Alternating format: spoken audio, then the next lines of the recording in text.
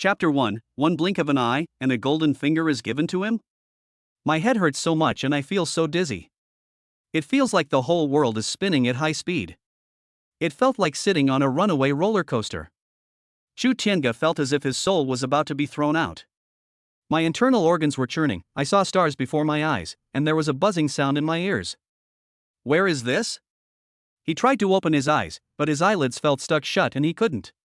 My last memory is of sitting in front of the computer, staring blankly at the screen. Working non-stop for 7 days and 7 nights to finish a project has caused my body to protest severely. This feeling is 100 times worse than sudden death.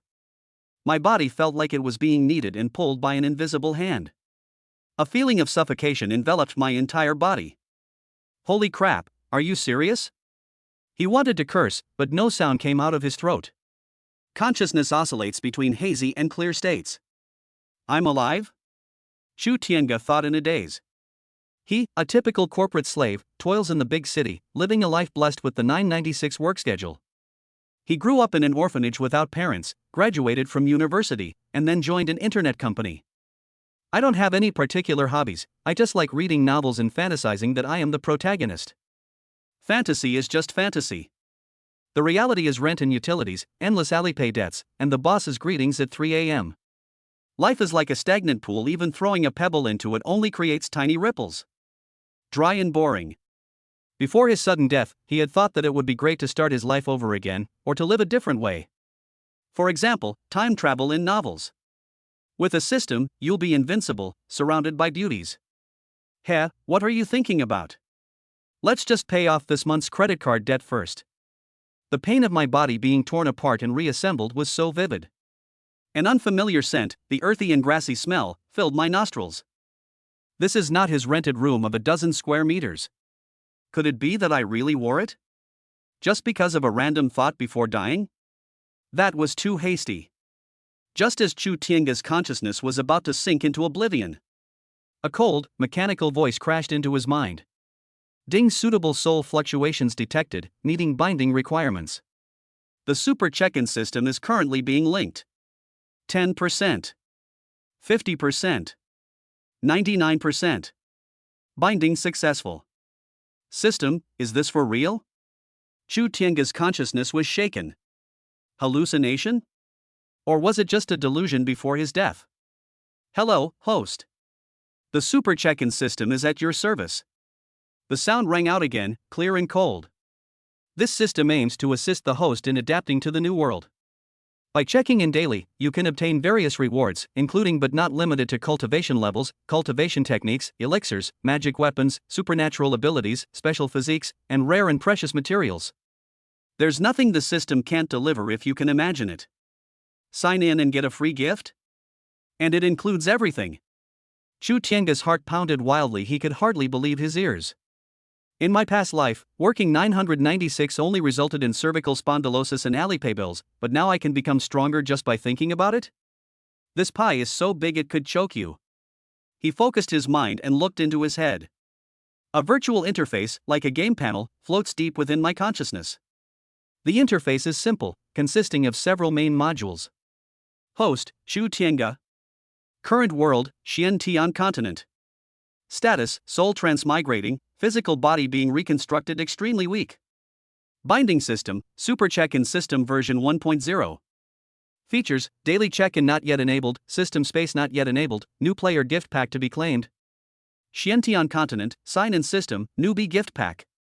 The amount of information was too much. Chu Tiange felt like his CPU was about to overheat.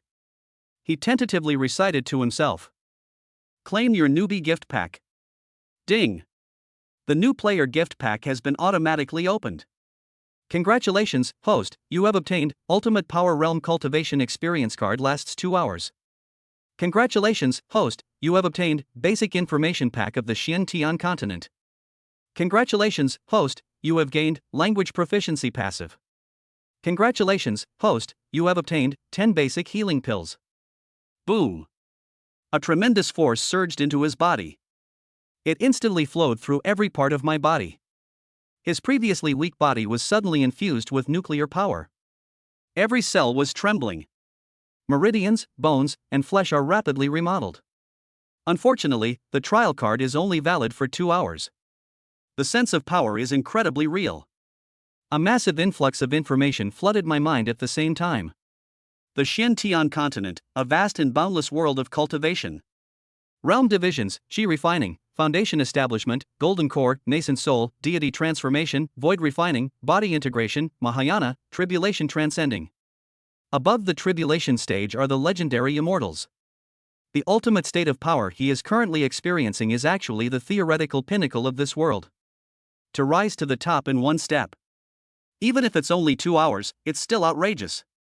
He is fluent in languages, which allows him to understand and speak the languages of this world. Basic healing pills, used for healing injuries. Chu Tiange felt as if he had been hit by a huge pie. He tried to move his fingers. Yes, it can move now. He slowly opened his heavy eyelids. What came into view was an unfamiliar valley. Ancient trees reach for the sky, vines entwine, and the air is filled with the fragrance of grass and trees, mixed with a faint spiritual aura. This is the Xiantian continent.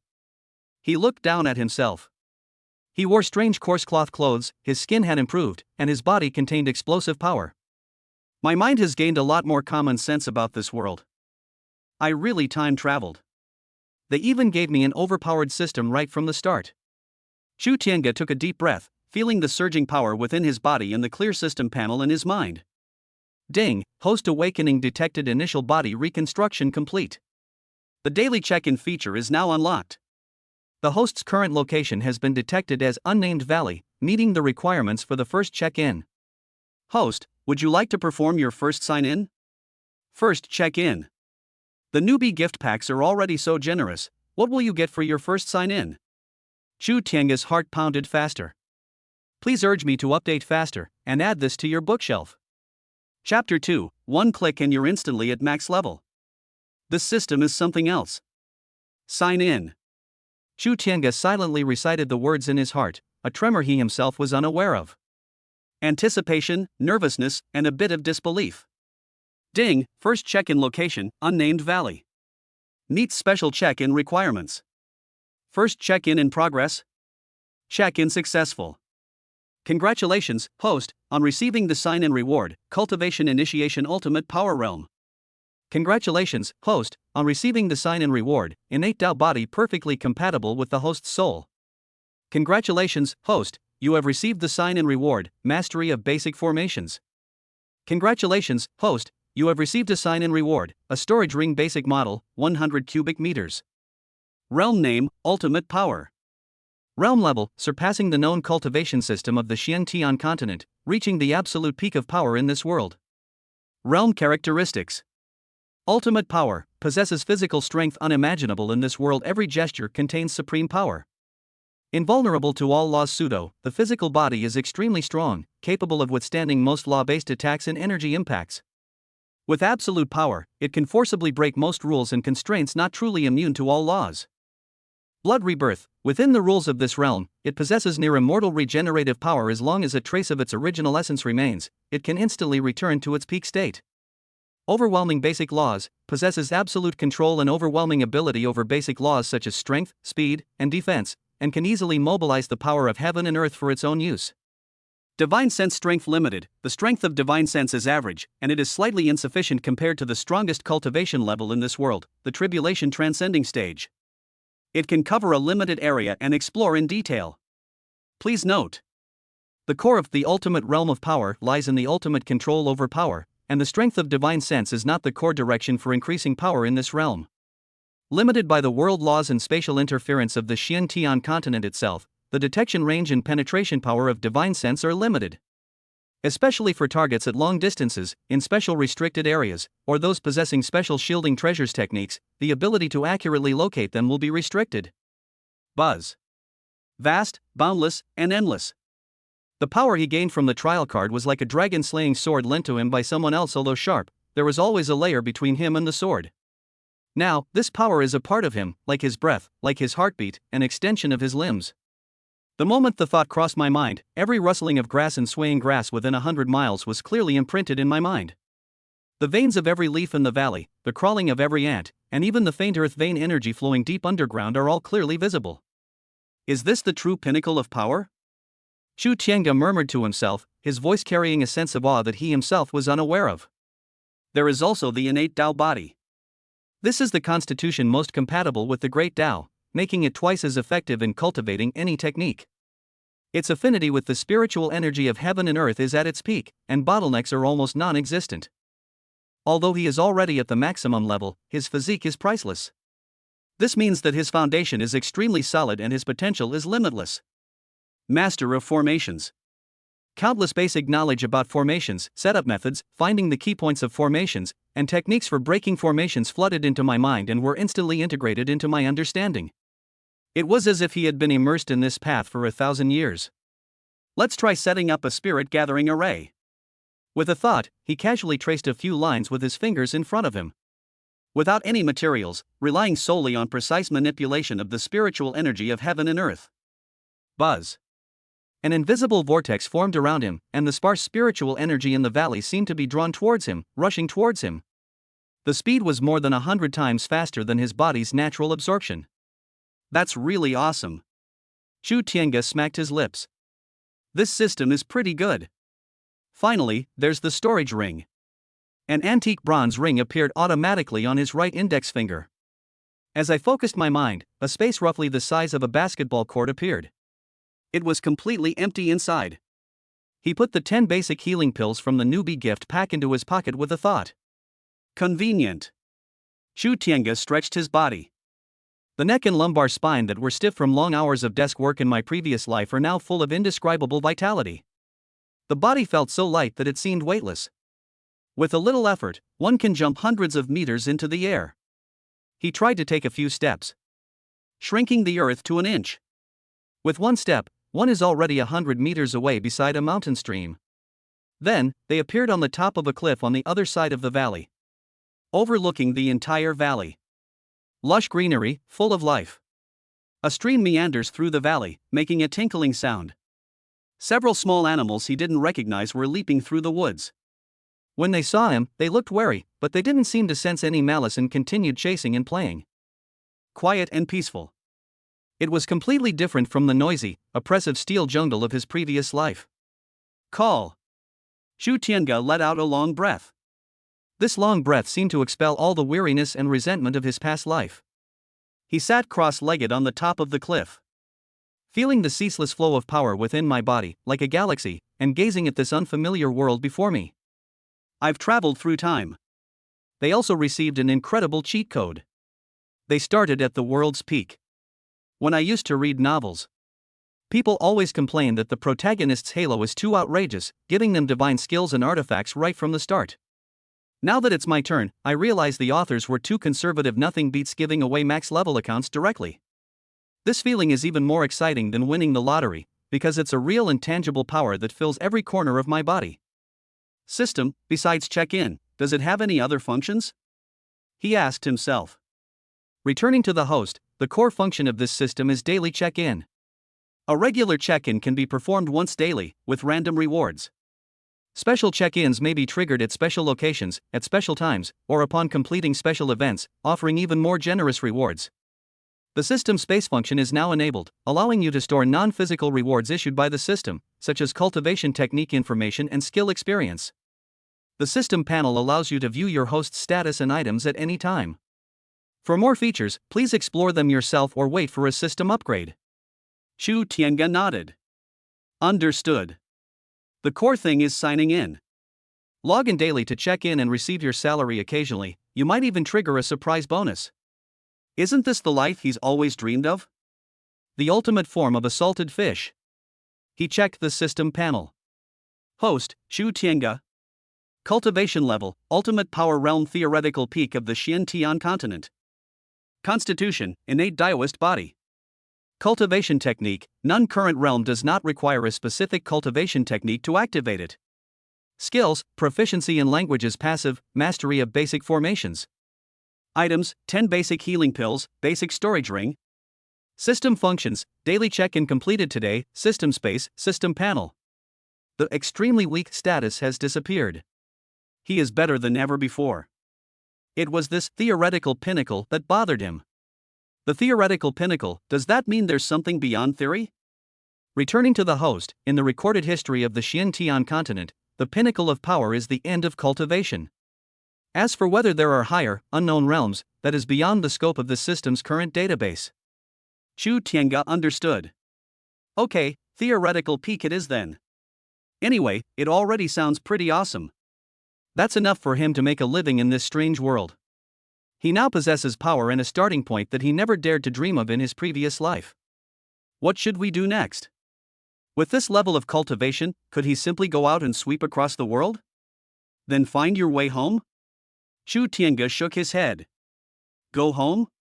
What's the point of going back to that cold world, a world filled only with work and bills? As for sweeping across the world, he was a complete novice who had just transmigrated to this world and knew almost nothing about it. Although there is a basic information package provided by the system, it is only a rough outline. Human nature is treacherous. Who knows what sinister schemers might be lurking in this Xiantian continent, or what unknown dangers might be hidden there.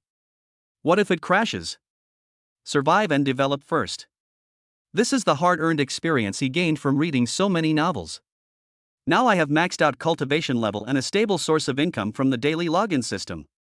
There's absolutely no need to go out and have fun. This valley looks nice. Although the spiritual energy is a bit thin, it's peaceful and undisturbed. It's perfect for him to familiarize himself with power and adapt to this world. It's not too late to go out and explore once you've checked in enough to get a map, or once you have absolute control over your own strength. Okay, that's decided. First, be a carefree, unambitious hermit in the valley. Enjoy this hard-won new life. He stood up and stretched. Sunlight filtered through the gaps in the leaves, casting a warm glow. A gentle breeze wafted by, carrying the fresh scent of grass and trees. Ah, that feels so good. A smile unconsciously crept onto Chu Tiange's lips. He began to wander around the valley. Using the newly acquired knowledge of formations, a simple concealment formation and a warning formation were set up at the entrance of the valley. Although with his current strength, he basically doesn't need to use it. But it's always better to be prepared. I'll just practice my skills while I'm at it. He walked to the stream and watched the small fish swimming in the clear water. With a thought, a plump fish leaped out of the water and hovered in front of him. We can have grilled fish tonight. He smiled and put the fish back into the water. With his current level of cultivation, he has long since abstained from grains and no longer needs to eat. But the desire for food is ingrained in human genes. He looked into the depths of the valley. There seemed to be some unusual energy fluctuations there. It is very faint, almost imperceptible. If he didn't possess cultivation and divine sense, he wouldn't have been able to detect it at all. Shall we go take a look? Anyway, the valley isn't very big, and he can reach it in no time at his pace. Even if there is any danger, he should be able to handle it with his current strength. He started walking towards the direction of the energy fluctuations. We passed through a dense forest. The view before me suddenly opened up. At the deepest part of the valley is a pool of water. The pool was not large, but the water had a strange emerald green color and emitted a faint fluorescent glow. And in the middle of the pool. What is that? Chapter 3:0. This beautiful lady seems to need artificial respiration. The pool is not large. The pool water, however, had a strange emerald green color. A misty fog swirled around the pool, carrying a slight coolness, yet concealing a subtle, almost imperceptible sweetness. Chu Tiange's divine sense swept over it. The spiritual energy contained in this pool is more than 10 times richer than in other parts of the valley. It's a good place for cultivation. But what attracted his attention was not the pool of water. Instead, it was in the middle of the pool. There, it seems, is a person lying down. To be precise, it was a woman. She leaned against a smooth blue stone, her body mostly submerged in the emerald green pool. Her long, jet black hair, wet and cascading over her shoulders and onto the water, made her snow-white skin appear even more translucent. Through the moisture, her face was not clearly visible. But just that faint outline, that slender and undulating figure, is enough to make one's heart race. Chu Tiange was no stranger to beautiful women. In his previous life, with the internet so readily available, he was already aesthetically fatigued by all sorts of meticulously edited and beautified photos and videos. But the sight before him made him catch his breath slightly. It was a beauty that transcended the mundane, possessing an ethereal quality untouched by worldly concerns, yet also exuding a breathtaking allure. Someone's there? Alive? He was puzzled. How could there be anyone in this remote valley? And she was such a stunningly beautiful woman. He didn't approach immediately, but cautiously extended his divine sense towards them. The next second, his brows furrowed. This woman's behavior is very strange. Her body appeared to have suffered severe internal injuries. The internal organs are damaged to varying degrees, the meridians are broken in many places, and the breath is disordered. What's more troublesome is that she seems to have been poisoned by an extremely potent and bizarre poison. The toxin, like a maggot clinging to her bones, circulated through her meridians and bones, radiating a scorching heat that constantly eroded her vitality while simultaneously stimulating some primal instinct within her. Her pretty face was flushed with an unnatural redness, her eyes were unfocused, her breathing was rapid, and her delicate body trembled slightly in the water. It seemed as if it was enduring immense pain, or as if it was desperately suppressing something. This is an aphrodisiac? The word flashed through Chu Tiange's mind. The basic information package provided by the system mentioned some unorthodox poisons, including this kind of vicious substance. But the poison she was given seemed to be more potent and complex than any of the poisons described in the information packet. It appears that other harmful ingredients were also mixed in. Cultivation level nascent soul stage? Chu Tiange probed further with his divine sense and was taken aback. This woman actually possessed the cultivation level of the nascent soul stage. In the world of cultivation, he would be considered a master. Even with his nascent soul stage cultivation, he was only barely keeping her alive and suppressing the complete outbreak of the poison. Her spiritual energy was erratic, sometimes strong and sometimes weak, clearly on the verge of collapse. If it gets out of control, the consequences will be unimaginable. At best, one's cultivation will be completely destroyed. At worst, one's body will explode and one will die. Or, their minds may be completely controlled by the toxins, leading them to. Chu Tiange frowned. Who hurt her like this and even gave her such a vicious aphrodisiac? Judging from the fragments of her clothing, the material was extraordinary, unlike that of an ordinary cultivator. Could it be that a disciple of a major sect or a cultivation family was ambushed by an enemy? He pondered. Should we intervene? Logically speaking, since they had only met by chance and the other party was a cultivator with considerable cultivation, interfering rashly might cause trouble. All he wants now is to quietly sign in and be a couch potato. But seeing the other person struggling in pain, on the verge of death, he was deeply saddened. Chu Tiange felt a little reluctant. After all, it's a human life. Moreover, she's a beauty who might be even more stunning than all the female celebrities from my previous life combined. Forget it, I'm already at max level, I can't just stand by and watch them die. He sighed inwardly. Besides, this valley will be his territory from now on. We can't just stand by and watch someone die here, and in such an unseemly way. Having made up his mind, Chu Tiange no longer hesitated. He took a step forward, and his figure instantly appeared at the edge of the pool. As he approached, the woman seemed to notice him. Her dazed eyes struggled to focus as she looked at him. Those eyes were filled with vigilance, pain, and a hint of deep-seated despair. She tried to say something, but only muffled sobs came from her throat. The trembling in his body became even more intense. The toxins in her body seemed to be stimulated by the stranger's approach, and began to attack her sanity more violently. Don't be afraid, I'm not a bad person. Chu Tiange tried to soothe her with a gentle tone. Although he didn't know if language proficiency would be useful to a confused person. He reached out his hand, wanting to check her injuries and the specifics of the toxicity. However, just as his hand was about to touch the woman's arm, a sudden change occurred. The last glimmer of clarity in the woman's eyes was completely replaced by a frenzied red light. The nascent soul stage spiritual power that had been barely suppressed within her body erupted like a flood bursting its banks. It was not an attack. Rather, it was a completely out of control energy rampage. Even more terrifying is that the domineering love poison seems to have completely lost its restraint thanks to this burst of spiritual power. A pink mist suddenly spread out from the woman's center. It instantly enveloped the entire pool area. Chu Tiange knew in his heart that something was wrong. This poisonous fog is strange. With his level of cultivation, he naturally wouldn't be afraid of this bit of poison. The problem is that the poisonous fog seems to resonate with the woman's chaotic spiritual power. This created an extremely unstable energy field. The woman let out a painful scream, unable to maintain her leaning posture any longer, and fell straight down towards Chu Tiange. She was extremely fast. It carried a sense of resolute determination to destroy everything. It also carries an almost instinctive yearning. Chu Tiange could easily dodge it. He could even flick her away with a single finger. But looking at that face, twisted by pain and desire, it was still breathtakingly beautiful. I saw the last glimmer of light in her eyes, as if she were grasping at a straw. He hesitated for a fraction of a second. It's just this 0.1 second. Her warm, soft body was drawn into my arms. Boom! A muffled thud exploded from the depths of their souls the moment they touched. The woman's escalating spiritual energy and toxins, on the verge of spiraling out of control, found their only outlet. Like a torrent bursting its banks, the water surged wildly into Chu Tiange's body. Chu Tiange felt an extremely hot aura sweep over his body like magma. It was not just poison, but a primal flame that could incinerate reason. His immense power at the ultimate level of strength and the profound origin of his innate Tao body.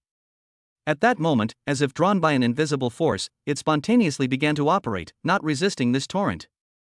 Instead, it began to actively accept and guide with a strange rhythm, subtly. There is a mysterious trend of yin and yang complementing each other and water and fire coexisting. The emerald green pool was completely stained by the pink poisonous fog. The water surface churned violently, as if boiling. The fog grew thicker, completely obscuring the view from the pool. Only faint, suppressed breathing and the buzzing of rapidly circulating energy could be heard. I don't know how much time passed. Perhaps it's just a fleeting moment. Perhaps thousands or tens of thousands of years. The mist around the pool slowly dissipated.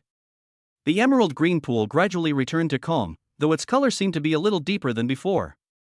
In the center of the pool, the blue stone remains. It was completely empty.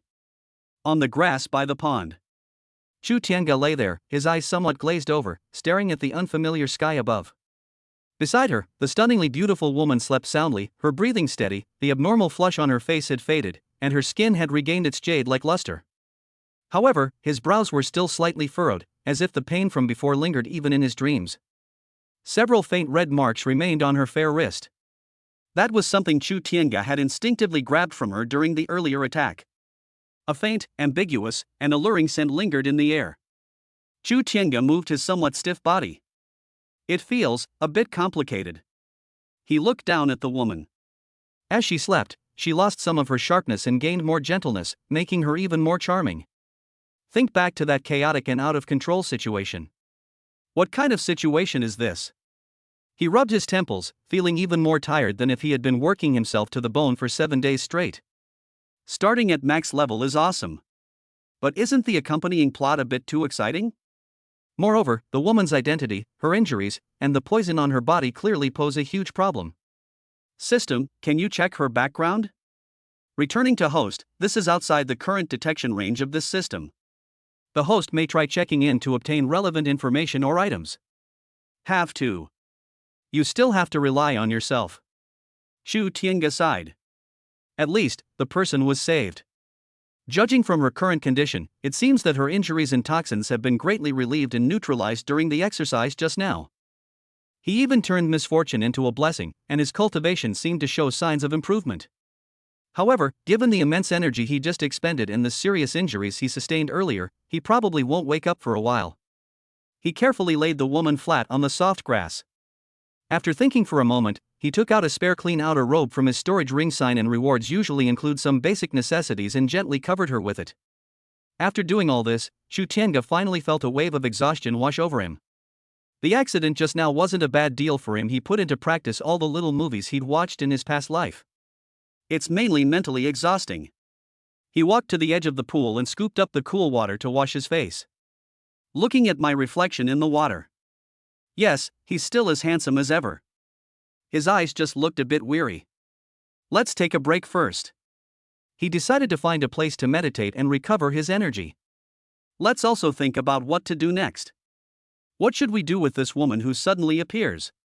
Chapter 4, he woke up, but the person was gone, leaving only a piece of jade. Negative review.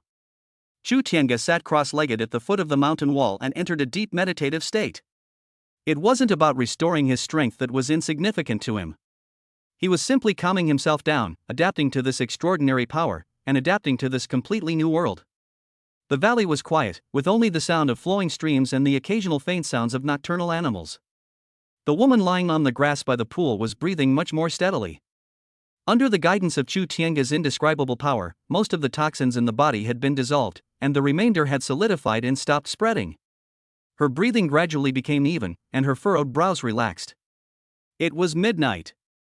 While meditating, Chu Tiange sensed a change in the aura of the woman behind him. She woke up. Her eyes slowly opened, appearing exceptionally clear in the night. She didn't get up immediately, but lay quietly for a while, as if trying to confirm where she was and her physical condition. She could feel that the toxins in her body were being suppressed miraculously, and many of them had even disappeared. The force that had previously caused her unbearable pain was now as docile as a stream. The chronic illness that had plagued her for years was actually resolved? She recalled what had happened before, the tall figure that appeared under the blood moon. And that warm power that seemed to permeate the soul. She turned her head slightly to look at Chu Tiange, who was sitting cross-legged not far away. His silhouette appeared somewhat blurry in the moonlight. But the aura he exuded, so restrained yet seemingly all-encompassing, stirred complex emotions within her. The life-saving grace has cured the poison. And that unavoidable, skin-to-skin intimacy. She watched his calm back, her eyes filled with a complex and unreadable expression. There was gratitude, shame, and wariness, and perhaps even a hint of curiosity and inquiry that she herself was unaware of. She didn't know who he was, where he came from, or why he possessed such extraordinary abilities. She didn't have time to figure it out. She knew she had to leave as soon as possible. The responsibilities she carried and the pursuit she faced did not allow her to linger here for even a moment. She moved slightly, trying to mobilize the strength that had been mostly restored within her body. Although she hasn't fully recovered, it's enough for her to move around. She sat up carefully, her movements as gentle as if she were afraid of disturbing a sleeping baby. She stood up, still somewhat weak, but her eyes had become resolute. She glanced at the outer robe that belonged to Chu Tiange, folded on the grass.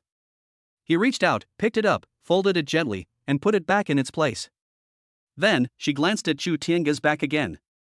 Under the moonlight, he remained motionless, like a statue. She took a deep breath, as if trying to etch the valley and the man's aura a scent that both evoked complex emotions and brought her peace into her heart. Then, she took out an ancient rune from her bosom. The runes emitted faint spatial fluctuations, which were difficult to detect. This is the family's Void Cicada Talisman, a one-time teleportation item that can instantly teleport the user to a designated location, and its aura is concealed, making it difficult to track. This was one of the few ways she could save her life. She clenched the rune tightly and gave Chu Tiange one last look. That single glance contained so much, ultimately transforming into a silent farewell. She activated the rune. Buzz. Extremely faint spatial fluctuations rippled around her, so fast that they were almost impossible to detect. Her figure became transparent in the moonlight, and then disappeared completely into the valley. Chu Tiange clearly perceived all of this while meditating. He didn't stop her. He sensed that the toxins in her body had been neutralized, her injuries had mostly healed, and she was now able to protect herself. Since she wants to leave, let her go. Forced relationships are never sweet. He's not the kind of person who forces others. He simply sat quietly until she completely disappeared from his perception. The sky gradually brightened. A ray of sunlight pierced through the treetops and fell into the valley.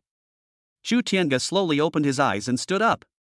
He walked to the grassy area by the pond, where it was empty except for his neatly folded outer robe. He picked up his outer robe. The warmth that had lingered on the fabric had dissipated, leaving only a faint scent of herbs and plants. He knew she was gone. They left completely, without leaving any traceable clues. The spatial fluctuations of that Void Cicada Talisman were extremely peculiar, and he was too lazy to bother figuring it out. They run pretty fast. He murmured something under his breath, a sigh that was hard to describe. His gaze swept across the grass and he spotted the pure white jade pendant. He picked up the jade pendant, feeling its warm, smooth texture. Looking at the ancient cloud patterns and strange runes on her, he knew that she was no ordinary person. The jade pendant she left behind may be some kind of keepsake, or it may have been accidentally lost, but it could also be the only clue to finding her. All right. Chu Tiange hung the jade pendant around her neck and placed it close to her body. Let's just consider it a chance encounter. He looked around. The valley was filled with the crisp chirping of birds in the early morning, and the air was fresh. Everything seemed peaceful and serene. The incident last night seems to have passed just like that. Life must go on. The sign-in process must continue. System, can I sign in today? He silently recited it in his heart. Reply to host, the daily check-in has been refreshed. You can check in for today at any time. The system's voice remained cold. Then let's sign in. Ding, today's check-in location, Nameless Valley. Checking in. Check-in successful. Congratulations, host, you have received a sign-in reward, 1 bottle of Chi Gathering Pills 10 pills.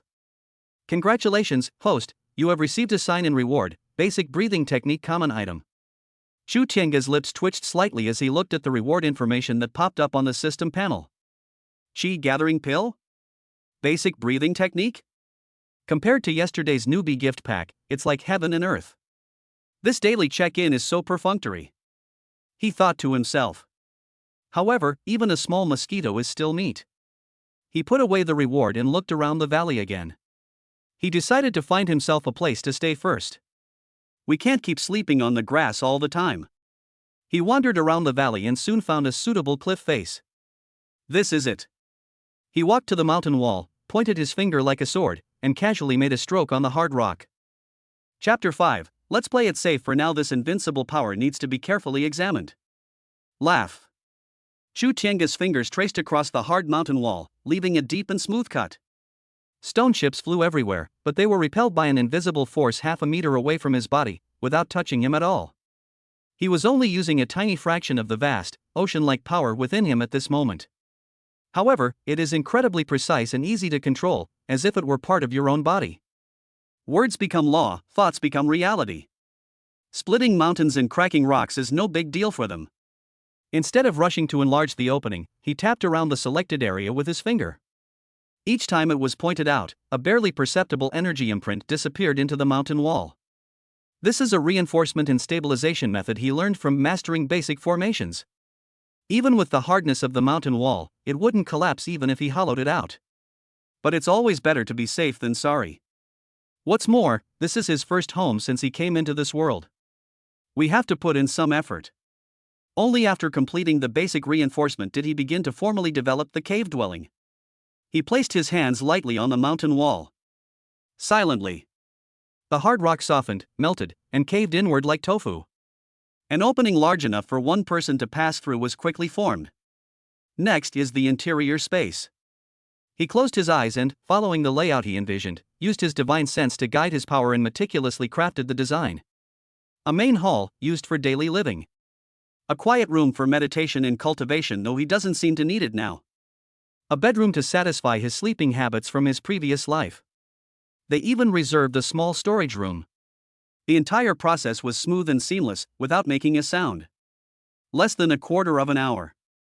The outline of the cave dwelling, which is simple, practical, and quite aesthetically pleasing, has already taken shape. The stone walls are as smooth as a mirror, and the ground is as flat as a whetstone. Even ventilation and lighting are cleverly designed, utilizing the natural crevices and energy channels within the mountain walls to achieve just the right balance. Not bad. Chu Tiange nodded in satisfaction. Although it was a bit simple, it was practically a mansion compared to the tiny rented room of a dozen square meters in his previous life. Of course, it's just a bare shell right now. As for furniture and such, we'll have to figure that out ourselves. He left the cave and wandered around the valley. I casually cut down a few unidentified trees with hard textures and a faint woody scent. With his current strength, he naturally doesn't need an axe to cut down trees. With a flick of the finger, the tree snapped in two, leaving a clean, smooth cut. They moved the timber back to the cave. He once again employed his method of turning fossils into mud and transforming decay into magic. Stone bed, stone table, stone bench. Soon, a set of rough-style yet practical stone furniture appeared in the cave. He then used that wood to make some simple door panels and shelves. Although the craftsmanship is not superb, it is practical. I've been busy for half a day. A true home is finally taking shape. Chu Tiange sat on the stone bench and looked around. The cave was softly lit and well ventilated. Stone furniture exudes a natural coolness. Outside, there is a valley filled with birdsong, fragrant flowers, and lush greenery. Away from the hustle and bustle, in peace and tranquility. Life seems pretty good. He muttered to himself, a smile unconsciously creeping onto his lips. After settling in, Chu Tiange did not immediately begin the so-called cultivation. He's already a max-level expert, so cultivation is of little use to him. The most urgent task is to fully master this power and become familiar with this world. Stay put, don't be reckless. Safety first. He left the cave and began to explore the valley carefully. This valley is not very large, only about 10 miles in circumference. However, the terrain is quite complex. There are cliffs, streams, dense forests, and that mysterious pool. His divine sense swept across every inch of the land. It was confirmed that the previously set up concealment and alert formations were functioning normally. Apart from some ordinary wild beasts without intelligence and a few small creatures with weak strength that could barely be considered demonic beasts, there were no other living beings in the valley.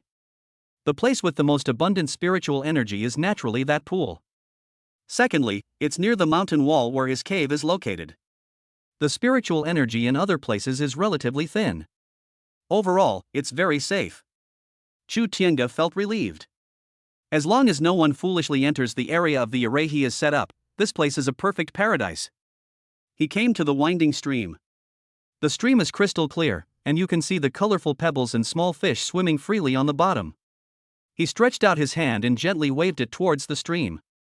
Splash! A stream of water, as if it possessed a life of its own, rose from the stream, swirling and dancing above his palm, transforming into various shapes. Sometimes it transforms into a swimming dragon, sometimes it condenses into a flying bird, and sometimes it scatters into countless crystal clear water droplets. The power to be manipulated is entirely at one's command. He then turned his gaze to a boulder not far away that was as big as a truck. A thought crossed my mind. The boulder remained completely still. Chu Tiange raised an eyebrow. It's not that there's no response. Instead, the instruction he just gave was, make it stay still. The next moment, he changed the instructions. Rise. Rumble. The boulder slowly rose from the ground and hovered in mid-air. It was as if they were being lifted up by an invisible hand. Higher. The boulder continued to rise, easily passing over the treetops. Spin around. The boulder spun awkwardly in the air. Stop. The boulder came to a steady stop. Chu Tiange, in high spirits, directed the boulder to fly back and forth in the valley, sometimes fast, sometimes slow, sometimes high, sometimes low. Finally, gently put it back in its original position. The ground didn't even leave a very deep mark. TSK, this power is truly. Chu Tiange smacked his lips, unable to find the right words to describe it for a moment. Invincible? Maybe.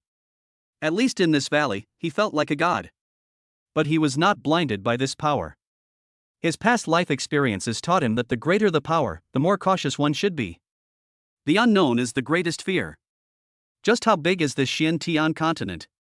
Is there truly an even higher realm beyond this? What level of enemies does that mysterious woman have? He knew nothing about any of this. Before you have enough information and a firm grasp of the situation, keeping a low profile is the safest option. System, could you scan this valley and see if there are any hidden dangers or treasures? Since he had nothing better to do, he tried to communicate with the system. Returning to host, the current version of this system does not have an active scanning function. Checking in is the only way to obtain information. All right. Chu Tiange shrugged. It seems this system is unreliable except for check-in. That's fine. Relying on yourself is more reassuring. In the days that followed, Chu Tiange completely settled into a laid-back lifestyle. I sleep until I naturally wake up every day. Then we strolled around the valley to familiarize ourselves with the surroundings. Try manipulating the force to cause some minor damage, such as changing the course of a stream or moving a small hill. Of course, these are all small-scale incidents, and everything will be restored to its original state afterward. It was purely for practicing control. Hungry. He's not hungry right now. But the habits from the previous life remain. He would go to the stream to catch a couple of fish, or go to the woods to pick some wild fruits that he didn't recognize but that looked edible. Use the simplest fire spell from a basic spell pack you get from daily login rewards to start a fire and grill the fish. The taste, well, it's just so-so. It's mainly for fun and to experience life. He spends most of his time in the cave. Alternatively, one can meditate, feel the flow of energy within the body, and become familiar with the mysteries of the innate Tao body. Or study mastery of basic formations and basic breathing techniques. Although it's not very useful to him, it's never a bad thing to know more about it. Occasionally, he would take out that mysterious jade pendant. I looked at it over and over again. They tried to break the restrictions above, or find some clues from those strange runes. But each time they returned empty-handed. The restriction was extremely sturdy and seemed to be faintly connected to some kind of aura within him, preventing him from using force. He then stopped insisting. The most important task every day, without fail. Daily check-in. Chapter 6. Signing in is fun for a while, signing in all the time is even more fun, and you'll become the richest person a year later. Days passed by. Shu Tiange has completely adapted to the salted fish life in the valley. My daily routine is as regular as clocking in for work in my past life. Of course, it's much more comfortable than going to work. In the early morning, you are awakened by the sunlight filtering through the cracks in the cave, or by the chirping of unknown birds in the forest. He would first stretch, feeling the vast yet gentle power within his body, as if it were a thought. Then came the daily routine signing in. System, check-in. Ding. Daily check-in location, Nameless Valley. Checking in. Check-in successful. Congratulations, host, you have received a sign-in reward, 1 Xingxing pill. The mind-clearing pill is a basic elixir that helps cultivators calm their minds and dispel inner demons. It's not very useful to Chu Tiange. His mindset, due to his absolute control over the power, was already as stable as a rock. Keep it safe. He casually tossed the pill into his storage ring. The space inside the ring was already half full of various basic pills, talismans, and materials obtained from daily check-ins. He doesn't need most of them. But keeping it is never a bad thing. After signing in, he would leave the cave and take a stroll around the valley. Sometimes I go to the pond to take a look. The spiritual energy there remains strong, and the pool water is a deep emerald green. The woman's presence had long since vanished into the wind, as if it were nothing more than a dream. Only the warm, smooth jade pendant around his neck reminded him that the night was not a hoax. Sometimes he would practice controlling his strength. Draw a circle in an open space, and increase the gravity inside the circle tenfold. Watching the ants struggling to crawl inside. Or wave at the waterfall and let the water flow upwards. Alternatively, try using your divine sense to simultaneously manipulate 100 falling leaves, making them form different patterns in the air. This is purely for entertainment purposes. It was also to become more familiar with this power. Occasionally, he would also study the various basic skills he obtained from signing in. For example, essentials of basic swordsmanship. He casually broke off a tree branch and started gesturing with it on the open ground. It's clearly the simplest chopping, slashing, stabbing, and flicking. In his hands, however, it seemed to contain some kind of ultimate truth of the universe. The air crackled slightly as the sword light, though it was just a tree branch passed by. After practicing a set of basic sword techniques, he shook his head. I still don't feel anything. When one reaches the pinnacle of power, one understands one method, and thus understands all methods. These basic moves are so simple that their essence can be understood at a glance. For him, there was little difference between using tree branches and using powerful weapons. Everything can be a sword. On most other days, he would try out the life skills he gained from checking in. For example, you might sign in one day and receive a copy of Introduction to the Recipes of the Spirit. He became interested. Although he has long since stopped eating, he still finds it hard to resist his cravings. He caught the fattest hare in the valley and gathered mushrooms and herbs covered in dew. Strictly following the recipe, use spiritual power to ignite the flames and cook with care. The aroma filled the air, attracting nearby small animals to peek out. Shu Tiange took a bite. His eyes lit up slightly. It tastes much better than what I could make myself. Perhaps it can't compare to the skills of those top chefs from my previous life. But in this environment, being able to eat such delicious food is a kind of enjoyment. Thus, studying spirit stones became one of his daily pastimes. Later, he checked in again and obtained the top culinary skills mastery certification. His cooking skills improved dramatically. Ordinary ingredients, in his hands, can be transformed into delicacies imbued with a subtle spiritual energy and endless flavor. Its color, aroma, taste, meaning, and appearance are all exquisite. He even used the millennial warm jade he received from signing in to craft a set of kitchen utensils for himself. I made a barbecue grill using 10,000 years of cold iron. That's the epitome of extravagance. On another occasion, he received basic puppetry for checking in.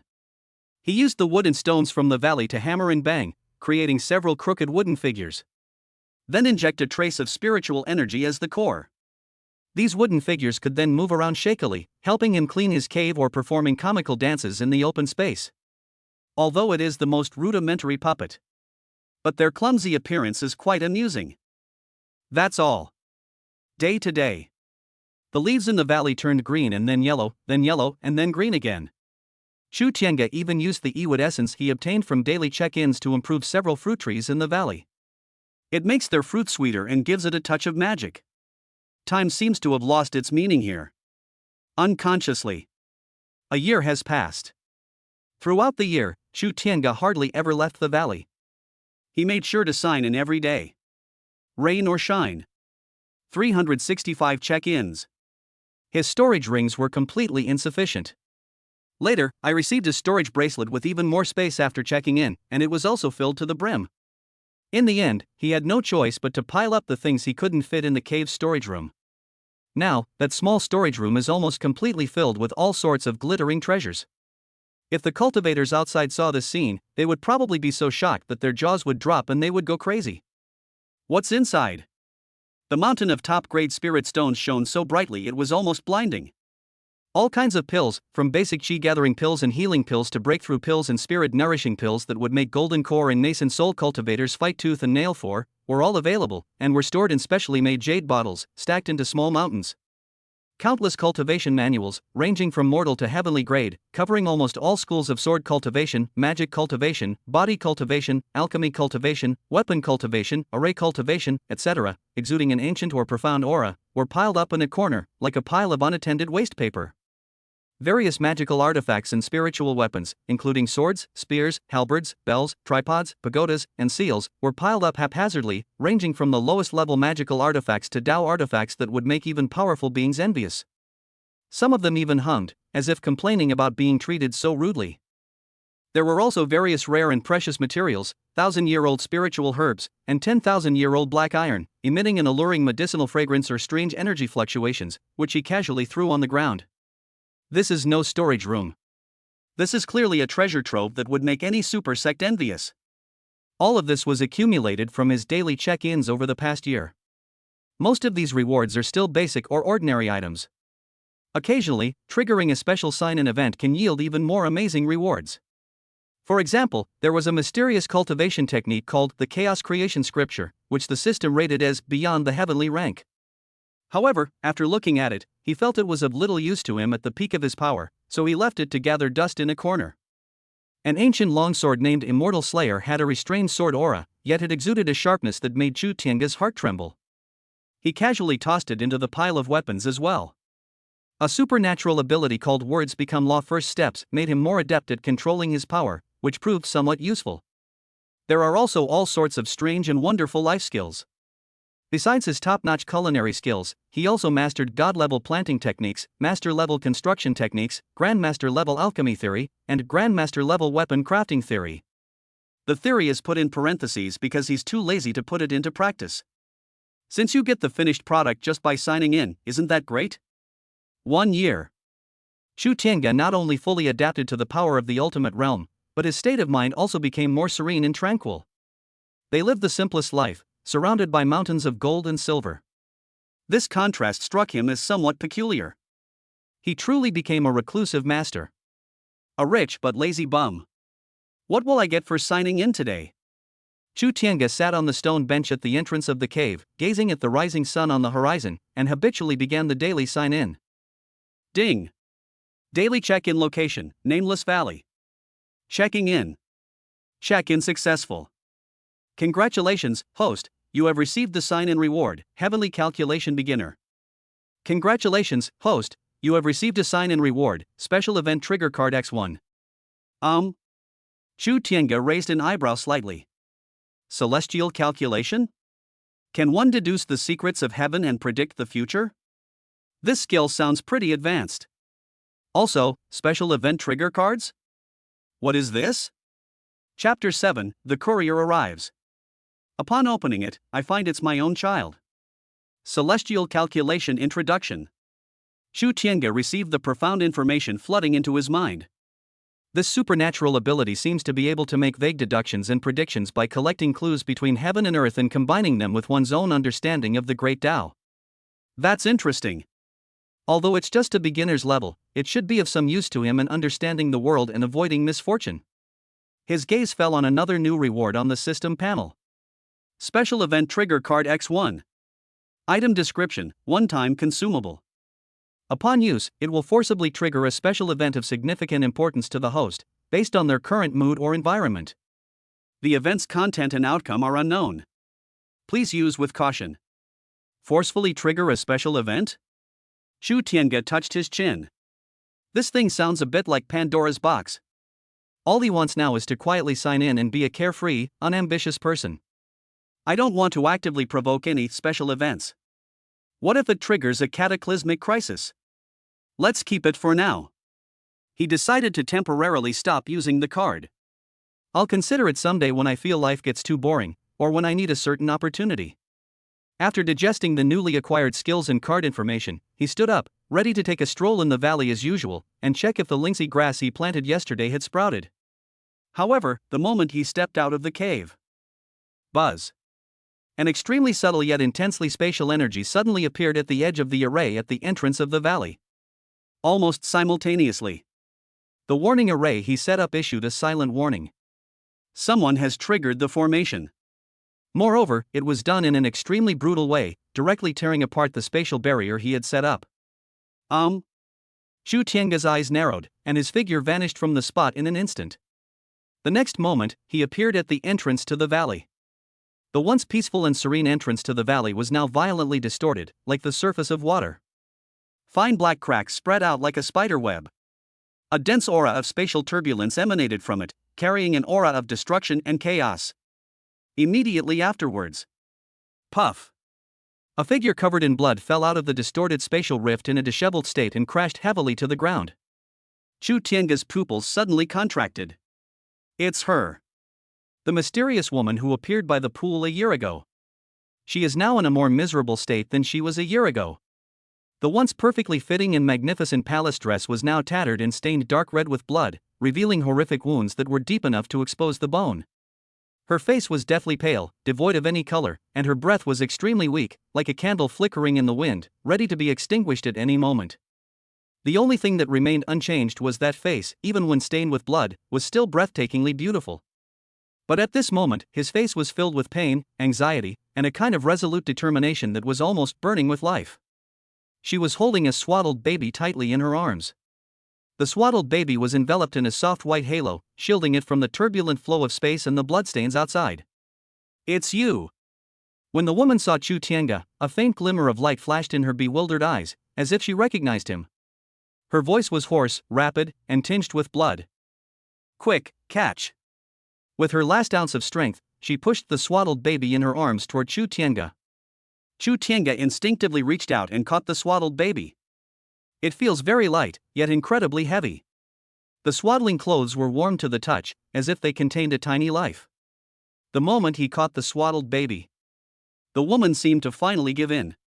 But her gaze remained fixed on Chu Tiange, or rather, on the swaddled baby in his arms. The jade pendant, the guides, the temple, the pursuit. She uttered a few indistinct words, her voice so weak it was almost inaudible. Protect her. Live, to live.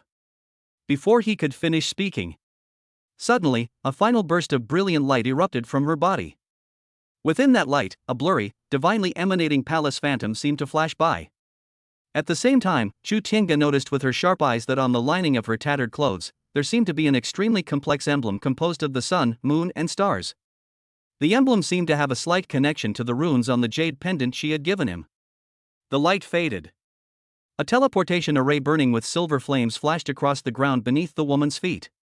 Her figure disappeared from the spot. All that remained was a pool of glaring blood and the thick, pungent smell of blood that filled the air. As well as the tiny swaddled baby in Chu Tiange's arms. The whole process was incredibly fast. From the moment the woman appeared until she disappeared, it only took a few breaths. They arrived so close that Chu Tiange didn't even have time to ask a single question. He just stood there, dumbfounded. Holding a baby? The distorted spatial rift at the entrance of the valley, having lost its energy support, slowly closed up and returned to calm. It was as if everything that had just happened was just an illusion. Only the bloodstains on the ground and the warmth of the swaddled baby in her arms proved the truth of the matter. Chu Tiange lowered his head and looked at the swaddled baby in his arms. The white halo that enveloped the swaddling clothes dissipated quietly after the woman disappeared, as if it had fulfilled its mission. The baby inside was revealed. It's a baby girl. It looks like it was just born, its little face is all wrinkled, and it's sleeping soundly. Long eyelashes, like two small brushes, cover the eyelids. Her little mouth was slightly pouting, as if she was having a sweet dream. Chu Tiange's heart skipped a beat for no apparent reason. This little guy. Her eyebrows and eyes bore a striking resemblance to his, about 7 or 8 points. Especially the nose and the shape of the mouth, they are practically cut from the same mold. Look at it more closely. That delicate chin, those exquisite eyebrows, faintly carried the shadow of that mysterious woman. An absurd yet incredibly clear thought exploded in his mind like a thunderclap. This. Could it be his daughter? Chu Tiange was completely dumbfounded. He looked at the sleeping baby in his arms, then at the direction the woman had disappeared, and then thought back to that chaotic night a year ago. The timing seems to match. This unexpected delivery. This is a daughter who fell from the sky. He's a perpetual bachelor who's never even been in a relationship. With a blink of an eye, I've traveled through time. Then my eyes closed and opened again. He became a father right away? Isn't this plot development a little too fast? He stood there, holding the swaddled baby, his face disheveled in the wind. The little one in my arms seemed to sense something, moved its little mouth, and let out a soft, sweet moan. Then, I turned over and went back to sleep. Chu Tiange's heart was instantly struck by that soft, sweet voice. A strange and complex emotion, unlike anything he had ever felt before, began to spread through his heart. Shocked, bewildered, and at a loss. There was also a hint of indescribable tenderness. I became a father? He muttered to himself, his voice hoarse. Chapter 8, How did I, a single dog, become a stay-at-home dad? Oh well, I'll just keep him. At the entrance to the valley, the wind blows. It carried a hint of blood and the lingering, resolute aura of the woman. Chu Tiange stood still, like a stone sculpture. Holding that tiny swaddled baby in my arms, so light yet so heavy. His mind felt as if 1,000 alpacas had galloped through it, leaving behind a mess. Daughter? His daughter?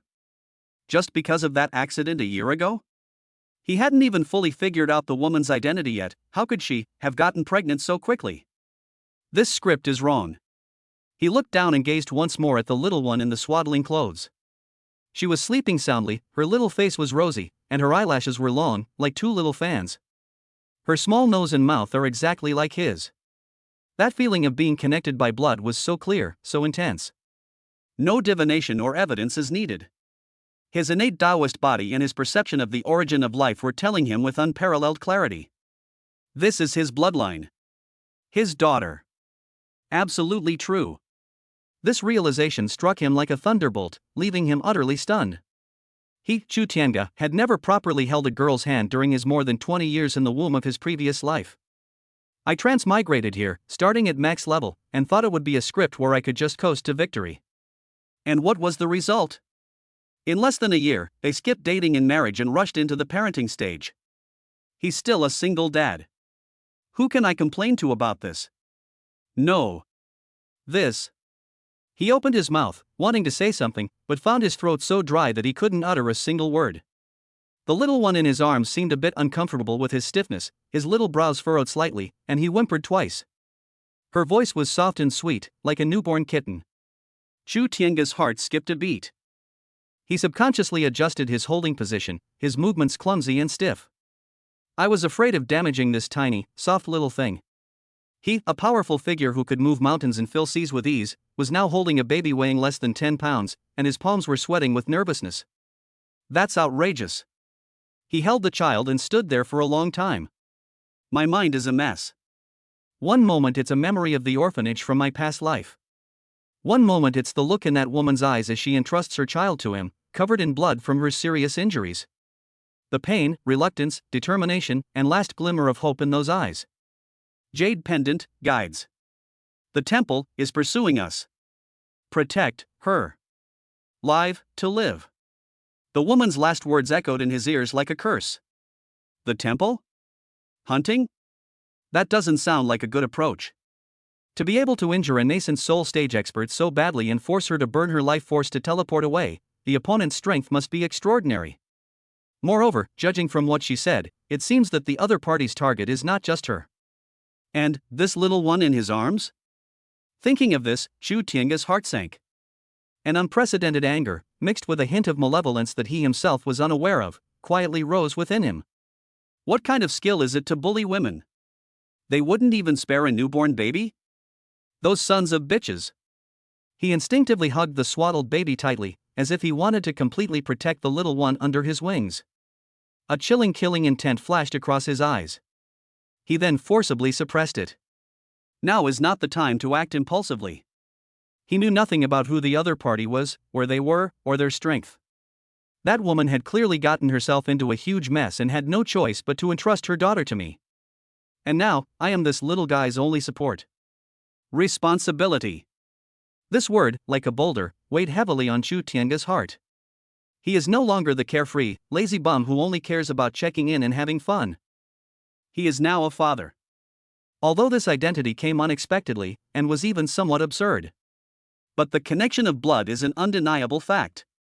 The woman was on her deathbed, or at least it seemed like a dying wish, her words still ringing in our ears. The fragility and dependence of the little life in my arms are clearly palpable. What could he do? Throw her away? Or could we just find a place to foster them? Chu Tiange asked himself a question. It's impossible. Putting aside the fact that it would be against my conscience. He couldn't bear the thought of the little guy falling into the hands of his pursuers. Well. Chu Tiange let out a long sigh, as if to expel all the shock, confusion, and helplessness in his heart. What else can we do now that things have come to this? Let's keep it. I can't just ignore my own daughter. Although he had absolutely no experience taking care of children. I never even owned a pet in my previous life. Not to mention a newborn baby crying for milk. But this didn't stump Chu Tiange. He's a top player who starts at max level. Is taking care of a child really more difficult than cultivating to the ultimate level of power? It seems quite possible. Looking at the innocent-looking little guy sleeping in her arms, Chu Tiange suddenly felt a bit overwhelmed. What to eat? What would you like to drink? What should I do if I urinate? How do I comfort someone who's crying? His mind went blank. The basic information package provided by the system does not include a parenting guide. System, is there any tutorial or anything for new dads? He tried asking. Replying to the host, the current version of this system does not include any content related to childcare. The host can try to obtain relevant knowledge or items through daily check-ins. Have to. It's time to sign in again. This system does nothing but check in. It seems I'll have to figure everything out myself. Chu Tiange, holding the child, turned and walked towards the cave. His steps were no longer as casual and unrestrained as before. There was a greater sense of caution, but also a greater sense of composure. The little life in my arms seemed to possess a strange magic. It softened his heart, which had gradually grown indifferent because of power. This also caused an irreversible change to his original life plan of simply being a laid-back, unambitious person. Back in the cave. Chu Tiange found the softest piece of animal hide which he also obtained by signing in and spread it on the stone bed. Carefully placed the baby girl on it. The little guy seemed to feel the warm and comfortable environment, smacked his lips a couple of times, and slept even more soundly. Chu Tiange stood by the bed, looking at her peaceful sleeping face. The fear and helplessness of becoming a father for the first time were gradually replaced by a wonderful sense of warmth. This is his daughter. His offspring with that mysterious woman. Although the process was a bit embarrassing to talk about. But this little guy is innocent. This will be the most important part of his future life. He reached out, wanting to gently touch his daughter's little face. His fingers stopped a few centimeters from her cheek. He was afraid that he would be clumsy and hurt her. The power of the ultimate limit seemed so useless at this moment. He smiled helplessly. It seems that the road to becoming a stay-at-home dad is long and arduous. We need to give you a name. He looked at his daughter and said softly. Chapter 9. The little girl's name is Linger. Wait, how do we feed her this formula? I need to name my daughter. Chu Tiange felt that this matter needed to be handled with caution. He looked at the little guy sleeping soundly on the stone bed. Exquisitely carved, like a porcelain doll. Although it's not obvious yet, its foundation is definitely top-notch. After all, her mother was a stunningly beautiful woman. He himself, well, is all right. This little one is definitely going to be a stunning beauty in the future. Her name should be worthy of her looks and background. It also needs to have some symbolic meaning. Chu Tiange stroked his chin and began brainstorming. Charming? Pitiful? No, that's too tacky. Chu Badian? Chu Aotian? It's a girl. He thought about it for a long time, but couldn't come up with a solution. In his past life, he was terrible at naming things. The game ID is always passerby A, B, C, D. Or how about we name him Chu Pingfan? I hope she lives a peaceful and ordinary life from now on. But her mother was clearly no ordinary person, and she got herself into a lot of trouble. With her constitution, she's probably not an ordinary person. I've got it. Chu Tiange's eyes suddenly lit up.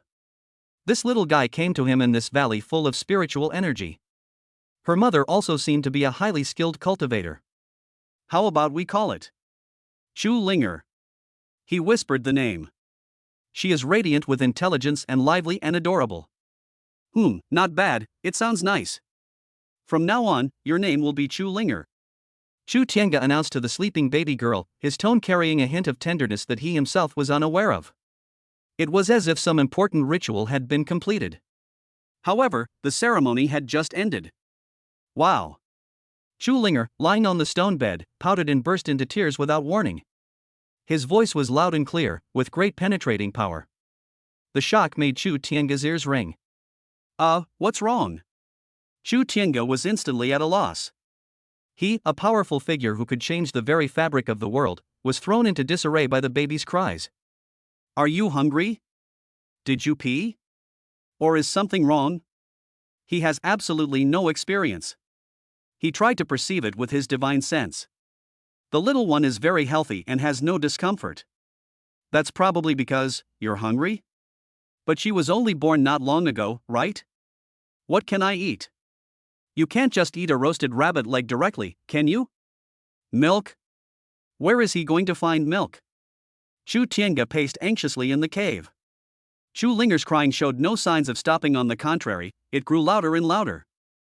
Her little face turned bright red, and she looked pitiful. Don't cry, Dad, let me think of something. Chu Tiange awkwardly tried to pick her up. But I was afraid of hurting her. I've got it. He suddenly remembered that mysterious pool. The water in that pool contained an extremely rich spiritual energy, and its nature was gentle. Perhaps we could try using the pool water? With a thought, a small stream of emerald green water from the pool outside the cave was drawn by an invisible force and floated in front of him. The pool water was clear and pure, emitting a faint glow and a pleasant fragrance. This should be drinkable, right? Chu Tiange wasn't quite sure. He carefully controlled the flow of water, trying to bring it to Chu Linger's lips. But the little guy was crying so hard, shaking his head like a rattledrum, and wouldn't cooperate at all. The water either splashed on her face or flowed down her neck. The little one cried even harder when the cold pool water hit him. Oh dear, this. Chu Tiange was covered in sweat. He, a master of the highest level of strength, controls water as easily as breathing. But right now, they can't even manage to give them water. He took a deep breath and forced himself to calm down. Brute force cannot be used. Be gentle. He tried to soothe the little guy's emotions with his divine sense. At the same time, a tiny wisp of spiritual energy was separated and wrapped around the water, raising its temperature to near body temperature. Then, he carefully brought the warm spiritual spring water to Chu Linger's lips again. This time, the little guy seemed to sense something. The crying gradually subsided. The little mouth tentatively sucked. Then, glug glug. She began to swallow large gulps. It was as if I had tasted some unparalleled delicacy. Chu Tiange breathed a sigh of relief upon seeing this. Looks like they're hungry. He carefully controlled the water flow, afraid that she would choke. Watching his daughter happily drink the Lingquan milk, he felt a strange sense of satisfaction. I fed my daughter. Chu Tiange felt that he had accomplished a difficult task. But a new problem arose. He smelled a strange odor. I looked down. The swaddling clothes that wrapped Chu Linger were soaked and had some yellow stains underneath. I peed. And it seems like I also had diarrhea. Chu Tiange's face instantly fell. Changing diapers? How do I replace this thing? In his previous life, he had never even seen a disposable diaper, let alone changed a diaper. He carefully unwrapped the baby. An even stronger odor wafted over. Chu Tiange held his breath. Looking at the limp, filthy fabric and her daughter's smooth, chubby little bottom, he fell into a daze again. I don't know where to begin. We can't just use a cleansing technique directly, can we? What if I hurt her? He tried to pick up a relatively clean piece of cloth which he had also obtained by checking in. He was now extremely grateful that he had checked in with a bunch of seemingly useless household items and wanted to wipe it. The more you wipe, the dirtier it gets. The scene was quite awkward at one point. Chu Linger seemed to feel uncomfortable as well, her little bottom wiggling, and she started whimpering again. Chu Tiange was speechless. He felt like he was about to break down. Taking care of a child is definitely much harder than cultivating oneself. All right, time for a shower. He suddenly had a flash of inspiration.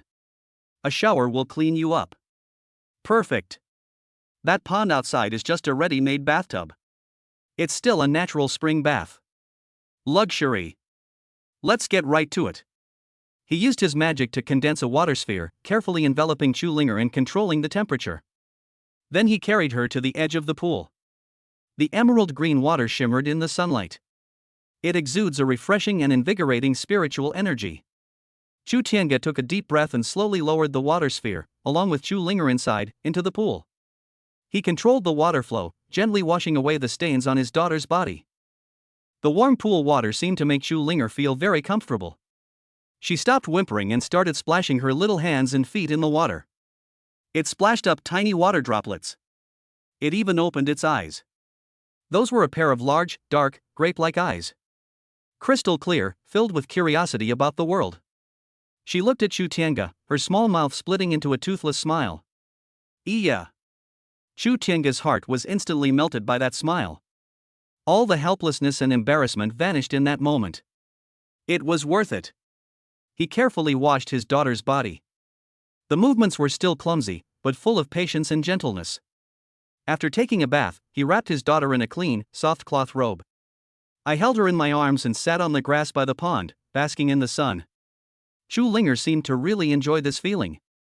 The little head rested against Chu Tiange's chest, and the big eyes curiously looked around at everything. Occasionally, it would make a few cooing sounds. Looking at her daughter in her arms, Chu Tiange felt an unprecedented sense of peace and contentment. Although the road ahead is unknown and fraught with troubles. But for this little guy, everything seems to have meaning. Linger, from now on, Daddy will protect you. He spoke softly, his tone extremely solemn. Chu Linger blinked as if she understood, then smiled at him again. The sunlight shone on the father and daughter, warm and peaceful. My first day as a new dad was full of unexpected situations, but it went smoothly. Chapter 10, a product of the system, guaranteed to be top-notch. Get a set of baby care essentials. It's a new day. Chu Tiange was awakened by Chu Linger's faint humming. He jolted awake from the stone bed and scrambled to the small bed next to him, which was covered with soft animal hides. What's wrong, Linger? Are you hungry? Or did you wet yourself? He examined it nervously. After a few days of trial and error, he has managed to grasp some basic childcare skills. For example, you can make a preliminary judgment about the baby's needs by observing the volume and frequency of the crying. Use warm spring water to feed the baby. Use cleaning techniques to treat excrement. But things were still chaotic and many problems arose. Last night, the little guy cried and fussed incessantly in the middle of the night, and nothing he did could soothe him. Finally, I carried her around the cave for 2 hours, and I was exhausted before the little one finally fell asleep. As a master of extreme strength, he felt more exhausted than if he had fought a 300-round battle with someone. I probed it with my divine sense.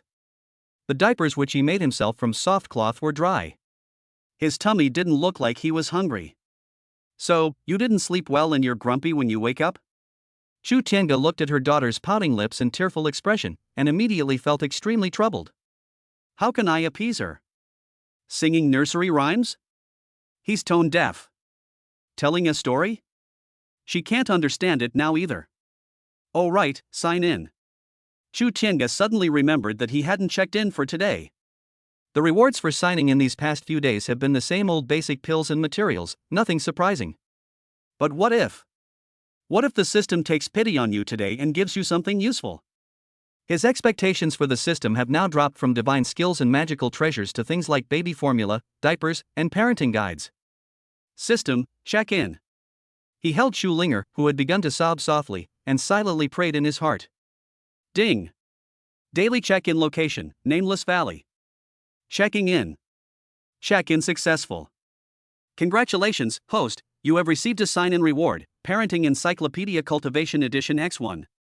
Congratulations, host, you have received a sign-in reward, Lullaby of the Great Tao Divine Power X1. Congratulations, host, you have received a sign-in reward, 1 pack of Defensive Formation Diapers Expandable Type 10 Diapers. Congratulations, host, you have received a sign-in reward, 1 automatic temperature-controlled baby bottle. Chu Tiange. He was stunned. Looking at the series of rewards displayed on the system panel, he could hardly believe his eyes. Parenting Encyclopedia Cultivation Edition? The Great Tao Lullaby Supernatural Power? Defensive Formation Diapers? Automatic Temperature-Controlled Baby Bottle? This. Did the system hear his thoughts? This is so timely. It's like bringing you a pillow when you're sleepy. He suppressed his excitement and first examined the rewards. Parenting Encyclopedia Cultivation Edition includes information on raising and educating infants and teenagers from 0 to 18 years old in the Xian-Tian continent, covering common problems and solutions including a section on special constitutions. Accessible via Divine Sense. Nice one. It's a godsend for new dads. Lullaby of the Great Tao Supernatural Power, a special musical supernatural power containing the profound principles of the Great Tao, possessing extremely strong soothing, sleep-inducing, and mind-enhancing effects on infants and young children. The host has automatically mastered it. Supernatural powers? Lullaby supernatural powers? This system is getting more and more sophisticated. Defense Array Diaper Scalable Type contains a built-in miniature cleaning array, defense array, and comfort array.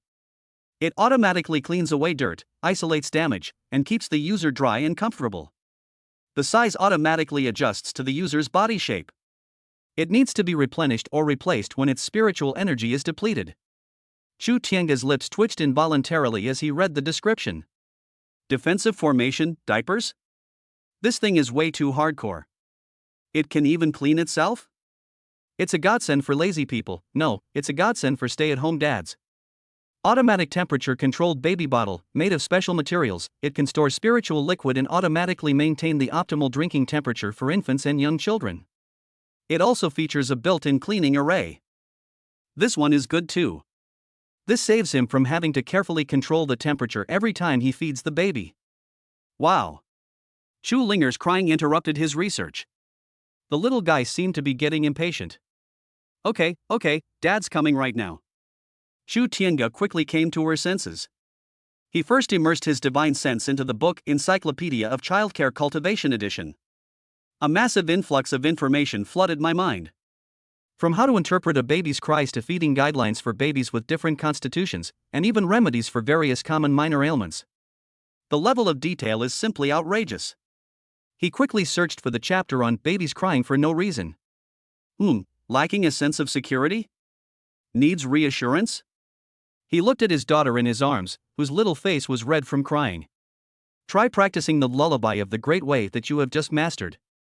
He cleared his throat and tried to utter a few syllables. It's out of tune, and even a bit unpleasant to listen to. Chu Linger cried even louder.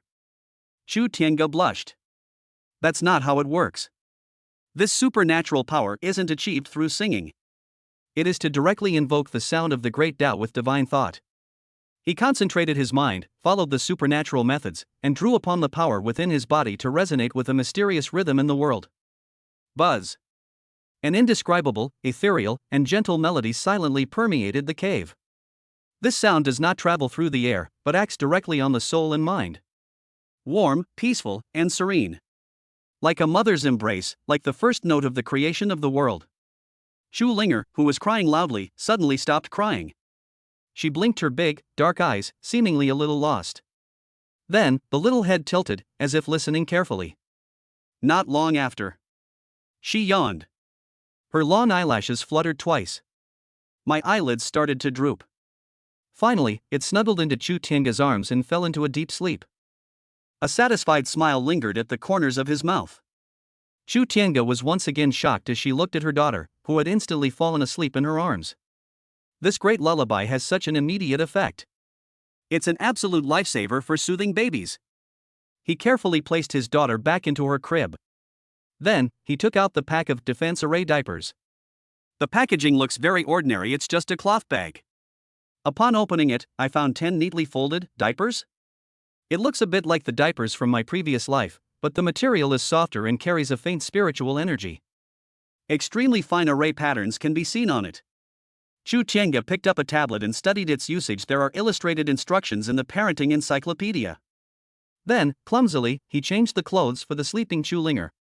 The moment the diaper touched the skin, the array on it seemed to be activated. It emitted a barely perceptible light and then perfectly conformed to the little guy's body. The size is just right, not too big or too small. High tech, huh? Chu Tiange clicked his tongue in amazement. Now, at least I don't have to worry about dealing with poop and pee all the time. He then took out the automatic temperature-controlled baby bottle. Pour in the spiritual spring water that you brought earlier. The array on the baby bottle was also activated, and the bottle emitted a soft white light, while the spiritual spring water inside automatically maintained a warm temperature. Chu Tiange tried taking a sip. The temperature is just right. Perfect.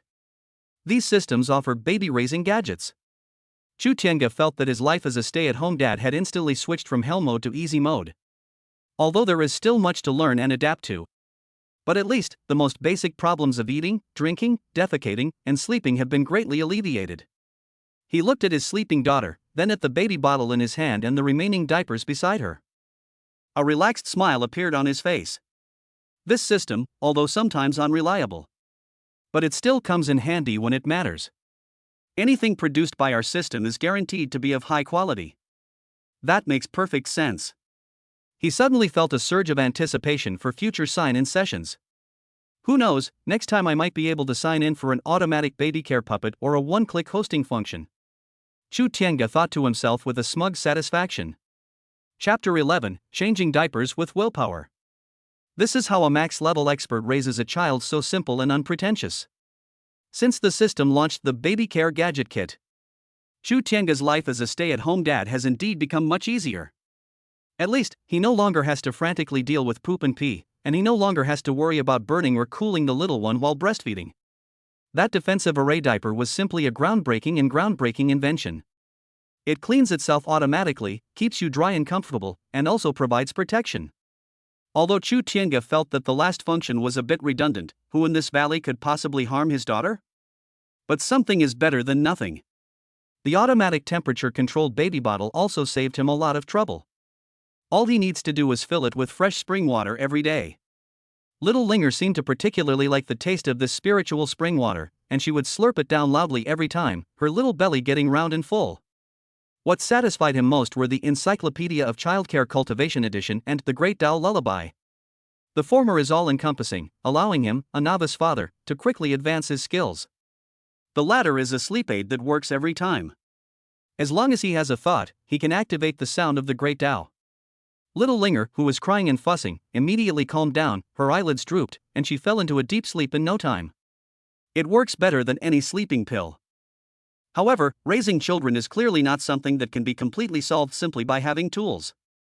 For example, how to accurately grasp the little one's needs. Although the encyclopedia describes many methods for making judgments. But theory is theory, and practice is practice. To him, all of Xiao Linger's cries sounded pretty much the same. Sometimes she won't drink milk even after being fed, and she'll cry even after her diaper is changed. This left him completely baffled. Until one day, while holding the crying Chulinger, he was in a state of distress and subconsciously and carefully covered his daughter with his vast divine sense. His control over power is now incredibly refined. This wisp of divine thought was as gentle as moonlight and would never harm the fragile infant. He just wanted to see what was wrong with the little guy. His divine senses sank in. In an instant, countless subtle, chaotic, yet incredibly real feelings flooded his mind. It's a bit stuffy. My bottom is a little itchy. I want to turn over. The way I'm holding you is uncomfortable. I am bored. I want to see something sparkly. I'm hungry. No, it's not really hungry. I just want to suck on something. These feelings, like faint signals, came through intermittently yet clearly. Chu Tiange was stunned. Is this Linger's idea? Or rather, is it her instinctive need? Can he hear directly? He tried adjusting his holding position based on these signals to make the little one more comfortable. Sure enough, the crying immediately subsided. He focused his mind again and sensed that faint thought of wanting to suck on something. He held the bottle filled with warm spring water to her lips. The little guy immediately started slurping, and although he didn't drink much, a satisfied expression appeared on his face, and he stopped crying completely. Chu Tiange's heart was filled with turbulent waves. His omnipotent divine power could actually be used in this way? How to directly read the baby's needs. This is practically the ultimate cheat code for taking care of kids. Why didn't he think of that before? The divine sense at the pinnacle of power can perceive all things in heaven and earth and see the smallest details. Using it to perceive the subtle needs of an infant is like using a sledgehammer to crack a nut. No, it's like using a star destroyer to kill a mosquito. But now he feels that this sledgehammer to crack was well worth the effort. With this mind-reading ability, Chu Tiange's life as a stay-at-home dad has taken another step forward. It jumped directly from simple mode to God mode. Little Linger only needs to furrow her brow slightly or pout her little mouth slightly. Chu Tiange was able to immediately and accurately perceive her needs through his divine sense. Oh, the cleaning array in the diaper seems to be a bit overloaded, it needs some manual cleaning. With a thought, he cast an extremely gentle cleansing spell, instantly cleaning the area. Little Linger was completely unaware of the entire process and continued to sleep soundly. You want to see something sparkly? Chu Tiange smiled slightly and tapped his finger lightly in the air. A soft ray of light bloomed at his fingertips, like a firefly, slowly drifting in the air and transforming into various adorable shapes. Little Linger was immediately attracted, her big, dark eyes following the ball of light as she tried to grab it, her little hands babbling as she tried. Bored? Want to play something else? Chu Tiange's divine sense swept over the fleeting, furry image that flashed through his daughter's mind. He smiled knowingly, and his magical power stirred slightly. A little rabbit, formed entirely from white clouds, appeared out of thin air beside the crib. The little rabbit is so lifelike, its three-lobed mouth is constantly moving, and it even washes its face with its two front paws. Chu Linger stared wide-eyed, her mouth agape in an O shape, and she let out a giggle. Chu Tiange's playful nature was aroused. The clouds are constantly changing. One moment it's a bouncy little squirrel, the next it's a puppy wagging its tail, and then it's a chubby little bird flapping its wings. Various adorable little animals take turns to appear. This amused Chu Linger so much that she couldn't stop laughing, her laughter as clear and melodious as silver bells. Seeing her daughter's happy expression, Chu Tiange couldn't help but smile as well. Use illusions of the highest level to amuse the baby. He's probably the only eccentric dad in the entire Xiantian continent. It's really, plain, unadorned, and boring. He even developed an advanced technique called changing diapers with divine sense. When she sensed that her daughter needed to use the restroom, he directly used his divine sense to control the new defensive array diaper to fly over, while simultaneously replacing the old diaper. The cleaning array inside had already automatically finished processing it. The whole process was lightning fast and completely silent. The daughter doesn't even need to leave her crib. It's even more convenient than the most advanced fully automated intelligent nursing system in my previous life. That's all. Under the meticulous care of Chu Tiange, this all-around super dad, little Linger is growing up healthy and happy every day. She seemed to have gotten used to her all-powerful father.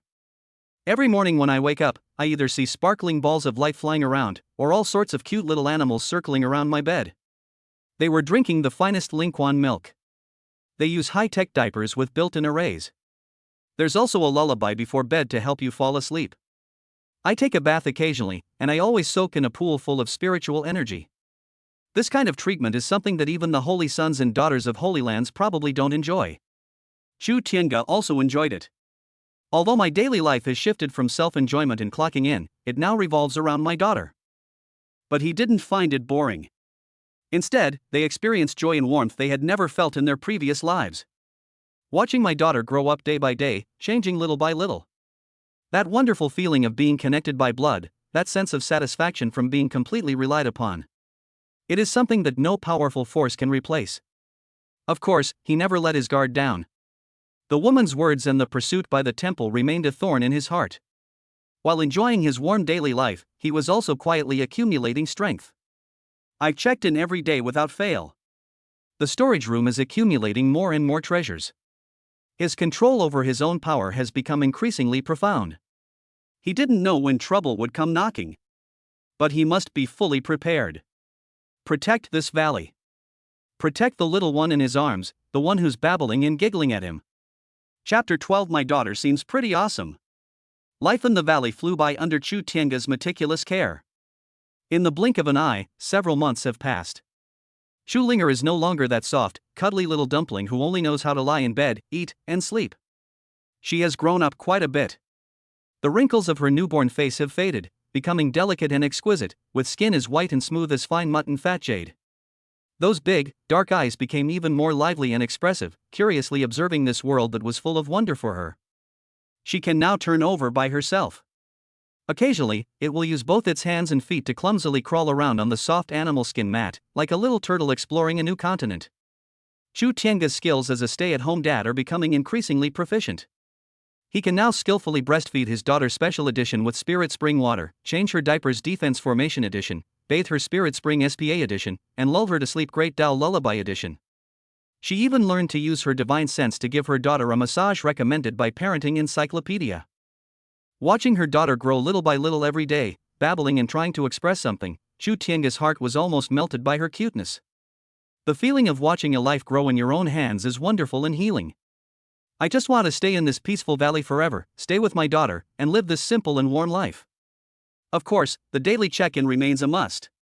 The rewards are still varied, but most are basic items. Occasionally, some pleasant surprises will appear. For example, the book 9 Scrolls of Array Formation is many times more advanced than the previous mastery of basic array formations. One marrow cleansing pill can cleanse the marrow and transform one's body. Although it is not very useful to him, it is still kept. A movement technique called close at hand, yet far away, elevated his already extreme speed to an even higher level.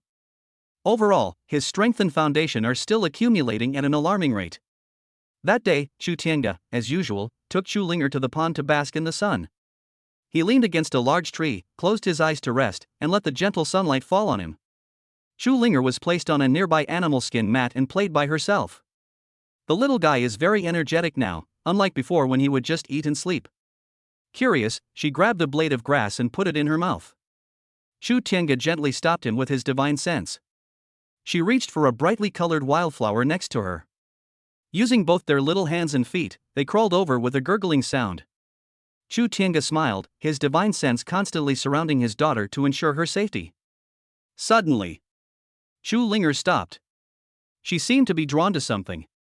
The little head turned towards the pool, its big, dark eyes unblinking.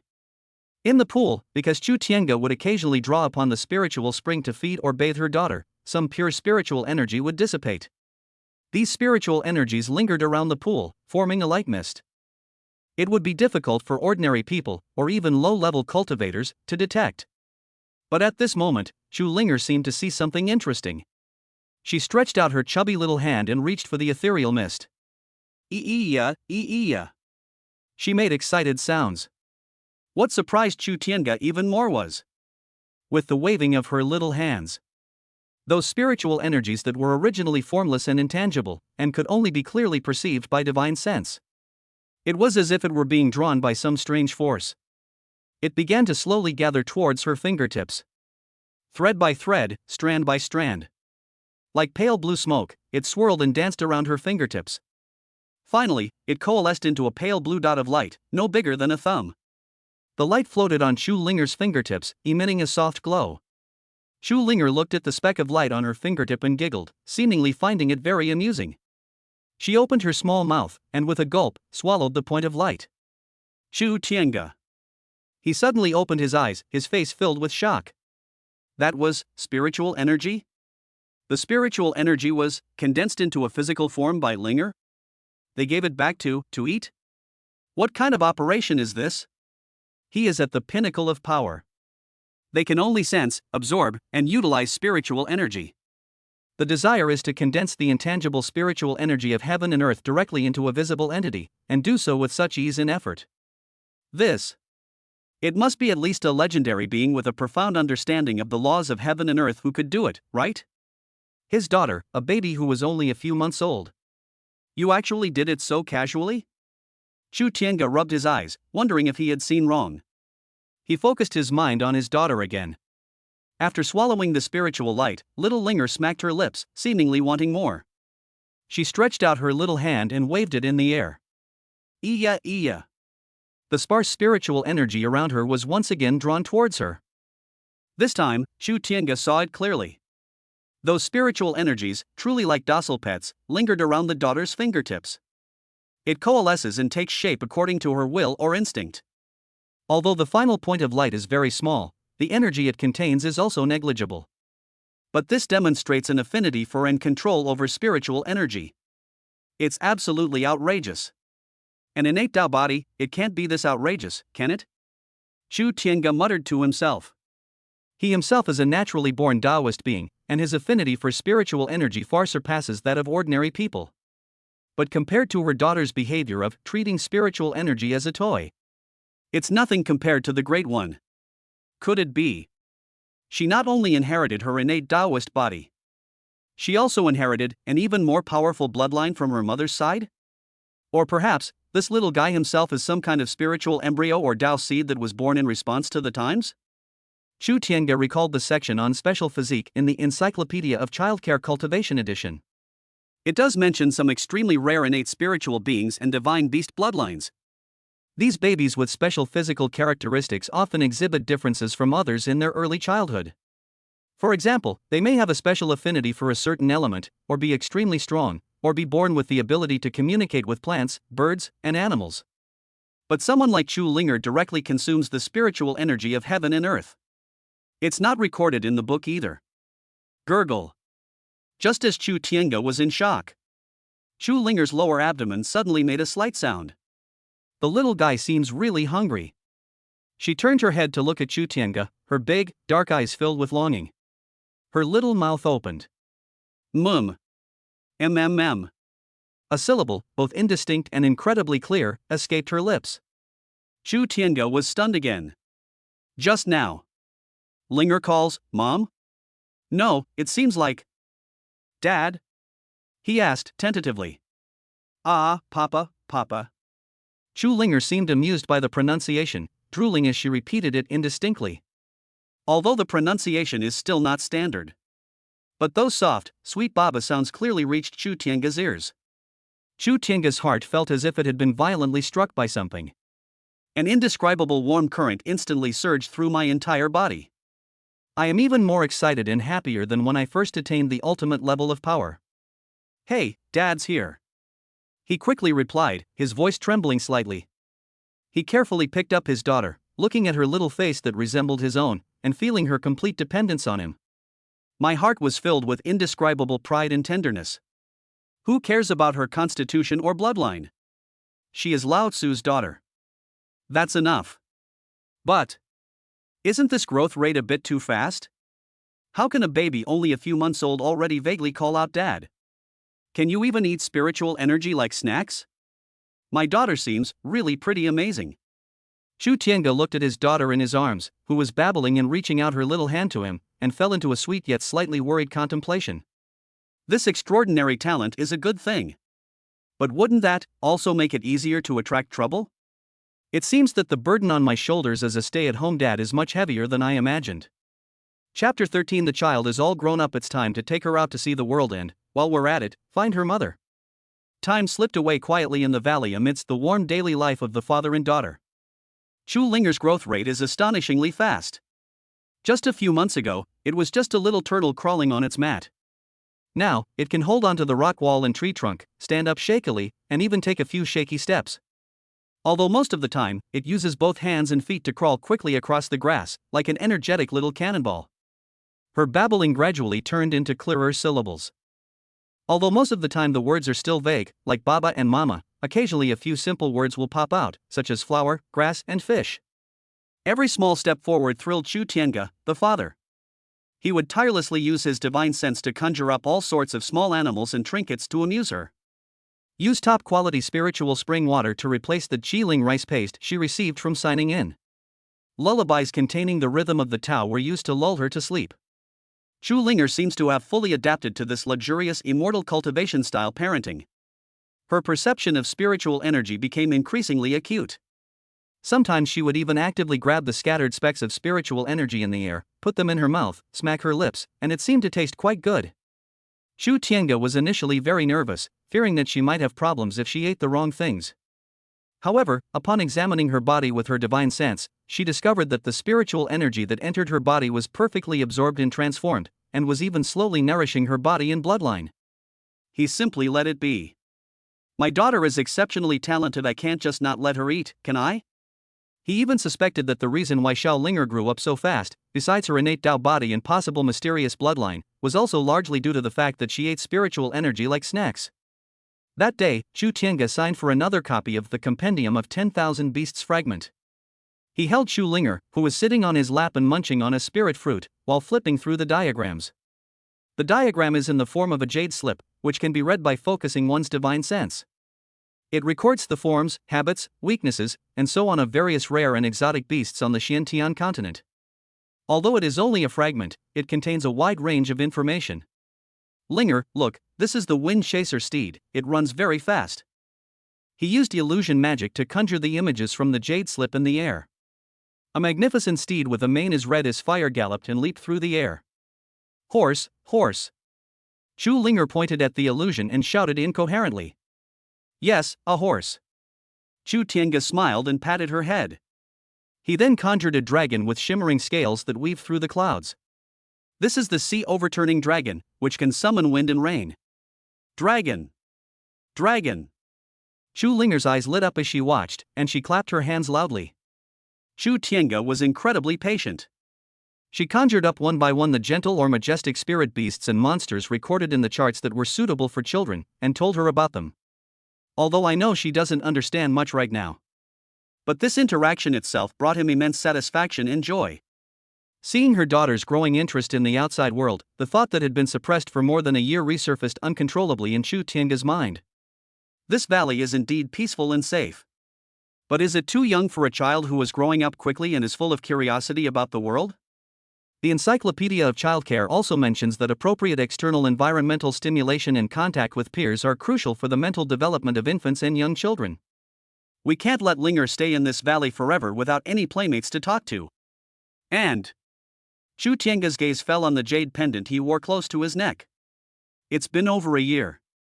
Every day he would try to use his divine sense to explore, or use the various knowledge he gained from signing in to study. However, the restrictions above remain unbreakable. He couldn't find any clues about that mysterious rune either. That woman. Linger's mother. Who exactly is she? Which faction does it belong to? What is that temple? Is she alive or dead? These questions, like thorns, remained stuck in his heart. He was willing to temporarily ignore it for the sake of survival and safety. But now, watching her daughter grow up day by day, and seeing her eyes and brows that are so similar to her mother's, she feels a deep connection. He felt that he could no longer run away like this. At the very least, we should try to find the answers. For Linger, and for the woman who entrusted her daughter to him. Linger, shall Daddy take you out to see the world? Chu Tiange put down the jade slip, picked up his daughter, looked into her clear eyes, and asked earnestly. Go out? Chu Linger blinked her big eyes, seemingly not quite understanding. Yes, let's go see the outside world. Chu Tiange smiled. Outside there are taller mountains, wider rivers, and lots of fun things, and lots of people. Play, play. Chu Linger seemed to understand the word play and clapped her little hands excitedly. Seeing her daughter's expectant look, Chu Tianga's resolve strengthened. It's time. It's time to take my daughter out to see the world. It's time to start looking for clues about her mother. Although it may be dangerous outside. But with him around, no one can hurt his daughter. He's not the fake big shot he was a year ago anymore. Over the course of more than a year of signing in, he accumulated so many trump cards that even he himself couldn't count them all. If it really came down to a fight, he was confident that even the so-called temple would have to think twice. Of course, one must still play it safe. We cannot easily reveal our strength. The search for relatives with the child, or perhaps for revenge, must be conducted discreetly. So, where should we go first? Chu Tianga began to think. The Xiantian continent is vast and boundless. The woman left behind only a few vague words: jade pendant, temple, and pursuit. Another possibility is a sun, moon, and star pattern that could be a sex or family emblem. There are too few clues. System, can you use the heavenly calculation beginner skill to find out where Linger's mother is? He sought help from the system again. Returning to the host, divination involves cause and effect, destiny, and is extremely complex. Given the host's current beginner-level proficiency, as well as the lack of target information and the deep causal entanglements, directly deduce the specific location of the person is virtually impossible. Forcing a deduction may result in a backlash from the celestial secrets. It is suggested that the host try to deduce broader or more specific clues related to the target, such as the origin of the jade pendant, or the approximate location of the power represented by the emblem. Is that so? Chu Tianga seemed to be deep in thought. It seems that even divination based on celestial secrets is not omnipotent. However, being able to deduce the direction of clues is better than finding a needle in a haystack. He placed his daughter on a mat next to him and let her play by herself. Then sit cross-legged and calm your mind. He began to try to use the supernatural power of heavenly calculation introduction.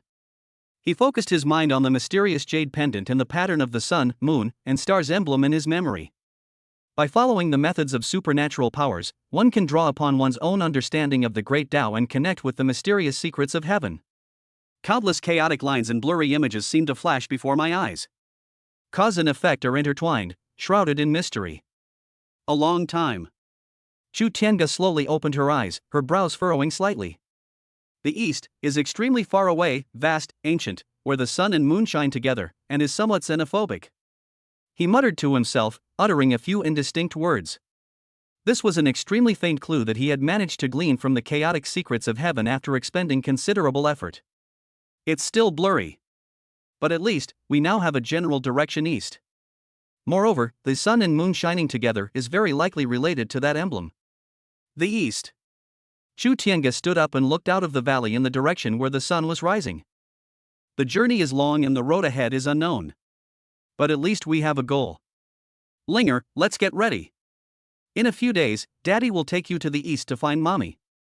He picked up his daughter and kissed her on her rosy cheeks. Oh, Mommy. Chu Linger giggled, her little hands grabbing his hair. Chu Tianga smiled helplessly. It seems this form of address won't be changed anytime soon. He began to take stock of his assets. It's time to organize our check-in achievements over the past year and prepare for the journey ahead. Chapter 14. The broken jade pendant finally lit up. Let's go find my wife. Having decided to leave the valley, Chu Tianga began preparations. The first step is to study the jade pendant and the sun, moon, and stars emblem. He placed Chu Linger on a stone bed covered with thick animal hides and gave her a jade toy that she had obtained by signing in and that could make pleasant sounds. The little guy was immediately attracted and happily chewed on the toy. Chu Tianga then once again focused his divine sense into the lustrous white jade pendant. The jade pendant remains warm and smooth to the touch, with a cool feel. The restrictions above remained powerful, like an invisible barrier, preventing him from prying into the area. I refuse to believe it. Chu Tianga frowned slightly. His control over his power is now far greater than it was a year ago. He carefully tried to infiltrate a trace of power containing the rhythm of the great Tao into the jade pendant's restriction. It's not about forcibly breaking through, but about trying to find the weaknesses in the restrictions, or to resonate with them. Buzz. The jade pendant vibrated again, more violently than ever before. A soft white light suddenly burst forth, illuminating the entire cave. Chu Tianga's heart stirred. There's a response. He immediately increased his power output while concentrating his divine sense to carefully perceive the changes in the restriction. The white light grew brighter and brighter. The cloud patterns on the surface of the jade pendant seemed to come alive and began to slowly flow. The strange rune in the center also emitted a faint light. However, just when Chu Tiange thought he was about to succeed. Kiss. A soft sound. All the light vanished instantly. The jade pendant returned to its calm state, as if nothing had ever happened. The restrictions remain in place, and even seem more secure than before.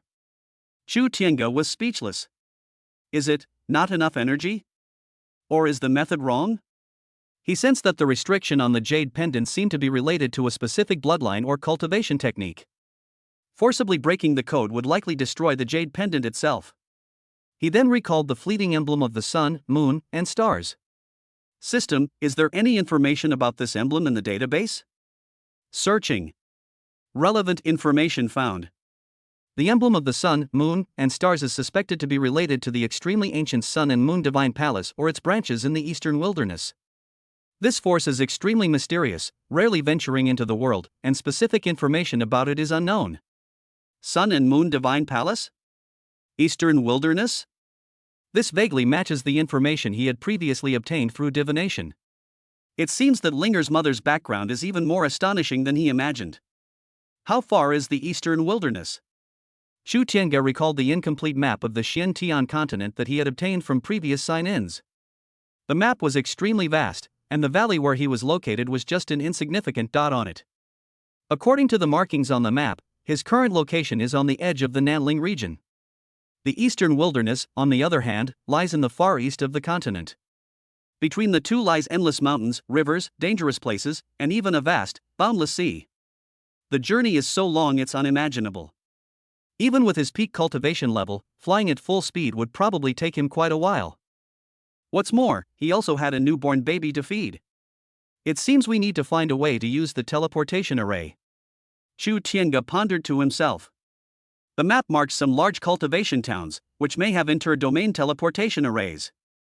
Having determined the general direction and preliminary plan, Chu Tiange began packing her belongings. This was a sweet burden for him. The storage bracelets and storage rooms were piled high with treasures. What to bring and what not to bring has become a dilemma.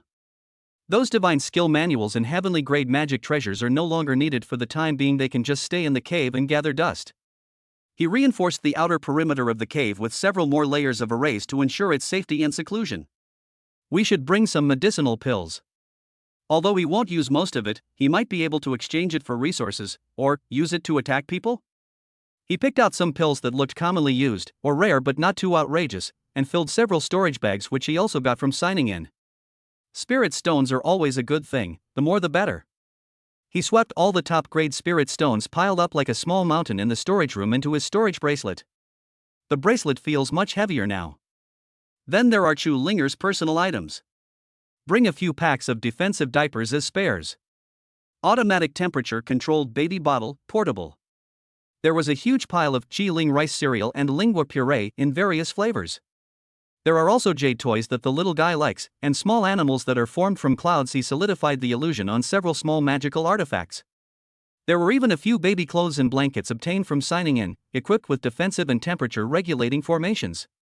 All sorts of things filled almost an entire storage bag. Being a dad is really not easy. Chu Tiange tidied up while sighing with emotion. Finally, he picked out a few things for himself as well. He changed into a rather ordinary-looking cyan robe which comes with cleaning, temperature control, and weak defensive effects. He wrapped the ancient longsword named Immortal Slayer in a piece of ordinary black cloth and carried it on his back. He didn't bring any other offensive magical artifacts. Are you kidding me? At the pinnacle of power, do you really need a magic weapon? He himself is the greatest human-shaped magic weapon. Everything is ready.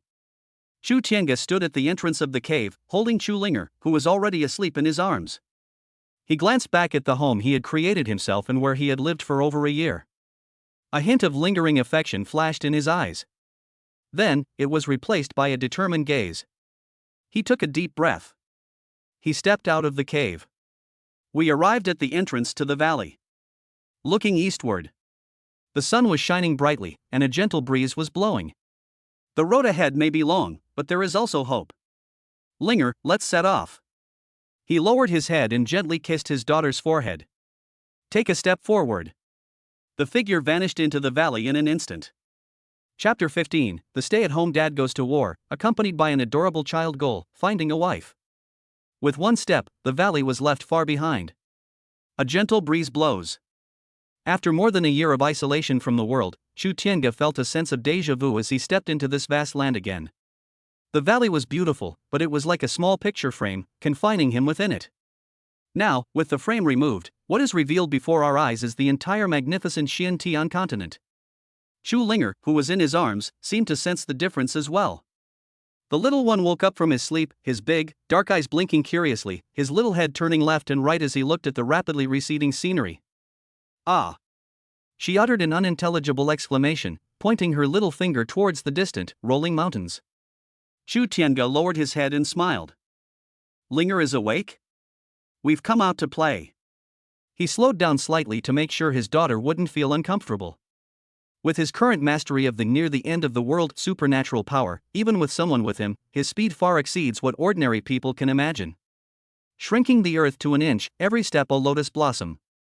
Seemingly strolling leisurely, in reality, each step traverses thousands of mountains and rivers. The surrounding scenery flashed by like a streak of light, yet was separated by an invisible barrier, impervious to the gale and the turbulence. Chu Linger was initially quite curious, waving her little hands incessantly, trying to catch the flowing light and shadow. But soon, this monotonous journey seemed to bore her. Her little mouth twitched, and she started whimpering. Are you hungry? Chu Tiange immediately read her daughter's needs. He skillfully took out the automatic temperature-controlled baby bottle from the storage bag and brought it to his daughter's lips. Little Linger immediately hugged the bottle and started drinking it. He squinted his eyes contentedly. While maintaining high-speed movement, Chu Tiange carefully adjusted the angle of the baby bottle. Multitasking is no challenge for him. After feeding his daughter, he used his divine sense to examine the diaper. Dry. The formation is functioning normally. High technology means peace of mind. Holding his daughter, who was full and starting to doze off again, he continued eastward. Divine senses, like invisible tentacles, spread out in all directions, exploring the surrounding environment. Mountains, rivers, forests, wilderness. The scenery is constantly changing. Occasionally, he could sense the aura of some demonic beasts, but most of them were weak and would flee far away if they sensed a trace of his aura that he had unintentionally leaked. They also sensed some scattered traces of cultivators. Their cultivation levels are generally not high, with most hovering around the chi refining or foundation establishment stages. They flew on swords or rode on rudimentary magical artifacts, their speed, in his eyes, as slow as a snail. Chu Tiange had no intention of contacting them. His goal was very clear. Search for the nearest large cultivation town and inquire about the teleportation array to the eastern wilderness. According to the incomplete map, the nearest recorded town to his valley was called Qingshi City, located about 30,000 li to the southeast. At his current speed, if he travels at full speed, it will only take him half a day. But he wasn't in a hurry. With my daughter, safety comes first. Moreover, he also wanted Linger to get used to the outside environment a little. He deliberately slowed down, moving through the mountains and forests like an ordinary person. Of course, this slow is relative. What takes an ordinary person a day to walk, he can reach in just a few steps. Chu Linger seemed to really like this slow pace. When she's awake, she looks curiously at the trees and flowers around her, and points at the birds flying in the sky, chirping away. Chu Tiange would patiently explain to her even though she couldn't understand. Linger, look, that's an iron feather eagle, its claws are very powerful. Ah, an eagle. That's a tricolored deer, it has a very gentle temperament. Lulu. When he encounters some seemingly harmless small animals, he will use his magic to bring them close to his daughter so she can observe them up close. Little Linger is very brave and not afraid of strangers at all. She reached out her little hand, wanting to touch it. It scared the little animals so much they trembled. Chu Tiange was both amused and exasperated. He could only use his magic to soothe the poor little creatures, letting his daughter pet them to her heart's content before letting them leave. Besides traveling and playing with the kids, Chu Tiange would also take out the jade pendant to study it during his breaks. He tried to activate it with his own blood, and he also tried to inject spiritual power of different attributes. He even used the rudimentary divination of celestial secrets to deduce how to open the jade pendant. The results are the same. The jade pendant did not react at all. It looks like an ordinary decoration. However, he could clearly sense that the jade pendant contained an extremely large amount of energy, as well as an indestructible restriction. It seems that the time is not right, or the method is wrong. He had no choice but to give up for the time being. They walked and stopped, playing and joking around like that. 3 days later, Chu Tiange held Chu Linger in his arms and stood on a small hillside. In the distance, the outline of a sizable city appeared on the horizon. The bluish-gray city walls gleamed with an ancient luster under the sunlight. On the city wall, the figures of patrolling guards could be vaguely seen. At the city gate, people came and went, and vehicles streamed in, creating a lively scene. There were ordinary people dressed in simple clothes, as well as cultivators dressed in various colors and exuding different auras. A town where mortals and cultivators lived together. Xinshi City, that should be it. Chu Tiange whispered. This was the first human settlement he had entered with his daughter. It was also the first stop on his journey to find his way home, to find the mother of his child. Linger, let's go into the city and take a look. He patted his daughter's bottom. The little guy seemed to sense the lively atmosphere coming from ahead and excitedly waved his little hands. Chu Tiange straightened his cyan robe and adjusted the position of the immortal slayer sword on his back. Then, carrying his daughter, he slowly walked towards the Bluestone City. Chapter 16. We've entered the city. Look at that handsome guy with the baby. The baby in his arms is so cute. Xinshi City is right before our eyes. The city wall is not high, about 10 jiang, approximately 33 meters, and is entirely built of huge bluish-gray stone blocks, giving it a heavy and weathered appearance. Time has left its mark on the city walls, with arrow slits and chisel marks telling the story of the storms the city has weathered. The city gates were wide open, and 2 squads of soldiers dressed in standard leather armor, holding long spears, stood on either side. Their sharp eyes scanned everyone entering or leaving the city gate. Chu Tiange noticed that most of these soldiers were ordinary people, but there were a few with slightly stronger auras among them, who seemed to be cultivators in the qi refining stage. Mortals and cultivators are guarding the city together. It seems that Xinshi City is indeed, as the map says, a place where mortal and cultivation forces intertwine. Linger, we're going into the city. Chu Tiange whispered to the daughter in his arms. He adjusted his holding position to make sure his daughter's face wouldn't be blown by the wind, and also to shield her from drawing too much attention. Although, the act of him holding the baby was already eye-catching enough. Ah! Chu Linger seemed to sense her father's caution, and nestled obediently in his arms, her big eyes wide with curiosity as she watched the city gate and the strange men in armor getting closer and closer. There was a queue of moderate length at the city gate. There were farmers pushing wheelbarrows and carrying loads on their shoulders, caravans driving pack animals and covered in dust, and some rogue cultivators carrying swords and exuding a fierce aura. It seems that there is a certain fee required to enter the city. Chu Tiange saw the city guards collecting something from people entering the city, probably copper coins or low-grade spirit stones. When it was Chu Tiange's turn, a soldier who looked like a squad leader stopped him. The soldier's gaze swept over him, lingered on Chu Linger's face in his arms, and finally landed on the long strip of black cloth behind him. Entry fee, 10 taels of silver, or 1 low-grade spirit stone. The soldier's voice carried a hint of business-like coldness. Without wasting any words, Chu Tiange took out a low-grade spirit stone from his storage bag and handed it over. He only had top-grade spirit stones in his storage bracelet, and it was the low-grade spirit stones he had casually collected when he signed in earlier that came in handy. The soldier took the spirit stone, weighed it in his hand, and a hint of surprise flashed in his eyes. A young man who looked so young, and was taking care of a baby all by himself, casually took out spirit stones. They are either members of a certain family who have come out to gain experience, or they are independent cultivators with some skills. He didn't ask any more questions and just waved his hand. Go in. Holding her daughter, Chu Tiange followed the crowd into the city gate. A cacophony of noise assaulted my senses.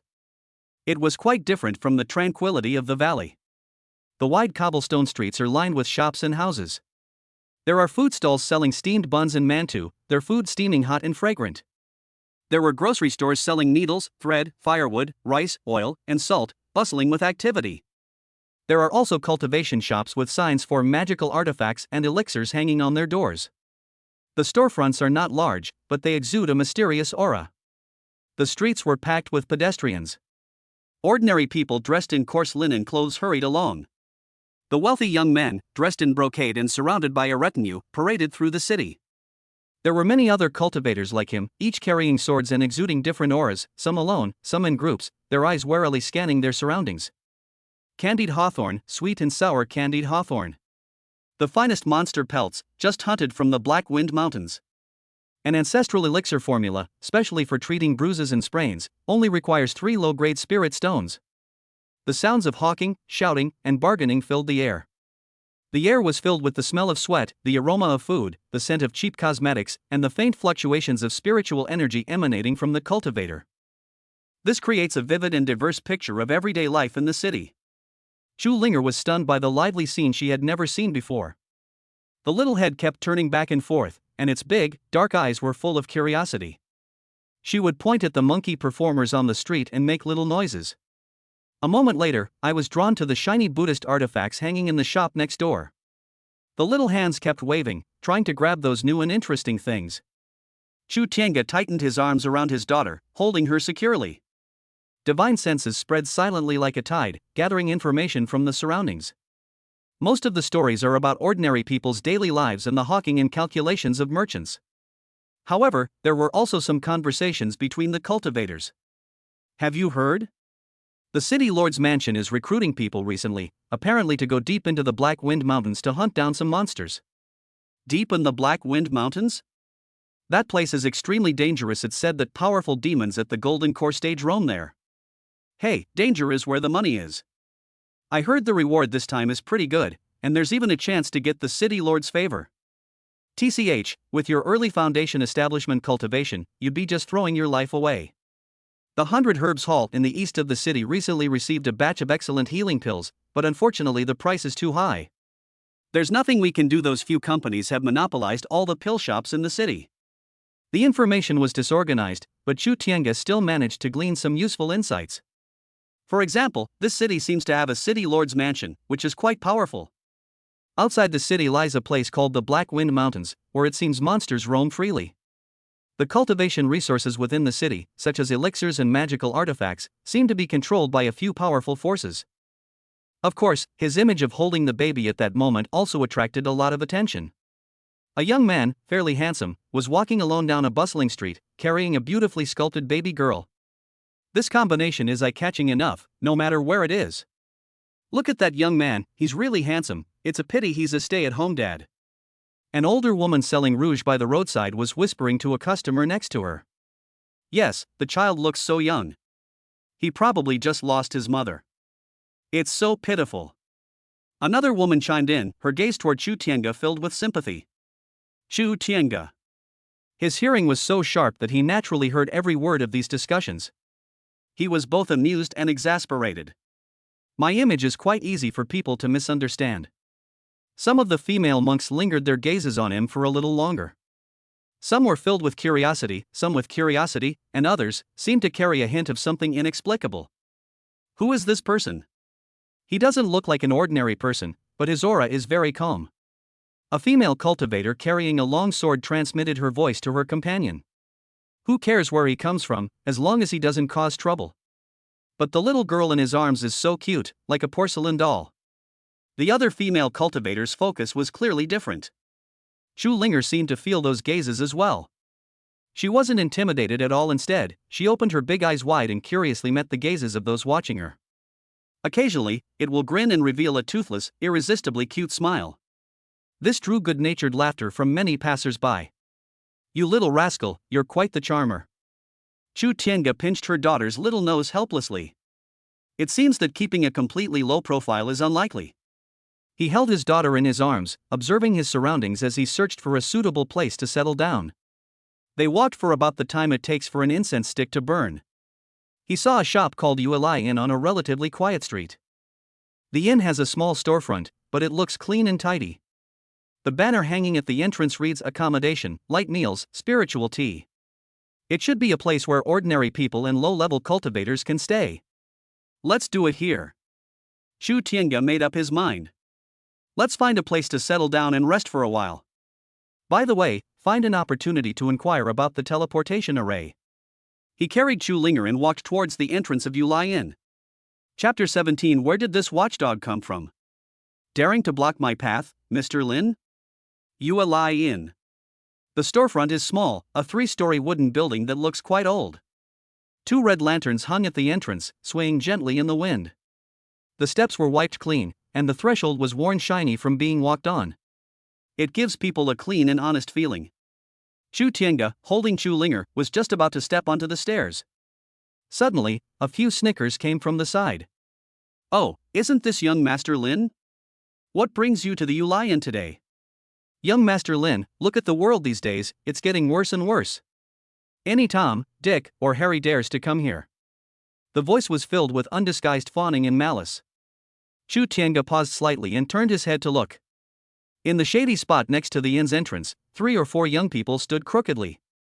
They're all quite young, around 20 years old. They wore uniform light blue outfits, long swords at their waists, and a flame-shaped emblem embroidered on their chests. Their cultivation levels are not high, the highest is only around the 7th or 8th level of qi refining. At this moment, they were surrounding a slightly overweight young man dressed in brocade robes.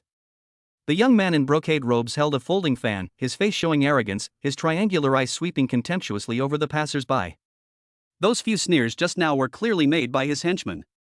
Moreover, the target seems to be him? Chu Tiange frowned. He was certain he didn't know these people. Is it simply that I don't like the look of him? Or, do you think he's easy to bully because he's holding a baby? Not wanting to cause trouble, he withdrew his gaze and prepared to walk directly into the inn. Stop. A follower with a scar on his face, who was standing next to the young man in brocade robes, suddenly stepped forward and blocked Chu Tiange's way. He looked Chu Tiange up and down, his eyes filled with disdain. Kid, can't you see our young Master Lin is here? Don't you know the rules? Chu Tiange stopped walking, her expression calm. What's up? His voice was flat, revealing no emotion. The scarred youth was taken aback by his nonchalant attitude, and then became even more furious. Hey, you're pretty cocky, aren't you? Do you know who this is? This is Lin Bao, the 3rd young master of the Lin family in Qingshi City. He pointed to the young man in brocade robes beside him, his tone laced with pride. The Lin family? Never heard of them. Chu Tiange spoke the truth. He had just arrived in Qingshi City and didn't know anything about the Lin family. You. The scarred young man was furious. Several of his followers joined in the commotion. How dare you be so disrespectful to young Master Lin? I think you're tired of living. The young man in brocade robes, known as Lin Bao, also put away his folding fan, narrowed his triangular eyes, and sized up Chu Tiange. When his gaze fell on Chu Linger in Chu Tiange's arms, a hint of surprise flashed in his eyes, which then turned into undisguised contempt. Ha, so he's just a poor, wandering cultivator with a family to support. Lin Bao shook his head, his tone full of superiority. Hey Scarface, why waste your breath on this guy? Tell him to get lost and stop getting in my way. Yes, young Master Lin. The scarred youth immediately bowed and scraped, then turned to Chu Tiange and said menacingly. Did you hear that? Kid, young Master Lin told you to get lost. Don't dirty this Yulian. Chu Tiange's brows furrowed completely. He didn't want to cause trouble. But their aggressive attitude was really unpleasant. He hadn't even entered the inn when someone pointed a finger at him and told him to get lost. A good dog doesn't block the way. Chu Tiange uttered 4 words calmly. What did you say? The scarred young man thought he had misheard and picked at his ear. The henchmen around him were also stunned for a moment, then flew into a rage. Kid, you're asking for it. Dare to call us dogs? Even Lin Bao's face darkened. Interesting. This is the first time anyone in Qingshi City has dared to speak to me like this. He pointed at Chu Tiange with his folding fan and sneered. Kid, I'll give you a chance since you have a baby with you. Now, kneel down, kowtow 3 times to my brothers, and then cut off one of your arms. I might consider letting you take your burden and get out of Qingshi City. His words were full of malice and insult. Some pedestrians passing by saw the conflict from afar and instinctively avoided it, not daring to approach. Only a few bold individuals, or fellow cultivators, stood watching from a distance, their faces showing expressions of amusement. Chu Tiange ignored Lin Bao's shouts. His gaze fell on the scarred young man. Just now, this guy's words seemed to subtly mention Linger, who was in his arms. A burden? Chu Tiange's voice suddenly turned cold. Like icicles in the dead of winter, they made the surrounding air seem to drop several degrees. The scarred youth felt a jolt in his heart when he saw that look and subconsciously took a half step back.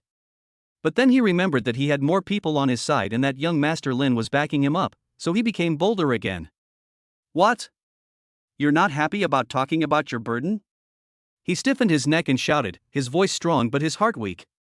A bastard child who came from who knows where, following a poor, worthless father like you, will be nothing but.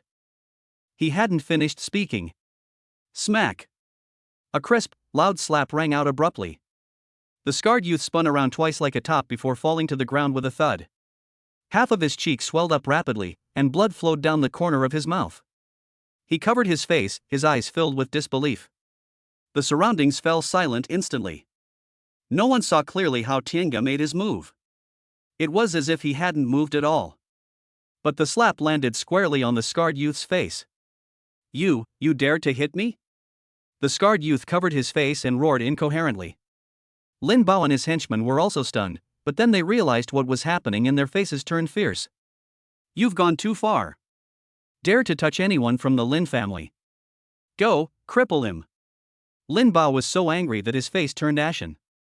He snapped his folding fan shut, pointed at Chu Tienga, and shouted sternly. Several henchmen immediately drew their long swords from their waists, their eyes flashing with ferocity, and surrounded Chu Tienga. The blade gleamed coldly in the sunlight. The surrounding crowd gasped in surprise and instinctively took a few steps back. A conflict was on the verge of escalating. Chu Tienga still held Chu Linger and stood in the same spot.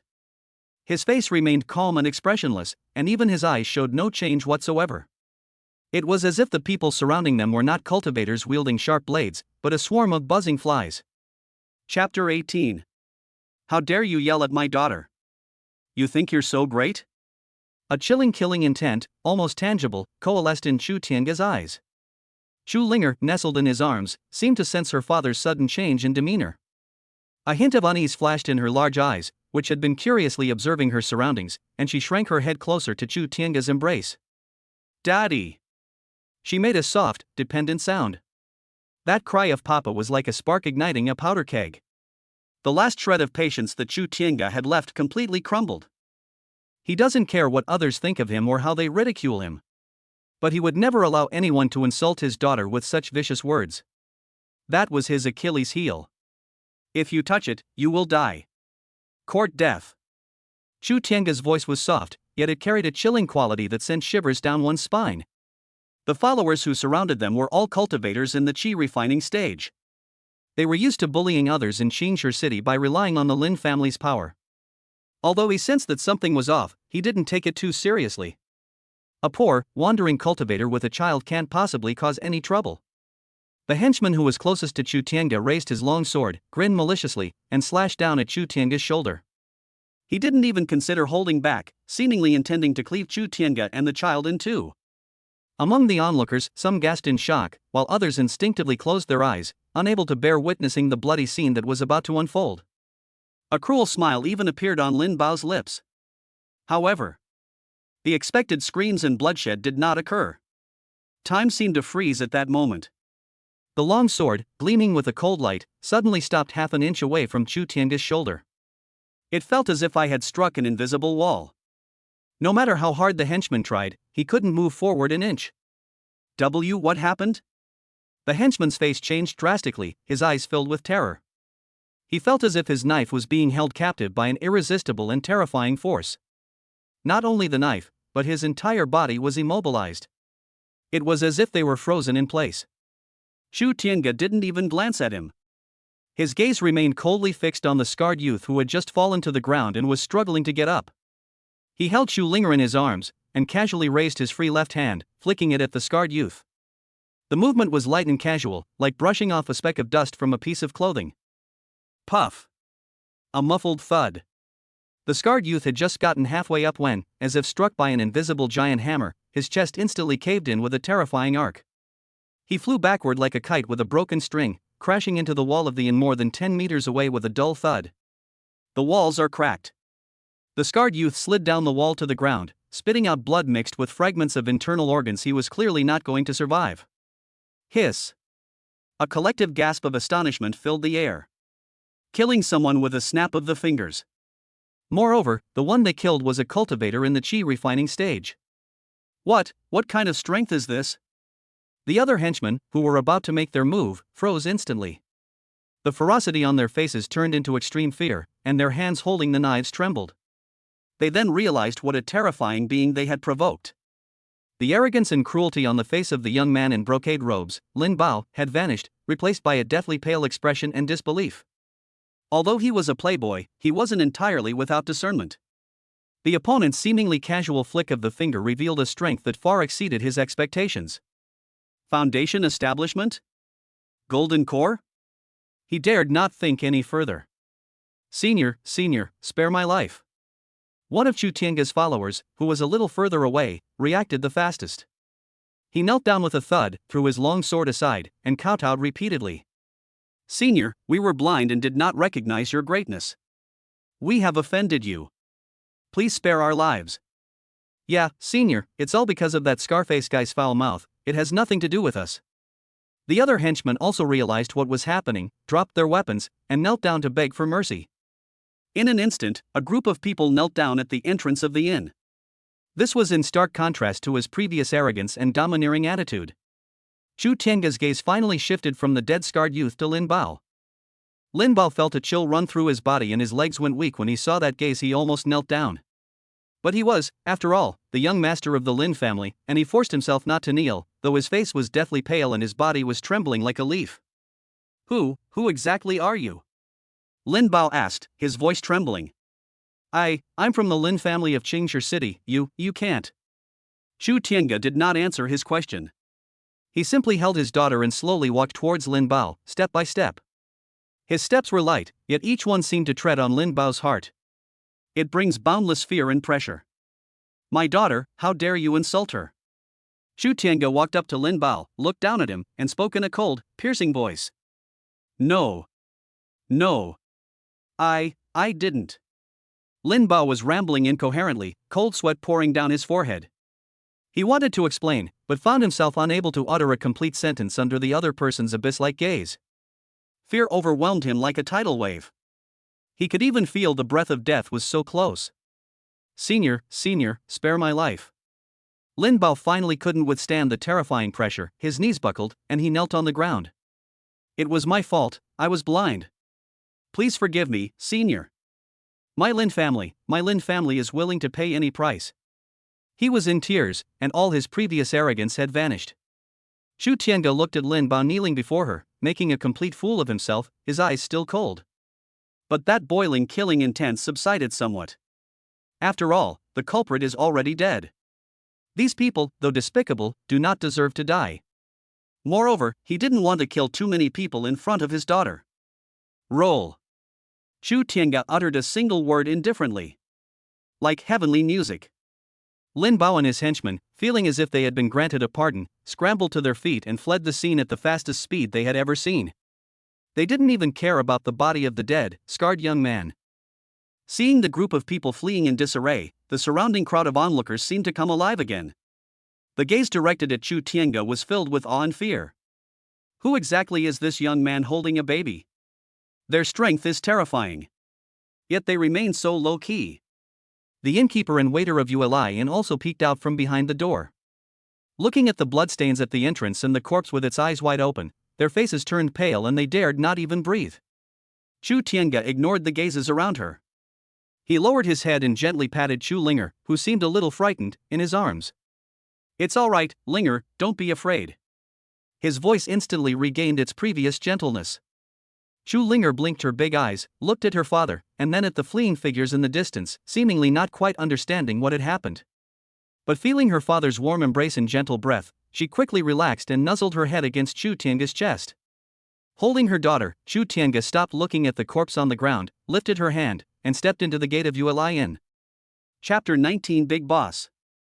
Misunderstanding. I was blind to your greatness. The inn lobby was deathly silent. The few whispers that had been there vanished the moment Chu Tiange carried Chu Linger inside. All eyes were focused on the young man who had just killed someone with a flick of his finger at the door. Awe, fear, curiosity, and much more.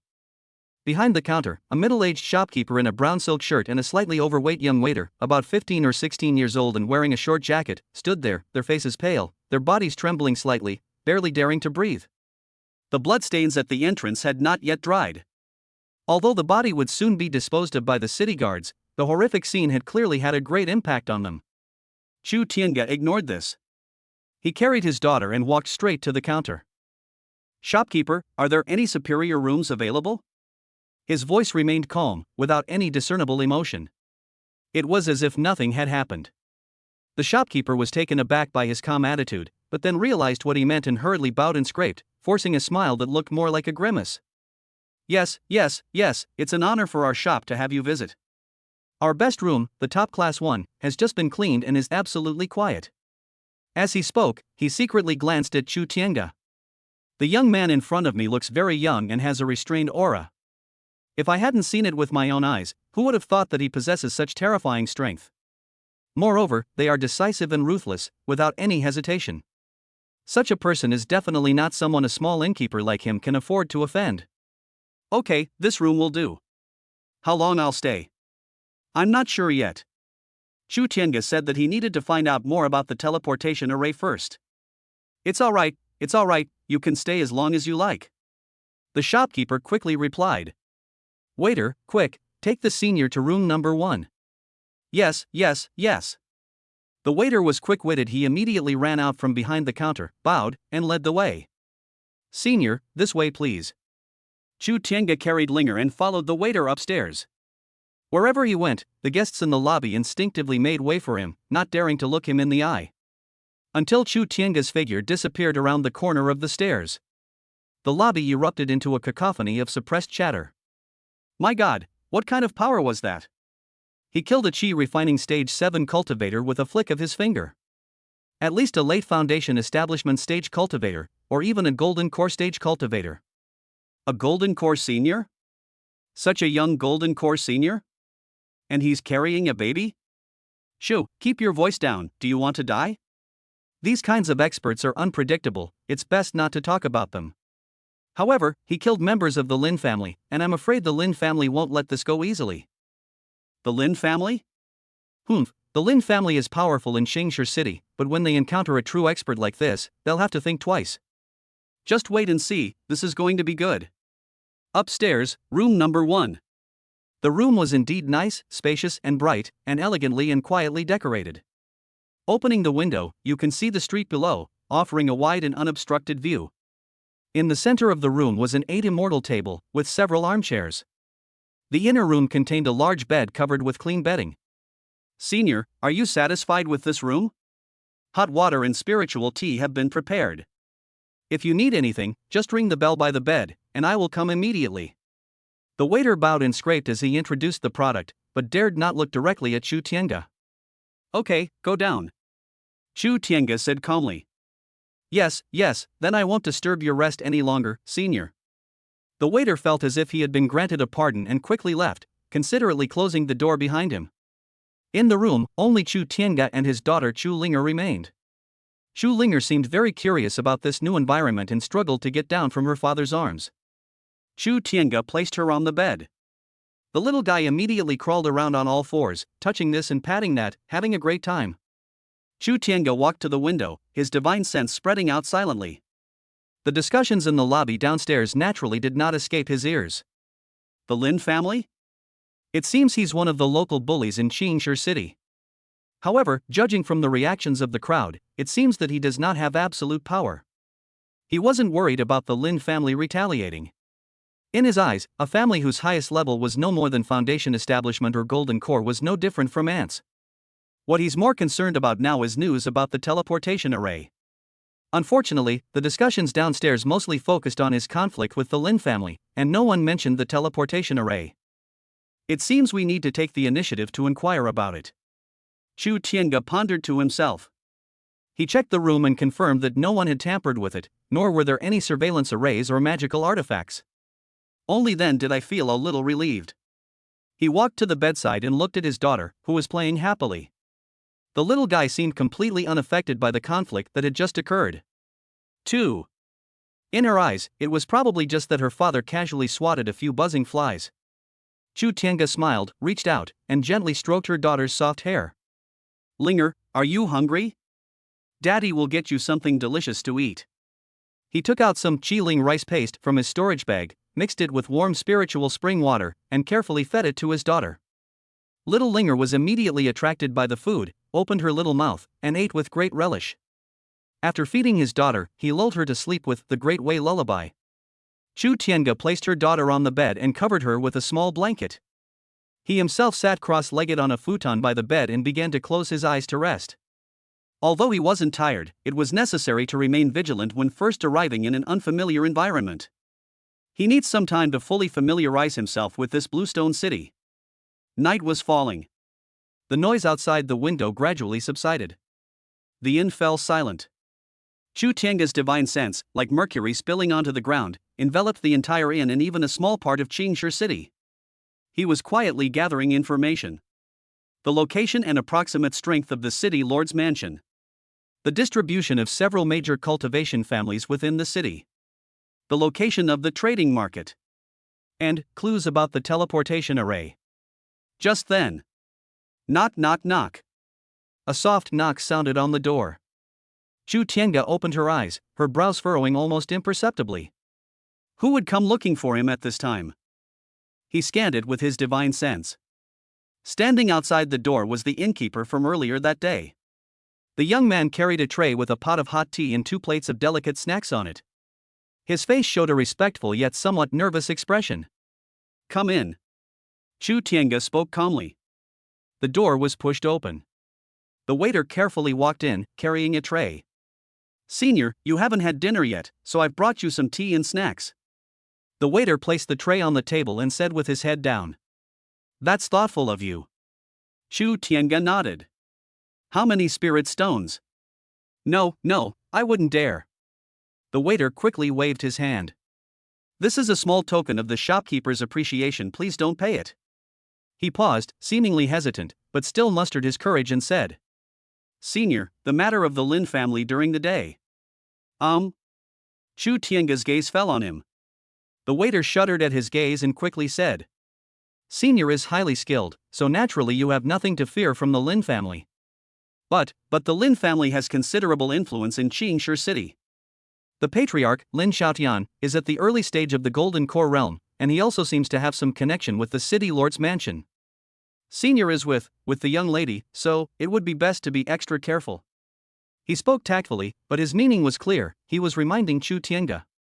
Chu Tiange glanced at him. This waiter, at least, has a conscience. Thank you for reminding me. He said. I know what I'm doing. Seeing that he didn't seem angry, the waiter breathed a sigh of relief and mustered his courage to ask. I wonder if you've come to Qingshi City to visit a friend or something else? To find out some information. Chu Tiange said casually. Oh. The waiter nodded, his eyes darting around, and tentatively asked. What information do you wish to inquire about, senior? I've been in Qingshi City for over a decade and know all sorts of people. Perhaps I can be of some help? Chu Tiange's heart stirred. This could be an opportunity. I'd like to know if there's a teleportation array in or around Qingshi City that leads to the Eastern Wilderness? Chapter 20 This city is nice. I'll check in and ask for directions. A teleportation array to the Eastern Wilderness? When Xiao'er heard Chu Tiange's question, a look of surprise and embarrassment appeared on his face. He rubbed his hands together and said cautiously. Senior, you are joking. The Eastern Wilderness, that place is separated from our southern ridge by hundreds of millions of miles, and there is also the treacherous and unpredictable endless sea in between. Let alone our small Qingshi City, even some large cultivation sects may not have an array that can directly teleport them to the Eastern Wilderness. Chu Tiange frowned slightly. Oh? So, Qingshi City doesn't have an inter-domain teleportation array? Yes, there are. The waiter quickly explained. It is said that there is a teleportation array in the backyard of the city lord's mansion. But I heard that the array can only teleport short distances, at most to a few major cities in the Nanling region. Moreover, that teleportation array is the lifeblood of the city lord's mansion, and it is never open to the public. Even if it were open, the cost of each teleportation would be astronomical, beyond the imagination of ordinary cultivators like us. He paused, then added, I've heard that to make inter-domain teleportation possible, one must go to a super sect with a long history and profound foundation, or a top immortal dynasty that controls a continent. Moreover, each inter-domain teleportation consumes a massive amount of resources, reportedly enough to bankrupt a mid-sized sect. It also requires a grandmaster of formations to personally oversee it. As for teleporting directly to the eastern wilderness, I am not knowledgeable enough to have ever heard of any force in the southern ridge region that could do that. The waiter recounted all the information he knew in detail. Although he was just a waiter at an inn, he had spent a long time in this kind of mixed-race place and had learned quite a few secrets from what he saw and heard. After listening, Shu Tiange fell silent. The situation was more complicated than he had anticipated. He had only thought about using the teleportation array to quickly reach the eastern wilderness, but he overlooked the difficulty and cost of cross-domain teleportation. It seems that teleporting there directly is basically impossible. We can only use the short-distance teleportation array to advance eastward step by step, get closer to the eastern wilderness, and then make further plans. Do you know which places the teleportation array in this Bluestone City can teleport you to? Shu Tiange asked. Well, I'm not too sure about that. The waiter shook his head, apologetic. The teleportation array in the City Lord's mansion is extremely well hidden. Its exact destination is likely known only to the core members of the City Lord's mansion. However, he then changed the subject. I've heard that the city closest to our Qingshi city with a large teleportation hub is Tianshu City. It's a famous cultivation city in the central part of the Nanling region, jointly controlled by several major sections. It's said to have teleportation arrays that lead to various parts of Nanling and even the edges of other regions. Tianshu City. Shu Tiange kept this name in her heart. It seems that his next stop should be there. Thank you for letting me know. Shu Tiange took out a few low-grade spirit stones from his storage bag and tossed them to the waiter. This. The waiter looked at the spirit stones in his hand, feeling somewhat flattered. These few spirit stones are almost equivalent to his monthly wages. Senior, this is too much. Take it, you deserve it. Shu Tiange waved his hand, indicating that he could leave. Thank you, Senior. Thank you, Senior. The waiter thanked him profusely, carefully put away the spirit stones, bowed, and left the room. The room fell silent again. Shu Tiange walked to the window. It seems that this journey to find his wife is destined to be anything but smooth. However, he was not discouraged. When soldiers come, generals will block them. When water comes, earth will dam it. As long as you're heading in the right direction, just keep going step by step. What he has in abundance right now is time and strength. System, sign in at this inn. Shu Tiange suddenly remembered that she hadn't properly checked the rewards for today's sign-in. Oh wait, today's check-in was done in the valley. So, is it still possible to re-sign now? Or, can I sign it again in a different place? He tried to communicate in his mind. Returning to host, your daily check-in attempts have been exhausted. However, you may be able to trigger location check-in at new, significant locations. The host's current location has been detected as Qingshi City Ulian, meeting the requirements for first-time entry and check-in. Host, would you like to check in at this location? It works. Shu Tiange's eyes lit up. This sign-in system seems to be quite flexible. Sign in. He did not hesitate. Ding, location check-in, Qingshi City Ulian. Checking in. Check-in successful. Congratulations, host, for receiving the sign-in reward, a detailed map of the Nanling region including major cities, sects, and dangerous areas. Congratulations, host, you have received the sign-in reward, Concealing Breath Technique Heavenly Rank. Congratulations, host, you have received a sign-in reward, 10,000 Spirit Stones Medium Grade. Shu Tiange looked at the reward and nodded in satisfaction. This is a timely help. Detailed map of the Nanling region. This is exactly what he needs right now. With this map, his understanding of the Nanling Mountains was no longer limited to that incomplete ancient map. The route to Tianshu City, as well as the possible situations along the way, can be planned in advance. Concealing Breath Technique Heavenly Rank.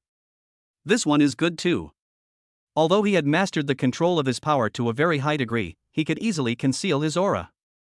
However, the Heavenly Rank concealment technique undoubtedly allows him to hide himself more deeply and is less likely to be detected by certain special detection methods. After all, when it comes to finding relatives with a child, keeping a low profile is the top priority.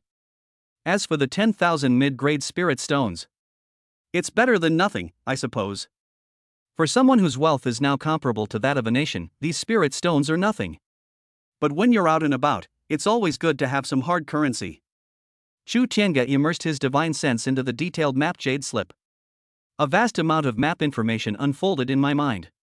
Mountains and rivers, cities and sects, are densely packed and meticulously marked. He quickly located the city of Qingshi and the route to Tianshu City. The map shows that Tianshu City is located northeast of Qingshi City, about 150,000 li away. The journey involves crossing several mountain ranges and a swampy area called Luyuns. The map also specifically marks that high-level demonic beasts can be found in the Black Wind Mountains and Falling Cloud Marsh, and there may even be traces of nascent soul-stage demonic beasts. Ordinary cultivators need to travel in groups or take detours. Of course, none of this was a problem for Chu Tiange. With the route confirmed, Chu Tiange felt much more at ease. It seems we don't need to stay in Qingshi City for too long. We can set off for Tianshu City first thing tomorrow morning. He gathered his thoughts and walked to the bedside. Chu Linger was sleeping soundly, a satisfied smile on her face, as if she were having a sweet dream. Chu Tiange leaned down and gently kissed her forehead. Then, he walked to the window and sat down cross-legged again. Chapter 21, Staying at the Inn. Telling the little one the story of Pangu creating the world. The next morning, Chu Tiange was awakened by the sunlight streaming through the window. He opened his eyes, and his divine senses habitually swept over his sleeping daughter on the small bed next to him. Chu Linger slept soundly, a sweet smile on her face, as if she was still savoring the dream about the cloud and the little rabbit from last night. Chu Tiange got up and got out of bed to stretch his muscles. The inn's beds were fairly soft, but he was already used to sleeping outdoors or using meditation instead of sleeping. If it weren't for taking care of his daughter, he wouldn't need such mundane pleasures at all. He walked to the window and opened it. The city of Qingshi was beginning to awaken in the early morning. As more pedestrians appeared on the street, the shouts of breakfast vendors and the sound of wheels rolling over the bluestone slabs mingled together, creating a lively and bustling atmosphere. This long-lost liveliness made him feel somewhat dazed. It's also somewhat novel. Ugh. Daddy. The soft, sweet murmurs of her daughter came from the bed. Chu Tiange turned around and saw that Chu Linger had already sat up, rubbing her eyes, and was reaching out her little hands for a hug. Wake up, my little sleepyhead. Chu Tiange walked over and hugged her daughter. The little one immediately snuggled into his arms, rested his head on his shoulder, and continued yawning. Gurgle. The familiar rumbling of a stomach rang out. Chu Tiange chuckled. Are you hungry? Dad will make you something delicious right away. He carried his daughter and sat down at the table. With a thought, several items flew out of the storage bracelet. A small bag of golden rice grains emitting a faint fragrance is the Millennium Spirit rice obtained by signing in. A piece of pink, jade-like beast meat was a Tier 3 monster jade horned pig tenderloin that was a sign-in reward. There is also a small alchemy furnace. He skillfully drew in a small stream of spiritual spring water and poured it into the alchemy furnace. Then add the spirit grain and the jade horn pork cut into small pieces. A gentle flame flicked from my fingertip, and the simmering process began. At the same time, his divine sense subtly controlled the temperature of the fire and the circulation of spiritual energy within the furnace. Soon, a rich and enticing aroma wafted from the alchemy furnace. The aroma contained pure spiritual energy and the natural fragrance of the food, making one's mouth water. Chu Linger sniffed hard with her little nose, her eyes instantly lit up, staring at the alchemy furnace, her mouth almost watering. Greedy cat. Chu Tiange smiled and gently pinched her little nose. He extinguished the flames and opened the alchemy furnace. Inside was a bowl of golden yellow, fragrant lingu meat porridge. The rice grains are plump, the meat is delicate, and it exudes a wonderful aroma. He used his magic to adjust the temperature of the porridge to the perfect temperature for eating, scooped out a small spoonful, blew on it, and carefully brought it to his daughter's lips. Come on, Linger, try the new baby food Daddy made. Chu Linger opened her small mouth and took a big gulp. Her little face immediately scrunched up, as if she were savoring the moment. Immediately, her eyes curved into crescent moons, and she excitedly kicked her little hands and feet. Okay, 7. She called out indistinctly, her little mouth urging her on. Eat slowly, no rush. Chu Tiange patiently fed him spoonful by spoonful. Seeing his daughter eating so happily filled him with a sense of accomplishment. These top-notch culinary skills were definitely worth learning. After feeding her daughter, Chu Tiange also casually ate some of the spiritual fruit she had obtained from signing in. Then, holding the contented and drowsy Chu Linger, he paced around the room. Linger, shall I tell you a story? He looked at his daughter yawning in his arms and said softly. Although he knew she might not understand, this seemed to have become one of his habits in coaxing the baby. Ah! Chu Linger seemed to react to the word story, and her eyes opened a little wider. Long, long ago, before heaven and earth were separated, the whole world was a chaotic mess. Chu Tiange thought for a moment and decided to tell her a cultivation version of Pango creating the world. Of course, the content will definitely need to be modified a bit. Then, there was a super powerful giant, named, well, let's call him, the creator ancestor. He slept for a very, very long time, so long that he even forgot about time. As he spoke, he conjured up blurry images using his divine sense. A towering giant slept in chaos. One day, the creator ancestor awoke. He felt the chaos was too stifling and uncomfortable. So, he stretched. Chu Tiange gestured the actions. With a loud bang, he shattered the chaos with a single punch. In the illusion, the giant throws a punch, and chaos shatters. The lighter air rose up and became the sky. The heavier things sank down and became the earth. The pure air rises, the turbid air sinks, and the scene of heaven and earth separating slowly unfolds. The Creator was afraid that the heavens and the earth would merge again, so he used his own body to support the heavens and stand on the earth. The heavens rose 1 zhang approximately 3.3 meters every day, the earth thickened 1 zhang approximately 3.3 meters every day, and his body also grew 1 zhang approximately 3.3 meters taller every day. The image of a giant supporting the sky and the earth appears, carrying a sense of vastness and antiquity. And so, 18,000 years passed. The sky grew incredibly high, and the earth grew incredibly thick. The creator ancestor was also exhausted. His breath became wind and clouds. His voice became thunder. His eyes became the sun and the moon. Chu Tiange's voice was very soft, with a hint of mystery. The illusions also changed accordingly: sun, moon, stars, wind, rain, thunder, lightning, mountains, rivers, plants, birds, and beasts. A vibrant world gradually unfolded before Chu Linger's eyes. Chu Linger initially looked at the illusions with curiosity. But as I listened, my eyelids grew heavier and heavier. Finally, amidst the magnificent vision of the creator ancestor transforming into all things, her little head tilted to the side, and she drifted off to sleep. Chu Tiange looked at her daughter's peaceful sleeping face and smiled slightly. The story is over. My daughter is asleep too. Perfect. He carefully put his daughter back on the bed and covered her with the blanket. Chapter 22. Another fool has set their sights on my daughter. Chu Linger woke up from her afternoon nap feeling exceptionally refreshed. She crawled around on the bed, babbling and playing happily with the little rabbit that Chu Tiange had conjured from clouds. Looking at her daughter's lively and adorable appearance, Chu Tiange thought to herself that staying in the inn room all the time wasn't a good idea. I just arrived in the city yesterday and haven't had a proper chance to explore yet. Moreover, he also needs to buy some things. For example, some local clothing made him and Linger look less like outsiders. Although he doesn't care about trouble, it's always better to have less trouble. Linger, how about Daddy takes you out to buy some nice things? Chu Tiange picked up her daughter and gently pinched her little nose. Well. Chu Linger seemed to understand that it was good stuff, and clapped her hands excitedly. Chu Tiange changed her into a soft and comfortable light pink jacket with its own temperature-regulating array, warm in winter and cool in summer, that she had gotten from signing in, and then wiped her little face and hands with a clean cloth. Everything is in order. He carried his beautifully sculpted daughter as he walked out of the Uli Inn. Once again, I found myself on the bustling street. Having learned from yesterday's experience, Chu Tiange paid even closer attention to her surroundings this time. He used the breath concealment technique to perfectly conceal his aura, making him look like an ordinary person with no cultivation. Of course, the essence of the ultimate power cannot be completely concealed, it's just that without active investigation, it's difficult to detect any anomalies. He held his daughter and strolled leisurely down the street. First, I went to a bookstore that looked quite large. The bookstore mainly sells ordinary books, including classics, historical texts, philosophical works, and vernacular novels.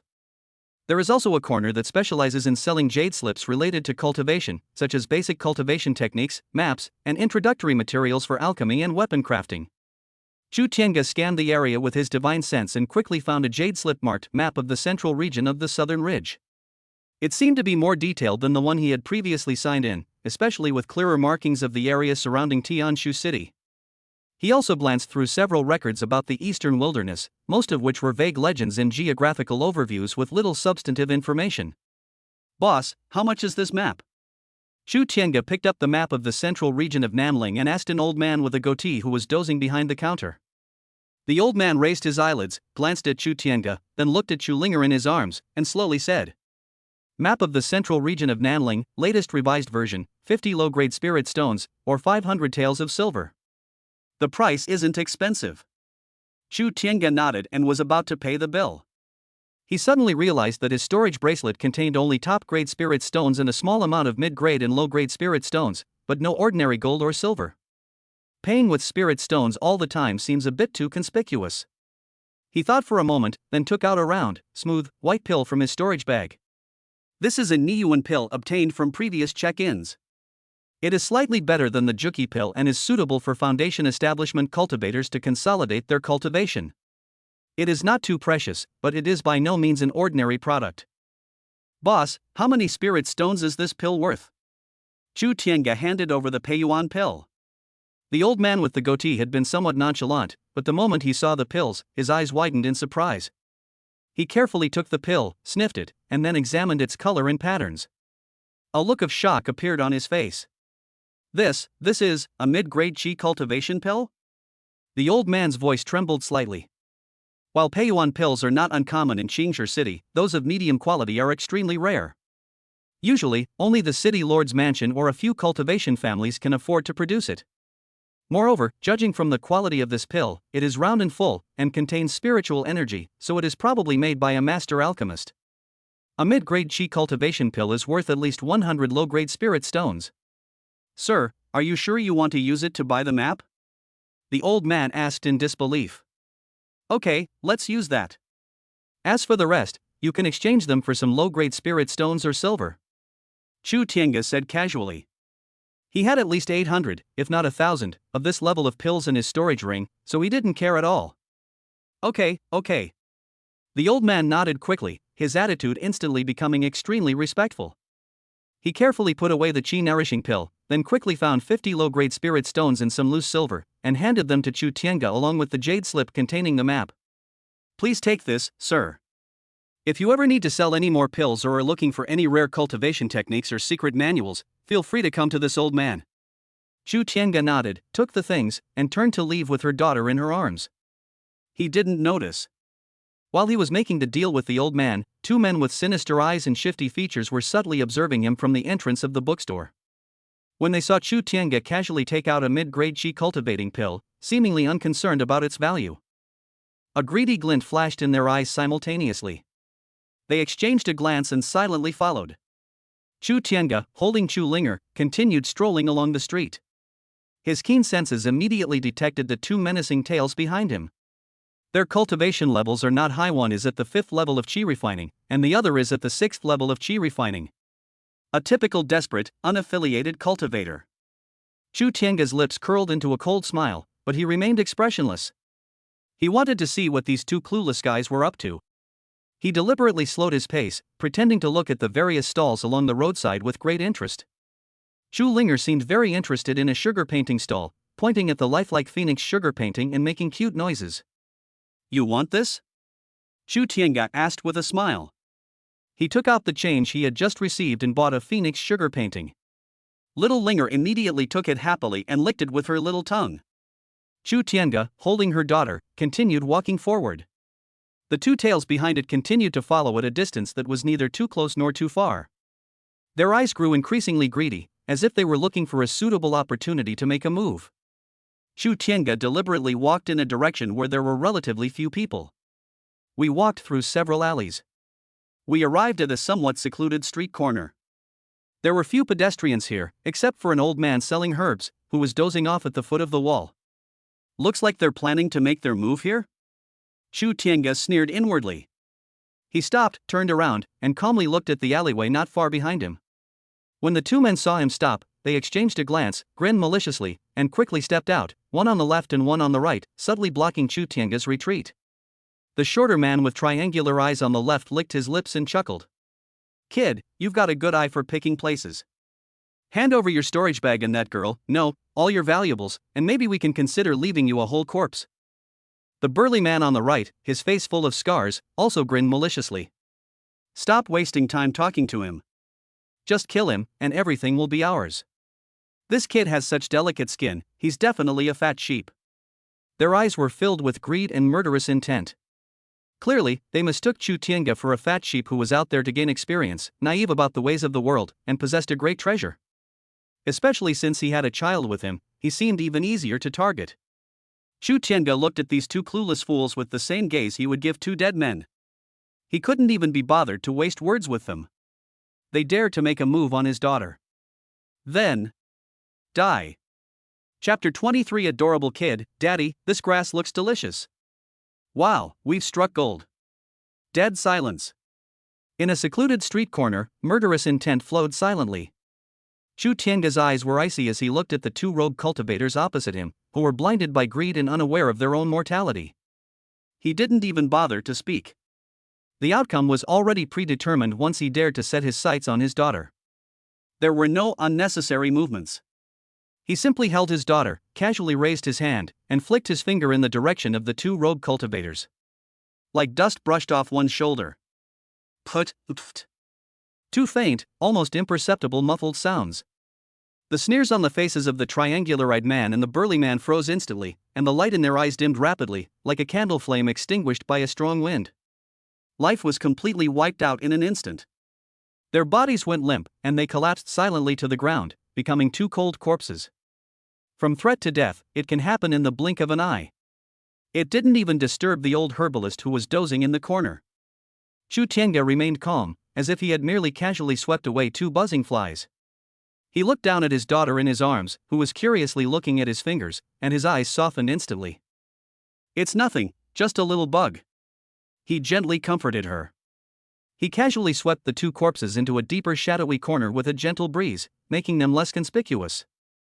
After this experience, he felt even more strongly that Qingshi City was a mixed bag and not a place to stay for long. The Lin family and these rogue cultivators who dared to take risks for a little profit made him feel somewhat irritated. It would be best to leave as soon as possible with Linger. However, I couldn't go back on my promise to take my daughter out for a stroll. Moreover, he wanted to find a place with a slightly richer spiritual energy before leaving to complete his sign-in for the day. Having made up his mind, he picked up Chu Linger, turned around, and left the secluded street corner, heading towards the city gate. He didn't return to the inn, but went straight out of the east gate. Outside the city was a long stretch of grove of trees, the air fresh and fragrant with the scent of grass and trees, much better than inside the city. Ordinary people or low-level cultivators would occasionally come and go, chopping wood and gathering herbs, which gave the place a lively atmosphere. Chu Tiange, carrying her daughter, strolled into the depths of the forest. He found a sunny clearing in the woods near a babbling brook. He placed Chu Linger on a large blue stone covered with soft animal hides and let her play by herself. He leaned against an ancient tree, closed his eyes to rest, but his spiritual senses quietly spread out, keeping watch on his surroundings. At first, Chu Linger was quite interested in playing with the little rabbit that Chu Tiange had conjured from the clouds. After playing for a while, I seemed to get bored. Her big, dark eyes began to explore everywhere. Suddenly, as if she had discovered something new, she pointed with her little finger to a crack in the stone next to the bluestone, which was covered by weeds and moss. "Oh! Oh!" She let out an excited cry, her small body leaning forward as she tried to reach for something in the crevice. Chu Tiange was drawn by her daughter's voice, opened her eyes, and looked in the direction her daughter was pointing. Beneath a few strands of moss in the cracks of the rocks, a faint, inconspicuous purple hue can be seen. He scanned it with his divine sense. His eyes narrowed slightly. It was a clump of grass with only 3 slender leaves, the edges of which had faint golden patterns. It was emanating an extremely pure and restrained spiritual energy, and also had a unique charm that could nourish the soul. Purple gold soul nourishing grass? Chu Tiange's heart stirred slightly, quite surprised. This is a rare earth-grade spiritual herb. I never expected it to grow in such an inconspicuous place. What I didn't expect was that I hadn't even noticed, but my little foodie daughter spotted it at a glance. This talent for treasure hunting is simply extraordinary. Linger is so great, she found something good for daddy again. Chu Tiange smiled and stepped forward to praise her daughter. He carefully parted the weeds and moss, and with a gentle strength gathered in his fingers, he dug out the clump of purple gold soul nourishing grass, roots and all, intact. The purple leaves shimmered with a pale golden halo in the sunlight, emitting a refreshing and unique fragrance. This unique fragrance, carried by the gentle breeze through the forest, quietly spread in all directions. Chu Tiange held the spirit herb in his palm and waved it in front of his daughter. Chu Linger looked at the spirit herb with sparkling eyes, her little mouth open, drool almost dripping out, clearly wanting to taste it. You can't just eat this. Chu Tiange was both amused and exasperated, and carefully put the spiritual herb into her storage bracelet. Just then, his expression shifted slightly. His keen senses detected that several auras were being drawn towards him from different directions by the fragrance of the purple gold soul nourishing grass. Among them were the savage aura of demonic beasts, and also, the hidden greedy gazes of human cultivators. It seems trouble is brewing again. Chapter 24. Where are you going, little monster? Take my protective divine light.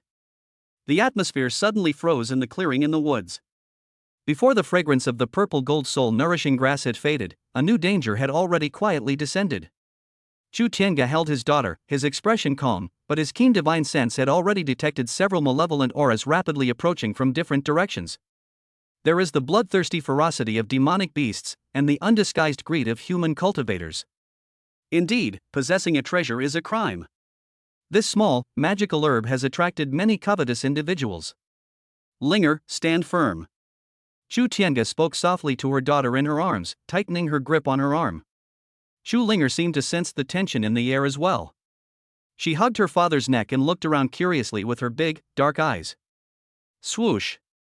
A swift, dark figure darted out from the dense forest on the west side. It was a black leopard, about the size of a calf, with glossy fur, bulging muscles, and a pair of eerie green vertical pupils that gleamed with a cold light. It is a common second-tier monster in the Black Wind Mountains, the shadow fiend leopard. They are known for their speed and stealth, have sharp claws and teeth, and are ferocious in nature. It was clearly attracted by the fragrance of the purple gold soul nourishing grass. Upon seeing Chu Tiange and his daughter, it did not hesitate to regard them as prey. With a sudden burst of strength, it transformed into a blur and pounced straight at them. Almost simultaneously. Hee hee, kid, hand over the spirit herb. And the magic weapon on your daughter. Leave your belongings, and I'll spare your life. 3 sinister voices rang out from behind the trees on the east and south sides. 3 cultivators, dressed in different clothes but whose auras were all much stronger than the 2 rogue cultivators from before, stepped out. A tall, thin man holding a long banner with black mist swirling around it, was at the 9th level of chi refining. He was short, stout, and muscular, holding a broad axe. He was at the 8th level of chi refining. There was also an old man with a sinister face, wearing a gray robe, holding a compass-shaped magic artifact in his hand. He had the highest cultivation level, which was already at the early stage of foundation establishment. They were clearly attracted by the spiritual herb, or perhaps they had been lurking nearby and, seeing an opportunity, revealed themselves without hesitation, forming an encirclement. Their eyes were not only on the storage bag and the purple gold soul nourishing grass that Chu Tiange might possess, but even on the seemingly extraordinary little jacket worn by Chu Linger.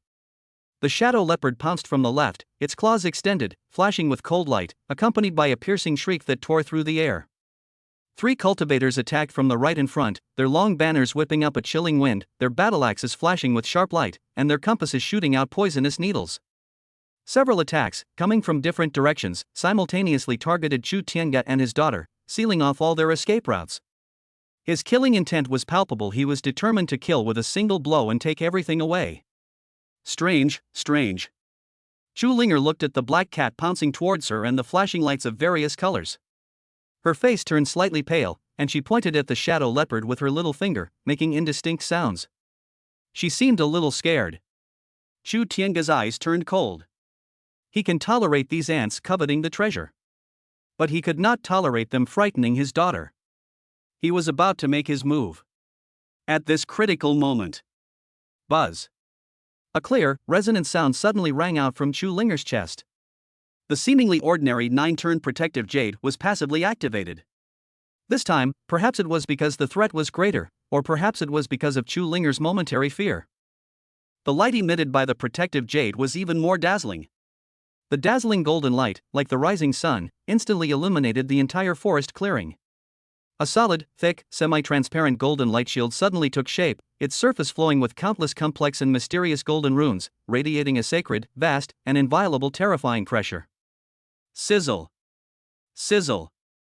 The shadow leopard's claws, sharp enough to tear through metal, gripped the golden light shield, producing a series of teeth-grinding scraping sounds, yet not even a trace of white mark was left. Instead, the force of the light's impact caused its claws to nearly crack, resulting in a painful roar. The attacks from the three cultivators were like a stone thrown into the sea. The eerie wind emanating from the long banner was purified by the golden light and vanished without a trace. The sharp edge of the axe struck the light shield and shattered inch by inch. The vicious flying needles shot by the old man couldn't even get close to the light barrier before being pulverized by the immense pressure. What is that? The tall, thin cultivator's expression changed drastically, and he almost dropped the long banner in his hand.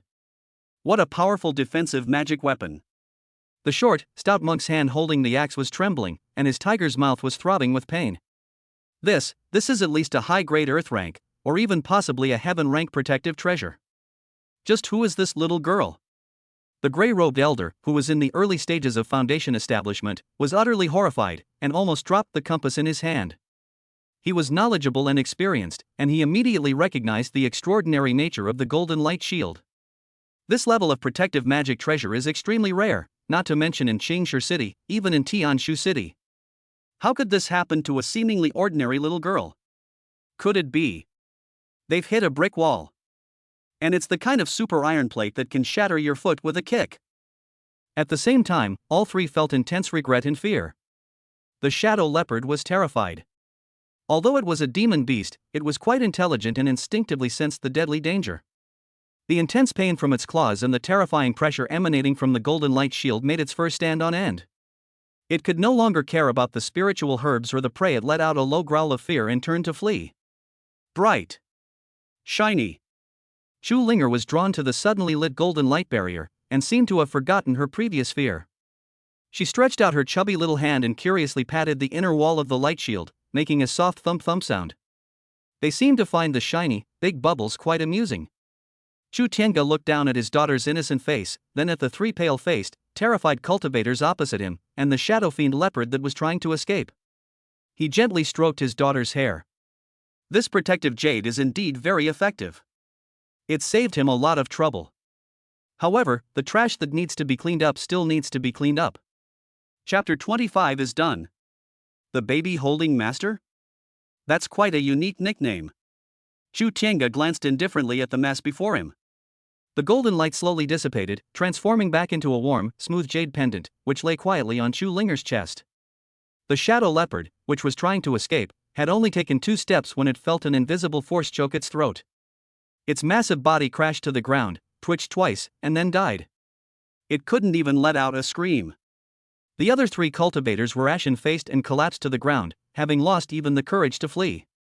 The gray-robed old man, in the early stages of Foundation establishment, had unfocused eyes and trembling lips, as if he wanted to say something. Chu Tiange did not give him a chance. He held his daughter in his arms, casually waving his free left hand forward. Like brushing away flying insects in front of your eyes. Puff. Puff. Puff. 3 soft, muffled thuds sounded almost simultaneously. The tall, thin cultivator, the short, stout cultivator, and the gray-robed old man all shuddered simultaneously, and the light in their eyes completely went out. He collapsed limply to the ground, following in the footsteps of the 2 rogue cultivators and the shadow leopard. The whole process was clean and efficient, without a trace of fuss. It was as if I had only done a trivial little thing. The forest clearing had returned to its deathly silence. Only a faint smell of blood and burned food lingered in the air. Sunlight filtered through the leaves, casting an eerie glow on the several cold corpses. He. Let's play. Chu Linger seemed completely unaware of what had just happened. She was still immersed in the novelty of the golden light shield appearing and disappearing, reaching out her little hands to grab her father's clothes, laughing happily. Chu Tiange looked down at her daughter's pure and innocent smiling face, and her eyes softened instantly. He reached out his finger and gently stroked his daughter's little nose. Yes, just now a bad guy tried to steal Linger's light, but Dad chased him away. He explained what had just happened in the simplest language. Although he knew his daughter couldn't understand, this seemed to have become a tacit understanding between them. He carried his daughter and walked to the bodies of the monks. A divine sense swept over it. He casually snatched the storage bags from their waists. I opened it and took a look. It mainly contained low-level spirit stones, pills, talismans, and a few basic cultivation manuals on jade slips. The selection was limited, and the quality was mediocre. All of that adds up to less than a fraction of what he earns from signing in for a day. However, even a small mosquito is still meat. Consider it a reward for your hard work cleaning up the trash. He picked out the useful items and stored them in his storage bracelet. Then, with a casual flick of his wrist, he burned the corpse and the useless debris to ashes. A gentle breeze blew by, and the ashes scattered, as if nothing had happened. Only the corpse of the shadow leopard remained. The pelts, claws, and inner cores of second-tier demonic beasts can still be worth a little money. Chu Tiange thought for a moment, then, too lazy to skin and dismember, simply burned it all away. After doing all this, he clapped his hands. It was as if they had just swept the yard. He held his daughter, turned around, and prepared to leave this place of trouble. Just as he was about to walk out of the open space, he paused slightly, his gaze seemingly casually sweeping over a particularly lush ancient tree not far away. Deep within the tree canopy, an extremely faint, almost imperceptible aura rippled slightly due to excessive tension. It was a young cultivator at the third level of chi refining, who seemed to be a herb gatherer from the neighborhood. He happened to be hiding in a tree and witnessed everything that had just happened. At this moment, he was tightly covering his mouth, trembling like a leaf, not daring to breathe, for fear of being discovered by Chu Tiange. Chu Tiange's lips curled up almost imperceptibly. They ignored it. They're nothing but ants. He has no interest in cleaning up anything unless it pops up in his way. He carried Chu Linger with unhurried steps, and his figure quickly disappeared at the end of the forest path. Until Chu Tiange's aura completely disappeared. The young herb gatherer on the ancient tree slid down as if he had collapsed from exhaustion, slumped to the ground, his face ashen, his clothes soaked with cold sweat. That's terrifying. He muttered to himself, his eyes filled with extreme fear and awe. With a flick of the finger, one can kill a foundation establishment cultivator. With a wave of the hand, one can annihilate a demon. The young man was holding a beautifully sculpted little girl who looked harmless, yet his methods were so ruthless and terrifying. The golden divine light that suddenly erupted from the girl was almost like a miracle. The venerable one who was holding a baby? The herb gatherer subconsciously came up with this term. He dared not linger there and scrambled back to Qingshi City. Soon, a rumor about the baby-holding venerable began to quietly circulate among the lower-level cultivators and independent cultivators in Qingshi City. Some say he is a reclusive master who lives a carefree life in the mortal world, and that the person he is holding is his direct disciple or bloodline descendant. Some say he was a ruthless and decisive demonic master, and that girl was his concubine or a special vessel. Some say that the girl herself is a human-shaped treasure, possessing great fortune, attracting countless covetous eyes, and that the young man is merely her protector. Opinions vary, and no consensus can be reached. But regardless of the version, the mysterious man holding the baby is portrayed as someone of unfathomable strength and someone not to be trifled with. The title, "The Baby Holding Venerable," spread far and wide, even overshadowing Chu Tiange's killing spree at the inn's entrance yesterday. Of course, Chu Tiange, who had long since passed away, was unaware of all this. At this moment, he was holding the sleeping Chu Linger, using the close at hand, far-away divine power to transform into a stream of light and speed towards Tianshu City in the northeast.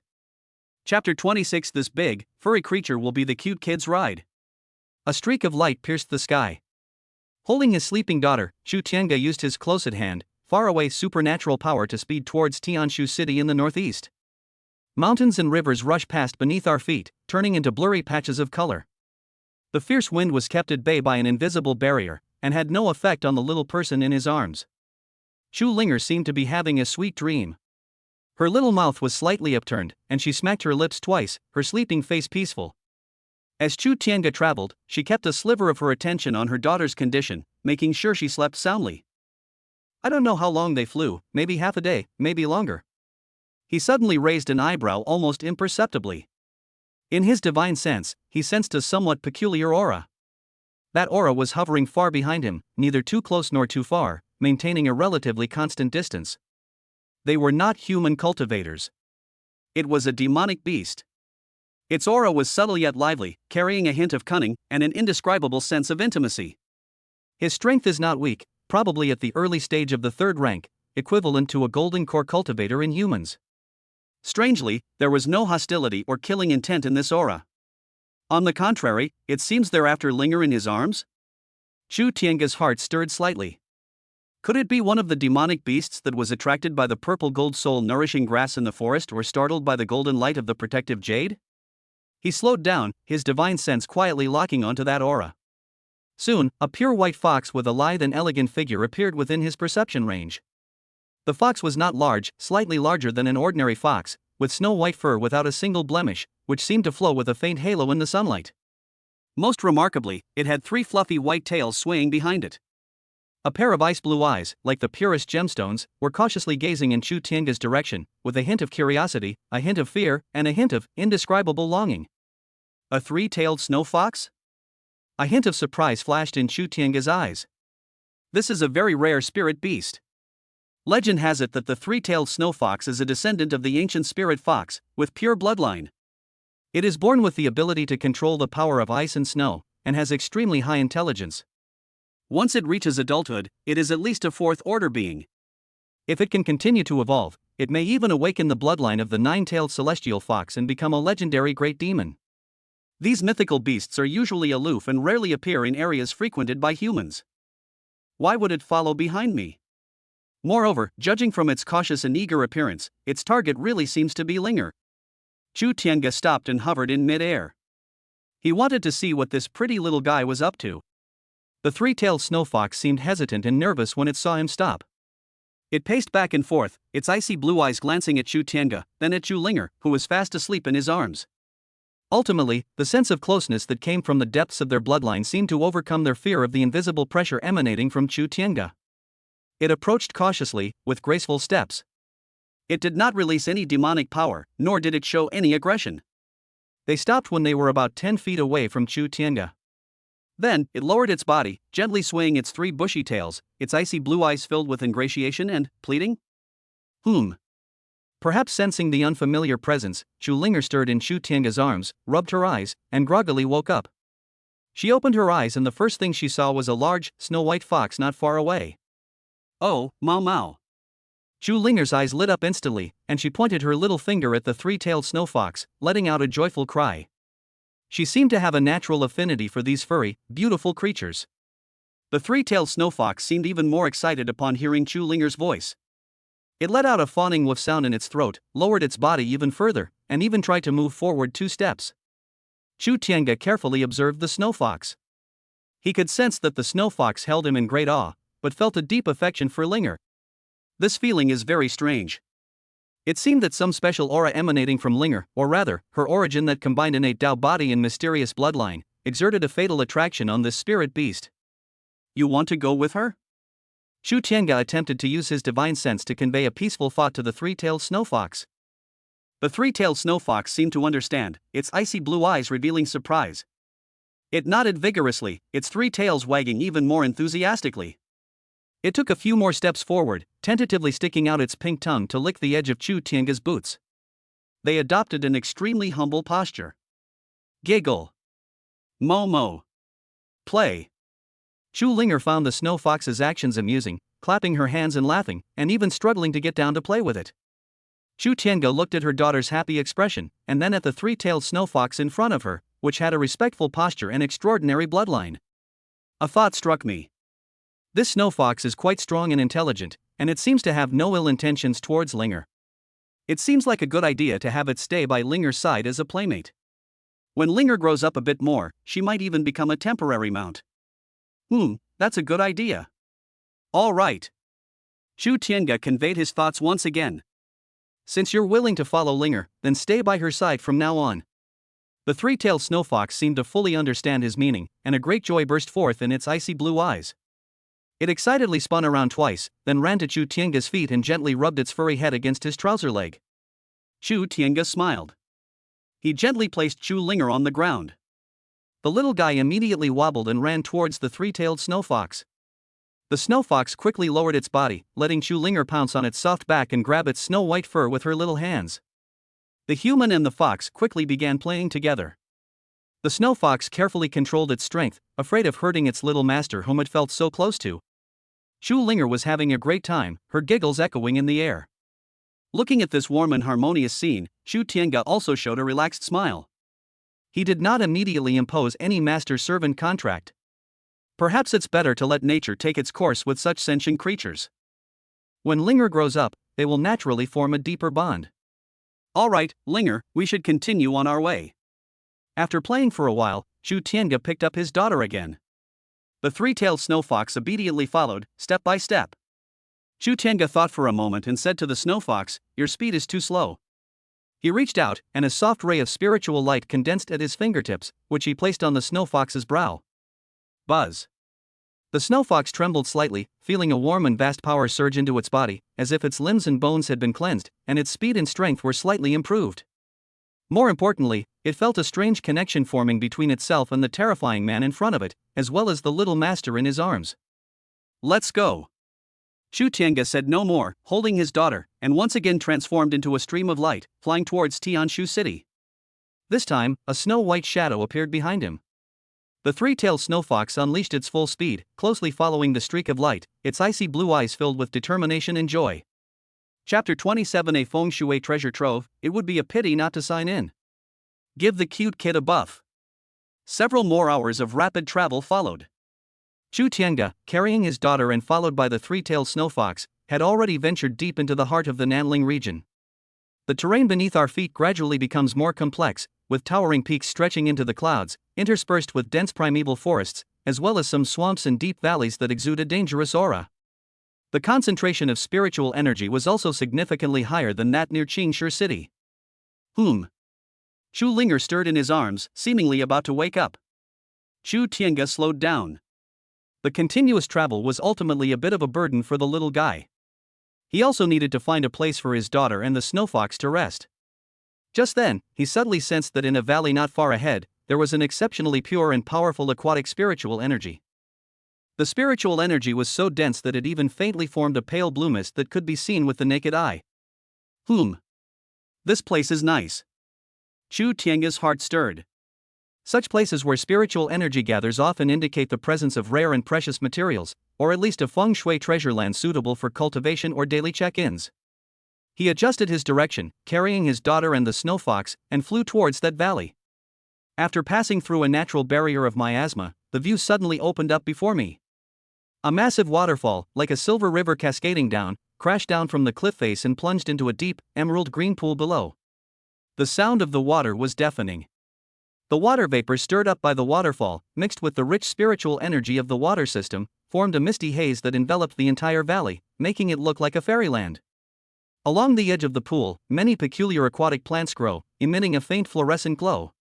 The air is fresh and moist, just taking a breath makes you feel refreshed. Wow! Water! So much water! Chu Linger fully woke up and clapped her hands excitedly when she saw the magnificent waterfall in front of her. The three-tailed snow fox seemed to really like the environment here. It gracefully walked to the edge of the cold pool, its icy blue eyes curiously observing the strange little fish swimming in the water, shimmering with silver light, and it made a comfortable gurgling sound in its throat. It is indeed a good place. Chu Tiange nodded in satisfaction. This place is full of spiritual energy and has a secluded environment, making it perfect for rest. Moreover, such a special location absolutely meets the system's conditions for special location check-in. We can't waste it. He carried his daughter and sat down on a smooth, large rock by the pool. Linger, you and Mama play here for a while, Daddy has something to do. He placed his daughter next to the snow fox. The little guy immediately cheered and pounced on the snow fox's soft back. The snow fox cooperated by lowering its body and letting its little master ride it, carefully moving around in the shallow water area by the pool. Every now and then, it would stick out its tongue to lick its little master's cheek, making Chu Linger giggle. Chu Tiange smiled slightly as he watched the scene. He withdrew his gaze and silently recited in his mind. System, check in here. Ding, the host's current location has been detected as Azure Cold Pool, meeting the special location check-in requirements. Checking in. Check-in successful. Congratulations, host, you have received a sign-in reward, 1 drop of myriad year profound ice marrow. Congratulations, host, you have received a sign and reward, 3 Spirit Beast Awakening Pills. Congratulations, host, you have received a sign and reward, Water Release Technique Beginner's Guide. Mysterious Ice Marrow of 10,000 Years. Chu Tianga's eyes lit up. This is good stuff. It is a rare treasure of heaven and earth that can only be formed in the core of an ancient glacier in an extremely cold place. It contains the purest and most pristine power of the icy origin. It can not only be used to refine high-level magic weapons and pills, but also directly absorb and refine them to cleanse the physical body and improve cultivation. It is especially precious to water and ice attribute cultivators. Although it did not improve his cultivation level at the extreme of power. But, it would be perfect for Linger. Linger inherited his innate Tao body, and may also have mysterious bloodline from her mother's side, making her physique extraordinary. If we can use this 10,000-year-old profound ice marrow to temper her body from a young age and lay the most solid foundation, her future achievements will be limitless. Spirit Beast Enlightenment Pill. This is just the right time. A pill specifically designed to awaken the intelligence of spirit beasts and enhance their comprehension. This 3-tailed snow fox is already quite intelligent. If it takes this pill, it will likely be able to understand human speech more quickly, making it easier to communicate with Linger. As for Water Escape Technique, a supernatural ability that utilizes the power of water for rapid movement or concealment. For him, it was icing on the cake. Having more options is always a good thing. The rewards for this sign and event were very timely and useful. Chu Tianga was in a very pleasant mood. With a thought, a small, crystal-clear jade bottle, radiating a chilling aura, appeared in his hand.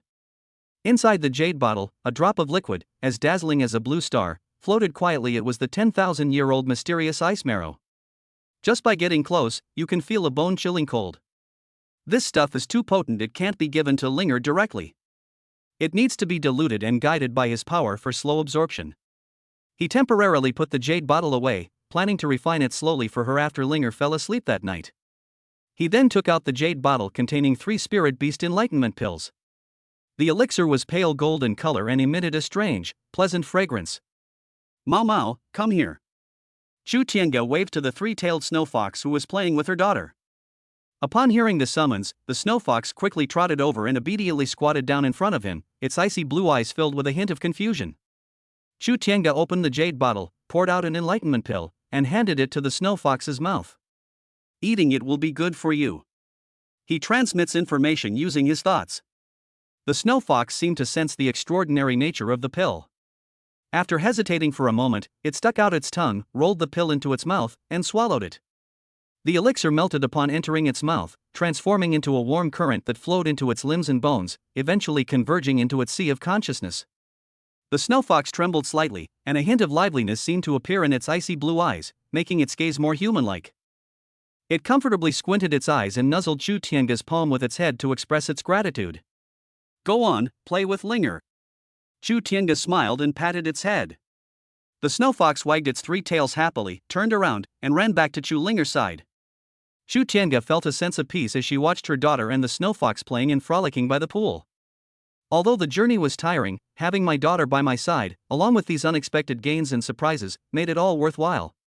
He decided to stay in this clear, cold pool for another half day. Let my daughter and the snow fox rest and play for a while. This also gives me a good opportunity to study my newly acquired water release technique, and by the way, enjoy this rare, leisurely afternoon. Chapter 28. I heard there's an auction? Let's go see if there's any news about my wife. The afternoon sun shone through the thin mist, casting a warm glow on the bluestone by the pool. Chu Linger was no longer satisfied with just playing on the snow fox's back. At this moment, she was barefoot, stepping on the warm pebbles by the pool, giggling as she chased after the silver fish being teased by the snow fox's tail. After taking the enlightenment pill, the 3-tailed snow fox seemed to become more human-like. Its icy blue eyes sparkled with intelligence, and its movements were laced with a mix of cunning and doting. It carefully played with its little master, occasionally splashing water with its bushy tail, which made Chu Linger scream and laugh as clear as silver bells. Chu Tianga sat leaning against a large tree not far away, watching this scene with a faint smile on his lips. This half-day rest was truly pleasant. The valley was full of spiritual energy and had beautiful scenery. My daughter had a great time, and her new pet was quite well behaved. If it weren't for the fact that he was still preoccupied with finding the mother of his child, he would have almost been lost in this brief moment of tranquility. He took out the jade slip containing the map of the central regions of Nanling that he had purchased from the Qingshi City bookstore from his storage bracelet. He immersed his divine senses in it, carefully planning the next steps. The map was much more detailed than the fragments obtained from previous check-ins. It not only marked the mountains and rivers, but also mentioned the major cultivation cities, sects, dangerous places, and secret realms. Tianshu City is located in the core area of the central region of the Nanling Mountains, tens of thousands of miles away from here. On the map, Tianshu City is depicted as extremely prosperous, one of the major cultivation hubs in the southern ridge, jointly controlled by several powerful sects, with thriving commerce and a large number of cultivators. Tianshu City. Tianji Pavilion. Chu Tianga's gaze fell on the description of a special mark in Tianshu City on the map. The Heavenly Mystery Pavilion is a mysterious organization spread across the major cities of the Xinjiang continent, renowned for collecting and selling various intelligence and rare treasures.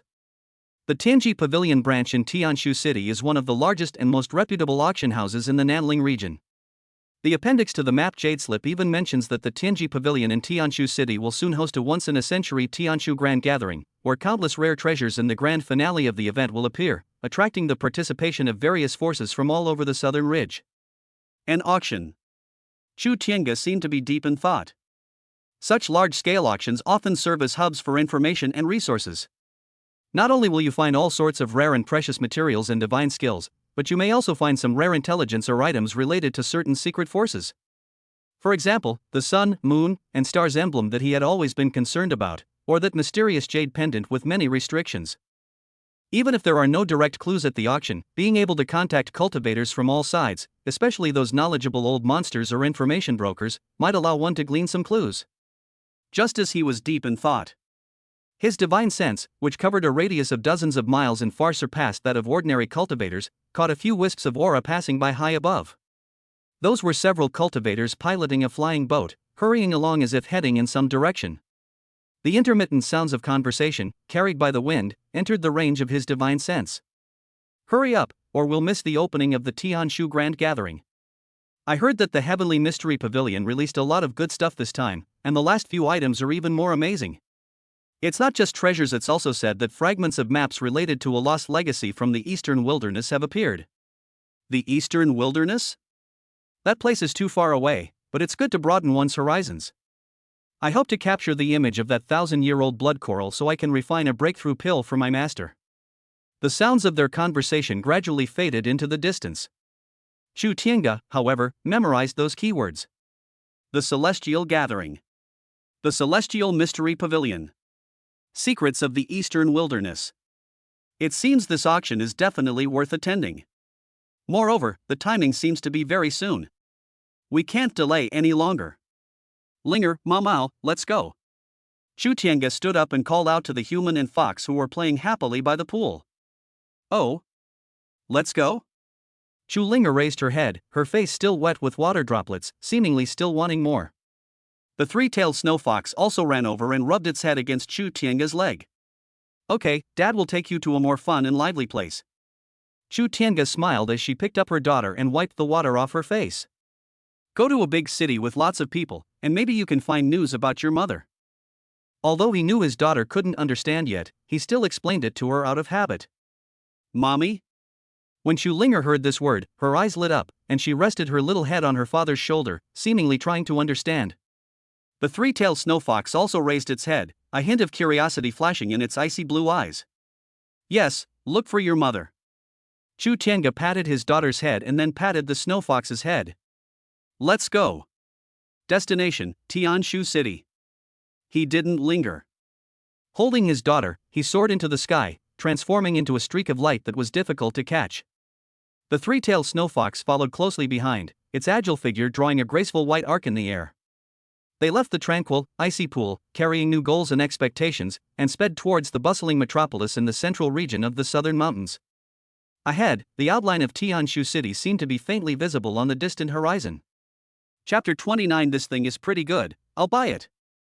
What? You think my offer is too high?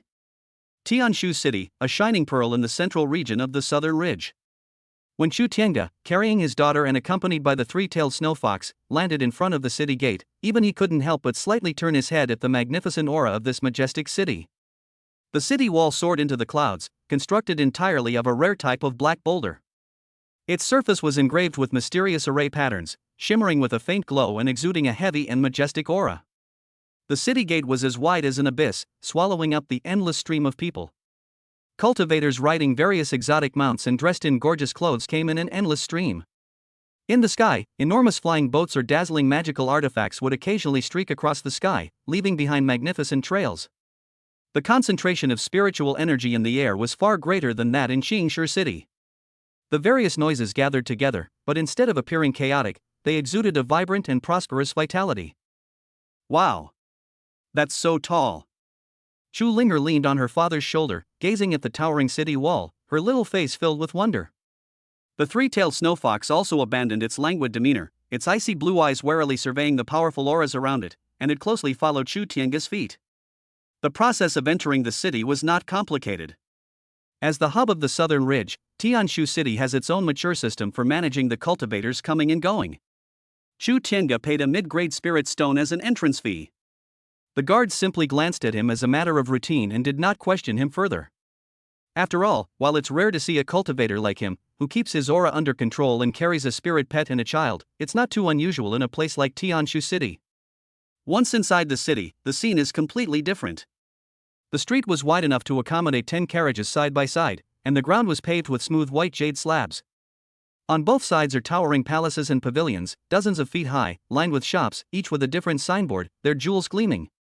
Pedestrians thronged the streets, and the lowest level of cultivation seemed to be at the late stage of qi refining. Foundation establishment cultivators were everywhere, and one could even occasionally sense the aura of a golden core stage expert. Holding her daughter and accompanied by the snow fox, Chu Tiange mingled in the crowd, not in a hurry to find a place to stay. As he walked, he used his divine sense to inquire about the exact location and time of the Heavenly Mystery Pavilion and the Heavenly Pivot gathering from the cultivators along the roadside. He soon received definite news. The Tianshu Grand Auction, hosted by the Tianji Pavilion, is a small auction held every 3 years and a large auction held every century. This year marks the centennial of the auction, with unprecedented scale, and the venue is the magnificent Tianji Baolu in the heart of the city. The auction officially begins this afternoon and will last for 3 days. The timing is perfect. Chu Tiange thought to himself.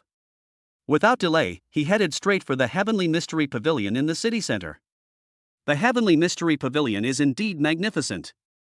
The entire pavilion was 100 feet tall, constructed entirely of some unknown golden spirit wood, and covered with a powerful protective array that exuded a strong aura.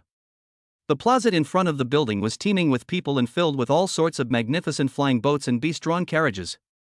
At the entrance, several Tianji Pavilion guards, dressed in uniform and exuding a calm demeanor, were checking the invitations or identification documents of those entering. Chu Tiange did not receive an invitation. He carried his daughter and walked directly to the entrance. A middle-aged cultivator who appeared to be in charge stepped forward, his gaze sweeping over him, Chu Linger, and the snow fox. His brows furrowed almost imperceptibly, but he still politely asked, "Fellow Taoist, please show me your invitation." "No," Chu Tiange said calmly. The manager looked somewhat embarrassed. "I'm sorry, fellow Taoist, the Heavenly Pivot Gathering is a once-in-a-century event. Those who do not hold an invitation or pay a deposit of 10 high-grade spirit stones are not allowed to enter. 10 high-grade spirit stones are a considerable sum for an ordinary golden core cultivator. This is clearly a method used by Tianji Pavilion to screen participants' financial resources." Some cultivators who were about to enter the venue looked over with amusement upon hearing this. They seemed to want to see how this young man, who was holding a baby and accompanied by a fox, would handle the situation. Chu Tiange's expression remained unchanged.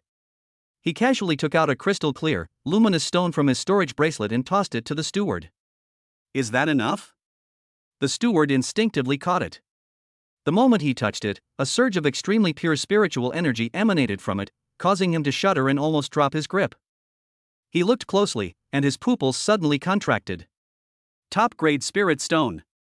It turned out to be a top-grade spirit stone.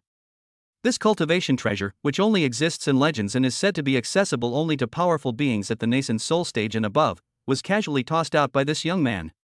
Moreover, all for a mere deposit of 10 high-grade spirit stones? The manager's heart pounded wildly, and his gaze towards Chu Tiange instantly changed.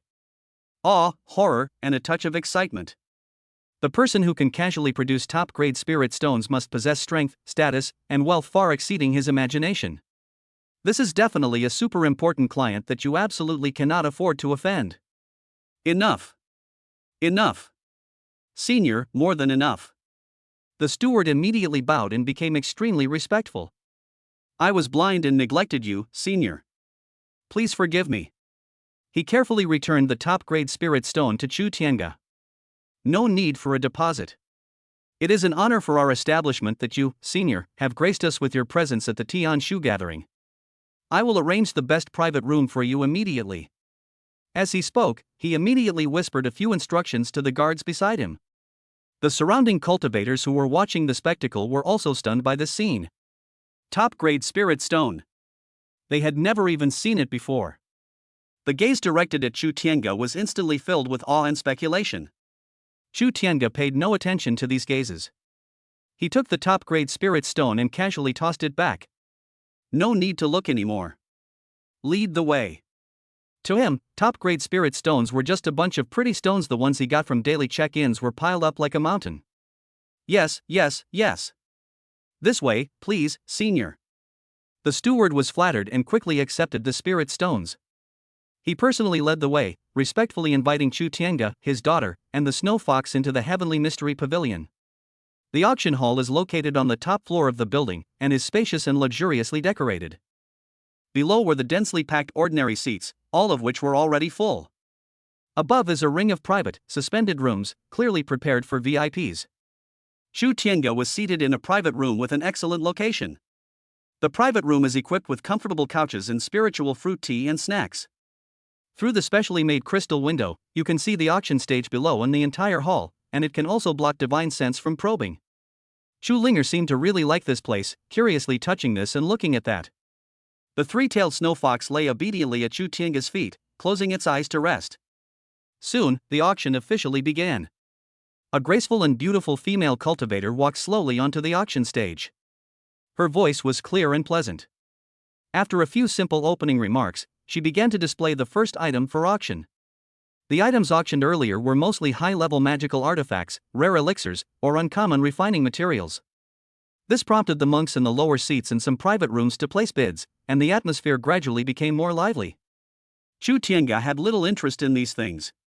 He only glanced at it occasionally, his attention mostly focused on his daughter. Until the 10th item was presented. It was a fist-sized, pure white jade stone that emitted a gentle fluctuation of soul power. This item is called soul-condensing jade marrow, a rare treasure formed deep within a jade vein thousands of feet underground, after 1,000 years of nurturing. That's what the beautiful auctioneer said. It contains pure soul essence, which can not only nourish the soul and stabilize the realm, but also cleanse the soul of impurities and enhance comprehension. It has miraculous effects on cultivators below the nascent soul stage. Starting bid, 500 high-grade spirit stones, with each bid increment not less than 10 high-grade spirit stones. Condensed soul jade marrow. Chu Tiange's eyes flickered slightly. This is a good product. This is perfect for Linger. Although its effects are not as potent as the myriad years of profound ice marrow, it is gentler and can be directly absorbed, which is of great benefit to Linger's current spiritual growth. 600 high-grade spirit stones. Someone immediately placed a bid below. 650. 700. The price climbed steadily and soon broke through 1,000 high-grade spirit stones. After all, treasures that can nourish the soul are always in high demand. 1,500 high-grade spirit stones. A slightly arrogant voice came from the private room not far away next door. This caused a small commotion. Raising the price by 500 at once clearly indicates a determination to win. It is Yang Dingtian, the young sect master of the Liang sect. People were whispering among themselves. They're really rich and powerful. The beautiful auctioneer's smile widened. Young Master Yang has bid 1,500 high-grade spirit stones. Is there anyone bidding higher? Just when everyone thought that the soul-condensing jade marrow would belong to the young master of the Blazing Sun sect, a calm voice came from the private room where Chu Tiange was. 3,000. The entire room fell silent for a moment. Everyone's gaze instinctively turned towards the private room where Chu Tiange was. It doubled directly. This is an incredibly extravagant gesture. The beautiful auctioneer was also taken aback, but then reacted, her eyes gleaming with excitement. This distinguished guest in the private room has bid 3,000 high-grade spirit stones. 3,000 high-grade spirit stones, do you have any more? 3,100. From the private room next door, the voice of Yang Dingtian, the young master of the Liang sect, rang out again, carrying a clear hint of displeasure and provocation. Chu Tiange didn't even frown. 5,000. Hiss. A collective gasp filled the hall. 5,000 high-grade spirit stones. This far exceeds the value of the soul-condensing jade marrow itself. This is practically throwing spirit stones at people. The private room next door fell silent. Clearly, even the young master of the Blazing Sun sect was stunned by this unconventional offer. Or rather, he was angry. Oof. Are you deliberately opposing my Blazing Sun sect? Yang Dingtian's cold voice came through, carrying a threatening tone. Chu Tiange ignored him. He simply spoke softly, facing the auction stage. Can we bring down the gavel now? The beautiful auctioneer glanced at the private room where Yang Dingtian was, and seeing that there was no more sound from there, she immediately realized what was happening. Suppressing her shock, she picked up the auction gavel. 5,000 high-grade spirit stones for the first time. 5,000 high-grade spirit stones for the second time. 5,000 high-grade spirit stones for the third time. Thump. Sold. Congratulations to the distinguished guest in this private room for obtaining the soul-condensing jade marrow. The beautiful auctioneer's voice carried a hint of excitement. This first mini-climax, fetching such an astronomical price, filled her with anticipation for the upcoming auctions.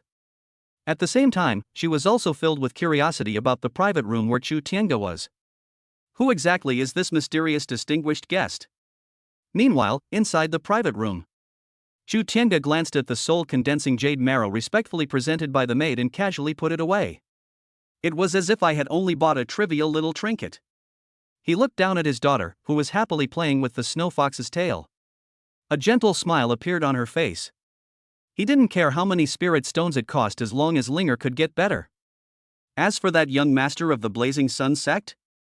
It's just the clamor of ants, there's no need to pay it any mind. Chapter 30, A Clue Found.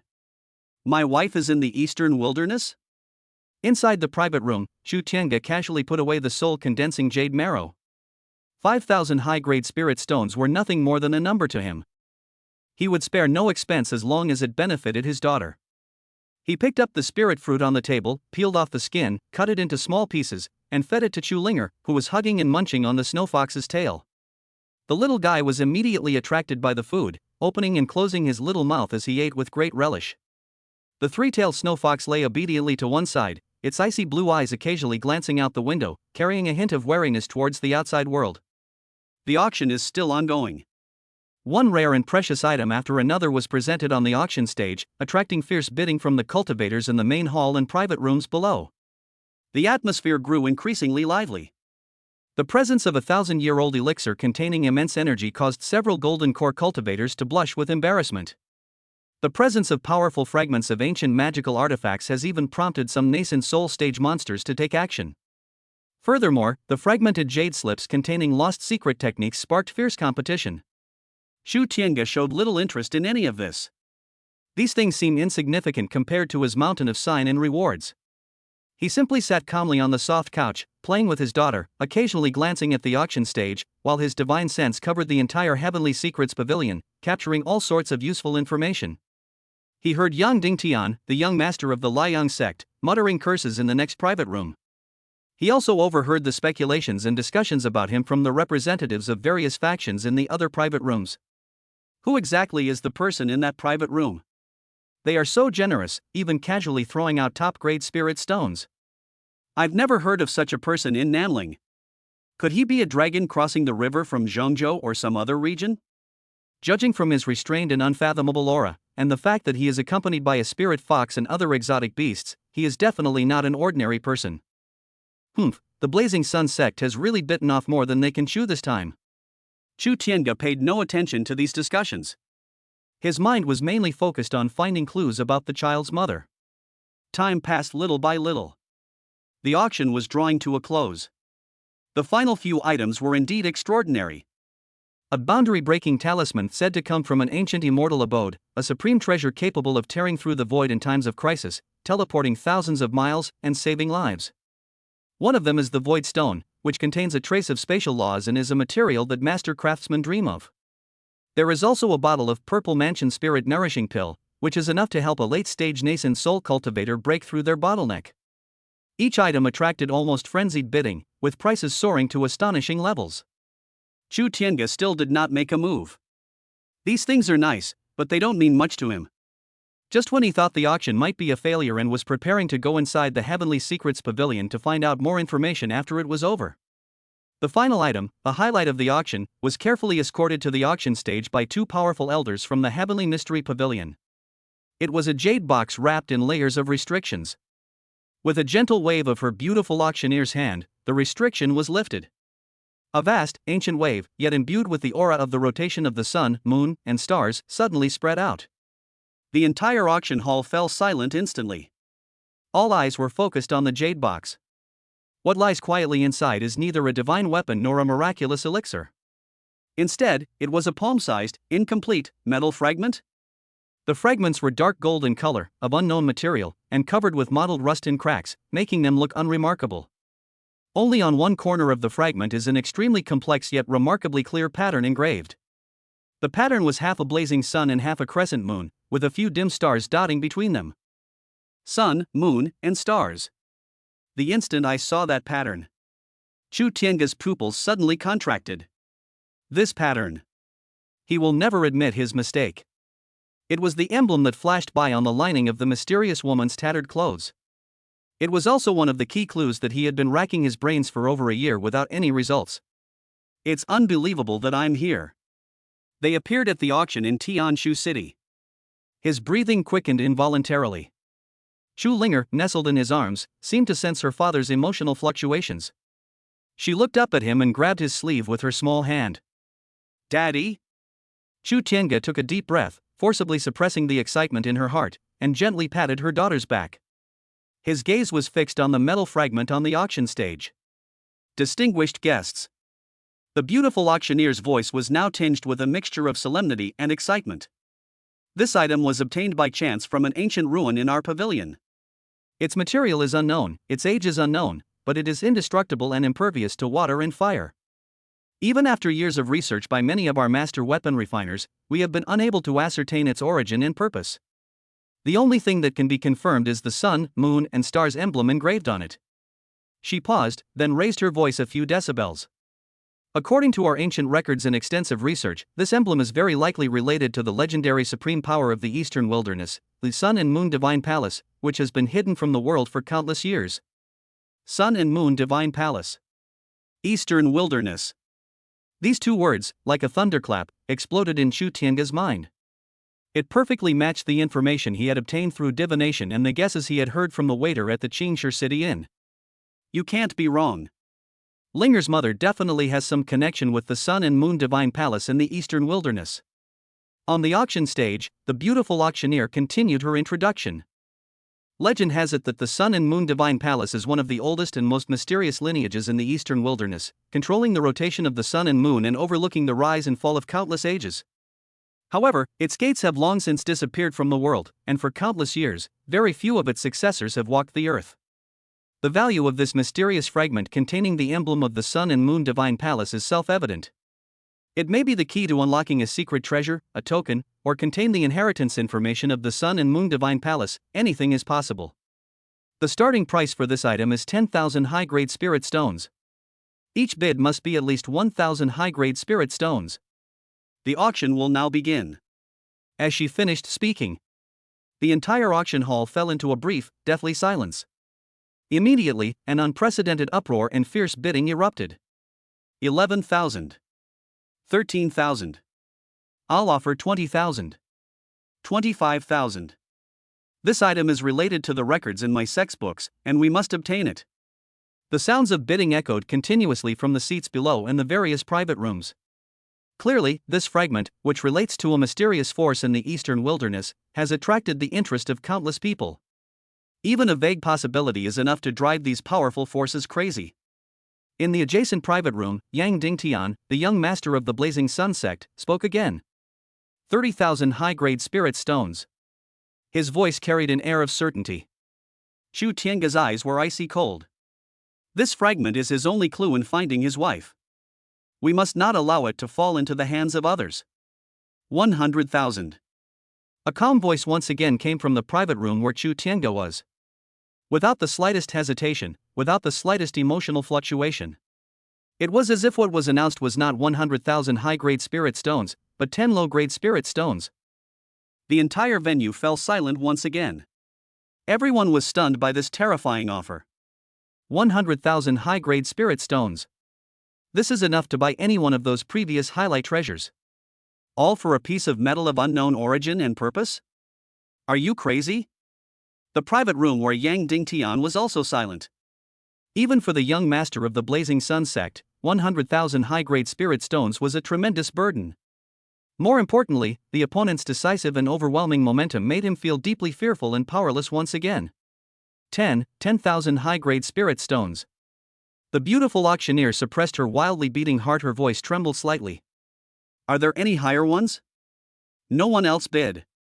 Everyone was completely stunned by the price and Chu Tiange's unfathomable wealth. 100,000 high-grade spirit stones for the first time. 10,000 high-grade spirit stones, second time. 10,000 high-grade spirit stones for the third time. Thump. Sold. Congratulations to our distinguished guest in this private room for acquiring this mysterious fragment containing clues to the Sun and Moon Divine Palace. The hammer fell silent. The dust has settled. A huge weight was finally lifted from Chu Tiange's heart. He watched as the maid respectfully carried the dark gold metal fragment into the private room once again. I picked it up carefully. It feels cold to the touch and has a heavy texture. The emblems of the sun, moon, and stars seem to emit a faint, strange fluctuation that only he could sense when touched by his fingertips. Eastern Wilderness. Sun and Moon Divine Palace. Wife. I am coming. Chapter 31 Sneaky, let's go out and have a chat. Outside the Tianji Baolu, the crowds were still surging. The aftershocks of the auction were still lingering, with many cultivators discussing the various treasures that had just appeared, especially the mysterious metal fragment that had ignited the entire venue, and the mysterious baby-holding venerable who had spent 100,000 high-grade spirit stones. Chu Tiange, carrying her daughter and followed by the three-tailed snow fox, calmly walked out of the treasure tower's main gate. He ignored the various gazes around him, filled with awe, curiosity, inquiry, and even greed.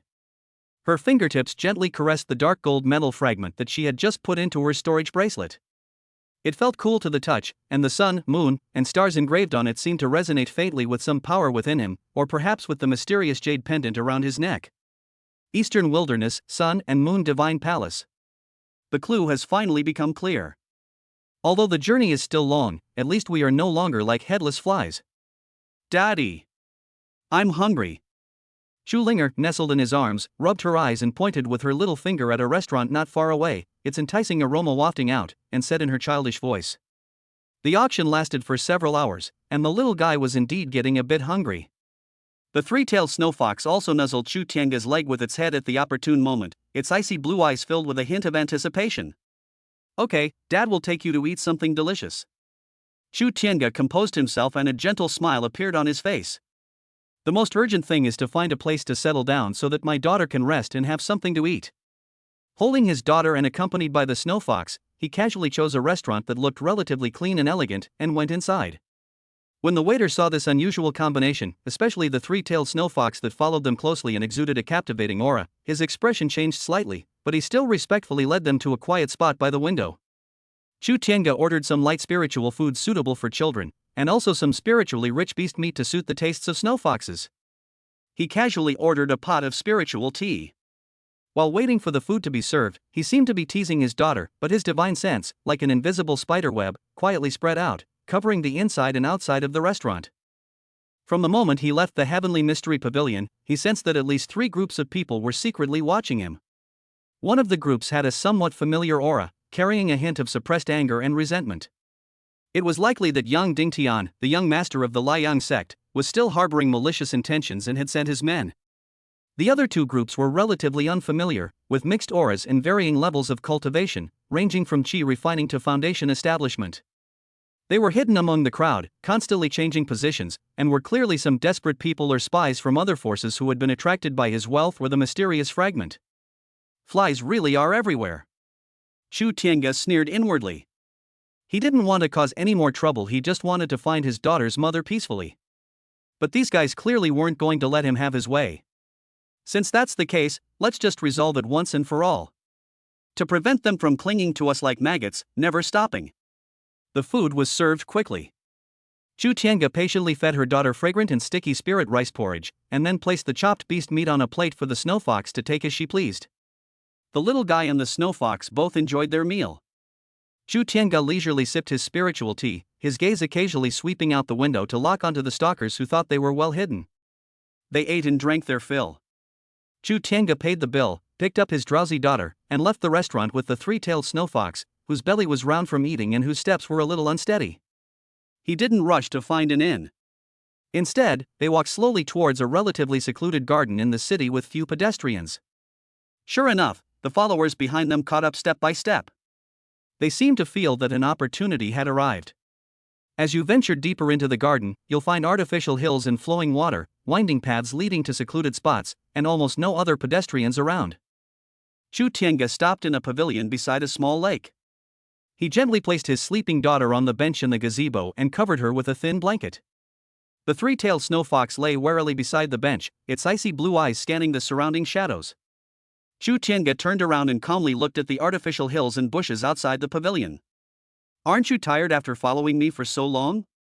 His voice wasn't loud, but it clearly reached the ears of every hidden person. Like a thunderclap from a clear sky. From several shadowy places, suppressed gasps and violent fluctuations in aura came simultaneously. Clearly, they had no idea that they had already been exposed. To their utter surprise, the other party would stop here so directly and expose their whereabouts. For a moment, the atmosphere became somewhat awkward and tense. A brief silence fell outside the pavilion. Only a gentle breeze ripples across the lake, creating shimmering waves. "Hee, fellow Taoist, you jest. We just happened to be passing by and were simply enjoying the scenery." A slightly hoarse voice came from behind a rockery, trying to conceal itself. That was the leader of one of the independent cultivators, a cultivator in the mid-foundation establishment stage. "Yeah." A faint smile appeared on Chu Tiange's lips. "The scenery is so beautiful, don't you feel cramped looking at it from behind a rock?" He had barely finished speaking. An invisible yet vast and terrifying pressure suddenly descended. It was as if the sky had collapsed, completely sealing off and freezing the space around the entire pavilion. Thump. Thump. Several muffled thuds. The stalkers, hidden behind the artificial hill, in the bushes, and even in the lake, regardless of their cultivation level, all fell out as if crushed by a massive boulder, landing on the ground in a sorry state. Their faces were deathly pale, their eyes filled with extreme fear and horror. Faced with this overwhelming pressure, they felt as insignificant as dust, finding it incredibly difficult to even move a finger. Even the spiritual energy within his body seemed to be completely frozen. What level of power is this? Golden core? Nascent soul? No. Even a nascent soul cultivator couldn't possibly render them powerless with mere pressure. Could it be a powerful being at the nascent soul stage or above? The moment this thought crossed everyone's minds, they were terrified. Those few people sent by the Liang sect, in particular, were filled with deep regret. How could they be so blind as to provoke such a terrifying being? This time, young master, I'm afraid you've really dragged the entire Liang sect to its grave. Chu Tiange walked to the edge of the pavilion and looked down at the limp, trembling flies on the ground. There were 7 people in total. The Liang sect has 3 members, 2 in the early foundation establishment stage and 1 in the middle foundation establishment stage. The other 2 groups consisted of 4 independent cultivators, whose cultivation levels ranged from the 8th level of Qi refining to the mid-stage of foundation establishment. Their strength may not be top tier in Tianshu City, but they are by no means weak. At this moment, they are like lambs to the slaughter. Speak. Chu Tiange's voice was flat, revealing no emotion. Who sent you? What do you want? Or do you want me to ask myself? His gaze swept over the crowd, carrying a cold indifference to life. Those whose gaze swept over him trembled violently, as if they had fallen into an ice cave. Chapter 32:0? His wife's identity is not simple? And she was bullied? Outside the pavilion, there was a deathly silence. The 7 cultivators collapsed to the ground, pinned down by an invisible, terrifying pressure, unable to even move a finger. Fear, like an icy tide, overwhelmed their minds. They finally realized what kind of being they had provoked. Senior, spare my life. The leader of the Blazing Sun sect, a mid-foundation establishment cultivator, was the first to succumb to the death-like pressure. His voice trembled as he struggled to speak. We are from the Blazing Sun sect. We came here on the orders of our young master, Yang Dingtian. We only wanted to make friends with you, senior. We have no ill intentions whatsoever. He tried to explain, but his voice sounded weak and powerless under the weight of absolute fear. Make friends? Chu Tianga's lips curled into a mocking smile. Sneaking around like a coward, hiding your face and showing your tail, is that what you call making friends? His gaze swept over the other 2 groups of rogue cultivators. And you? Are you here to make friends too? No. Please spare us, senior. We were blinded by greed. The leader of the mid-foundation establishment cultivators hurriedly kowtowed, speaking incoherently. We saw you spending a fortune at the auction, and we thought you were a fat sheep. No, we thought you were rich and wanted to borrow some spirit stones to spend. We were blind to your greatness and offended you. We beg you to spare our lives for the sake of our elderly parents and young children. Another rogue cultivator in the chi refining stage also cried out. Yes, senior, we were just greedy for money and had nothing to do with that mysterious fragment. We had no idea what it was. Chu Tianga's eyes turned slightly cold. He naturally wouldn't believe these people's nonsense. However, he had no interest in listening to them groveling and begging for mercy. His gaze returned to the group from the Blazing Sun sect. The Blazing Sun sect, Yang Dingtian. He spoke calmly. He invited you here merely to make connections? The leading foundation establishment cultivator trembled, sensing the coldness in Chu Tianga's tone, and dared not hide anything any longer. Reporting to senior. Young master is indeed very interested in the metal fragment you purchased. He ordered us to investigate your background and wait for an opportunity. He didn't dare say what he was going to say, but the meaning was obvious. Sun and Moon Divine Palace. Chu Tianga uttered 4 words. How much does your Blazing Sun sect know about this name? The mid-foundation establishment cultivator was taken aback, a look of bewilderment on his face.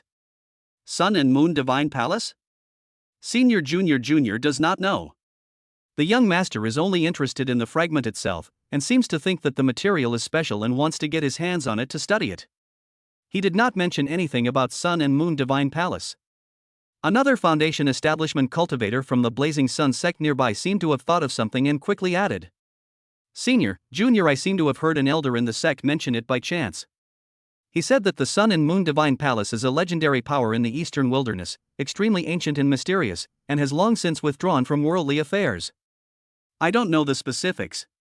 It seems that the Liang sect's understanding of the Sun and Moon Divine Palace is limited to this.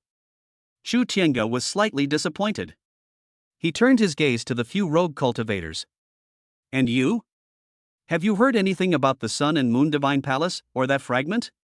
The several independent cultivators looked at each other and shook their heads frantically. Senior, you are wise to say that we truly had no idea. We had evil intentions because we saw your amazing wealth, senior.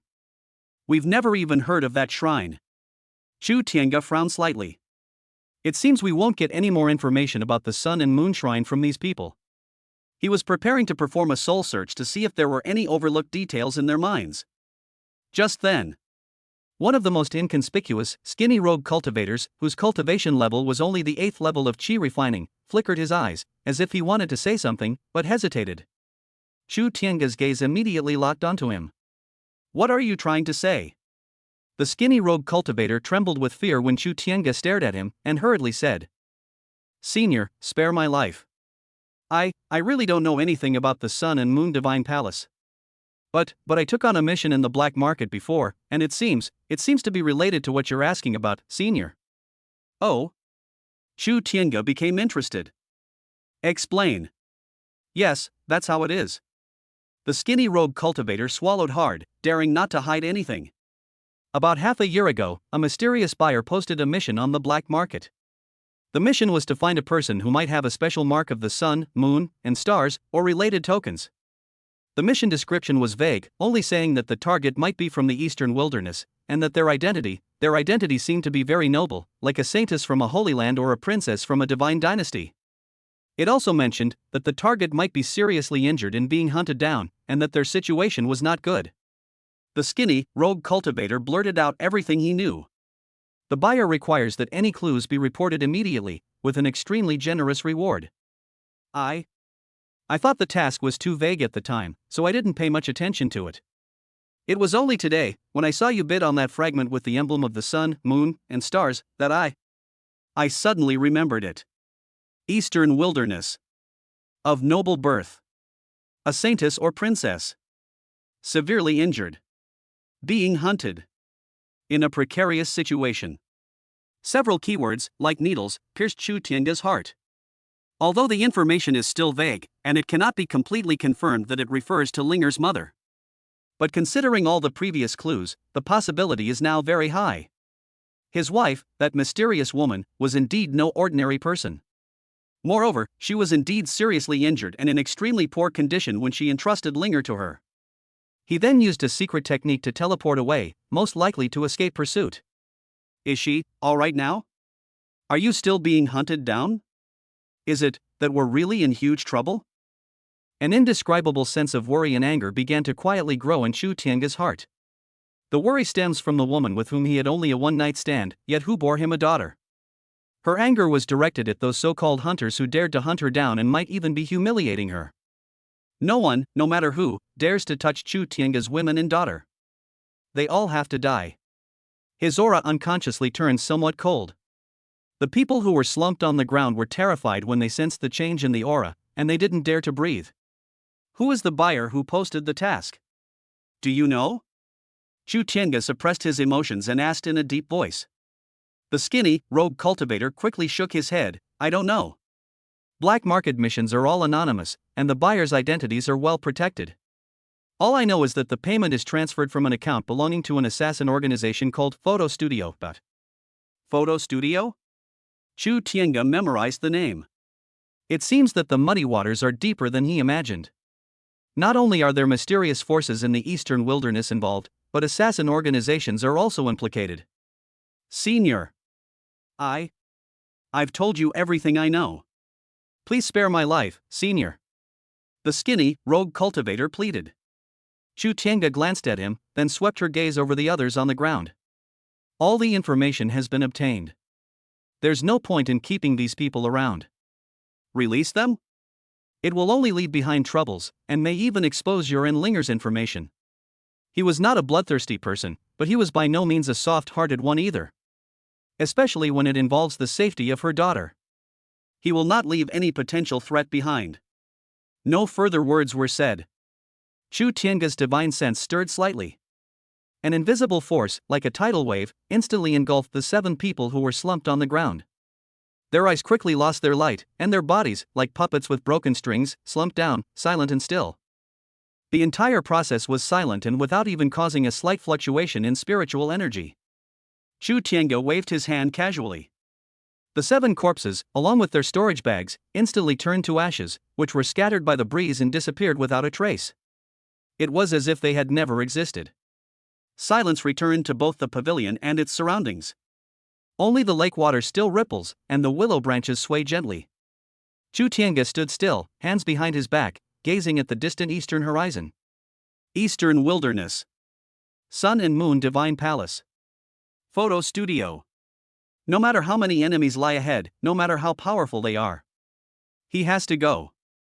For that woman who might be in danger. Even more so for. He looked down at his daughter, who was sleeping soundly and peacefully on the bench. The little one seemed to sense his father's gaze, smacked his lips twice, and gave a sweet smile. Chu Tiange's heart melted instantly. He stepped forward and gently stroked his daughter's soft hair. Linger. Dad will definitely find Mom and bring her home. No one can bully you. Chapter 33. You want to steal my daughter? Line up, you're all coming to your deaths. The night was as dark as ink, enveloping the bustling city of Tianshu. Chu Tiange found a secluded inn in the city with a decent amount of spiritual energy and settled down. The elegant courtyard is equipped with a separate isolation array, which can effectively block most prying eyes. Inside the room, Chu Linger had already drifted into a sweet dream, a satisfied smile on her face, as if she was still savoring the excitement of the day. The three-tailed snow fox curled up on the soft cushion at the foot of the bed, its snow-white fur gleaming softly in the moonlight, its icy blue eyes half open warily, guarding its young master. Chu Tiange sat cross-legged on a futon by the window, not asleep. He gently stroked the dark gold metal fragment with his fingertips. Strange fluctuations emanated from the sun, moon, and stars' emblems on the fragments, echoing the mysterious jade pendant around his neck, seemingly conveying some ancient and obscure message. Eastern Wilderness, Sun and Moon Divine Palace. Photo Studio. The information he had obtained from the stalkers during the day kept swirling in his mind. That woman, Linger's mother, was of noble status, but she was seriously injured and was being hunted down by a mysterious force. This subtly changed the somewhat distant and complicated feelings he had previously harbored. Worry, and a desire called protection, began to grow. She is Linger's mother. That's enough. No matter who she is, no matter how much trouble she's gotten into, he, Chu Tiange, must find her and protect her. Of course, there are also those who dare to hunt her down, or even those who might covet her. A cold glint flashed in Chu Tiange's eyes in the night. He needs to set off for the Eastern Wilderness as soon as possible. However, some preparations are needed before that. First, here is more detailed information about the Eastern Wilderness and the Sun and Moon Divine Palace. The Heavenly Mystery Pavilion in Tianshu City might be able to provide some clues. Secondly, there is the issue of inter-domain teleportation arrays. The southern ridge is extremely far from the Eastern Wilderness. Even for him, it would take a lot of time to fly there with Linger. A stable method for cross-domain transfer must be found. As a hub of the Nanling Mountains, Tianshu City should have relevant clues. Last but not least, it's for Linger's safety. His extravagant spending at the daytime auction, and the fragment related to the Sun and Moon Divine Palace, have already attracted far too much unnecessary attention. Furthermore, he learned from the thin, rogue cultivator that someone was secretly investigating people related to the Sun, Moon, and Stars emblem. This undoubtedly put both him and Linger in potential danger. Especially Linger. Her extraordinary physique, her sensitivity to spiritual energy, and the voluntary following of rare spiritual beasts like the three-tailed snow fox. These anomalies could cause trouble if noticed by someone with ulterior motives. Special physique, furnace cauldron, successor. It seems that trouble came faster and more directly than he had anticipated. He slowly closed his eyes, and his immense divine sense spread out silently like mercury, enveloping the entire inn and even several surrounding streets. Tianshu City was not completely silent under the cover of night. Many cultivators are still operating in the shadows, whether trading, cultivating, or transmitting various kinds of information. Sure enough, his divine sense detected some discussions related to him. Have you heard? The mysterious person holding the baby girl at today's Tianji Pavilion auction. I know. They spent 100,000 high-grade spirit stones to buy that piece of broken iron without even blinking an eye. He even casually tossed out top-grade spirit stones as a deposit. He's incredibly extravagant. Just who is he? When did such a person emerge from Nanling? I don't know. But the three-tailed snow fox next to him is a rare creature. It's said to have the bloodline of an ancient spirit fox. That's not all. I heard from inside the Heavenly Mystery Pavilion that the girl seems to be quite extraordinary as well. She is protected by a rare treasure and has an amazing affinity for spiritual energy. She is suspected to be some kind of extremely rare innate Dao embryo or special spiritual body. A congenital Dao embryo? Really?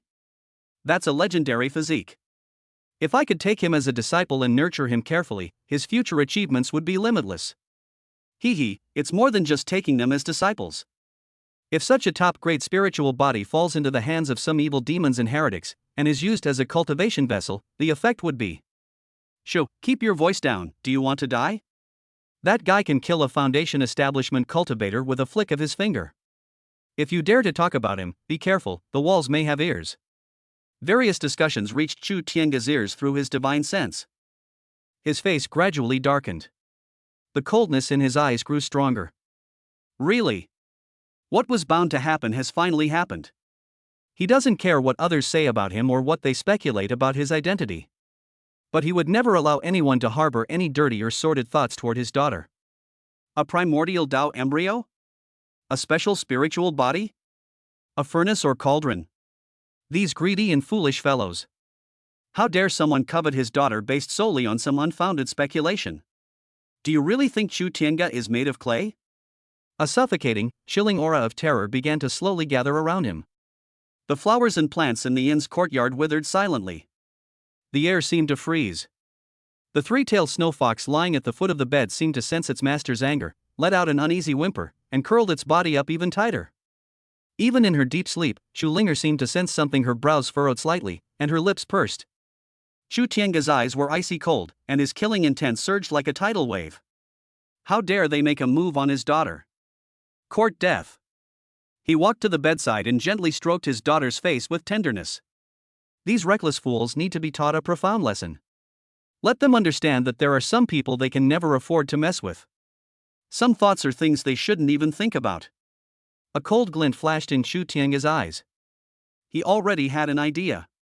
He returned to the window and sat down cross-legged. Divine senses acted like the most intricate net, locking onto all the gazes hidden in the shadows, whether openly or secretly watching the inn. The Blazing Sun sect. The Joyful Union sect. The Een Ghost sect. And a few other unnamed alliances of rogue cultivators. Very good. They all want to take my daughter away, don't they? Then line up. They came one by one to their deaths. Chu Tiange's lips curled into a cold smile, his eyes narrowing slightly. The next moment, his terrifying divine sense, like an invisible sword, erupted with a roar the instant it locked onto all targets. Chapter 34: Cleaning up the trash, making the world a little cleaner. The lights of every household in Tianshu City gradually went out, but the area where cultivators gathered still shimmered with spiritual light. Chu Tiange sat cross-legged by the window. His divine sense was like an invisible net, already locking onto all the suspicious gazes around the inn. The disciples of the Blazing Sun sect exuded a scorching and frenzied aura. The enchantress of the Hahuan sect lurks in the shadows, her alluring eyes concealing deadly intent. The cultivators of the Een Ghost sect are surrounded by a chilling aura, almost blending into the darkness of the night. And those rogue cultivators, like hyenas smelling blood, lurked in every corner, waiting for their chance. Their target was him, or rather, the daughter in his arms. Chu Tiange's lips curled into a cold smile. Since you all want to see me so much, then I'll grant your wish. His mind stirred slightly. The array that had been perfectly integrated within the room, isolating the air from both inside and outside, showed a slight, almost imperceptible, and brief loosening. A faint, ethereal aura, belonging to Chu Linger, pure and unique, drifted out like bait. Almost simultaneously. Outside the inn, all the hidden gazes suddenly lit up. Greed, desire, murderous intent. Like a lit fuse, it burst forth in the darkness in an instant. Let's do it. Grab that girl. Don't damage the furnace. A swift and decisive victory. Several malevolent thoughts rapidly exchanged and collided in the air. The next moment. Whoosh whoosh. Several figures, like ghosts, shot towards the courtyard where Chu Tiange was from different directions at the same time. The speed was extremely fast. The disciples of the Blazing Sun sect took the lead, and the three of them formed a small three suns burning heaven formation. The scorching flames drew a dazzling trail in the night sky and rushed straight towards the courtyard gate, trying to forcefully break through the defense.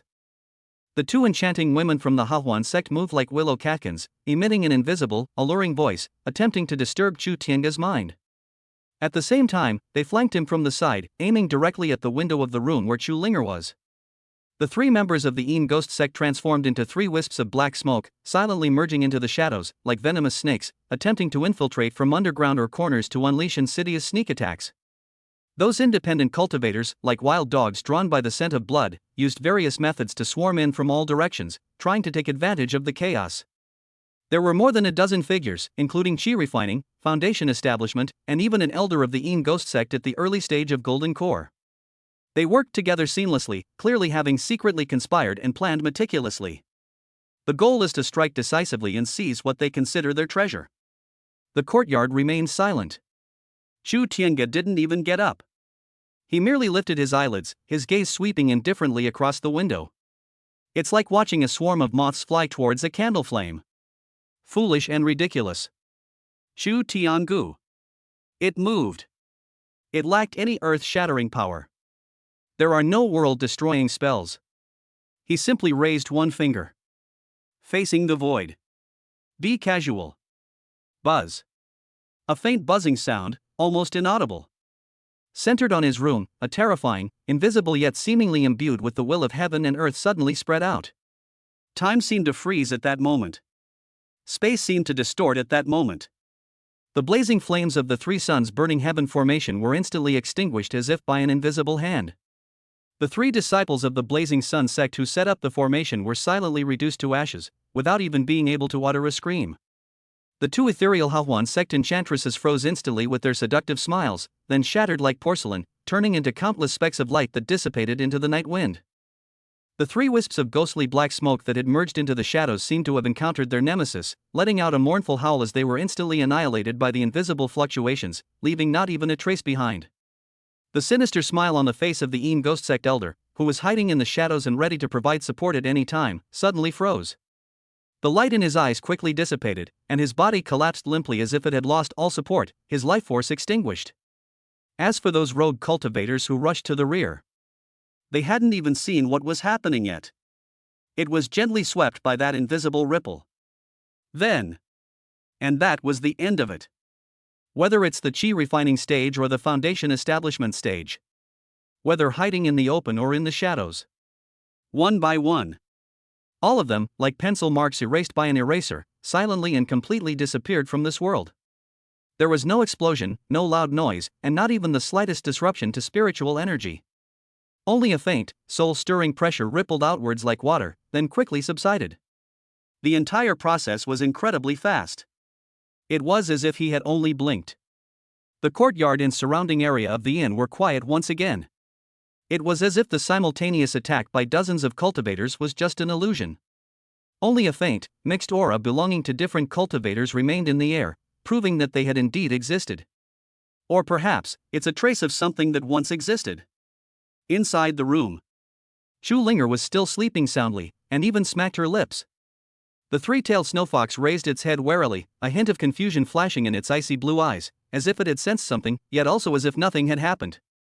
Chu Tiange slowly lowered his fingers, his eyes remaining calm and indifferent. Clean up the trash. It's that simple. His gaze pierced through the window, looking towards several places in the night sky where the lingering thoughts of the probing gods still remained. The owners of those divine senses were already terrified, frantically withdrawing their divine senses like startled rabbits, wishing they could flee Tianshu City immediately. Chu Tiange did not chase after him. To kill the chicken is a warning to the monkey. The chicken has already been killed. I believe those monkeys should be able to understand it. His daughter is not someone anyone can covet. He was having wicked thoughts. Be prepared to be utterly destroyed, both physically and mentally. He looked away and closed his eyes again. It was as if I had only done a trivial little thing. The night is still long. He needs rest. Tomorrow, we must continue our journey. Head to the Tianji Pavilion in Tianshu City to inquire about the teleportation array and the Eastern Wilderness. Chapter 35 done. Time to head to the Eastern Wilderness. Where's the teleportation array? In the early morning, sunlight streamed through the gauze curtains, illuminating the elegant guest room. Chu Tiange opened his eyes. A night of meditation had left him feeling refreshed and full of energy. His divine senses spread out like a tide, carefully exploring the inside and outside of the inn. Very good. Those annoying prying eyes from last night have completely disappeared. It seems that his swift and decisive strike had a sufficient deterrent effect. At least for now, no fool will dare to disturb his and his daughter's peace and quiet. Daddy. On the bed, Chu Linger rubbed her sleepy eyes, sat up, and reached out her little hands for a hug. The three-tailed snowfox also alertly raised its head, flicked its bushy tail, and moved closer to the bedside. Awake, my little baby. Chu Tiange walked over, hugged her daughter, and kissed her on her rosy cheeks. Are you hungry? Dad will make you something delicious. He skillfully took out the spirit grain, beast meat, and alchemy furnace, and began preparing breakfast for his daughter and the snowfox. Soon, the fragrant spiritual food was ready. Chu Linger sat on a small stool by the table, taking small bites of the fragrant and sticky meat porridge, her little feet dangling, a look of contentment on her face. The three-tailed snow fox lay gracefully to one side, licking the spiritual beast meat on the plate with its small mouth. Its icy blue eyes would occasionally glance at Chu Linger and then at Chu Tiange, appearing quite docile. After breakfast, Chu Tiange tidied up her daughter and the snow fox. After establishing authority last night, the trouble has temporarily subsided. It's time to get down to business. He needs to find a way to the eastern wilderness as soon as possible. Linger, Ma Mao, let's go out. Chu Tiange picked up his daughter and called out to the snow fox. The man, the child, and the fox left the inn. Walking on the bustling streets of Tianshu City, Chu Tiange could clearly feel that the way the cultivators around him looked at him was completely different from yesterday. While curiosity and exploration still exist, there is more awe and estrangement. Clearly, the silent massacre that occurred outside the Yun Lion last night has already quietly spread among those who are interested. Although no one knows the specific details, the mysterious disappearance of those dozen or so cultivators, including a golden core elder, is enough to make everyone wary of this mysterious baby-holding venerable. Chu Tiange didn't care at all. He walked straight toward the Tianji Treasure Pavilion in the center of the city. He needs accurate information about inter-domain teleportation arrays. As the largest intelligence and trading center in Nanling, Tianji Pavilion is undoubtedly the best person to consult. We arrived at the Heavenly Mystery Pavilion once again. The guards at the gate visibly sharpened their eyes when they saw Chu Tiange, and their attitude became even more respectful than yesterday. The steward who had received him yesterday rushed over, his face full of humble smiles. "Senior, you've come again. What are your orders?" "I will do my best to serve you. I need to know if Tianshu City has an inter-domain teleportation array leading to the eastern wilderness." Chu Tiange got straight to the point, his voice calm. The manager's smile faltered slightly, then he looked troubled. "Senior, this inter-domain teleportation array is the city's top secret. According to the rules, it cannot." Chu Tiange didn't speak, but just looked at him calmly. The steward felt uneasy under his gaze, and a fine layer of cold sweat beaded on his forehead. Recalling the top-grade spirit stone from yesterday and the rumors circulating outside last night, he no longer dared to adhere to any rules. He quickly changed his words, saying, "However, you are naturally an exception, given your status as a senior." He lowered his voice and said cautiously, reporting to Senior, "Tianshu City does indeed have an ancient inter-domain teleportation array, located in the forbidden area behind the City Lord's Mansion. It is jointly managed by the City Lord's Mansion, our Tianji Pavilion, and the other three major sects, and is extremely heavily guarded. That teleportation array, in theory, can connect to all regions of the continent, including the distant eastern wilderness." "In theory?" Chu Tiange caught the key words in his words. "Yes, Senior." The manager smiled wryly. That teleportation array is, after all, an ancient relic. Although it has been repaired many times, long-distance inter-domain teleportation still carries considerable risks and consumes an astonishing amount of resources. Each opening requires a massive amount of top-grade spirit stones, as well as several extremely rare void materials to stabilize the spatial passage. It also requires at least 5 nascent soul stage cultivators to jointly preside over the formation. More importantly, directly locating the distant eastern wilderness is extremely difficult, as the spatial coordinates are very easy to deviate from. If it fails, the consequences will be unimaginable. Therefore, for nearly 1,000 years, that teleportation array has hardly ever carried out any real cross-domain teleportation. At most, it has only teleported people to certain specific nodes in the southern edge of the mountains, or neighboring regions such as the western desert and the northern plains. The steward explained the information he knew in as much detail as possible. Chu Tiange frowned slightly after hearing this. The situation was more complicated than he had anticipated. It is highly risky, incredibly costly, and requires multiple late-stage nascent soul cultivators to oversee it.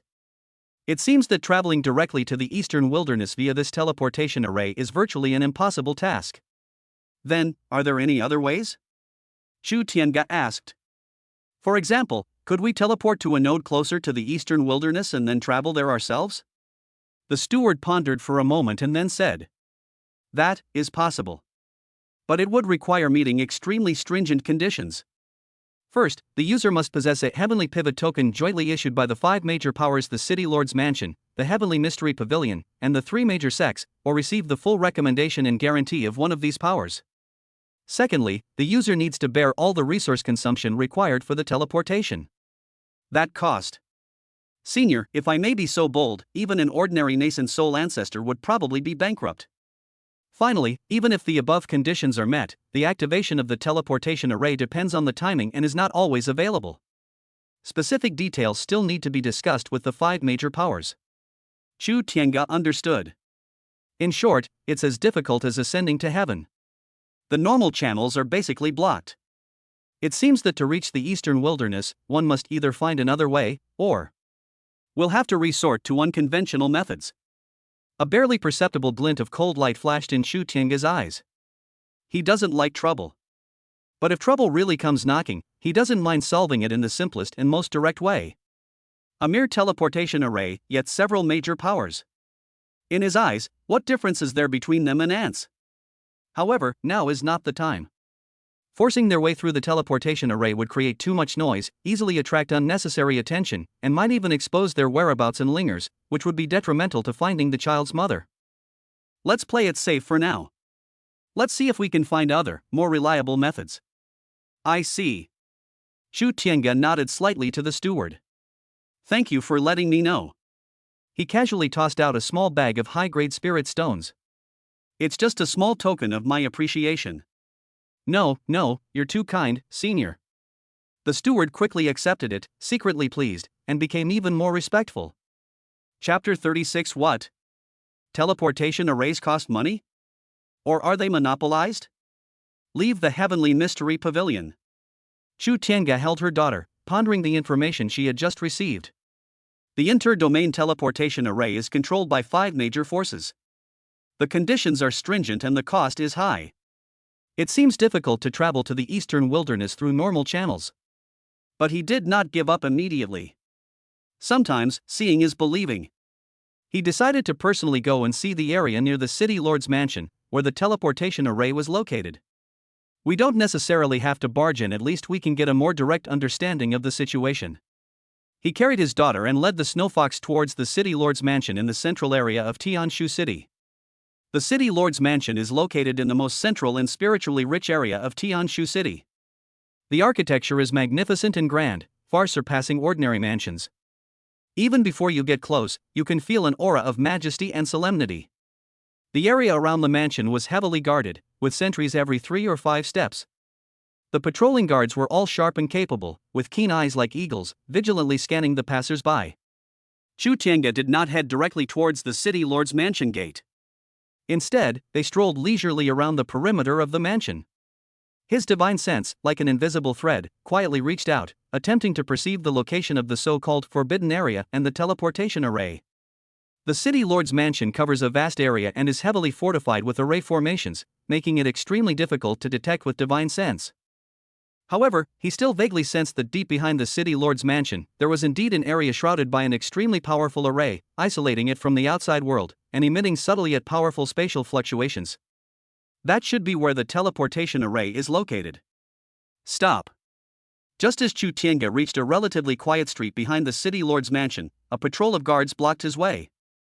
The leader was a late-stage Foundation establishment cultivator, clad in black iron armor, with a stern face. He looked Chu Tiange up and down, then glanced at the girl in his arms and the snow fox at his feet, his brows furrowing slightly. This area is outside the restricted zone of the city lord's mansion. All unauthorized persons, please leave immediately. The captain's voice carried an unquestionable tone of command. Restricted area? Chu Tiange pretended not to know and calmly asked. I am new to Tianshu City and am unfamiliar with the rules here. May I ask, what is within this forbidden area? The captain's eyes turned cold. Don't ask what you shouldn't ask. Retreat immediately, or don't blame us for being impolite. The guards behind him also gripped their weapons tightly, their eyes filled with hostility. Chu Tiange was not angry. He just wanted to confirm the information. I have heard that Tianshu City has an inter-domain teleportation array that can connect to various regions of the continent. He spoke slowly. I wonder if it's located within this restricted area. Upon hearing this, the captain's expression instantly became even more wary. Who told you this? He asked sharply, his hand already on the hilt of the knife at his waist. The inter-domain teleportation array is a top secret of this city. How dare you inquire about it so casually? It seems it's true. Chu Tiange nodded. I wish to use the teleportation array to travel to the eastern wilderness. What conditions must be met? He spoke calmly, as if he were talking about something trivial. Upon hearing this, the captain was taken aback at first, then laughed out loud as if he had heard the biggest joke in the world. Heading to the eastern wilderness? He looked Chu Tiange up and down, his eyes filled with contempt and mockery. You? Do you know how many resources are needed to activate an inter-domain teleportation array? Do you know how risky it is to locate the eastern wilderness? Let alone you, even a nascent soul ancestor would need the joint approval of the City Lord's Mansion, the Heavenly Mystery Pavilion, and the three major sects to use a teleportation array to go to the eastern wilderness, and would also have to bear the astronomical cost. Kid, I think you're crazy. Get lost and stop spouting nonsense. The captain waved his hand, as if shooing away flies.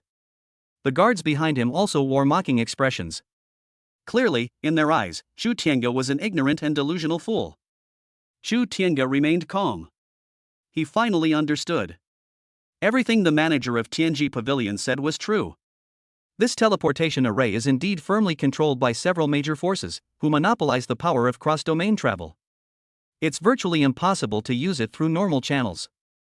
The price he would have to pay would probably be even more troublesome than if he had just flown there directly. Thank you for letting me know. Chu Tiange did not linger with the guards any longer. The objective has been achieved. He held his daughter, turned around, and calmly left. The guards were left behind, looking at each other in bewilderment. Captain, this guy just left like that? One of the guards couldn't help but ask. What do you want if you don't leave? The captain snorted coldly. He's smart to know his place. If he dares to say another word, take him down immediately. However, this guy looks ordinary, yet he dares to inquire about inter-domain teleportation arrays and even wants to go to the eastern wilderness. He's quite bold. Who knows? Maybe he's just a country bumpkin from some small town who's never seen the world. The guards exchanged a few words, then quickly ignored them and continued their patrol. Chapter 37, I'll just sign in here and get a spatial skill as a gift? Perfect timing. Chu Tiange, holding her daughter, turned and left. The guard's cold gazes and mocking words left no ripple in his heart. A monopolistic teleportation array with stringent conditions. As expected. However, hearing it with his own ears still made him feel slightly uneasy. It's not the difficulty itself, but the feeling of having obstacles artificially set up for you. He wasn't in a hurry to take his daughter out to eat right away. They slowed their pace and did not immediately move away from the area around the city lord's mansion. He held Chu Linger in his arms and strolled along a relatively quiet street nearby. His gaze occasionally swept over the back of the city lord's mansion, which was heavily guarded and shrouded in powerful formations in the distance. A faint, extremely subtle spatial fluctuation could be felt in the air. Ancient and weathered. Clearly, even though the ancient teleportation array is not used for many years, its very existence still influences the surrounding spatial structure at all times. System, you haven't checked in today. Chu Tiange's heart stirred. This place is near an ancient teleportation array, rich in spiritual energy, and has a unique spatial structure. Maybe you can get some good stuff by signing in. Ding. Special check-in location detected, Tianshu City outer perimeter of the ancient teleportation array space node. Should I check in here? Yes. Chu Tiange silently recited in his heart. Check-in in progress. Check-in location, outer perimeter of the ancient teleportation array in Tianshu City space node. Check-in successful. Congratulations, host, on receiving a special reward, the supernatural ability A World Apart Within Reach, beginner level. Description of the supernatural power, A World Within Reach, a spatial supernatural power. Beginners can master short-distance spatial travel, ignoring most physical obstacles and low-level formations. As proficiency increases, the travel distance and stability will greatly increase. At its peak, it allows traversing the void, ignoring boundary barriers. Spatial supernatural powers? A hint of surprise flashed in Chu Tiange's eyes. So close yet so far. This name sounds quite extraordinary. Short-distance spatial traversal, ignoring most obstacles and low-level formations. If one cultivates to the highest level, one can even traverse the void and ignore the barriers between realms. It was practically tailor-made for him. Although it is only at the beginner level, the travel distance is limited, and it is not possible to directly cross to the distant eastern wilderness. But this means that he has another possibility. A capability that allows for spatial movement without relying on that monopolized teleportation array. At least, it would be much easier to operate within the Nanling Mountains or infiltrate some heavily guarded places. Even more so, if he were to cultivate this supernatural power to an even higher level. A timely help. Chu Tiange's lips curled into a smile. This system always manages to surprise him at crucial moments. Ding. Detected that the host possesses the cultivation level of the ultimate power realm. The divine ability close at hand, far away can be directly upgraded to the lesser completion realm. Upgrade? The system notification sounded again. Xiao Chang? Chu Tiange pondered for a moment. The achievement of a world within reach signifies a greater distance to travel and greater stability. Although it still cannot directly cross domains, it is undoubtedly more practical. Promote. The supernatural power so close yet so far has been advanced to the minor completion stage. A profound understanding of spatial laws instantly flooded into Chu Tiange's mind. It was as if he was born with this supernatural power. Countless applications of spatial nodes and techniques of spatial travel have become ingrained in his consciousness as if by instinct. He felt that with just a thought, he could easily tear apart the space in front of him, step into it, and appear several miles, or even dozens of miles away. This feeling of controlling space was completely different from his previous experience of tearing through the void with brute force. More exquisite, more unrestrained. Daddy, what's wrong? What are you laughing at? Looking at the smile on her father's face, Chu Linger asked curiously. Dad thought of something happy. Chu Tiange lowered her head and nuzzled her daughter's little face. It seems like Daddy has found a faster way to take Linger to find Mommy. Although it cannot be done all at once. But the emergence of this supernatural ability undoubtedly gave him tremendous confidence and flexibility. At least, that monopolized teleportation array is no longer the only option. He could even consider using this supernatural power to leave Tianshu City and travel to other places in the southern ridge that have teleportation arrays, or to places closer to the eastern wilderness border. Or, you could use this supernatural power to do something else first. For example, investigate that so-called photo studio. With so close yet so far, his actions will become more covert and elusive. Chu Tiange was in a great mood. The slight annoyance at being scolded by the guards earlier had long since vanished. He carried his daughter, his steps light and quick. A thought subtly stirred within me. The surrounding space seemed to have undergone an extremely subtle distortion. In the next instant, his figure appeared at the street corner dozens of feet away. It was as fast as teleportation, yet silent and unnoticed by anyone. Only the three-tailed snow fox at his feet seemed to sense something, looked up at Chu Tiange in confusion, flicked its tail, and trotted after him. Chapter 38, You have 3 seconds. Either get out or die. They left the streets surrounding the city lord's mansion. Chu Tiange, holding her daughter, did not immediately return to the inn. He was quite eager to acquire the new supernatural power, the world within reach. Although it has reached a minor level of mastery, the specific effects still need to be tested personally.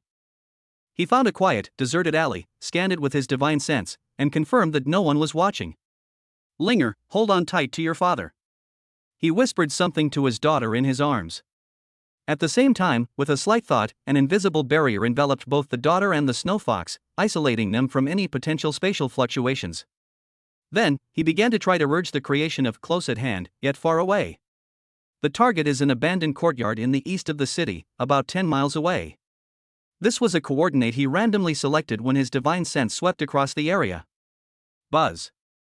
The space in front of him rippled like an invisible wave. A barely perceptible crack quietly opened. Across the crevice, the view of the target courtyard could be vaguely seen. It worked. Chu Tiange was certain in his heart. This supernatural power was even more convenient and faster than he had imagined. He did not step inside immediately. Instead, he tried to probe the spatial rift with his divine sense to sense the stability of the spatial passage.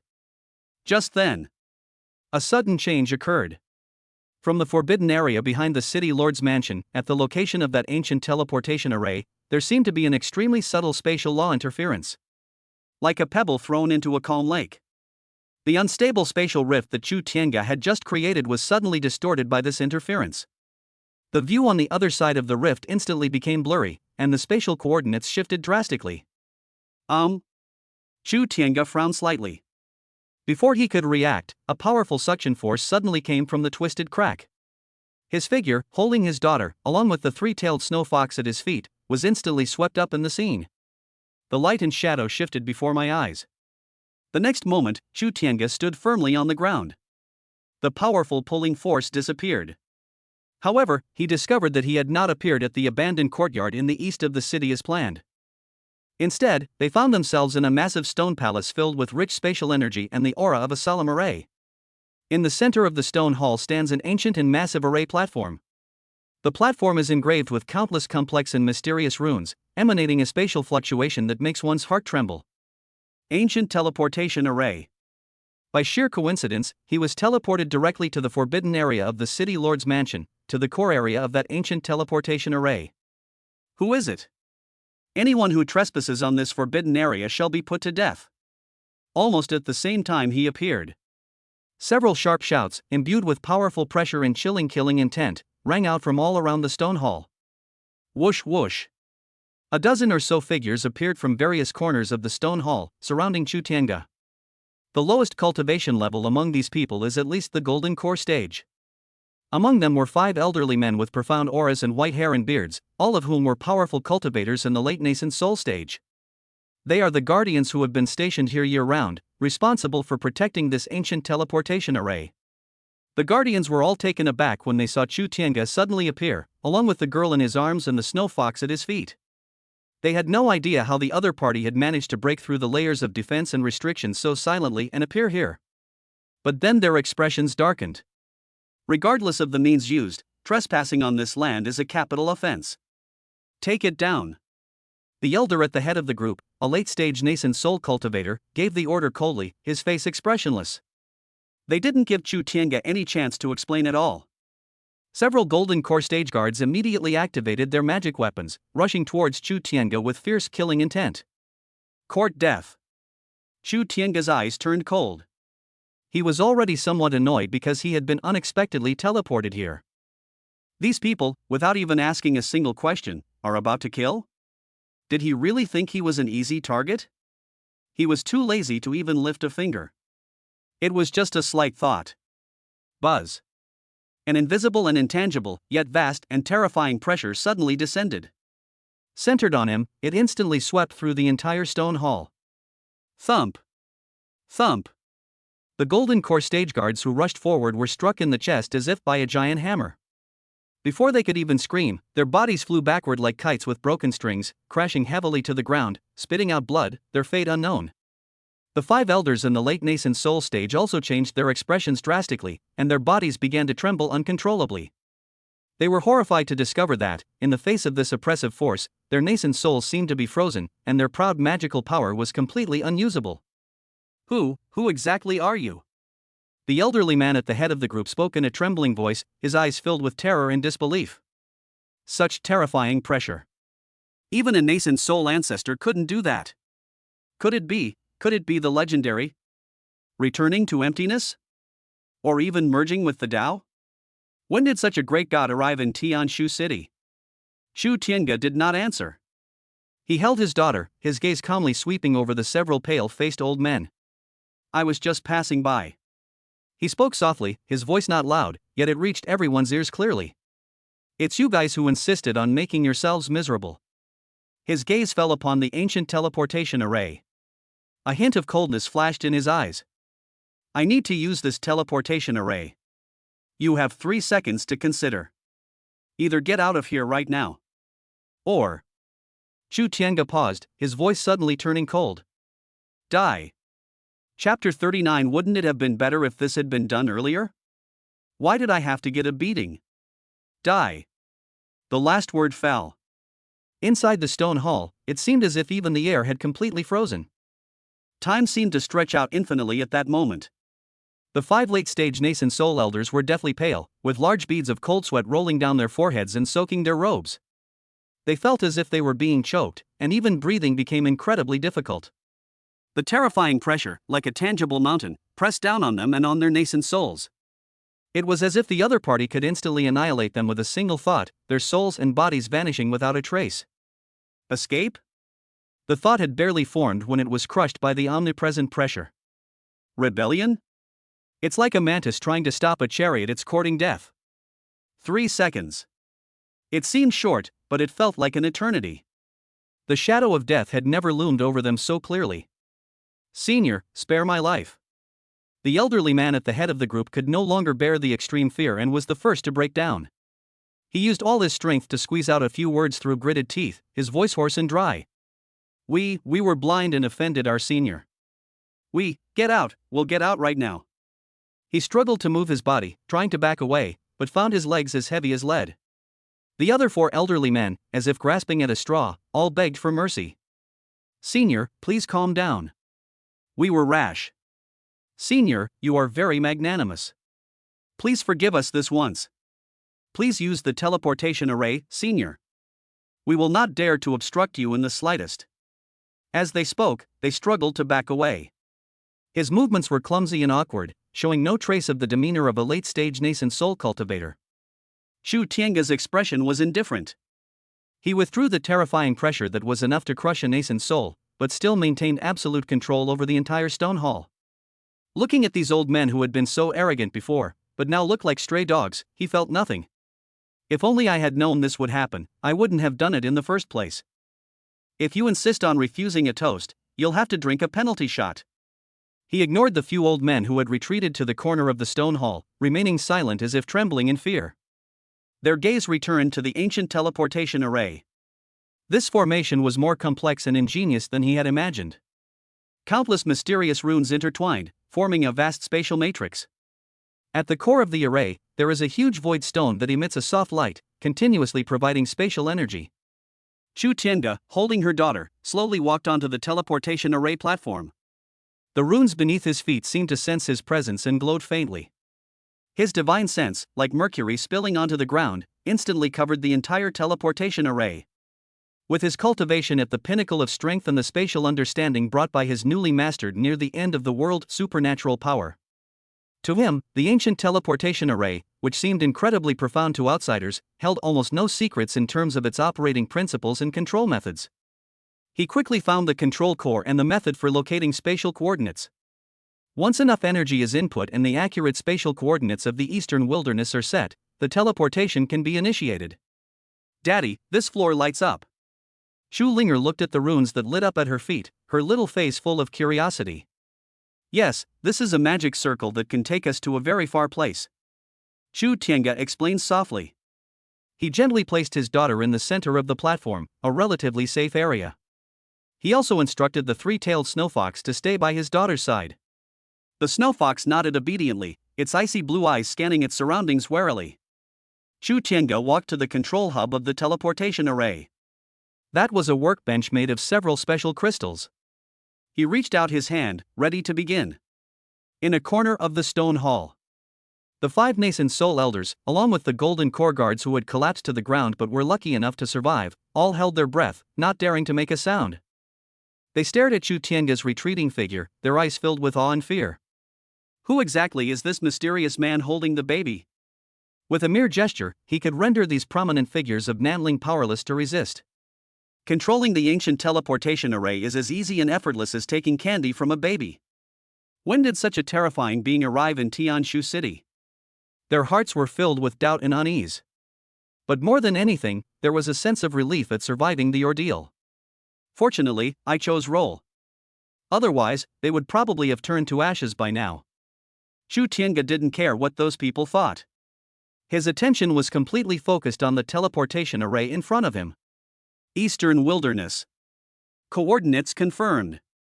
Energy replenishment. He took out a large number of top-grade spirit stones from the system space and threw them into the energy slots of the teleportation array as if they were free. The dazzling light instantly illuminated the entire stone hall. Buzzing. The ancient teleportation array began to vibrate violently. The runes at the center of the platform were lit up one by one, emitting a dazzling light. Spatial energy began to converge rapidly. A powerful spatial fluctuation spread outwards from the teleportation array in all directions. Chu Tianga walked to her daughter's side and picked her up again. An invisible barrier firmly protected the father, daughter, and snowfox, shielding them from the violent spatial energy impact. The light from the teleportation array grew brighter and brighter. At the center of the platform, space began to distort, and a deep and mysterious vortex slowly took shape. On the other side of the vortex, there seems to be another distant world.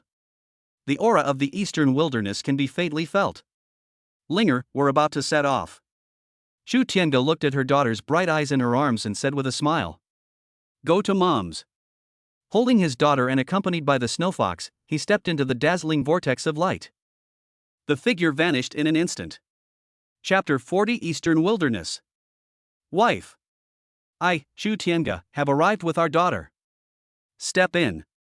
The surrounding scenery was instantly swallowed up by endless, dazzling light. It felt as if I had fallen into a vortex of pure light and color. Space twisted and stretched violently, emitting a silent roar. Chu Tiange hugged her daughter tightly. A soft barrier had already firmly protected the father and daughter, as well as the three-tailed snow fox at their feet. It isolated the violent spatial energy from the outside world. Wow! So much light! Spinning around. Chu Linger's little head peeked out from her father's arms. With big, curious eyes, she watched the strange bands of light rushing past her. Her little face showed no fear, but rather was full of wonder. The three-tailed snow fox whimpered uneasily, clinging tightly to Chu Tiange's legs, its bushy tail tucked between its legs. The feeling of being teleported through space is not comfortable for it. Chu Tiange gently patted her daughter's back and then soothingly stroked the snow fox's head. His gaze pierced through layers of light and shadow, looking towards the unknown distance. Eastern wilderness. That mysterious woman, Linger's mother, might be there. Thinking of this, his heart tightened slightly. How is she now, after several months apart? Are those who were hunting her still around? Is she still enduring danger and pain? Countless thoughts flashed through my mind. Regardless of whether what lies ahead is a dragon's den or a tiger's lair. No matter how many difficulties and obstacles there are. This time, he came. They came with their daughter. He will definitely find her. No one can hurt them, mother and daughter, anymore. The violent spatial turbulence lasted for a moment. Soon, the surrounding light gradually stabilized. They seemed to have entered a deep passage composed of endless stars and colorful nebulae. There was absolute silence all around. Only dazzling light and shadow flowed and changed slowly on the walls of the passage.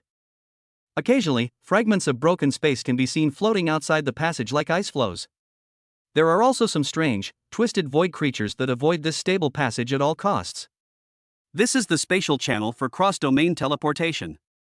It connects the Nanling Mountains with the distant eastern wilderness.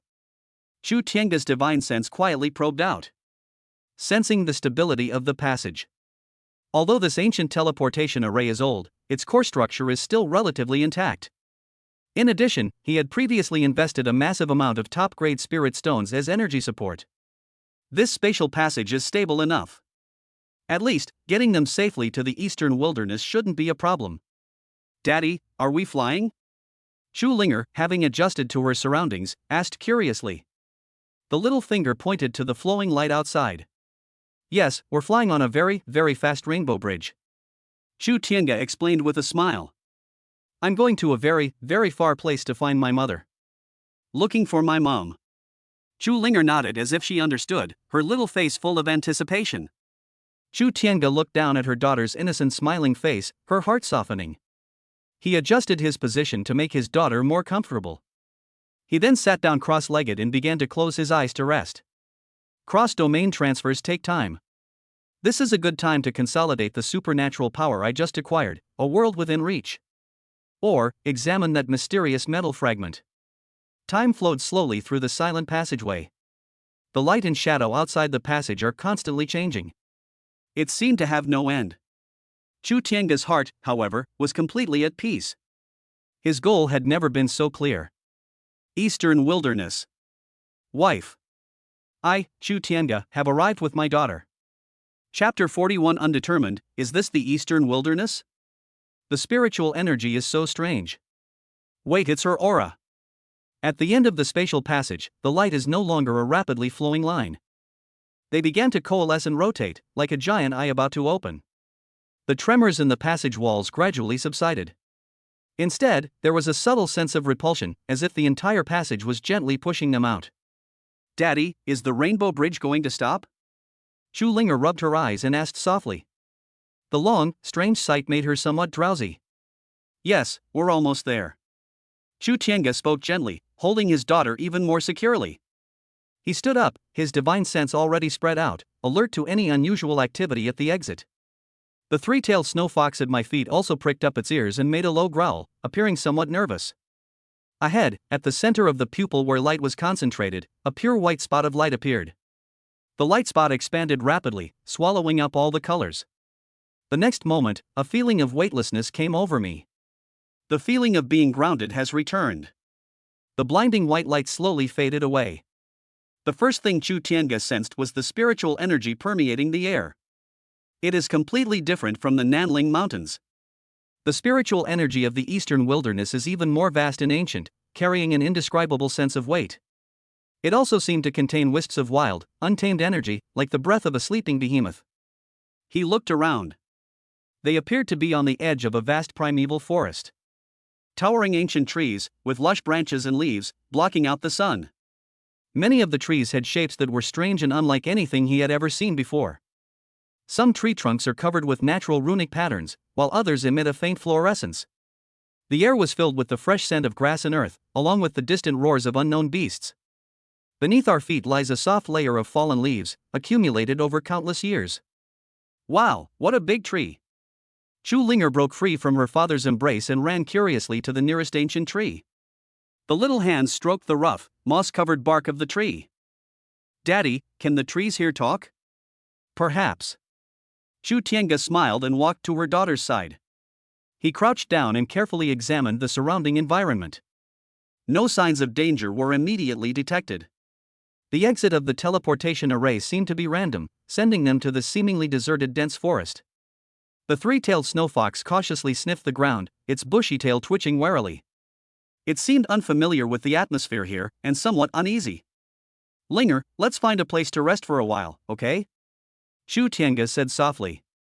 The long-distance spatial teleportation didn't take much to his liking, but Linger and the snow fox needed to adapt. Okay. I'll listen to Daddy. Chu Linger nodded obediently. Chu Tiange released his divine sense, which slowly extended in all directions. Compared to the southern ridge, the laws of heaven and earth in the eastern wilderness seem to be more stable, and the range that divine sense can explore is somewhat suppressed. He needs to be more careful. This forest is vast, and although it is rich in spiritual energy, it may also harbor unknown dangers. He pondered to himself. Our immediate priority is to determine our current location, and then find a way to locate other people and gather information. The search for clues about Linger's mother cannot be rushed.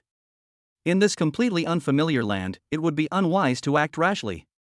He withdrew his divine sense and did not detect any powerful fluctuations in aura for the time being. Come on, let's take a look over there.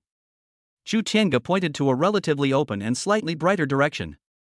A father, daughter, and a little fox walk through an ancient and tranquil forest. The tall tree canopy cuts the sunlight into dappled spots, which fall on the thick layer of fallen leaves. Occasionally, an unidentified bird would flit across the treetops, uttering a clear or strange call. Daddy, look at that flower, it's so pretty. Chu Linger pointed to a peculiar plant growing under the roots of a tree not far away. The plant had flowers the size of a bowl, a deep blue color, with the edges of the petals shimmering with golden light, like stars in the night sky. Chu Tiange looked in the direction her daughter pointed. The moment his gaze fell upon the blue flower, a slight stirring occurred to him. This flower seems familiar, as if I've seen it mentioned somewhere before. He took a few steps closer and observed carefully. The air around the flowers seemed to carry a strange rhythm. The orchid of the night. Chu Tiange muttered to himself. This is a rather rare spiritual plant, which only grows in regions with extremely rich spiritual energy and containing special stellar power. Its pollen has the effect of calming the mind and aiding in cultivation, and is beneficial to the spirit and soul. Unexpectedly, I encountered something like this as soon as I arrived in the eastern wilderness. It seems that the produce here is indeed far superior to that of the Nanling Mountains. He did not pick them immediately. These rare and precious materials are usually surrounded by guardian beasts.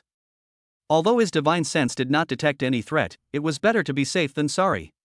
Linger, this flower is beautiful, but let's not touch it yet. Chu Tiange said. Why? Chu Linger tilted her little head. Because there might be small insects protecting it, let's find a safe place to stay first, okay? Chu Tiange patiently explained. He was preparing to leave with his daughter. Suddenly, his expression hardened, and he abruptly looked up, gazing in a certain direction deep within the forest. Just a moment ago, he sensed an extremely subtle yet strangely familiar aura that flashed by in an instant. That aura. Very faint, very distant. But it made his heart skip a beat. Could it be her? Chapter 42 has been found. It's my wife's hairpin. What the hell is this thing? Come out here. That wisp of aura was ethereal and uncertain, like a flickering candle in the wind. But it was like an invisible needle, piercing into Chu Tiange's heart. Familiar. Absolutely not wrong. Even though they are far apart, even though they are so faint that they are almost impossible to detect. But he was certain that the source of that aura was inextricably linked to the person he longed for. These are traces she left behind.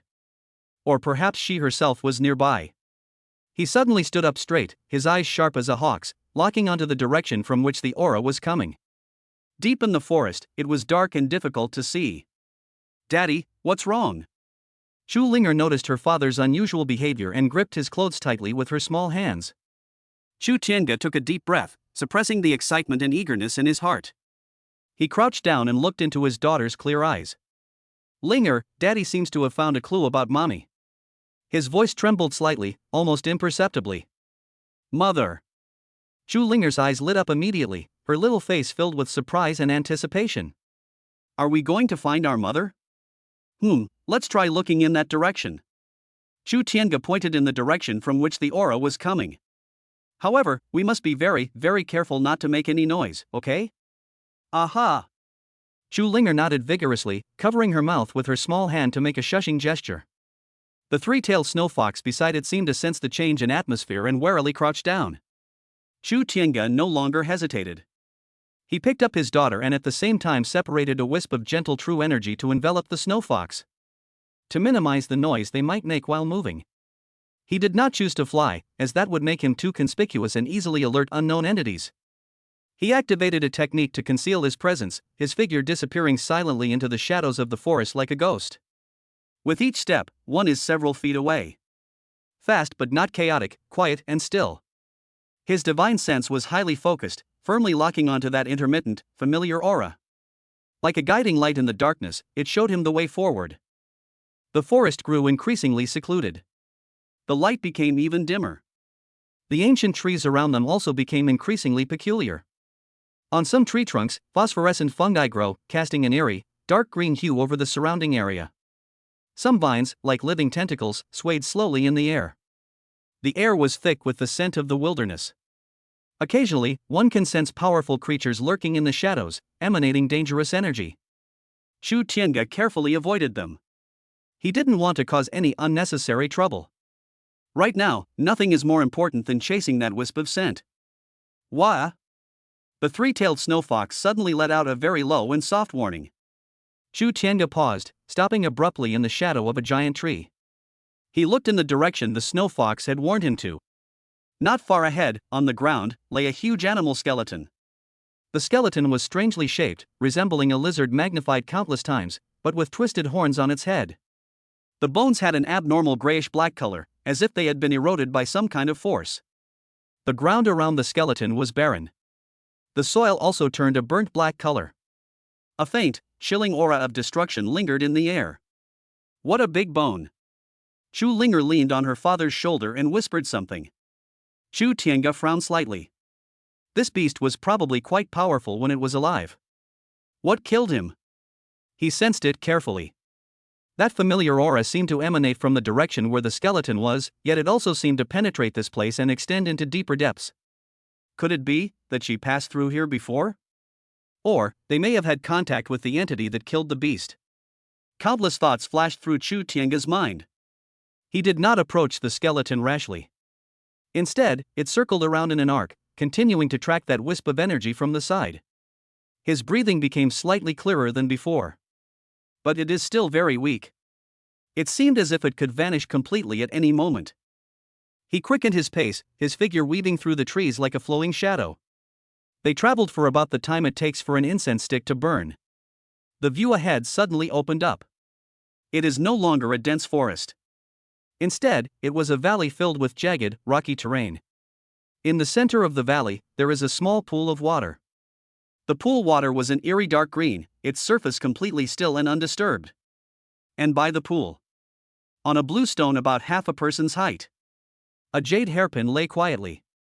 The jade hairpin had an antique style, was pure white, and had a lifelike, unidentified flower carved on its tip. A faint, perceptible fluctuation, originating from the same source as the previous aura, was emanating from the jade hairpin. Chu Tiange's heart skipped a beat. This jade hairpin. He had seen it. Or rather, he had seen it in the fragments of that mysterious woman's memory. She seemed to really like the hairpin. She's been here before. Moreover, it seems that the time period is not too long ago. He strode to the blue stone, his eyes fixed on the jade hairpin. An indescribable emotion welled up inside me. Excitement, worry, and a hint of unease. Why would she leave her hairpin in such a place? It was accidentally left behind when I left in a hurry. Or, did they encounter some danger? He slowly reached out, wanting to pick up the jade hairpin. Just as my fingertips were about to touch the jade hairpin, a sudden change occurred. Without warning, a huge bubble rose from the center of that lifeless, dark green pool. Glug!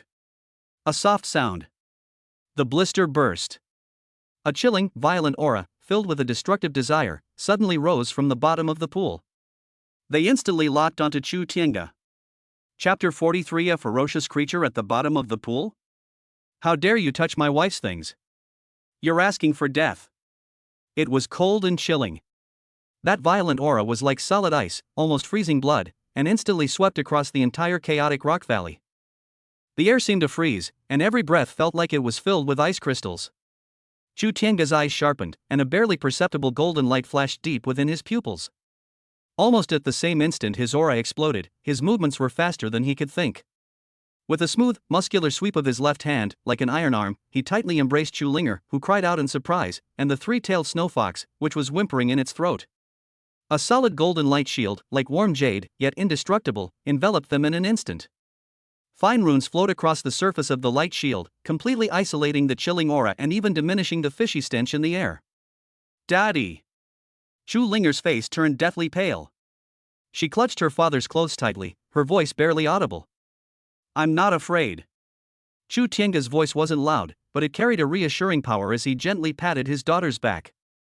His right hand shot out swiftly, his 5 fingers long and strong, devoid of any hint of arrogance, yet with unparalleled precision, picking up the gleaming white jade hairpin from the bluestone. The touch from my fingertips was slightly cool, the jade was delicate, and there seemed to be a faint, familiar warmth lingering deep inside, as if the owner's body temperature had not completely dissipated. Her hairpin. The softest spot in his heart was gently touched, and an uncontrollable anger surged up. She swiftly and gently slipped the jade hairpin into her sleeve's storage space, as if handling a rare treasure. We must never allow such filth to be tainted by even a trace of her essence. Splash hiss. The dark green pool of water erupted into chaos. The water in the pool surged and boiled violently, as if a red-hot iron had been thrown in, bubbling and spewing black bubbles the size of fists. The stench of decay and putrefaction spread like a thick fog, making one dizzy from even a single breath. A huge, indescribable, twisted shadow slowly emerged from the deepest part of the pool. It has no fixed shape, seemingly somewhere between liquid and silt, constantly wriggling and changing shape, like a living, malevolent swamp.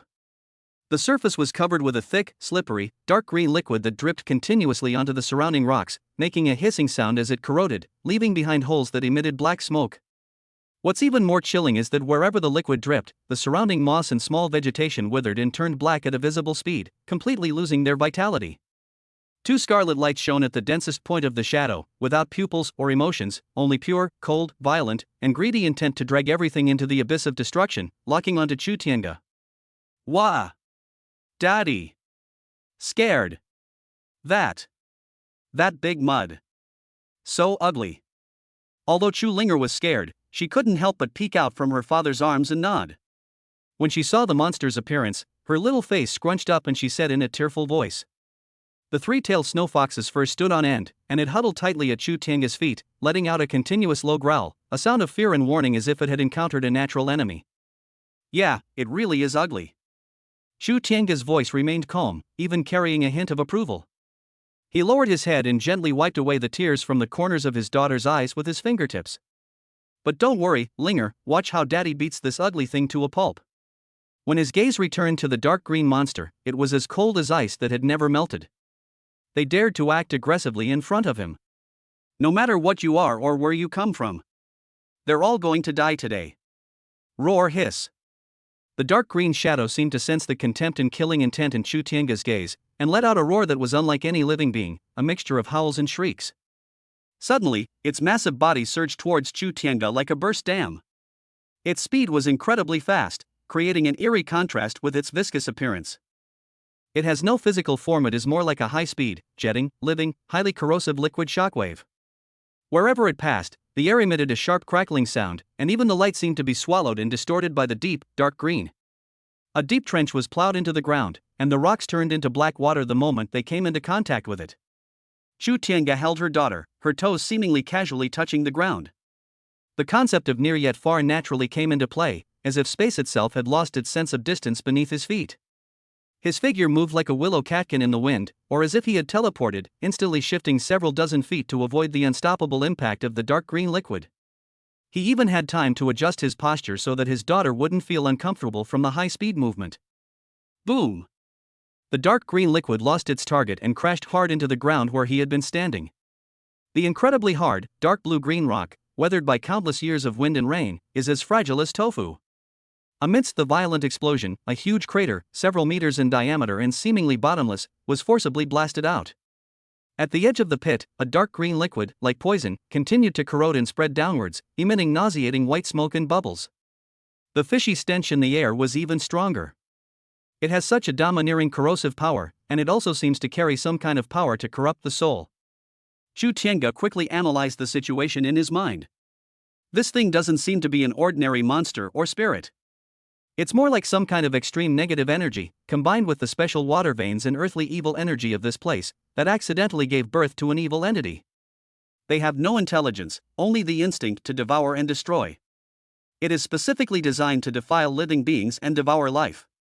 No wonder that huge beast skeleton had that abnormal grayish-black color. It was probably drained of all its essence by this thing. Chirp, yeah.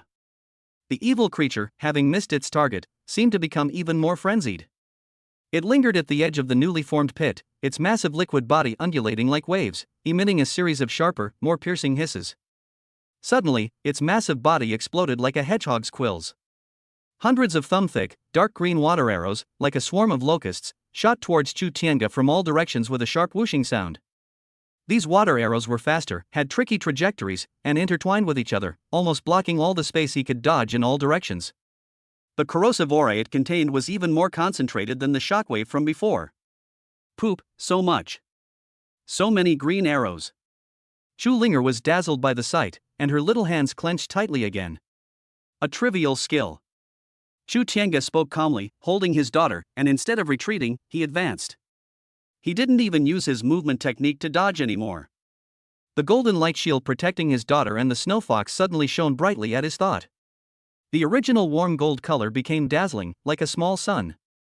The runes flowing on the surface of the light shield became clearer and more complex, exuding a sacred, majestic, and all-destroying aura. At the same time, he casually pointed forward into the air with his free right hand, fingers pointing like a sword. There was no earth-shattering momentum, only a pure, golden light that condensed at his fingertips. Break! A simple syllable is uttered.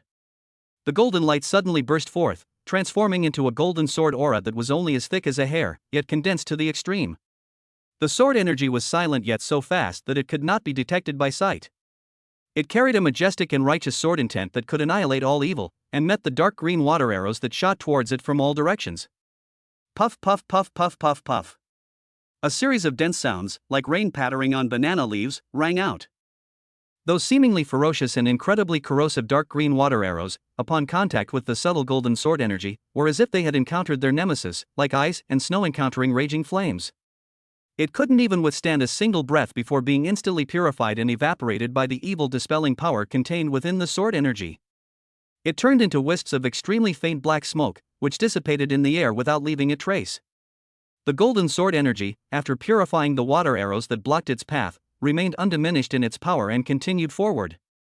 Wherever it passed, all the dark green water arrows that came near it suffered the same fate. The dark green evil creature seemed to be completely enraged, or rather, its instincts sensed that this tiny creature posed a deadly threat to it. It let out a sharper, more violent screech. The enormous liquid body suddenly twisted and contracted violently, as if gathering power. The water in the pool was stirred up and became even more turbid, and the surrounding air became viscous.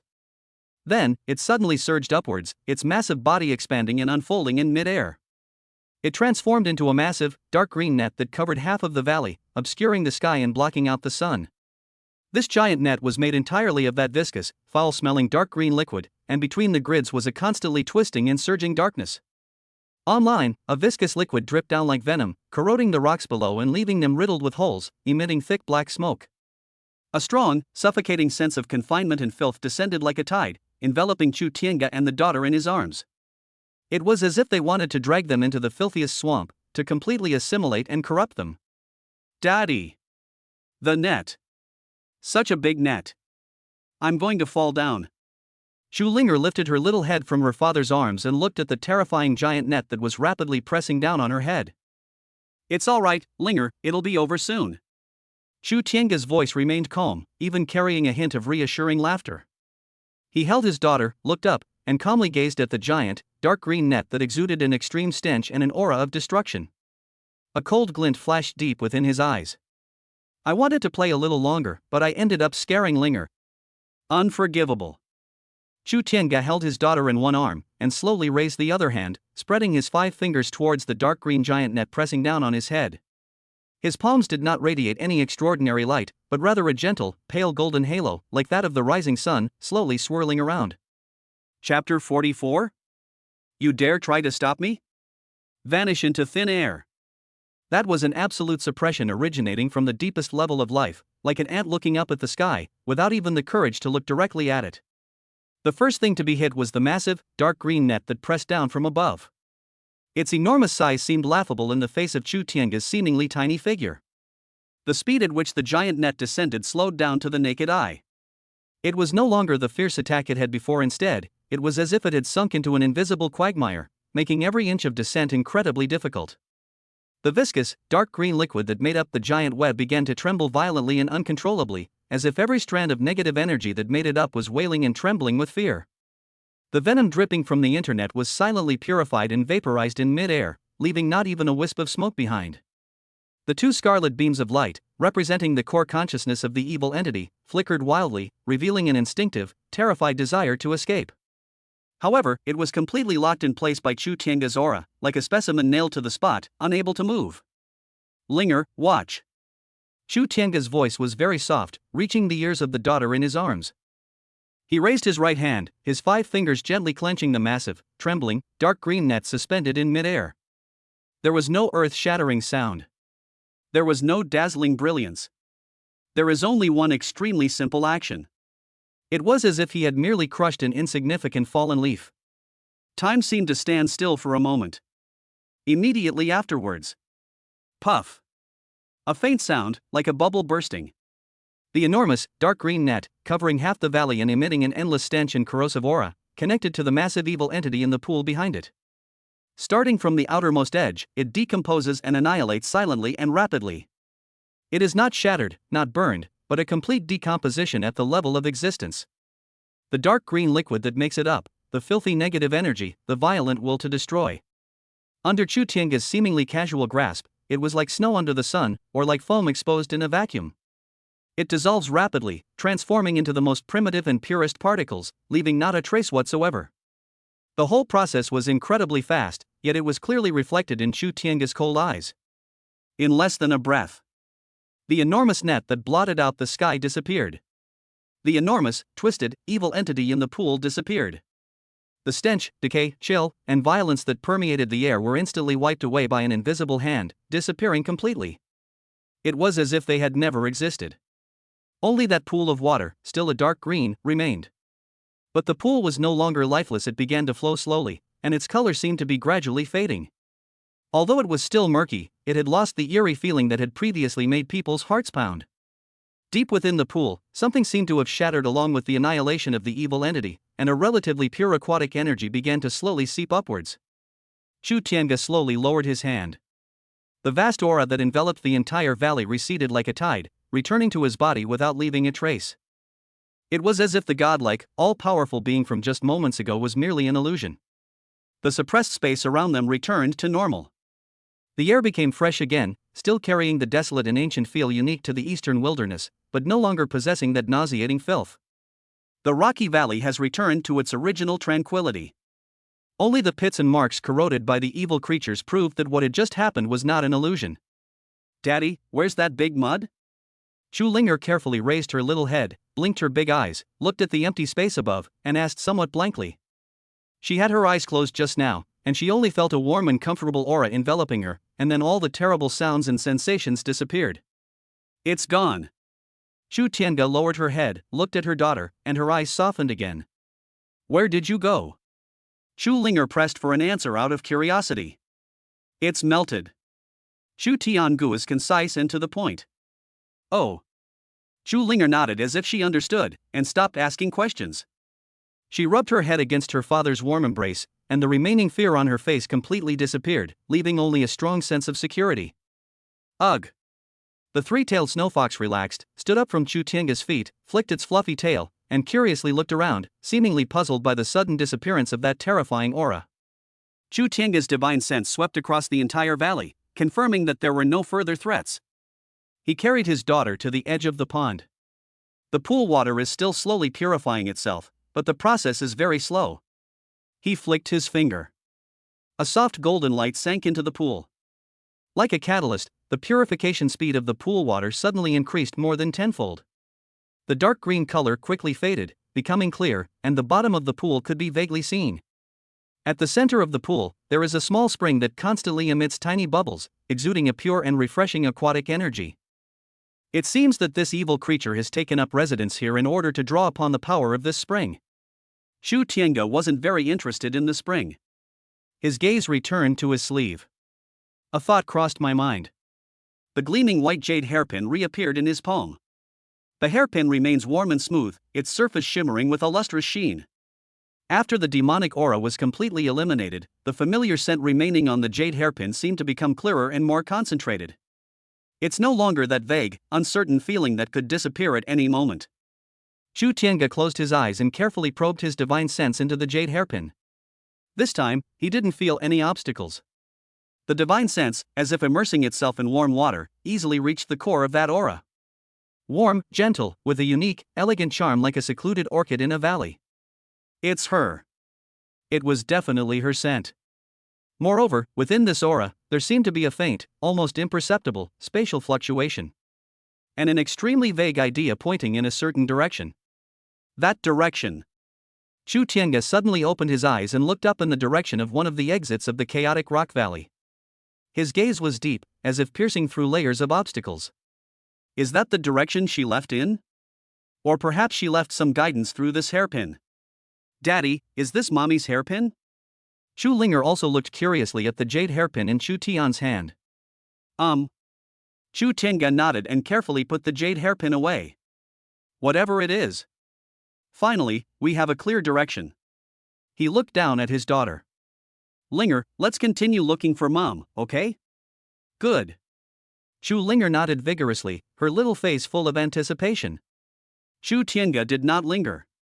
He picked up his daughter and glanced at the three-tailed snowfox that was following closely behind. He turned around and headed in the direction the faint aura of the jade hairpin indicated. Take a step forward. The figure vanished instantly at the valley's exit. Chapter 45. Follow the hairpin.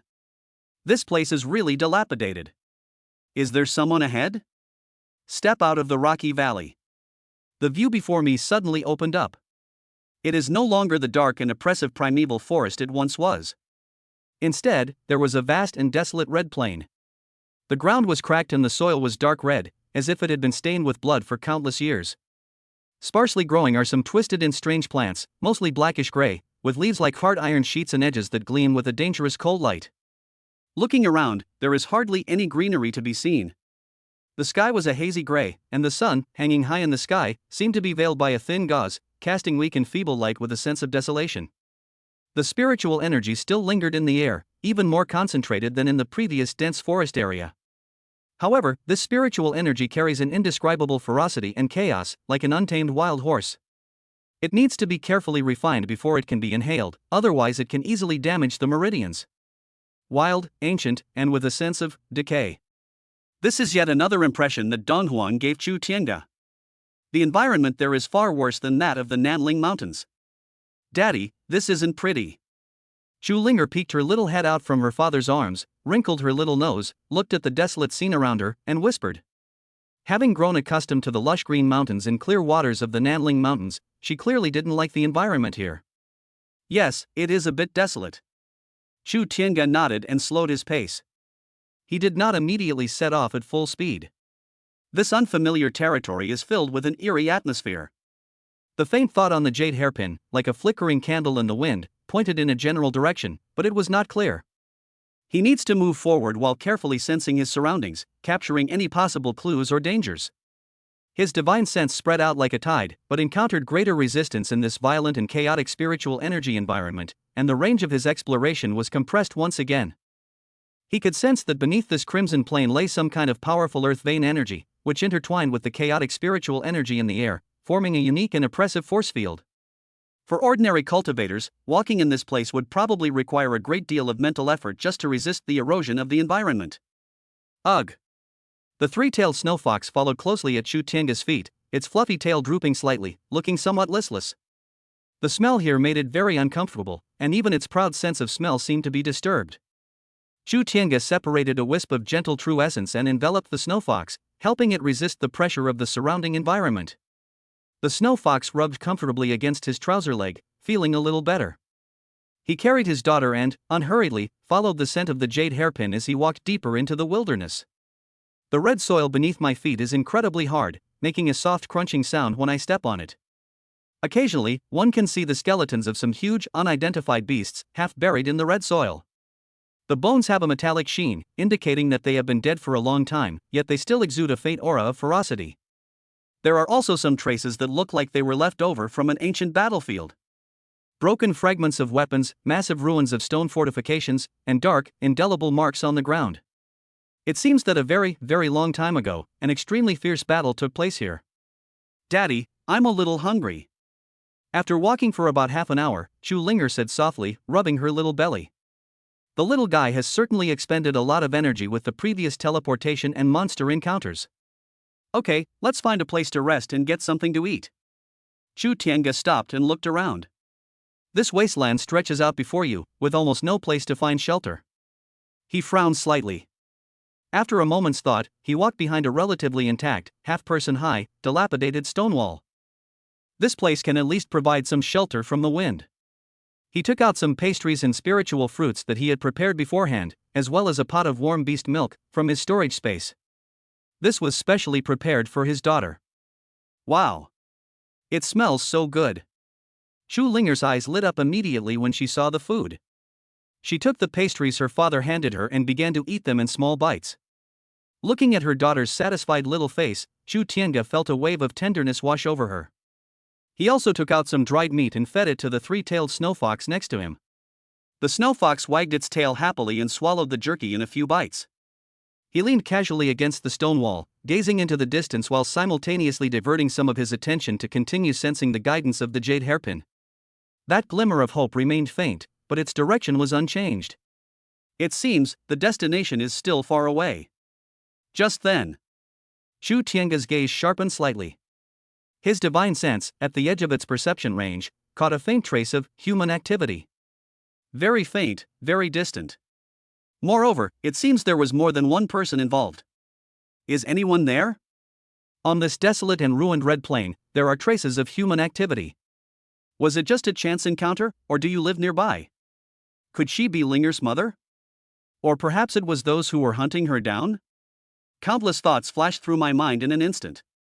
Chu Tiange's heart jumped into his throat. He subtly withdrew his divine sense to avoid being detected by the other party. Linger, eat quickly, we need to get going after we finish eating. He urged him on. Aha! Chu Linger was puzzled, but she still obediently sped up her eating. Chu Tiange stood up, his sharp gaze fixed on the direction from which the aura was coming. Over there, on the horizon, you can vaguely see some undulating outlines, which seem to be some low hills, or buildings.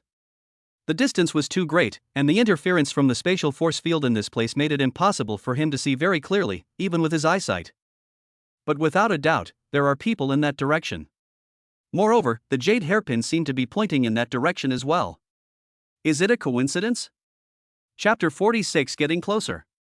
That's a village? Is my wife inside? Linger has finished eating. Zhu Linger swallowed the last piece of pastry in a few bites, drank a few sips of beast milk, and obediently wiped her little mouth. Okay, let's go. Zhu Tiange quickly packed up the things without any delay. He picked up his daughter, and at the same time reminded the three-tailed snowfox beside him to stay close and to conceal his aura. After confirming that no obvious traces had been left behind, he moved swiftly and shot off in the direction where he had sensed the human presence earlier. This time, he was several times faster than before. He had pushed the near the ends of the earth technique to its limit, yet he controlled it with effortless ease. The figure flickered like a ghost across the desolate red plains, each step taking hundreds of feet away. The ground barely touched the dust, and there was no sound of wind. Only a faint spatial fluctuation flashed behind him, then was completely concealed by the chaotic spiritual energy of the place. Zhu Linger, clinging tightly to her father's neck, felt the scenery rushing past on both sides, turning into blurry lines, but she felt no jolt or discomfort. Instead, she found it rather novel. Ooh! The three-tailed snowfox exerted all its strength, its forepaws flying as it closely followed behind, its tongue almost sticking out. It was clearly struggling, but it still dared not fall behind even a step. As the distance closed, the blurry outline on the horizon gradually became clearer. It wasn't a hill after all. Those were low-lying buildings constructed from reddish-brown rocks and some kind of unidentified black giant timber. Rough, simple, and even somewhat dilapidated. The walls of many buildings are covered with traces of wind and sand erosion, as well as damage resembling claw marks and impact marks. These buildings are sparsely distributed, vaguely forming the outline of a small village. The village was surrounded by what appeared to be a crooked, barely functional fence made of huge animal bones and sharpened blackwood. It's less of a defensive fortification and more of a boundary marker. A village? Or perhaps, a survivor camp struggling in this harsh land? Zhu Tiange's eyes narrowed slightly, and he slowed down again. He stopped behind a slightly raised earthen slope, about a few miles from the village, and completely concealed himself. His divine sense, like invisible tentacles, cautiously extended forward, carefully exploring the small village. The village is small, with only a few dozen simple stone and wood houses. Most of the houses looked old, with only a few appearing to be newly built or renovated. In the center of the village, there is a small square with a surface that has been worn very hard by footsteps. At this moment, the square was deserted. The entire village was filled with an atmosphere of deathly silence. But Zhu Tiange could clearly sense that there was indeed a life force within those houses. There are probably 20 or 30 dishes. Their auras were generally weak, with most of them only equivalent to cultivators in the chi condensation or foundation establishment stages of the southern ridge. Only a few traces of aura reached the golden core realm. Moreover, these auras all seemed somewhat weak and suppressed. It seems that they have been in a difficult or dangerous environment for a long time. I did not sense any particularly powerful or obviously malicious presence. This gave him a slight sense of relief, but he didn't let his guard down. You can know a person's face but not their heart, especially in a harsh environment with unclear order. His gaze fell on the tallest stone house in the very center of the village. The stone house looked much sturdier than the other houses, and a huge, somewhat tattered animal hide hung at the entrance as a curtain.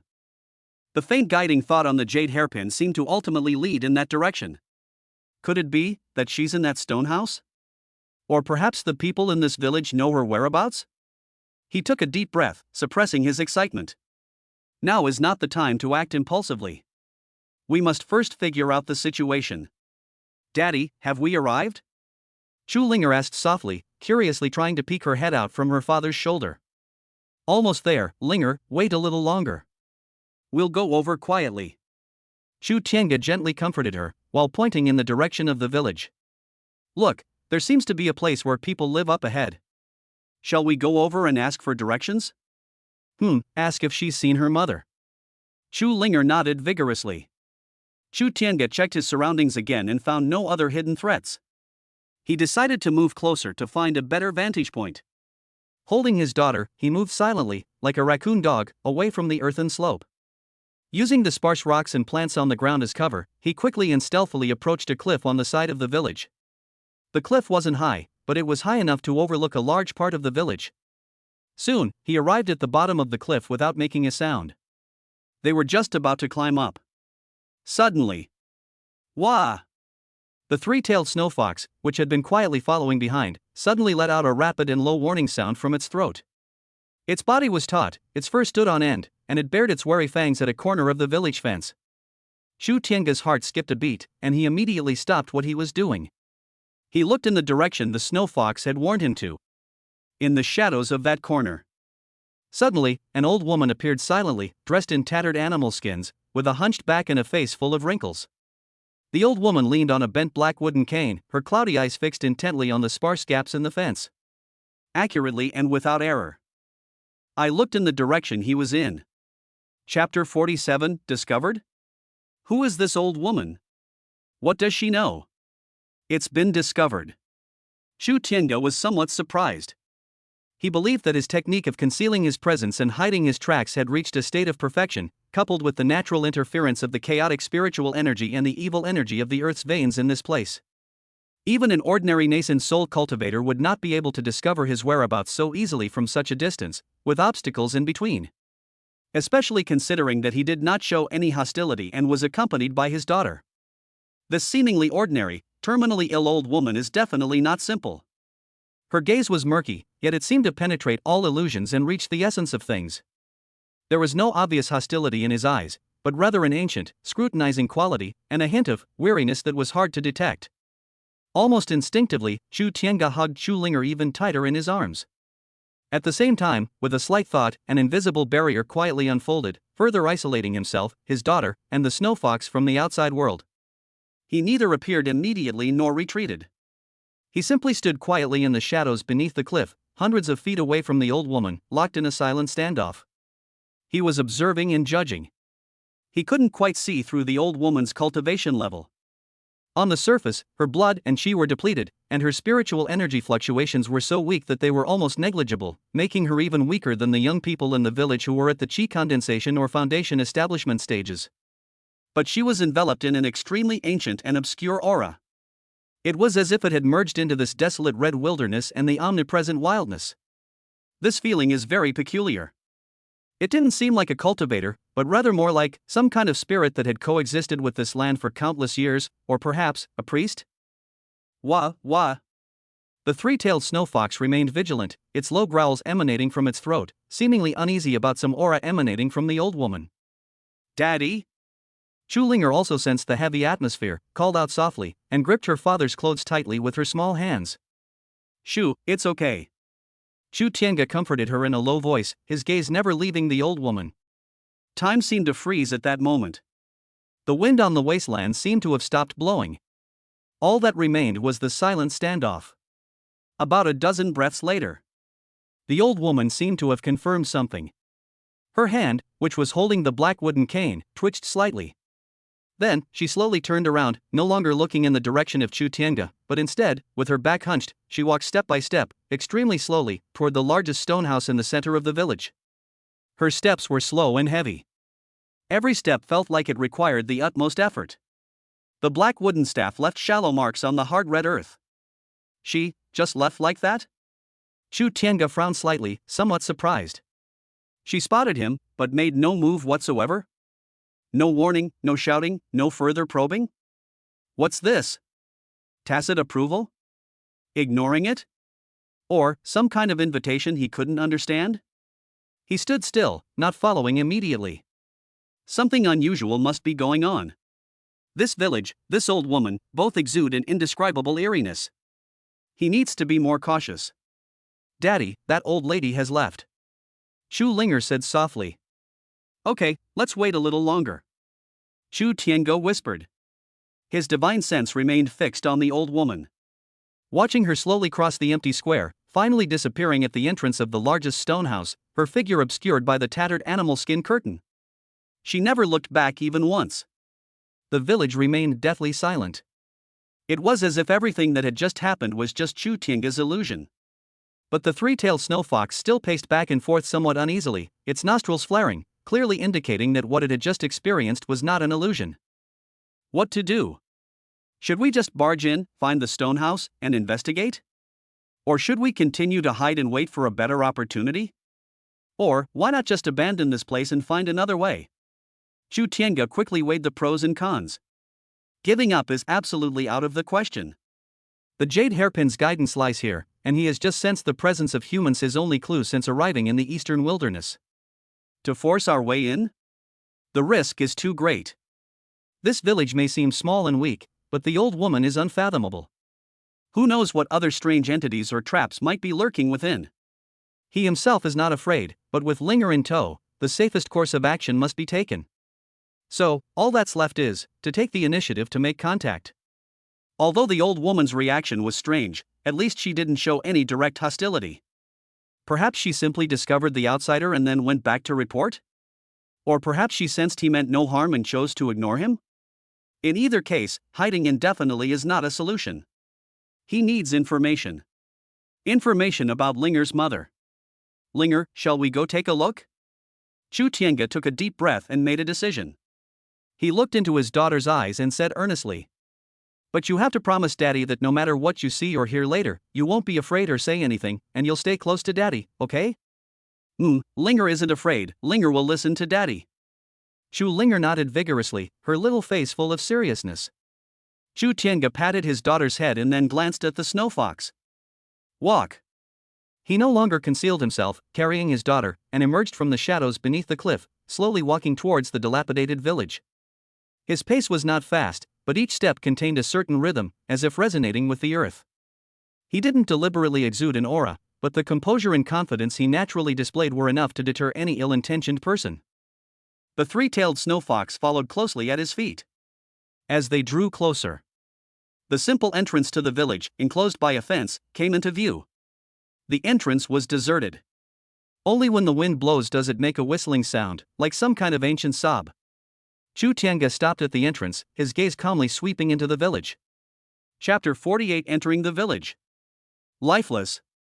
So many eyes are staring at me? The wind at the entrance carried the unique scent of the red plains, a mixture of rust and dust, and fluttered the hem of Chu Tiange's clothes. He held his daughter in his arms, his gaze calmly sweeping over the village before him. Low and dilapidated, like a wreck lying in the ruins of time. The houses are mostly built of rough, reddish-brown rocks, with the gaps filled with black, unidentified mud. Many walls are engraved with blurry, ancient-style totems or symbols, with simple lines that exude an indescribable sense of wildness and power. These totems seem to have some mysterious connection with this land and the violent spiritual energy permeating the air. There was no sign of any activity in the village. There was no smoke from cooking fires, no sound of conversation, not even the playful noise of children. There was only a suffocating silence. It was as if the entire village had fallen into some kind of slumber, or rather, a state of suspended animation. But Chu Tiange knew that this was just an appearance. He could clearly sense what lay behind those tightly closed doors made of tattered animal hides or rotten wood. Behind a series of narrow windows, like the pupils of a wild beast. Many eyes were silently watching this uninvited guest through the darkness. Those gazes were filled with vigilance, numbness, scrutiny, and a hint of deep-seated rejection. Like sizing up an alien intruder into their nest. "Daddy, are all the people here sleeping?" Chu Linger asked softly, her little head pressed tightly against her father's chest, seemingly feeling the silent pressure as well. "Maybe." Chu Tiange casually replied, and without pausing, carrying her daughter, she stepped into the dilapidated village. The three-tailed snow fox followed closely at his feet, its tail tucked even tighter, and a soft whimper escaped its throat, clearly extremely uneasy about the gazes hidden in the shadows. The moment I stepped into the village, the feeling of being watched became even stronger. It was as if countless invisible threads were winding around him from all directions, trying to probe his depth and understand his intentions. The oppressive atmosphere in the air, a mixture of wildness and decay, became even stronger. Chu Tiange's expression remained unchanged, and his steps were steady. His internal energy circulated on its own, forming a thin, invisible barrier that kept out any prying thoughts and uncomfortable auras. He didn't exert any pressure, he simply used the calmest way to show that he wasn't someone who could be spied on at will. He carried his daughter and walked straight towards the central square and the largest stone house along the only relatively smooth dirt road in the village, trodden by countless footsteps. He could sense that as he moved forward, the gazes hidden in the shadows became more focused and more solemn. The houses on both sides of the road looked increasingly dilapidated. Some have even collapsed halfway, revealing dark, gaping interiors that exude a musty, stale smell. On the ground, one can occasionally see some scattered fragments of animal bones, as well as some dark-colored bloodstains that look like congealed blood. This village has clearly experienced more than one attack or disaster. To be able to survive in such an environment inherently demonstrates a tenacious will to live. Soon, they arrived at the small square in the center of the village. The square is not large, and the ground is dark red hard soil. A totem pole stands in the center. The totem pole is carved from a single massive piece of black wood, its surface covered with ancient symbols similar to those on the walls of houses. At the top, there appears to be a blurry, unrecognizable animal head, facing the sky as if roaring silently. The entire totem pole exudes an aura of antiquity and mystery, seemingly serving as the spiritual anchor and source of strength for the entire village. The tallest stone house is located at the end of the square, directly opposite the totem pole. The curtains on the stonehouse door remained tightly closed. Chu Tiange stopped and stood at the edge of the square, his gaze fixed on the stonehouse. The jade hairpin's guidance ultimately led to this place. What exactly is inside? Just as he was about to speak or step forward to probe. Squeak! Several harsh scraping sounds rang out. The wooden doors of several other stone houses that were in slightly better condition were pushed open from the inside almost at the same time. A dozen or so figures slowly emerged from the shadows behind the door. These people include men, women, young and old. Without exception, they all wore rough, worn-out animal hides or clothing woven from some kind of plant fiber. Their skin, due to long-term exposure to harsh environments, has a dark bronze color, and their faces are covered with the marks of time. Everyone's eyes carried a numbness born of hardship and an extreme wariness of strangers. Most of them were carrying weapons. Some were bone spears or knives made from animal bones, others were wooden sticks carved from hard black wood, and there were even two people carrying rough bows and arrows made from animal sinews and wood on their backs. Although their weapons were rudimentary, their cultivation levels were generally low. But they all exuded a fierce courage that came from struggling on the edge of life and death. These people did not immediately approach after leaving the house. Instead, they dispersed, subtly surrounding Chu Tiange and Chu Linger at the edge of the square, blocking his retreat route. Their movements were skillful and coordinated, clearly indicating that they had practiced similar defensive formations countless times. No one spoke. Only a cold gaze and the faint, chilling glint reflected from the weapon in his hand. The atmosphere suddenly became tense and hostile. Daddy! Chu Linger gripped her father's hand even tighter. The three-tailed snow fox also arched its body and let out a threatening growl. Chu Tiange gently patted her daughter to reassure her. His gaze swept calmly over the crowd that had gathered around him, without the slightest sign of panic. These people may look fierce, but they pose no threat to him. He was simply curious about the origins of these people, or rather, this village. Why would someone live in such a desolate place? Outsiders. Finally, a hoarse sound, like two stones rubbing together, rang out. The speaker was a middle-aged man standing at the very front. He was tall with a hideous scar on his face that stretched from his forehead to his chin. His eyes were like those of a lone wolf in the wilderness, full of vigilance and ferocity.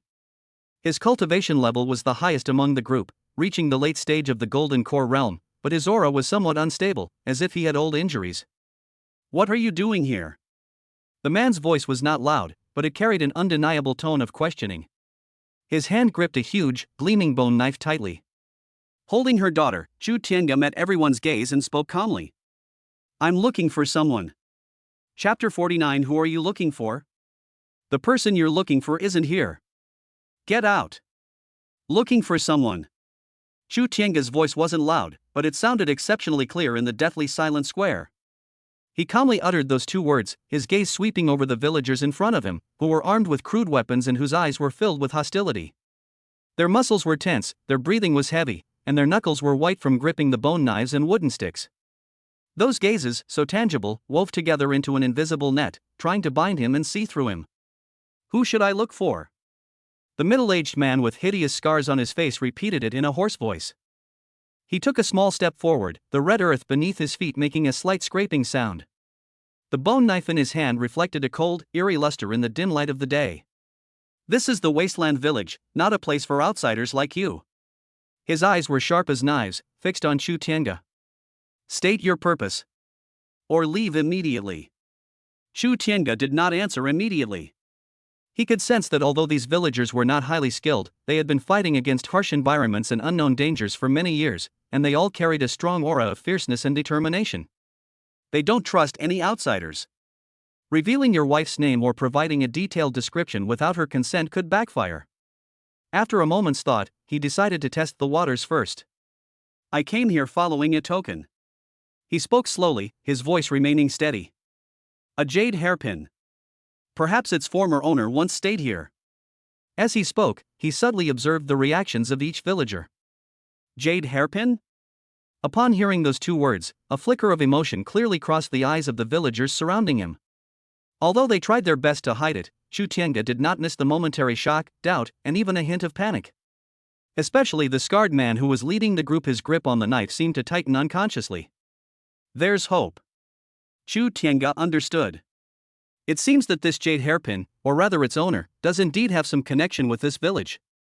Jade hairpin? The scarred man frowned even more deeply, his eyes filled with even greater vigilance and ferocity. Never heard of it. There are no jade hairpins here. Nor is there the person you're looking for. He denied it almost immediately, his tone resolute.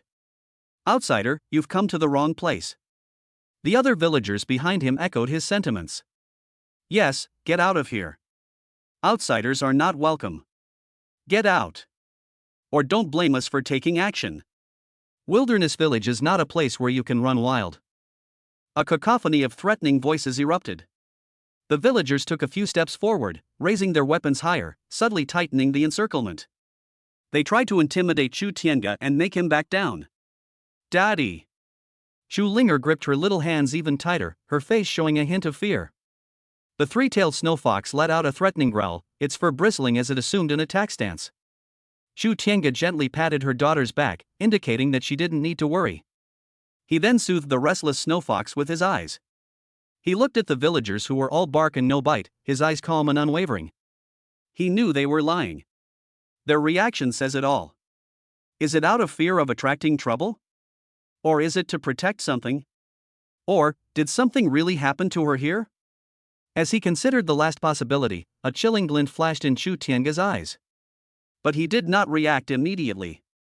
He needs concrete information, not just to vent his anger. I have no intention of being your enemy. Chu Tiange's voice remained calm, yet it carried an undeniable power. I just want to know about the owner of that jade hairpin. She is very important to me. That's enough. The scarred man abruptly interrupted him, raising his voice 8 octaves. We said no, and that's final. If you keep pestering us, don't blame us for being ruthless with our bone knives. He suddenly raised the beast bone knife in his hand, pointing it at Chu Tiange, a faint blood-red aura gathering at the tip of the blade. Other villagers also raised their weapons, and the murderous intent in the air instantly intensified. A conflict seems imminent. Chu Tiange held her daughter, standing still without moving. His eyes finally showed a slight change. It was no longer the calm it once was, but rather a profound indifference, like looking down on ants. An invisible, indescribable pressure silently spread out from him. There was no earth-shattering momentum, no violent energy fluctuations. But all the villagers surrounding him, including the scarred man in the late golden core stage, felt their hearts skip a beat. It was as if an invisible mountain had instantly pressed down on their souls. Breathing became difficult. Blood flow slows down. The hand holding the weapon began to tremble slightly uncontrollably. The ferocity and wariness in his eyes were quickly replaced by an instinctive, incomprehensible fear. They didn't know what had happened. Suddenly, the seemingly ordinary outsider holding the child appeared as terrifying as an abyss. Even taking a second look requires immense courage. Well. The scarred man tried to say something, but found that his throat was being choked by an invisible hand, and he couldn't even utter a complete syllable. The scars on his face, twisted with fear, looked even more grotesque. The atmosphere in the square instantly froze to freezing point. Just as this tense atmosphere and silent fear were spreading. That's enough, Ashan. An old, hoarse voice, yet with a certain penetrating power, suddenly came from the largest stone house at the end of the square. The sound wasn't loud, but it reached everyone's ears clearly. Like a magic spell, it instantly dispelled the suffocating pressure. All the villagers, including the scarred man, Ashan, breathed a sigh of relief as if they had been pardoned, panting heavily as they looked towards the stone house with eyes full of awe. Chu Tiange also withdrew the invisible pressure and turned his gaze to the stone house. A withered hand slowly lifted the tattered animal skin curtain. The hunched old woman with the black wooden cane reappeared at the door. Her figure appeared even more mysterious in the dim light. Her cloudy gaze swept past the still shaken villagers and landed on Chu Tiange once more. This time, there seemed to be a hint of understanding in that gaze. Chapter 50. The old woman invited me in? What's she up to? The old woman stood in the shadows at the entrance of the stone house, her body hunched over, as if a gust of wind could blow her over. But as soon as she finished speaking, the tense atmosphere in the entire square dissipated instantly, like a punctured balloon. The scarred man, Ashen, and the other villagers seemed to have been relieved of a great burden. The look of shock on their faces had not completely faded, and their eyes were filled with heartfelt awe and reliance when they looked at the old woman. They all put away their weapons, and although they remained vigilant, they were no longer as tense as before. They silently stepped aside, making way for the stone house. Chu Tiange's gaze shifted slightly as he met the old woman's cloudy yet all-seeing eyes. This old woman clearly held a very high position in the village. With a single command, these fearless villagers could immediately cease their actions. Her words just now not only stopped the villagers, but also seemed to be directed at him. Guests from outside. The old woman spoke again, her voice still hoarse and dry, but with a hint of peace compared to before. The Wild Bone Village is not a place for guests. But since you're here, please come in and have a seat. As she spoke, her withered fingers pointed to the entrance of the stone house behind her, which was hidden by an animal skin curtain. Invite? Chu Tiange's eyes flickered. What exactly is this old woman up to? First they discovered him, then let the villagers surround and attack him, then stopped them after he showed a bit of strength, and now they actually invited him into the house. This is unusual. Could there be any traps inside? With his current strength, he naturally has no fear of any traps. But with Linger by my side, I can't afford to let anything go wrong. Daddy, did that old lady invite us in? Chu Linger asked in a low voice, her little head curiously sizing up the old woman. It seemed that the little guy's fear of her had lessened considerably because the old woman had stopped the fierce villagers. Chu Tiange did not answer immediately. His divine sense, like mercury spilling onto the ground, cautiously probed the stone house once more. The interior of the stone house is small and the furnishings are extremely simple. Apart from a stone basin in the center that appeared to be used for burning some kind of special incense, it was almost empty. He sensed no fluctuations in the formation, nor any hidden powerful aura. Only the old woman herself exuded an ancient and obscure aura, like a deep pool, unfathomable. Besides, in the innermost corner of the stone house, there seemed to be another extremely faint presence huddled together. The aura was faint and weak, as if the person was still recovering from a serious injury, or as if their life force was about to be exhausted. But within that aura, there was a faint trace of a familiar feeling that stirred his heart. Although obscured by some force and blurred indistinct, the connection originating from the depths of the soul is unmistakable. Chu Tiange's breathing paused for a moment. Could it really be her? No. Wrong. The aura was familiar, yet slightly different. More like someone with a very deep connection to her? Or something she left behind? Chu Tiange remained expressionless. No matter what's inside. He has to go in this time. Good. He glanced at the old woman and nodded calmly. Then, carrying his daughter, he started walking towards the entrance of the stone house. The three-tailed snow fox hesitated for a moment, but still followed closely behind, though its fur remained slightly bristling, clearly wary of the stone house and the old woman. The surrounding villagers watched him walk by silently, their eyes filled with complex emotions. No one stopped them anymore. When Chu Tiange reached the door of the stone house, the old woman had already stepped aside, making way for him. A strange aroma, a mixture of herbs, animal hides, and some kind of peculiar spice, wafted out from behind the curtain. It wasn't unpleasant to smell, but it carried an ancient and mysterious aroma. Without the slightest hesitation, Chu Tiange, carrying her daughter, lifted the heavy animal skin curtain and went inside.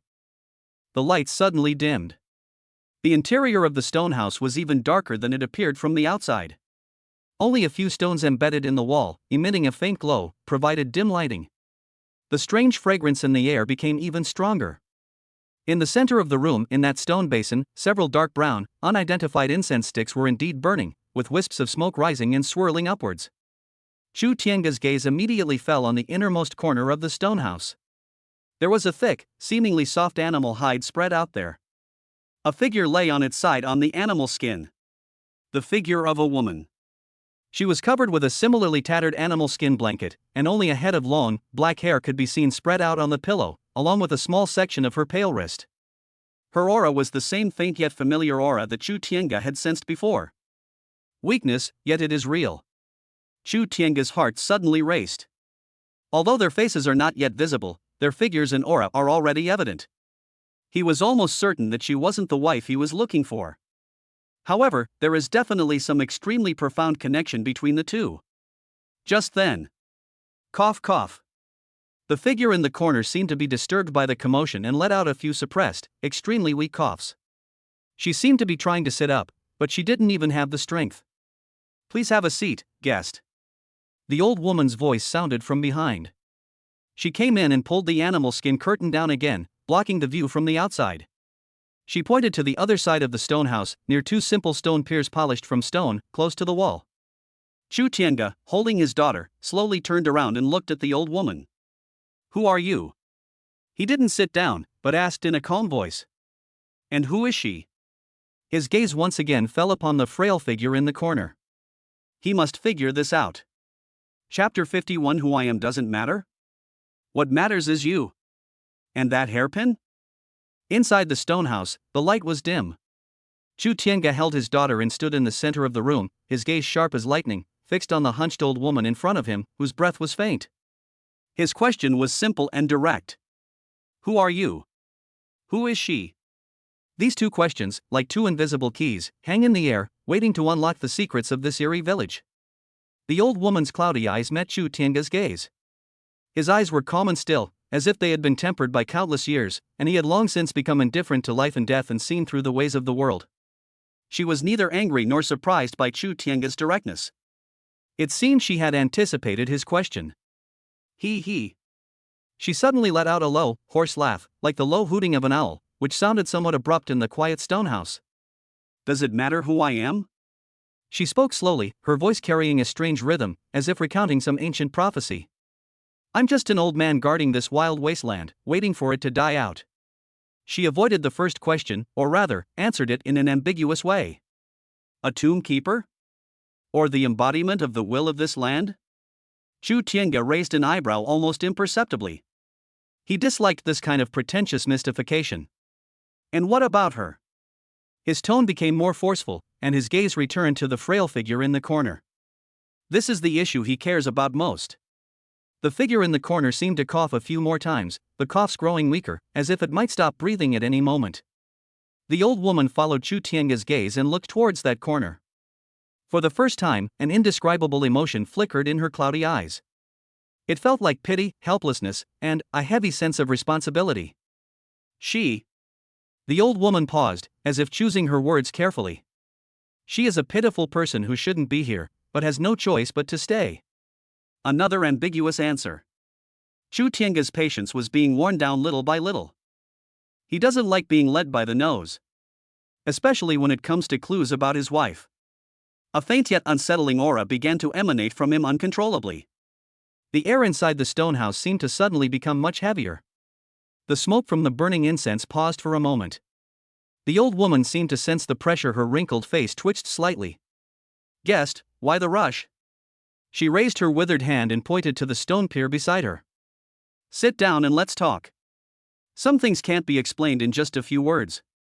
Chu Tiange's eyes turned slightly cold, and he did not move. I just want to know who she is and what her connection is to the jade hairpin in my hand. His voice was resolute and unwavering. The old woman looked at him and remained silent for a moment. In the dim light, the wrinkles on her face, as if carved by a knife and axe, were full of the marks of time. That hairpin. She finally spoke again, her voice becoming somewhat ethereal. It truly belongs to her. Or rather, it once belonged to her. Her words confirmed Chu Tiange's earlier guess. The frail woman in the corner was indeed directly connected to the jade hairpin. But now that it's in your hands. The old woman suddenly changed the subject, her cloudy gaze refocusing on Chu Tiange with a scrutinizing look. Then, guest, who are you? What is your relationship with the original owner of the hairpin? You brought this child all the way from that forbidden land to this desolate village of bones, just to find an answer? Her series of questions were like drumbeats striking Chu Tiange's heart. This old woman knows far more than she shows. She even knew he came from a spatial portal and that he had his daughter with him. Forbidden land? Chu Tiange keenly grasped this word. It seems that the primeval forest they were transported out of, and this red plain, both harbor unknown dangers. Answer my question, guest. The old woman's voice wasn't loud, but it carried an undeniable insistence. Your purpose for coming and your identity determine how much I can tell you. Her attitude was very clear. To obtain information, one must first place a corresponding act of trust. Or rather, to help her determine whether he is trustworthy and whether his presence will bring even greater disaster to this already precarious village. Chu Tiange fell silent. He was thinking quickly. The old woman before me was mysterious and unpredictable, seemingly holding crucial clues. The woman in the corner looked to be in very bad shape, barely breathing, her life seemingly on the verge of being extinguished. If it really is someone related to his wife, he absolutely cannot sit idly by. Reveal your identity? Tell her that he is Chu Tiange, the husband of the hairpin owner, and the father of this child? The risk is too great. He didn't know if this old woman, this village, or the people who were chasing his wife were connected. What if they're in cahoots, or being controlled by those people? The consequences would be unimaginable. But if we say nothing, it will be difficult to get any useful information from this old woman. They might even lose the chance to learn the truth completely. Daddy! Chu Linger, nestled in his arms, seemed to sense her father's hesitation and solemnity, and gently tugged at his clothes with her little hand. Chu Tiange looked down into her daughter's clear, innocent eyes. A decision was made in an instant. He was determined to find out the truth, no matter what. Even if it involves some risks. He raised his head to meet the old woman's scrutinizing gaze, his eyes hardening. That hairpin belongs to my wife. He spoke slowly, his voice clear and steady. I am her husband. This is our daughter. He pointed to Chu Linger in his arms. I came here to find her and bring them home. He did not reveal his or his wife's names, but this made it clear what the most important relationship and purpose of his visit were. He stared intently into the old woman's eyes, observing her reaction. Upon hearing his words, a complex light flashed in the old woman's cloudy eyes. There was shock, realization, disbelief, and a touch of deep sorrow. She opened her mouth as if to say something, but in the end it only turned into a long sigh, as if she had exhausted all her strength. Well. So that's how it is. The threads of fate have, in the end, become entangled together. She murmured to herself, her voice low and ethereal. Then, she looked at Chu Tiange again, her eyes filled with complex emotions. Your wife. She paused, as if searching for the right words. Is she, all right? Chapter 52. Is she all right? What do you mean by that? Where is she? Is she, all right? The old woman's hoarse voice, like a needle chilled to ice, gently pierced Chu Tiange's heart. Are you all right? The moment those three words came out of her mouth in such a complex tone, filled with compassion and understanding, Chu Tiange felt as if she had fallen into an ice cave. She knows something. Why ask that? Could it be that something really happened to her? An uncontrollable, chilling panic, like a venomous snake, suddenly coiled around his heart, almost suffocating him.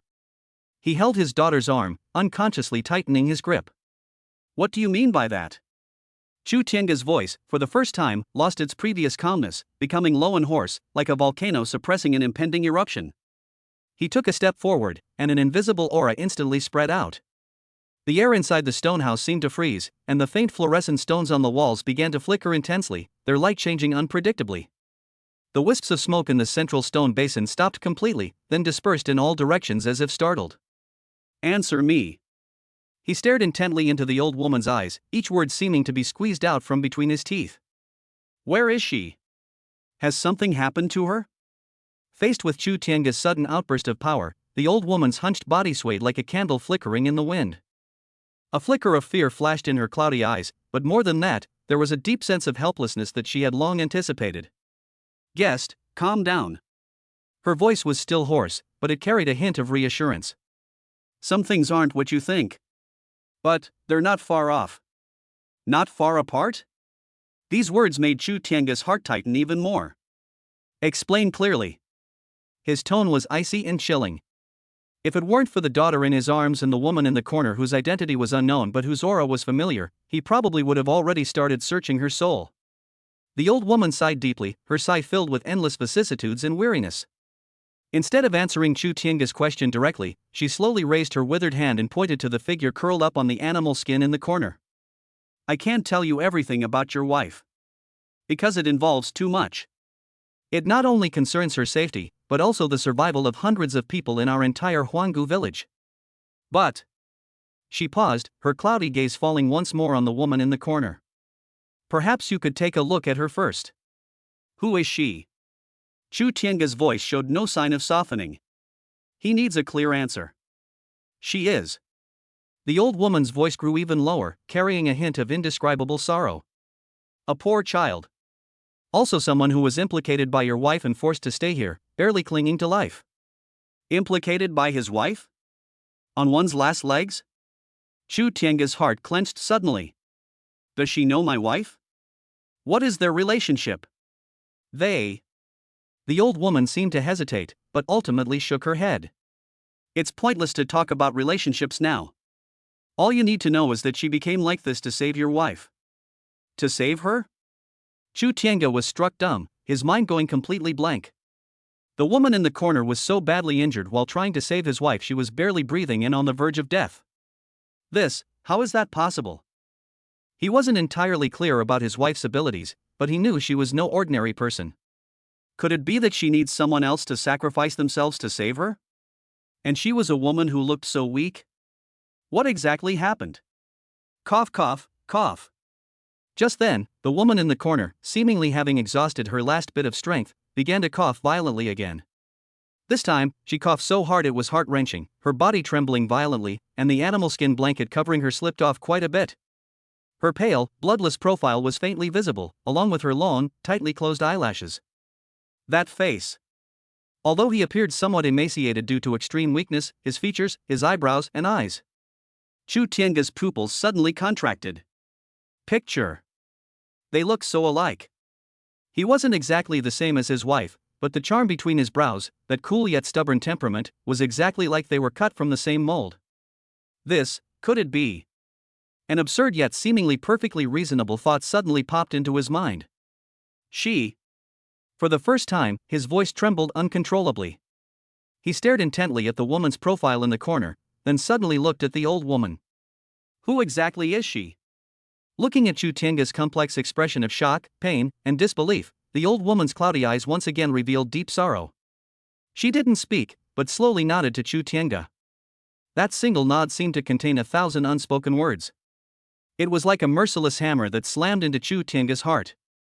Confirmed. That possibility he dared not think about, yet vaguely guessed at the first glance. The woman in the corner. No. It's impossible. Chu Tiange subconsciously took a step back. Chu Linger, who was in his arms, was startled by his sudden movement and looked at him with some unease. Daddy, what's wrong? Chu Tiange did not answer her daughter. His mind was in complete chaos. How so? She shouldn't. How did she end up here? And so badly injured? What about his real wife? Where is she now? Countless questions flooded his mind like a tidal wave, almost overwhelming him. Guest. The old woman's voice rang out again, pulling him back from his chaotic thoughts. Now, do you understand? Some things are far more complicated and cruel than you imagine. She looked at Chu Tiange with a hint of sympathy in her eyes. Your wife did come here. And she did encounter a huge problem. And she. The old woman pointed to the corner. One of the victims of that troublesome affair. Chapter 53: A Sacrifice? Huge trouble? Explain yourself. One of the victims. These words, like a red-hot branding iron, were deeply imprinted on Chu Tiange's heart. Pain. A pain that cuts to the bone. It wasn't just because of the woman in the corner who looked so much like his wife but was now dying. It is not only because of the word one of that the bloodshed and cruelty hidden behind it are things we dare not even think about. His wife did come here. We've encountered a huge problem. This woman became a sacrifice in order to save her. What about his wife? How is she? Was she another victim? Or, did she escape? But if they escaped, why have they disappeared without a trace? Why would someone leave their personal jade hairpin here? Countless chaotic thoughts, like a raging torrent, crashed against Chu Tiange's sea of consciousness. He felt as if his heart was being gripped tightly by an invisible hand, almost stopping its beating. Reason told him to stay calm and analyze the situation. But the surging emotions, especially the extreme worry for his wife's safety, mixed with shock and anger at the cruel reality before him, almost consumed him. A huge problem. Chu Tiange's voice was so hoarse that it almost didn't sound like his own. He suddenly looked up, his bloodshot eyes fixed on the old woman. What's the trouble? Who did it? My wife, how is she now? He asked the question slowly and deliberately, each word carrying immense weight. The aura that had just subsided spread out uncontrollably again, even more violent and colder than before. The walls of the stone house began to make a slight crackling sound, as if they could not withstand the terrifying pressure. In the corner, the three-tailed snow fox, which had been on guard the whole time, whimpered, tucked its tail between its legs, and huddled in the corner, trembling. Daddy! Chu Linger was also frightened by the terrifying aura emanating from her father, which she had never felt before. Her face turned pale, and she called out timidly, her little hands tightly hugging his neck, tears welling up in her eyes. Her daughter's tearful voice was like a spark that instantly ignited the pent-up anger in Chu Tiange's heart. But his last shred of reason allowed him to forcefully suppress the urge to destroy everything. He took a deep breath, trying to make his voice sound less intimidating. Linger, don't be afraid, Daddy's here. He gently patted his daughter's back, but his gaze remained fixed on the old woman like a cold blade. Faced with his almost out-of-control state, the old woman's wrinkles, as thick as tree bark, seemed to tremble. A hint of apprehension flashed in her cloudy eyes, but more than that, there was a sorrow born of a profound understanding of the ways of the world. Guest, I understand how you feel. She spoke slowly, her voice still hoarse, yet carrying a strange, soothing power that seemed to penetrate the violent atmosphere and reach the heart. But anger and impulsiveness solve nothing. They will only lead you and your children down the same path. Following in their footsteps? Chu Tiange's eyes sharpened. What exactly do you know? The old woman shook her head, her withered fingers pointing to the stone basin in the center where incense was burning. I don't know much more than you do. All I know is that a few months ago, a woman, along with her, trespassed into the forbidden land outside our desolate bone village. She pointed to the woman in the corner. They seem to be evading an extremely terrifying pursuit. Each pursuer possesses power that is beyond our comprehension. Forbidden land? Chu Tiange caught the word again. What place is that? That is an ancient ruin deep in the Bone Plains. It is full of unknowns and dangers, and even the people of our bone village never dare to set foot there easily. The old woman's voice carried a hint of reverence. But they went in without hesitation. It seemed that there was a glimmer of hope they were looking for there. And then what happened? Chu Tiange pressed for an answer, his heart pounding in his throat. Result. A hint of reluctance appeared on the old woman's face. We only waited for her. She looked again at the woman who was dying in the corner. She used her last breath to return the hairpin to the village, and that's how it ended up like this. She didn't say anything? Chu Tiange's voice was filled with disbelief. No. The old woman shook her head. She was too badly injured. Her soul was almost completely destroyed. It's a miracle that she is still alive. We've used up all the secret medicines in the wild bone village, but we can only barely keep her alive. As for your wife. The old woman paused, looked at Chu Tiange, and her eyes were complicated. We don't know her whereabouts. She hasn't returned. Perhaps she managed to escape. Perhaps.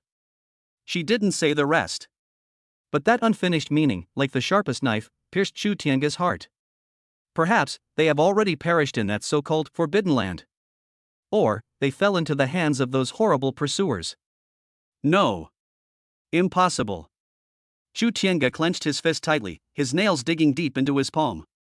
She's so powerful and mysterious, how could she possibly get into trouble so easily? Something must be wrong. Cough cough. Sister. Just then, the woman who had been unconscious in the corner suddenly let out a very faint, dreamlike murmur. The voice was as faint as a whisper, yet it resounded like thunder in Chu Tiange's ears. Sister? Who is she calling sister? Chu Tiange suddenly turned his head and looked towards the corner. The woman's eyes remained tightly closed, her pale face expressionless, as if her last utterance was merely an unconscious murmur. But Chu Tiange's heart was stirred up by that one word, sister. He was almost 100% certain. This woman is his wife's sister? He actually has a sister-in-law he's never met? Moreover, she ended up in this situation because she was trying to save her sister? She. Chu Tiange's voice trembled again with excitement. What's her name? The old woman looked at him, a knowing glint in her cloudy eyes. It seems he finally guessed it. We don't know her real name. The old woman spoke slowly. When she returned the hairpin, she only managed to utter one sentence intermittently. What did you say? Chu Tiange pressed for an answer. The old woman was silent for a moment, as if she was recalling something, or perhaps she was hesitating. Finally, she looked into Chu Tiange's eyes and said, word by word. She said, hurry, go to Nanling, find the child. Chapter 54. Looking for the child? Looking for Linger? She knew. I'll come. She said, hurry, go to Nanling, find the child. The old woman's words, like a final bolt of lightning, shattered all the fog in Chu Tiange's mind. Hurry up. Go to Nanling. Looking for the child. Every word seemed to carry her last obsession and strength, traversing time and space, transcending life and death, and crashing heavily into his heart. Child. Which child? Who else could it be but Linger? She knew. In her final moments, her thoughts were not on her own safety, but on her daughter far away in the Nanling Mountains. She sent her sister, with her last breath, carrying her keepsake in this message, back here, perhaps hoping that this ancient village could find a way to send the message out, or perhaps simply to leave behind this final thought. And her sister, the sister-in-law she had never met, really did it. With her nearly broken spirit and extinguished life force, she fulfilled her sister's last wish. How tragic. How resolute. Chu Tiange felt an indescribable bitterness and guilt well up in her throat. He was late. If he had arrived in the eastern wilderness sooner, even just a little bit sooner, could he have changed everything? Couldn't we be by her side instead of leaving her to face that so-called huge trouble alone, or even having to sacrifice her own sister to deliver the message? So, it was for Linger. He looked down at his daughter in his arms, who looked bewildered but whose eyes were red with tears, as if she also sensed the sadness. His voice was hoarse. Daddy. Chu Linger reached out her small hand and gently touched her father's cheek, as if trying to comfort him. Chu Tiange took a deep breath, trying to suppress her surging emotions. Now is not the time for self-blame and sadness. There are more important things to do. He raised his head, his gaze falling once again on the dying woman in the corner. His eyes were filled with unwavering determination and an unquestionable resolve. She is Linger's aunt.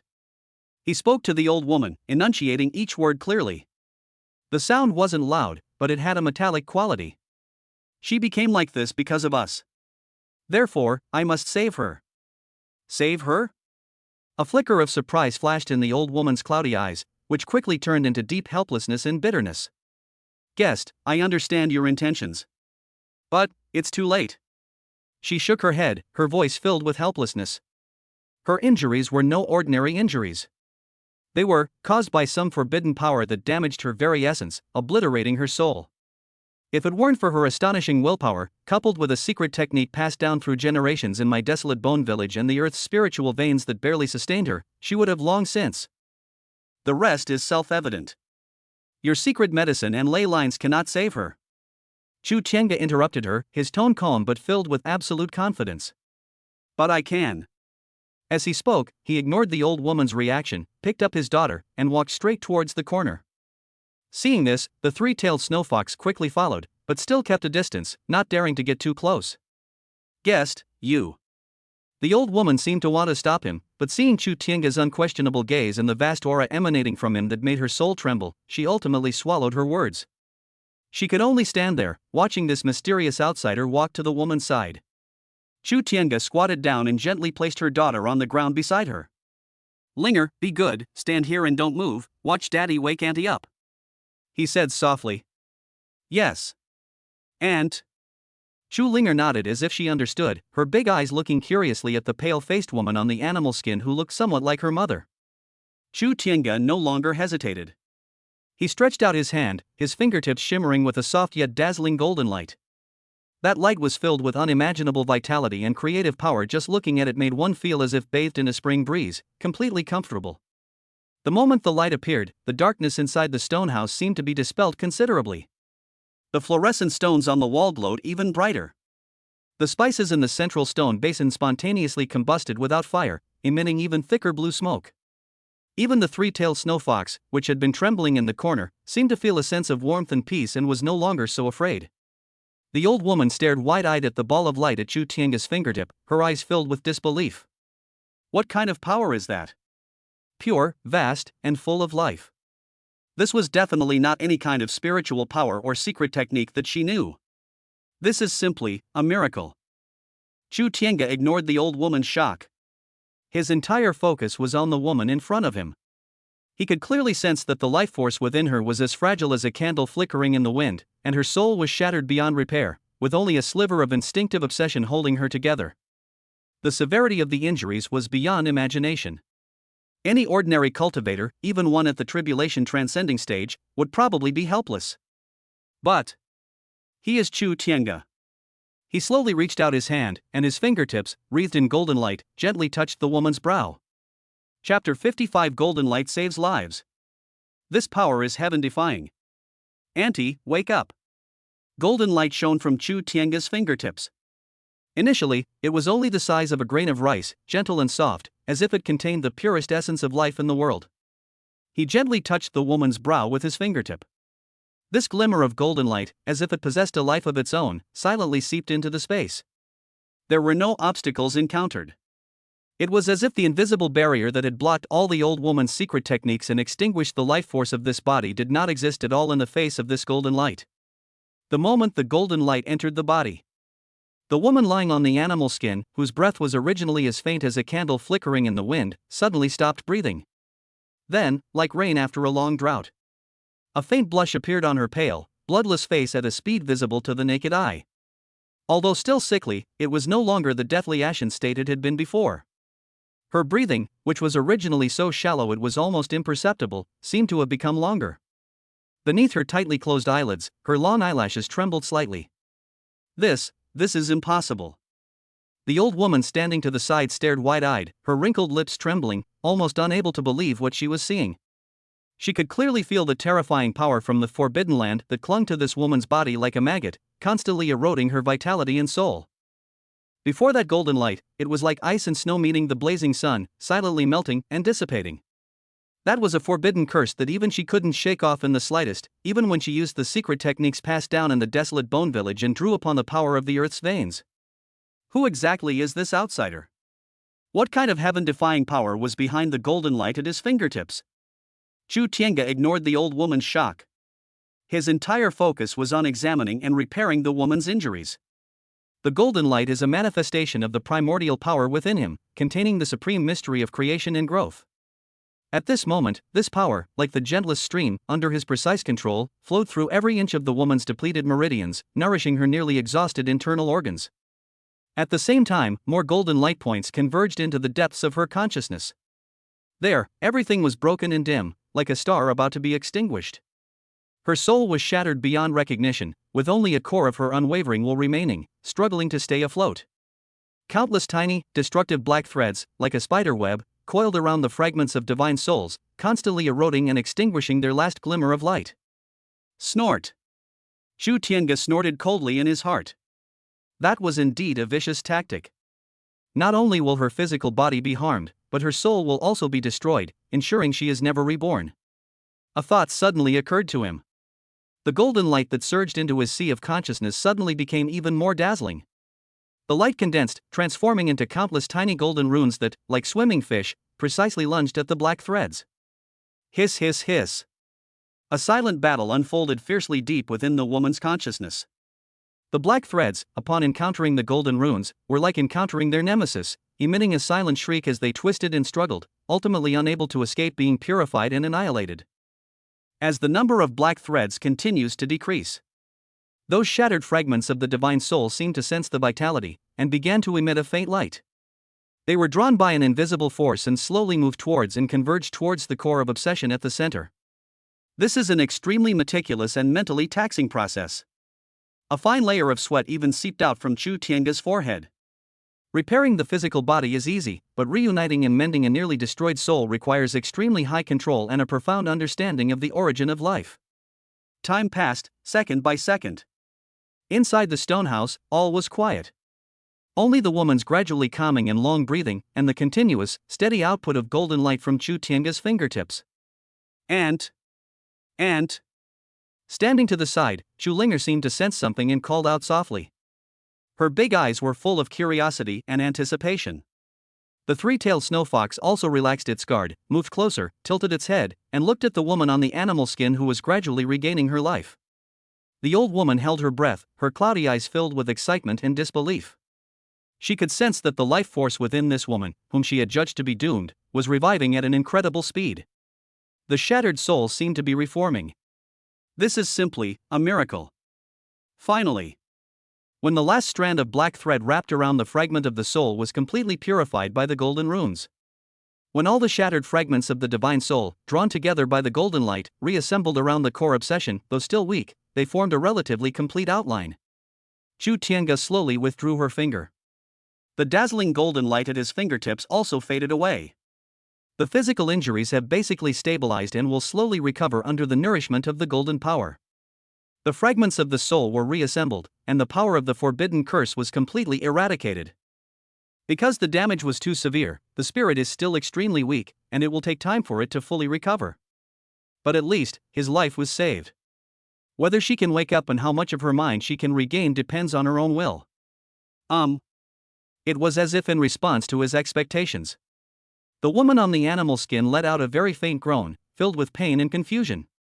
Her long, butterfly wing-like eyelashes trembled violently a few more times. Then, under the tense gazes of Chu Tianga, Chu Linger, and the old woman, slowly, with difficulty, it opened a crack. Chapter 56. You're awake? You are, the child? Where's your sister? The slit in the eye was very narrow, allowing only a little bit of blurry light and shadow to pass through. The woman seemed to have used all her strength to barely maintain the gap and prevent it from closing again. Her eyes moved extremely slowly behind her eyelids, carrying the confusion of just waking up, and the emptiness of someone who had been in darkness and pain for a long time. The gaze seemed unfocused. It was as if a thick veil had been cast over everything, making everything appear as a blurry, double image. Pain remains the dominant theme. Although the deadly forbidden curse has been removed, the fragments of the soul have been barely gathered together. However, the damage caused by the long-term erosion and obliteration by the curse, as well as the depletion of her physical essence, still caused her unimaginable pain. Every breath tugs at the heartstrings, bringing excruciating pain. His brow was furrowed tightly. His pale lips were pursed slightly from the pain, and you could even see fine teeth marks. And when Chu Linger saw her open her eyes, she couldn't help but take a small step forward and call out softly, with a hint of timidity and curiosity. That innocent child's voice seemed to finally pierce through the layers of pain and confusion, reaching the deepest part of the woman's consciousness. Her slowly moving eyes suddenly stopped. It seems they've caught something. She tried to open her eyes a little wider. The blurry vision began to focus. The first thing that caught her almost colorless pupils was the silhouette of a blurry, tall figure. She couldn't see the face clearly, but she could sense an indescribable aura that instinctively made her feel a sense of security, yet was also incredibly unfamiliar. Who is it? Are they from the village of Desolate Bones? No. Wrong. The people of Huanggu village don't have that kind of aura. In the fragments of her remaining memory, there had never been such a person. Her gaze moved with difficulty, passing over the tall figure and landing on a smaller, exquisitely sculpted figure that was closer. It was a little girl. With her hair tied in two cute buns and dressed in soft, comfortable clothes, she seemed completely out of place in the stone house. The little girl was looking at her with her big, bright, black eyes, as pure as black gemstones, filled with curiosity and a hint of worry. Those eyes. And the contours of that little face. Picture. They looked so alike.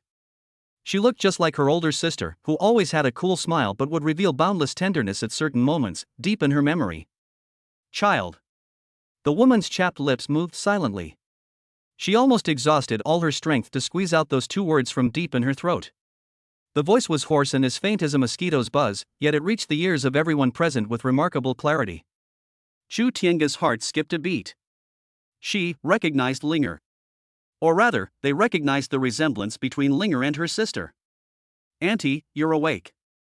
Chu Linger was very happy to hear her speak, even though her voice was very soft, and a bright smile appeared on her face. She completely forgot her previous fear and took 2 more steps forward, wanting to get closer to the bedside. Chu Tiange quickly and gently pulled her back. "This woman is in extremely poor condition and cannot withstand any further stimulation." Elder sister. The woman seemed not to hear Chu Linger's words. Her gaze remained fixed and greedily fixed on Chu Linger's small face.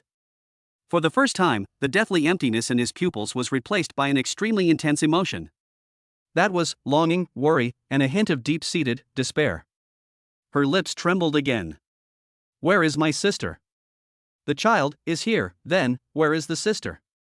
She struggled to utter fragmented, almost incoherent questions. Each word exhausted the last bit of strength she had just recovered.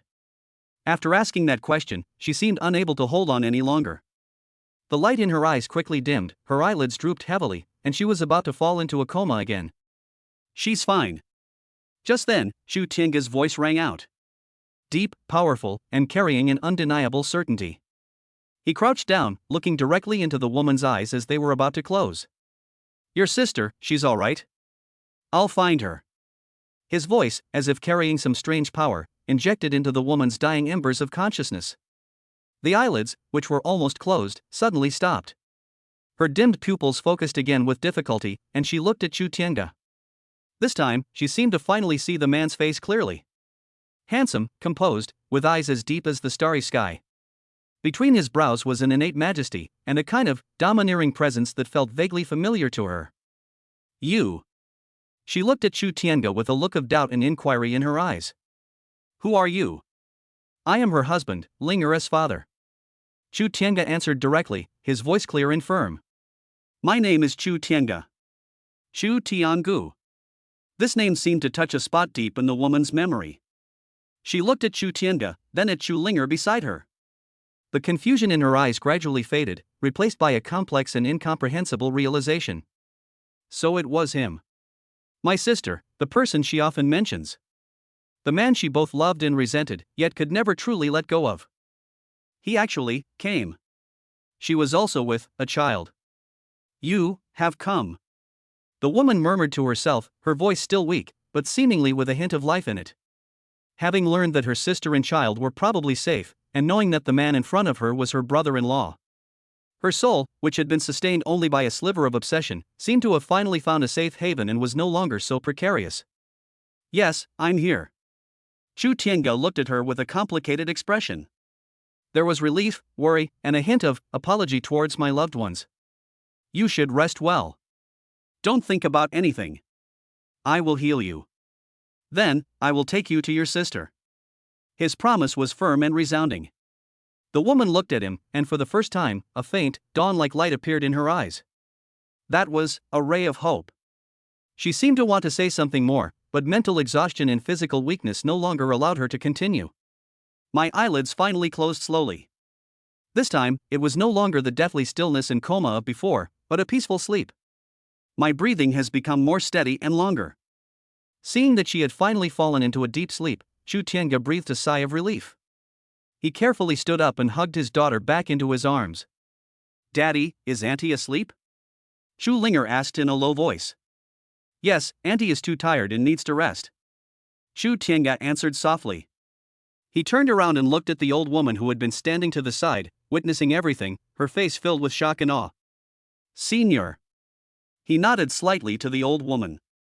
"Thank you so much for saving her and taking care of her all this time. Regardless, this village and this old woman had saved his sister-in-law's life and taken her in." He remembered this kindness. The old woman quickly waved her hand, her face showing fear and shame. "You flatter me, sir. We didn't actually do anything. We were just barely keeping her alive. It was you, sir, who truly saved her." The way she looked at Chu Tiange had completely changed. It was no longer the scrutiny and vigilance of before, but filled with awe, even a hint of fanaticism. That kind of miraculous healing technique, that kind of vast and powerful force. This is something that ordinary people absolutely cannot possess. Could it be the legendary? She dared not think any further, and simply lowered her head even more respectfully. What are your plans next, sir? Chapter 57. Settle them down first. Then inquire. We must venture into this forbidden land. Next. Chu Tianga's gaze slowly shifted from the old woman's face, which was filled with awe and fear. He glanced at his quiet and well-behaved daughter in his arms, and then at his sister-in-law who was fast asleep in the corner, her breathing weak but steady. My heart is like a lake where a boulder has been thrown and the ripples it creates linger for a long time, but at its very core, a cold and resolute resolve has settled. I need a place to settle down temporarily. He looked at the old woman and said calmly. Her injuries are too severe, and she is still in shock. She needs to rest. His tone was not one of discussion, but rather a statement. But what it contains is concern for his sister-in-law. Of course, of course. The old woman nodded hurriedly, feeling flattered. Even if this mysterious powerful figure wanted to use the entire desolate bone village as his palace, she wouldn't dare utter a single complaint, let alone just settle down. The stone house is simple and unassuming. I'm afraid it's unfair to the guests and the young lady. The old woman said with some fear. But there's really no better place in the village. It's all right. Chu Tianga waved his hand, not caring about these things. His gaze returned to the old woman. During this time, I also need to know a few things. About that forbidden place. The more details the better. Besides. His voice unconsciously carried a hint of cold killing intent. Those who are hunting them down. Their origins, strength, characteristics, whatever you know, please tell me. Upon hearing the words forbidden land and hunters, the old woman's cloudy eyes once again revealed deep fear and apprehension. She opened her mouth, as if trying to dissuade her. But when he met Chu Tianga's unwavering gaze, he ultimately let out a helpless sigh. Guest, that forbidden place is truly not a good place, she said in a dry voice. Those who ventured in throughout history have never survived. It is filled with all sorts of bizarre and unpredictable dangers, and unimaginable horrors. Our ancestors in Huanggu village were survivors who escaped from there, and they established an ancestral rule that no one should approach it for generations. As for those pursuers, the old woman's face showed even greater fear, and her voice trembled slightly. We only caught a glimpse of them once from afar. Each one was like a god or demon. The mere aura they exuded was enough to crack the earth and change the color of the sky. We didn't dare get close at all, let alone investigate their origins. All we know is that they seem to come from the heavens above. Above the 9 heavens? Chu Tianga frowned slightly. This statement is vague, but it vaguely points to some extremely ancient and powerful force. It seems her troubles are far greater than he imagined. I see. Chu Tianga nodded and didn't ask any further questions. It seems we won't get any more specific information from the old woman. He had to venture into that forbidden place himself. He would encounter those pursuers sooner or later. The most urgent task is to stabilize the younger sister-in-law's situation. Let's arrange accommodation first, he said to the old woman. Yes, yes. The old woman felt as if she had been granted a pardon and immediately bowed. Please follow me, guest. This stone house has been the residence for ancestral sacrifices throughout the ages, and it is quite quiet. There is also a small, empty stone house next to it, which you and the young lady can stay in temporarily. As she spoke, she led the way, her steps unsteady. Chu Tianga held her daughter, glanced at her sleeping sister-in-law in the corner, and only after confirming that her breathing was stable did she follow the old woman out of the stone house. Outside, the villagers were still gathered in the square, not having dispersed. Seeing the old woman and Chu Tianga come out together, and with the old woman's attitude clearly extremely respectful, the hostility and vigilance on their faces turned into deep awe and curiosity. They didn't know what had just happened inside the stone house. But they could sense that this outsider was an absolutely terrifying being beyond their comprehension. The scarred man, Ashan, kept his head down, not daring to meet Chu Tianga's gaze. The old woman gave Ashan a few simple instructions, telling him to keep the villagers in check and not to disturb the distinguished guests. Ashan nodded in agreement. Then, the old woman led Chu Tianga and Chu Linger to a slightly smaller stone house next door, which was also built of red rocks and blackwood. The stone house was very simple. Apart from a stone bed and a stone table, it was almost empty. But it was cleaned fairly well. I'm sorry to have troubled our guests, the old woman said again in fear. It's nothing. Chu Tianga didn't care. Thank you. The old woman dared not linger. After giving a few more instructions, she told the villagers to bring some food and water, and then bowed and withdrew. Inside the stone house, only Chu Tiange and his daughter remained, along with the three-tailed snow fox that stayed by their side. Daddy, will we live here from now on? Chu Linger looked at the simple stone house with curiosity. Although it's not as good as her home in Nanling, she feels at ease as long as she's with her dad. Okay, I'll stay here for now. Chu Tiange put her daughter down and patted her head.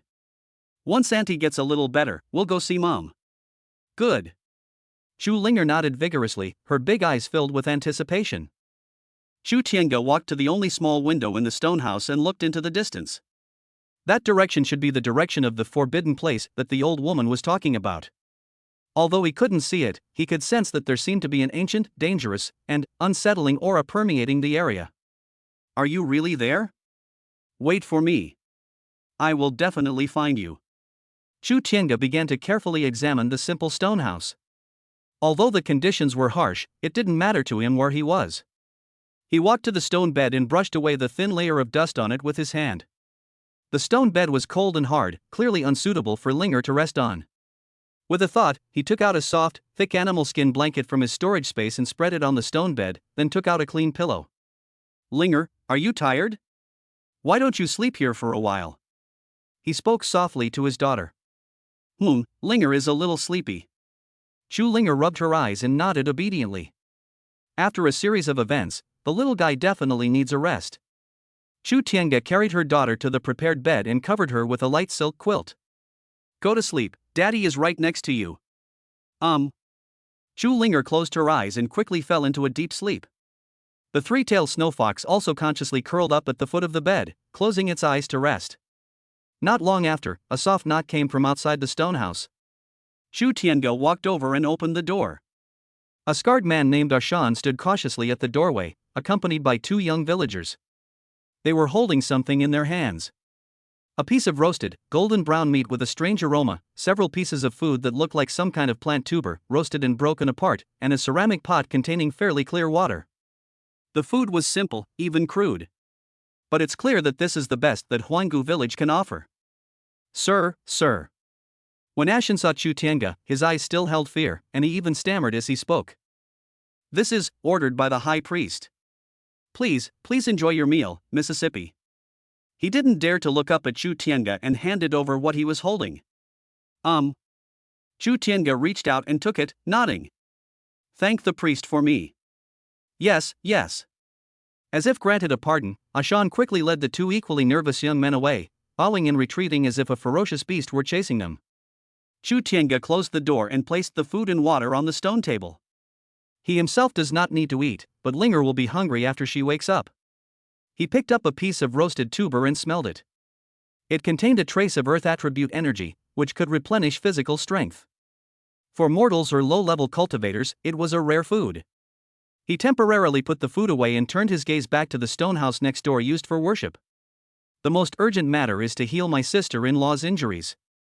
Although he temporarily stabilized her life and cleared away the curse, the damage to her soul and the depletion of her essence were still extremely serious. To ensure her full recovery, and even to ensure she is fully conscious upon waking, some effort will be required. He pondered for a moment. The best approach is to continuously nurture him using his own inherent power. But this will take time, and his power is too domineering, so it must be carefully controlled to avoid causing her further harm. Perhaps, it could be supplemented with some mild and nourishing natural ingredients. He used his divine sense to probe into his storage space. Inside, all sorts of miraculous medicines and rare and precious herbs were piled up like mountains. Among them are some top-tier treasures specifically designed to nourish the soul and replenish one's essence. However, those medicines were too potent. Given her current state of near exhaustion, she was too weak to handle them and they might even be harmful.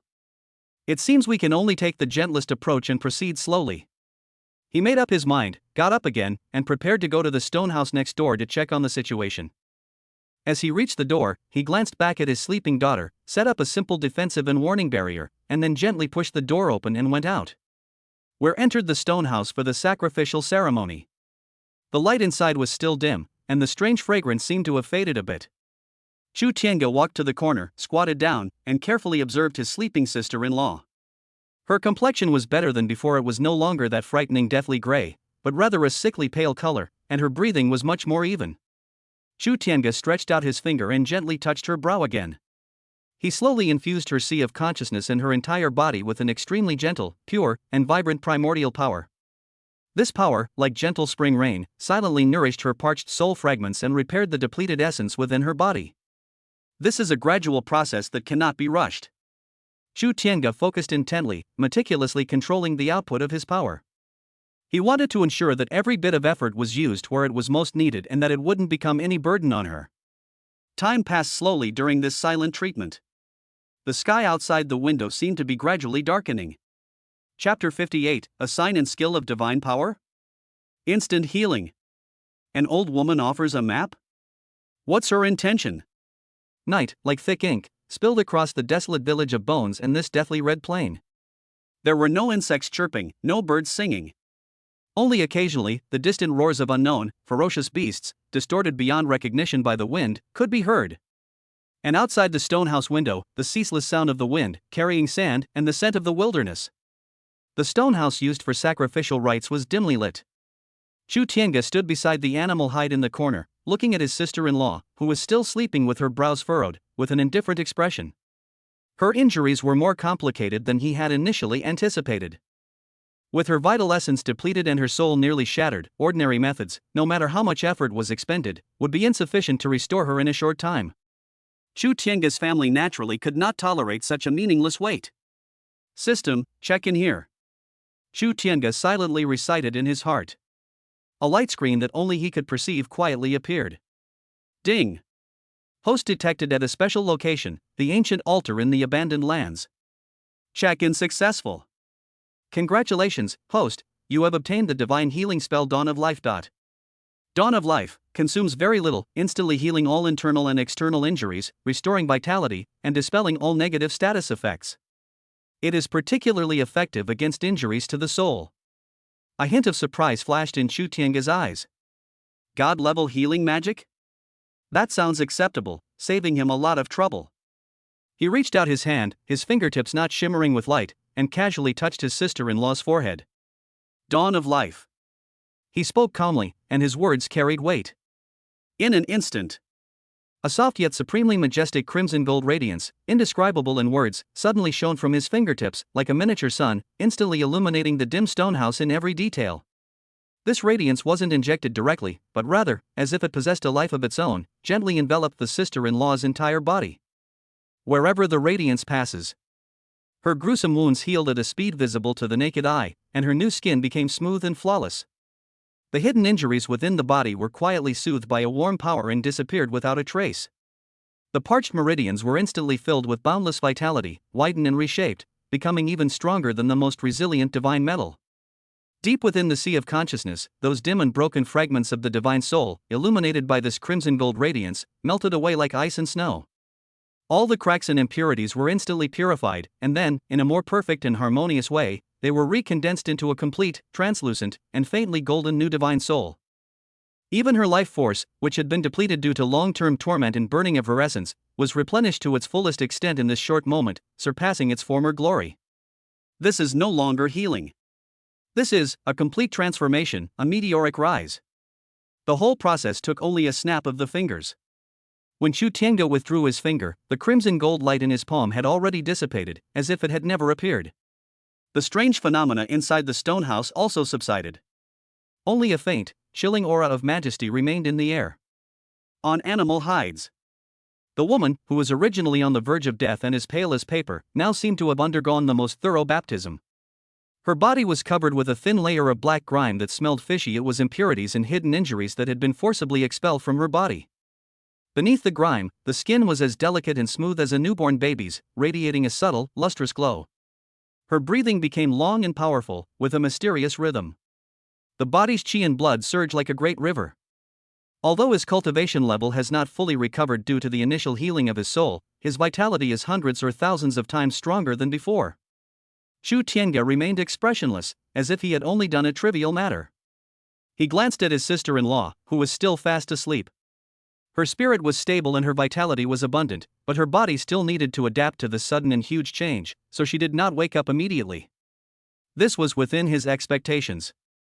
He didn't linger, he turned and walked out of the sacrificial stone house. I just pushed open the door and sat down. Footsteps could be heard again outside the stone house.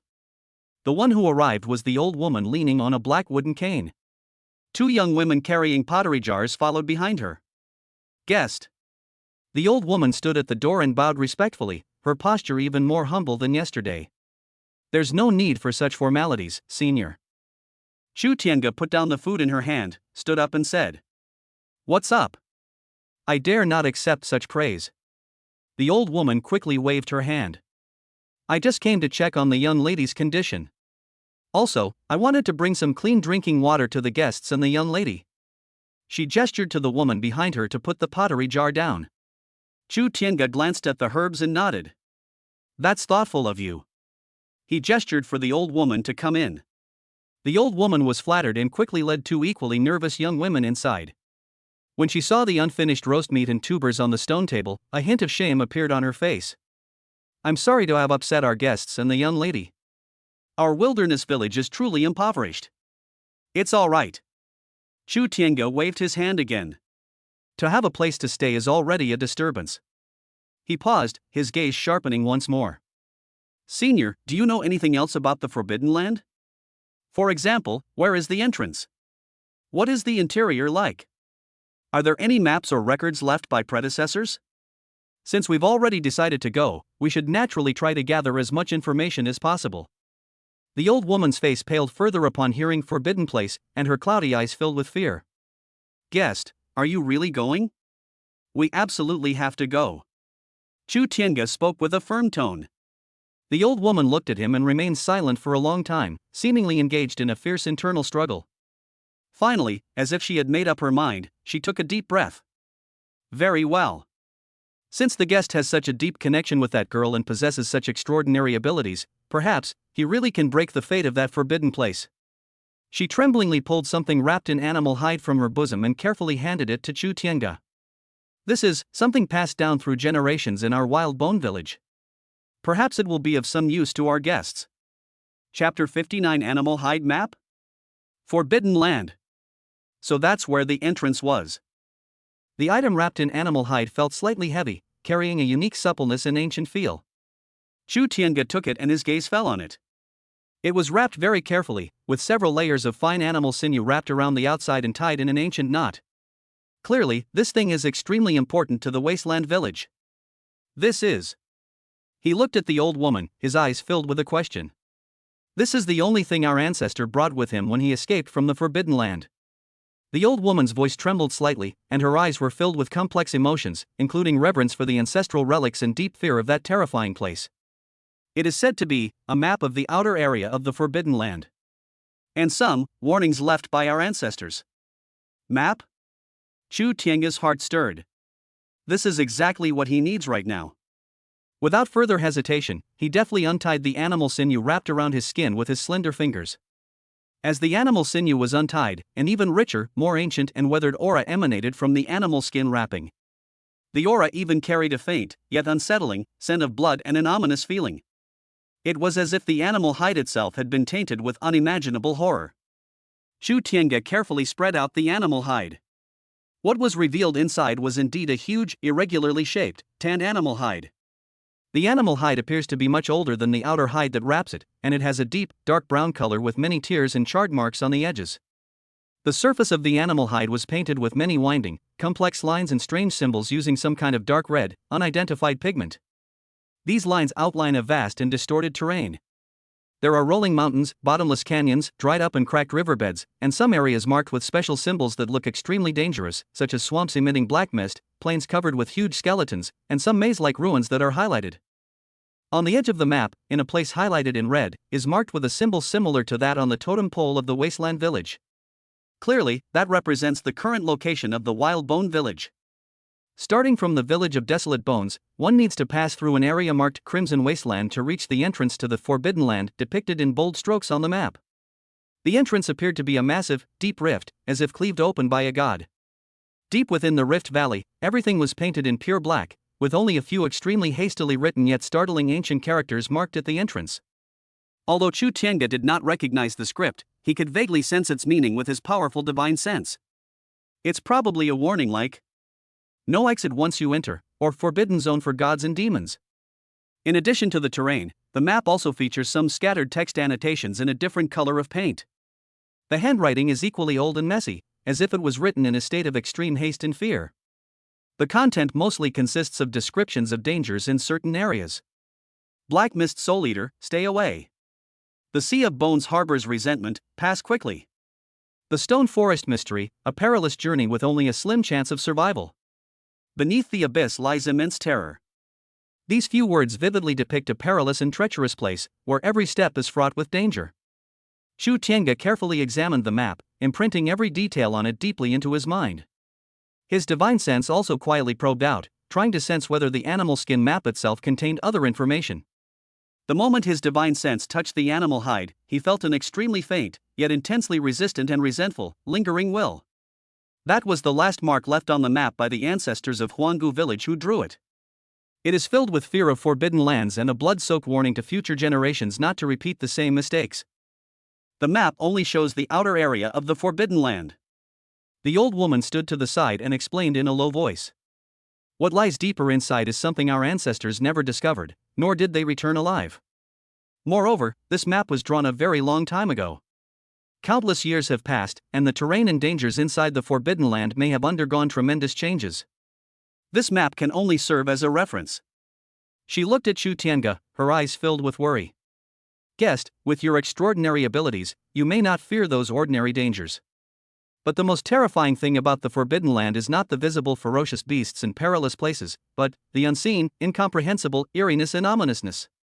It is said that there is even a trace of the lingering will of ancient gods and demons when they fell. Once you are tainted by it, you will be doomed forever.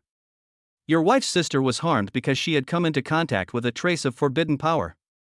She didn't say anything more, but her meaning was clear. Chu Tiange listened silently and carefully put away the animal hide map. He knew the old woman wasn't exaggerating. The lingering traces of will and bloodshed on the map convey the horror of that region. But he had to go. It's not just about finding Linger's mother. Furthermore, it might also contain clues about those pursuers above the 9 heavens. Knowing yourself and your enemy is the key to victory in every battle. He needs to understand his enemy. Thank you for informing me, Senior. Chu Tiange nodded again to the old woman. This map is very important to me. Only. The old woman looked at him, seemingly wanting to say something but then stopping herself. Please speak freely, Senior. Guest, are you really determined to venture into that forbidden land? The old woman's tone carried a final confirmation. Yes. Chu Tiange nodded without the slightest hesitation. The old woman gave him a deep look, then glanced at Chu Linger, who looked completely bewildered, before finally letting out a long sigh. Since the guest has made up his mind, I will not try to persuade him any further. However, that young lady's injuries have not yet healed, and the young lady is still young. I know, Chu Tiange interrupted her. I will wait until her injuries are more stable, at least until she can recover on her own, before making any plans. He couldn't possibly leave his seriously injured sister-in-law and young daughter alone in this perilous, desolate village. At the very least, we'll have to wait until the sister-in-law regains some of her self-defense capabilities, or until he finds a safer place to stay. Hearing him say that, the old woman seemed to breathe a sigh of relief. That's very good. She nodded. If you need anything, please feel free to ask. Although Wild Bone Village is barren, we will not refuse to help if we can. This is a statement of stance. After last night's miracle, and considering Chu Tiange's relationship with that mysterious woman in her view, she now sees Chu Tiange as someone she can rely on, and perhaps even as the hope to lead Huanggu village out of its predicament. Okay, Chu Tiange replied. He did need the village of Huanggu to provide some information about the local customs and the surrounding environment. Then, I won't disturb the guests and young ladies' rest any longer. The old woman bowed again and, with 2 young women in tow, left the stone house. Silence returned to the stone house. Chu Tiange walked to the bedside, looking at her sleeping daughter with gentle eyes. Then, his gaze once again turned to the window, towards the forbidden place. His eyes became incredibly deep. The eastern wilderness, a forbidden land, haunted by pursuers from the heavens above. All of this was like an invisible net, drawing both Linger's mother and himself into it. But it's okay. No matter how big or how strong this net is. He, Chu Tiange, would personally tear it to shreds. Chapter 60, Injuries Healed. The Forbidden Zone imminent. Ants? Temple? All illusions. The night was silent, enveloping the desolate, bone-dead village in deathly stillness. Inside the stone house, Chu Tiange sat quietly, his fingertips resting on the rough animal hide map. What is marked as a forbidden place on the map may be a den of dragons and tigers, a place where one has a slim chance of survival in the eyes of others. But in his eyes, it was just a slightly troublesome place. To him, the so-called Great Terror and the lingering resentment of gods and demons were no different from the stubborn rocks by the roadside. If anyone dares to block my way, I will turn them to dust with a flick of my sleeve. What he cared more about were the pursuers from the heavens above. The fact that they could drive Linger's mother to the brink of despair and make her sister-in-law risk her life to send a message suggests that the other party has some powerful connections. However, that's all. Once we find her and find out the reason, we can go to heaven again. Whoever dares to touch his woman must be prepared to bear his wrath. 9 heavens? Even the 33 heavens would be flattened. His gaze pierced through the stone wall and landed on the dimly lit sacrificial stonehouse next door. Thanks to the dawn of life, the sister-in-law's injuries have been fully recovered. At this moment, she should be in a deep sleep, her body adapting to the overwhelming vitality, and her soul completely stabilizing. The skill he gained from signing in was quite effective, saving him a lot of trouble. Chu Tiange's family should not have to suffer such torment. He stood up, walked to the stone bed, looked at his daughter's sweet sleeping face, and gently touched it with his fingertip. An invisible golden halo, like breathing, enveloped the entire stonehouse, isolating it from all prying eyes and interference from the inside and outside. No force can approach this place without his permission. After doing all this, he didn't move, but he had already appeared in the corner of the stonehouse next door. It was as if he had always been there and had never left. In the corner, on an animal hide, Lin Shui was still fast asleep. But it was a world apart from the way it looked yesterday, barely clinging to life. At this moment, her face was rosy, her breathing was long and steady, and the deep marks of pain between her brows had disappeared, replaced by a sense of peace and tranquility. The hideous wounds on her body had long since disappeared, and her skin was smooth and delicate, faintly radiating a lustrous glow, full of vigorous vitality. If one hadn't seen it with their own eyes, no one would believe that not long ago, she was hovering on the brink of death. The three-tailed snow fox curled up to one side, fast asleep, seemingly absorbing some of the lingering vitality, its fur appearing even shinier and smoother. Chu Tiange looked at Lin Shui, who had returned to normal, his eyes calm and unwavering. A divine healing technique, capable of curing diseases with a flick of the finger, that's how it should be. Now that her injuries are mostly healed, it's time to learn more about her and her pursuers from her. Without further hesitation, his gaze fell on Lin Shui's face. He did not do it intentionally, but it was with a slight thought of his mind. A gentle thought, like a breeze, swept across Lin Shui's silent sea of consciousness. A soft murmur, tinged with the languor of someone just waking up, yet brimming with power. The woman's long eyelashes fluttered gently a few times, like butterfly wings. Then, her eyes snapped open. What kind of eyes were those? Clear and bright, like a gemstone washed clean of all dust. Deep in his eyes, there was a hint of relief at surviving a disaster, a hint of astonishment at the changes in himself, and an instinctive awe in the face of unknown forces. She sat up, and the tattered animal skin blanket slipped off, revealing her beautifully shaped collarbone and fair neck. She looked down at her hands, feeling the surging, transformative power within her, her eyes filled with disbelief. I'm still alive? She murmured to herself, her voice clear and melodious, no longer the hoarse and weak voice of before. And my injuries. She suddenly looked up, her gaze sharp as lightning, fixed on the man standing by the bed. The man, whose presence she sensed the moment she opened her eyes, was as unfathomable as a god. That man, who miraculously saved her from certain death. Who are you? She looked at Chu Tiange with a look of wariness, doubt, and a hint of curiosity that she herself didn't even realize. What did you do to me? Chapter 61. I am Chu Tiange. Your sister's man. Tell me. What happened? Inside the stone house, a faint, chilling aura of majesty still lingered in the air. The woman sat on the animal skin bed, her initial confusion upon waking and astonishment at the changes in herself quickly replaced by an even stronger shock brought about by the man before her. She is still alive. His injuries were fully healed, and he was even completely transformed. All of this stemmed from the man in front of them, who called himself Chu Tiange, and his miraculous, domineering methods. What did you do to me? She spoke again, her voice clear but trembling with disbelief, and her gaze toward Chu Tiange was filled with wariness and inquiry. She could feel that her body had never been so full of power, and her soul was clearer and more stable than ever before. However, this was not restored through self-cultivation or elixirs, but was forcibly reshaped by an external, unparalleled force. This feeling made her both grateful and uneasy.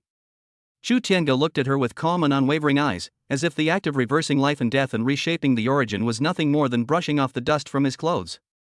You are too badly injured, on the verge of death. He spoke calmly, his voice revealing neither joy nor anger. I just helped you recover it on a whim. Smoothly? It's been restored? Upon hearing this, the woman's lips twitched involuntarily. She knew her own injuries best. They were the result of forbidden power eroding her very essence, leaving her soul almost completely obliterated. Even a great immortal descending to earth would likely be helpless in such a desperate situation. But in this man's words, it became just casually restored? This nonchalant tone, rather than directly displaying world-destroying power, made her feel even more uneasy. Just how terrifying is the strength of this man before me, this man who claims to be my sister's husband? She took a deep breath, trying to calm the turmoil in her heart. People who have died once will always experience some changes in their mindset. She stopped worrying about how the other person did all this and focused her attention on the most crucial issue. She struggled to get out of bed to pay her respects, but was stopped by a look from Chu Tiange. No need for such formalities. Chu Tiange spoke in a flat tone. Your spirit has just recovered, and your body also needs time to adjust. Just sit here comfortably. Thank you so much, brother-in-law, for saving my life. The woman hesitated for a moment, but finally uttered the name in a somewhat awkward tone. His voice carried genuine gratitude, but also a hint of complexity. Chu Tiange remained noncommittal, his gaze fixed on her face. This face bears a striking resemblance to his wife, yet exudes a youthful and spirited air. Tell me your name, he asked. The woman hesitated for a moment, as if she had remembered something, and a hint of sadness flashed in her eyes. My name is Lin Qingxue. My older sister, she usually calls me Shuer. Lin Qingxue. Chu Tiange silently repeated the name in his mind. Shuer.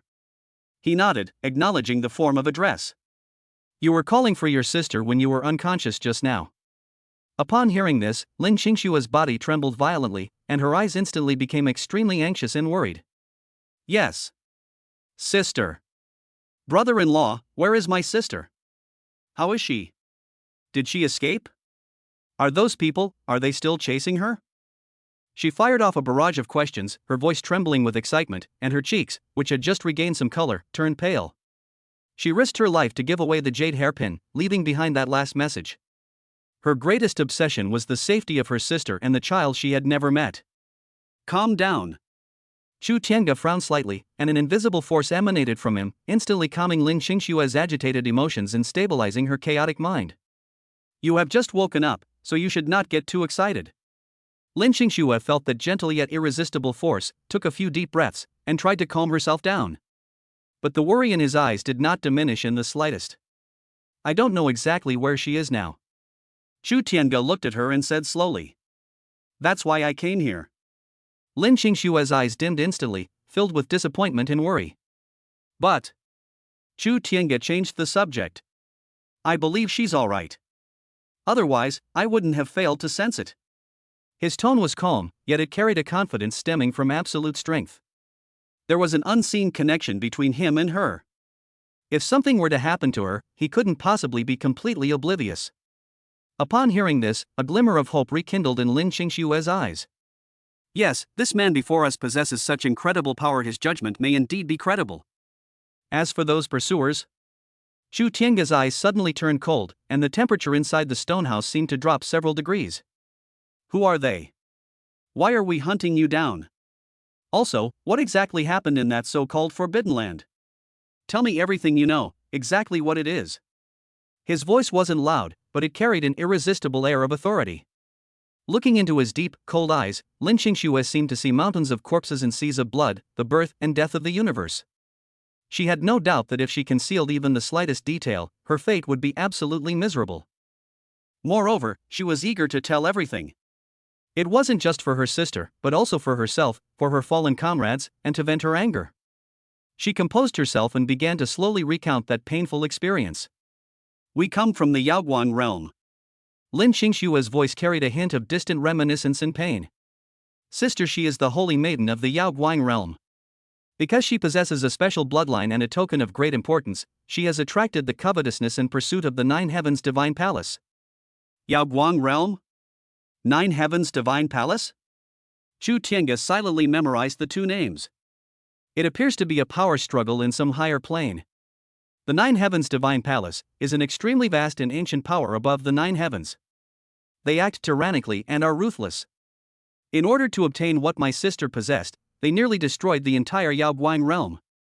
Lin Xingshua's voice choked with sobs, her eyes filled with bloodshot veins and deep-seated hatred. We fought our way out, but were relentlessly pursued and suffered heavy casualties. In the end, only my sister, a few loyal guards, and I remained. We originally intended to traverse the void and find a safe place in the lower realm to hide. But we didn't expect that the pursuers from the Nine Heavens Divine Palace would be like maggots clinging to our bones, always able to track our presence. With no other choice, my sister used a secret technique to temporarily conceal her aura, but in doing so, she also consumed a large amount of her own energy. In our panic, we stumbled into this, the eastern wilderness, which is known as the abandoned land. I thought I could catch my breath for a while, but I didn't expect the environment here to be so harsh, and it seems to be hiding a great terror as well. What's worse is that the pursuers from the Nine Heavens Temple have also caught up with us here. Lin Xingshua's body trembled slightly as she recalled the fear she had felt at that time. They were too strong. The mere aura emanating from the leaders was enough to immobilize us. The guards, in order to cover us, all died in battle. My sister and I were also severely injured by them. To protect me, my sister took a blow from the leader. At this point, Lin Xingshua's voice was filled with pain and self-blame. That attack contained extremely terrifying power of law, directly and severely damaging my sister's essence. I know that otherwise, with my sister's strength, she would never have. Just when we thought we were doomed, my sister discovered that the area ahead, known as the Forbidden Land, seemed to have some kind of restraining effect on the power of the Nine Heavens Temple. She said that it might be the only chance of survival. So we rushed in without thinking. The Forbidden Land is indeed fraught with danger.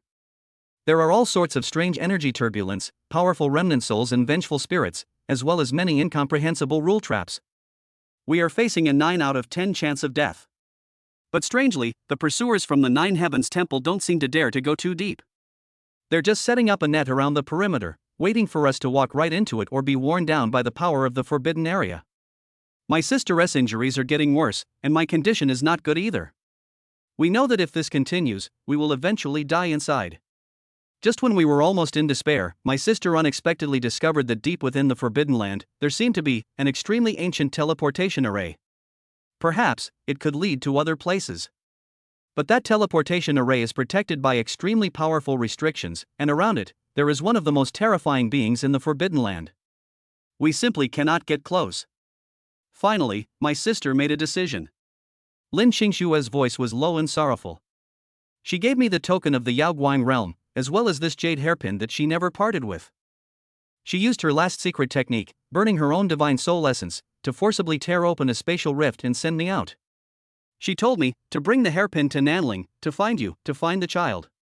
She said she would find a way to distract the pursuers, to activate the teleportation array. If she survives, she will wait for us at the agreed upon place. By the end, Lin Xingxue was sobbing uncontrollably. Chu Tiange listened quietly, his face expressionless. But in those deep eyes, a raging inferno had already erupted, chilling to the bone. Yaoguang Realm, Nine Heavens Divine Palace, Forbidden Land, Ancient Teleportation Array. Burn your divine soul to draw away the pursuers. Good. Very good. His woman, Chu Tiange's woman, had actually been forced into such a predicament. He slowly stood up, and the space inside the stone house seemed to freeze because of the invisible killing intent emanating from him. I see. His voice was calm, yet it contained a devastating power. You can focus on recovering. Leave the rest to me. Chapter 62 The Holy Maiden of Yaoguang? The Nine Heavens Divine Palace? Ha! An ant dares to call itself a god? His calm words were more terrifying than any hysterical outburst. leave the rest to me. These 6 simple words seemed to possess a magical power that made words come true, causing a glimmer of hope to rise in her heart, which had been chilled by hatred and despair. Looking at Chu Tiange's tall, mountain-like back, and feeling the aura emanating from him that, though restrained, was still vast and unfathomable, the sadness and fear that had surged up again because of the memories miraculously subsided considerably. With him around, perhaps, my sister really can be saved.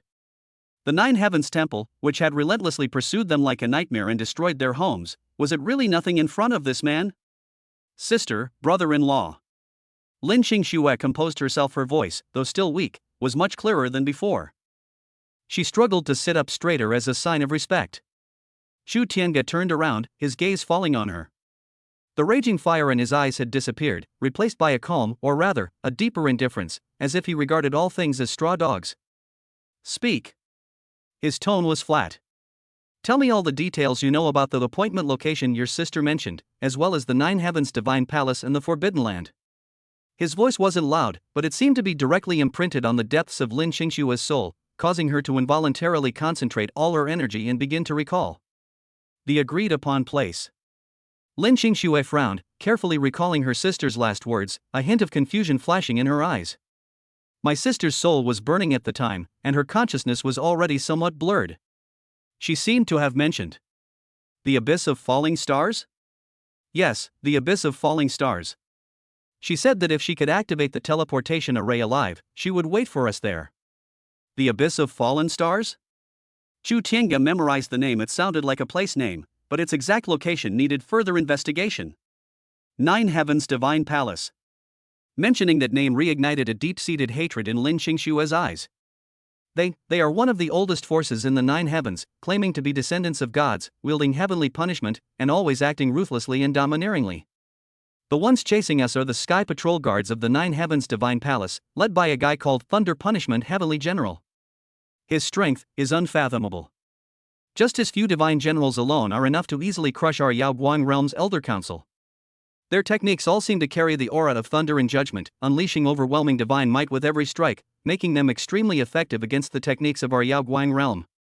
As for their markings, Lin Xingxue tried hard to recall.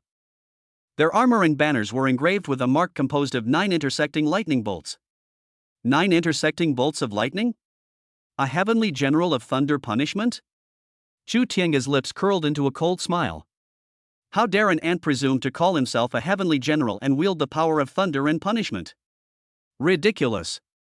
What my sister possesses is the Taiyin bloodline passed down through generations in our Yaoguang realm. It allows her to communicate with the Taiyin star power, and when cultivated to its peak, it can even influence the movement of stars. Lin Xingxue continued, her voice carrying a hint of pride, but it quickly dimmed.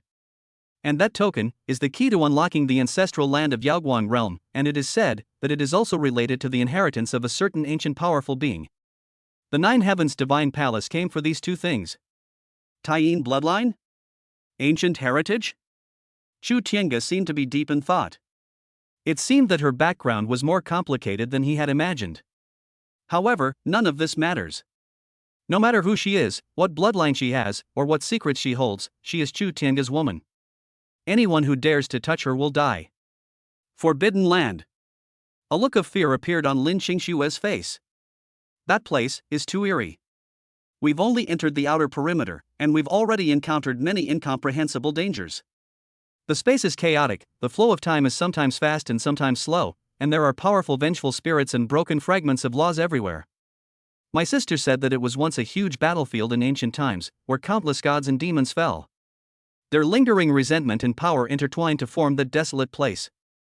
As for that teleportation array, it was discovered deep within the Forbidden Land, at the end of an area known as the Sea of Buried Gods' Bones. That place is perpetually shrouded in a great deathly aura of annihilation that can erode the soul. Guarding the teleportation array is an extremely enormous, skeletal behemoth. We can't get close at all. The death aura it exudes alone is enough to freeze our souls. My sister said that the skeletal beast is at least a remnant of a god-level being. A regrettable loss at the level of a god? Chu Tiange's eyes remained calm. In his eyes, the so-called gods were nothing more than slightly stronger ants. What are the characteristics of that teleportation array? Where does it lead? He continued to ask. The teleportation array is ancient, riddled with cracks, and seems poised to collapse at any moment.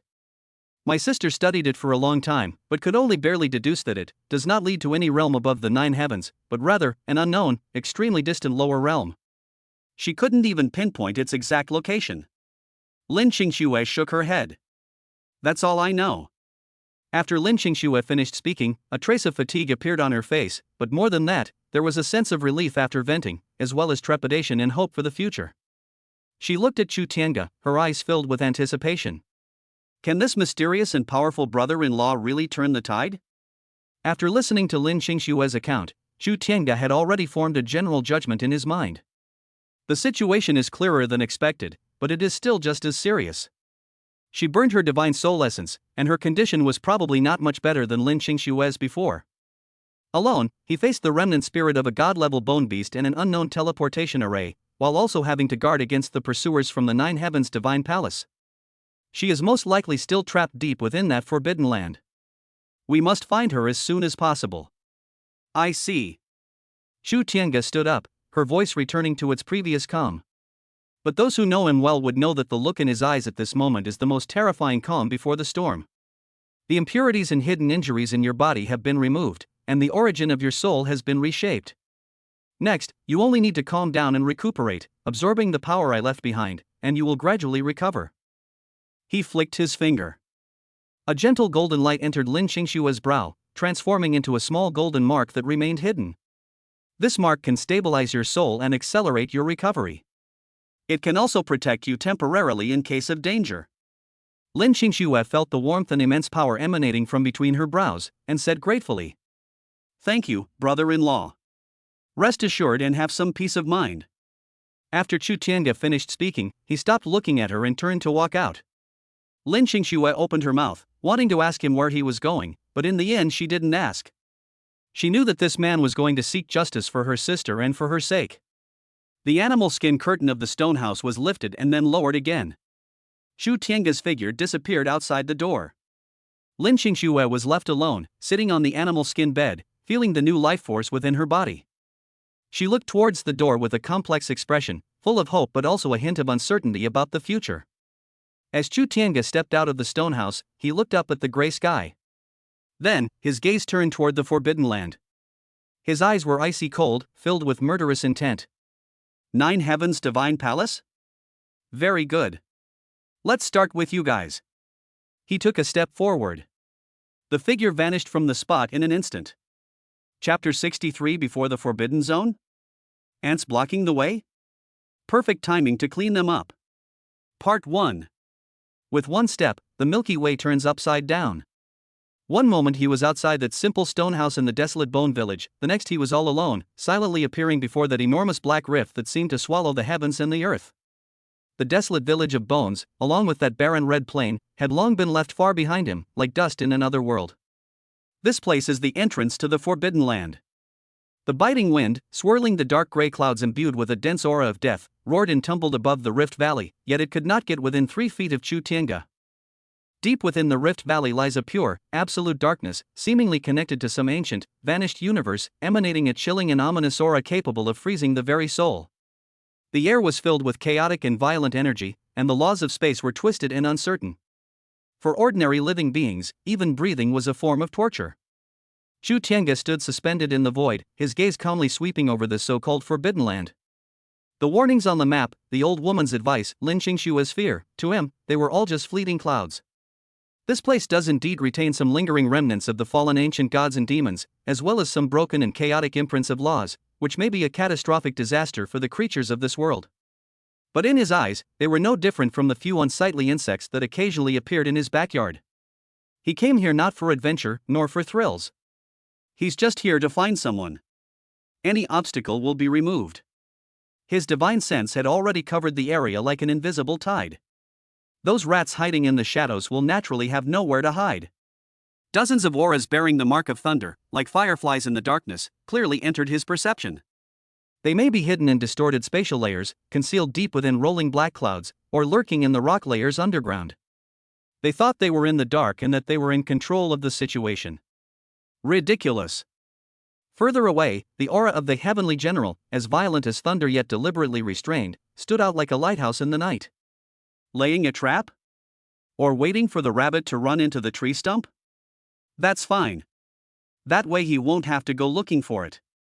He didn't even bother to hide anymore, just hovered quietly in front of the rift entrance, gazing indifferently at the deep darkness.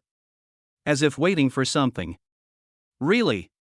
His unexpected appearance immediately alerted the lurking hunters. Buzz, buzz, buzz. The space rippled like the surface of water. One after another, figures clad in silver lightning armor, wielding weapons crackling with electricity, converged from all directions. With swift movements and perfect coordination, they instantly formed a seemingly flawless killing formation, trapping Chu Tiange in the center.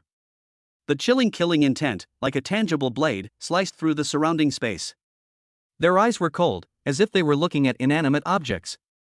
Clearly, in their eyes, the suddenly appearing person from the lower realm was already theirs for the taking. Alert! Target confirmed. Activate the Thunder Lock formation. Daring to come alone, you're courting death. Capture him and take him back to Lord Tianzhang for judgment.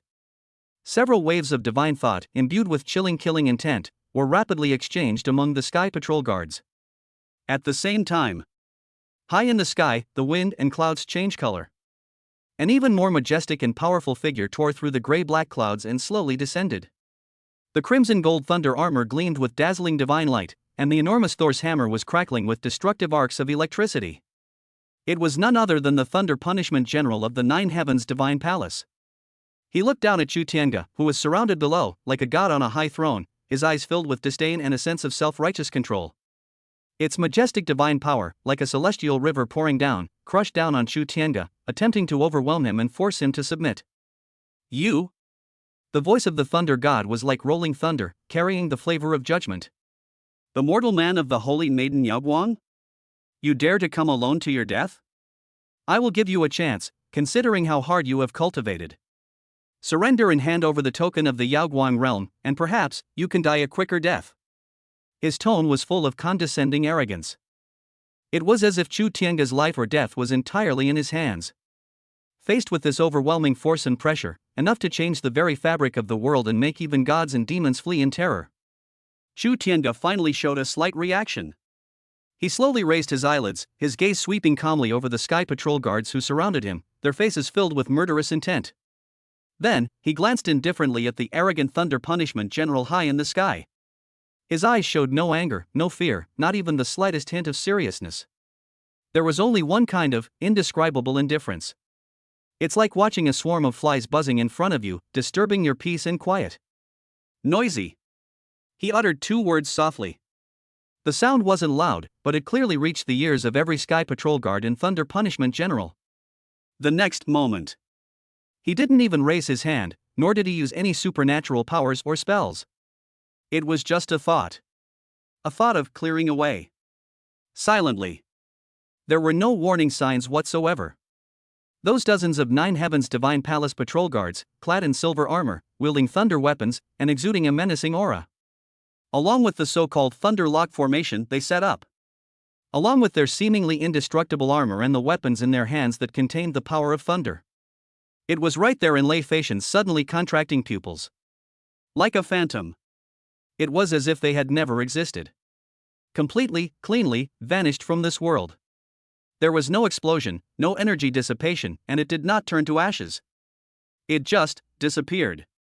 It was as if an invisible hand had gently erased it from the canvas of existence. Not even a trace, not a cause or effect, was left behind. Quiet. A deathly silence. Only the enormous black rift valley remained, still exuding an eternal, deathly stillness. And, high in the sky, the Thunder Punishment General was completely frozen in place, as if he had been frozen in place by a spell. The arrogance, disdain, and authority on his face had long since vanished. Instead, there was indescribable horror, a deep-seated fear, and a bewilderment that caused their worldview to completely collapse. What happened? Where are his Sky Patrol guards? What about the Thunder Lock formation, which is powerful enough to annihilate ordinary divine generals? How, just like that, it's gone? There wasn't even the slightest resistance, not a single scream? This is absolutely impossible. Could it be a hallucination? He frantically activated his divine sense, scanning the surrounding void, trying to find any clues. But the result left him feeling as if he had fallen into an ice cave. It was completely empty. The presence of those Sky Patrol guards, their traces of existence, were completely erased, as if they had never descended upon this land. Fear, like an icy tide, instantly overwhelmed him. He finally understood that this seemingly ordinary man from the lower realm was not an ant at all. Instead, it was a terrifying existence that was incomprehensible and beyond his comprehension. He wanted to escape. They desperately wanted to escape from here. But his body and his soul seemed to be completely imprisoned by some invisible force, and he couldn't even move a finger. He could only watch helplessly as the man below slowly raised his head and placed his terrifyingly calm gaze upon him. "Okay, the flies are all gone." Chu Tiange's voice remained calm. "Now, it's your turn." "Perfect timing, there are some things I'd like to ask you." Chapter 64 Before the Forbidden Zone? Ants blocking the way? Perfect timing to clean them up. Part 2. Who are you? The Thunder God's voice was distorted by extreme fear, losing all its previous majesty and leaving only a hoarse and desperate sound like a drowning mortal.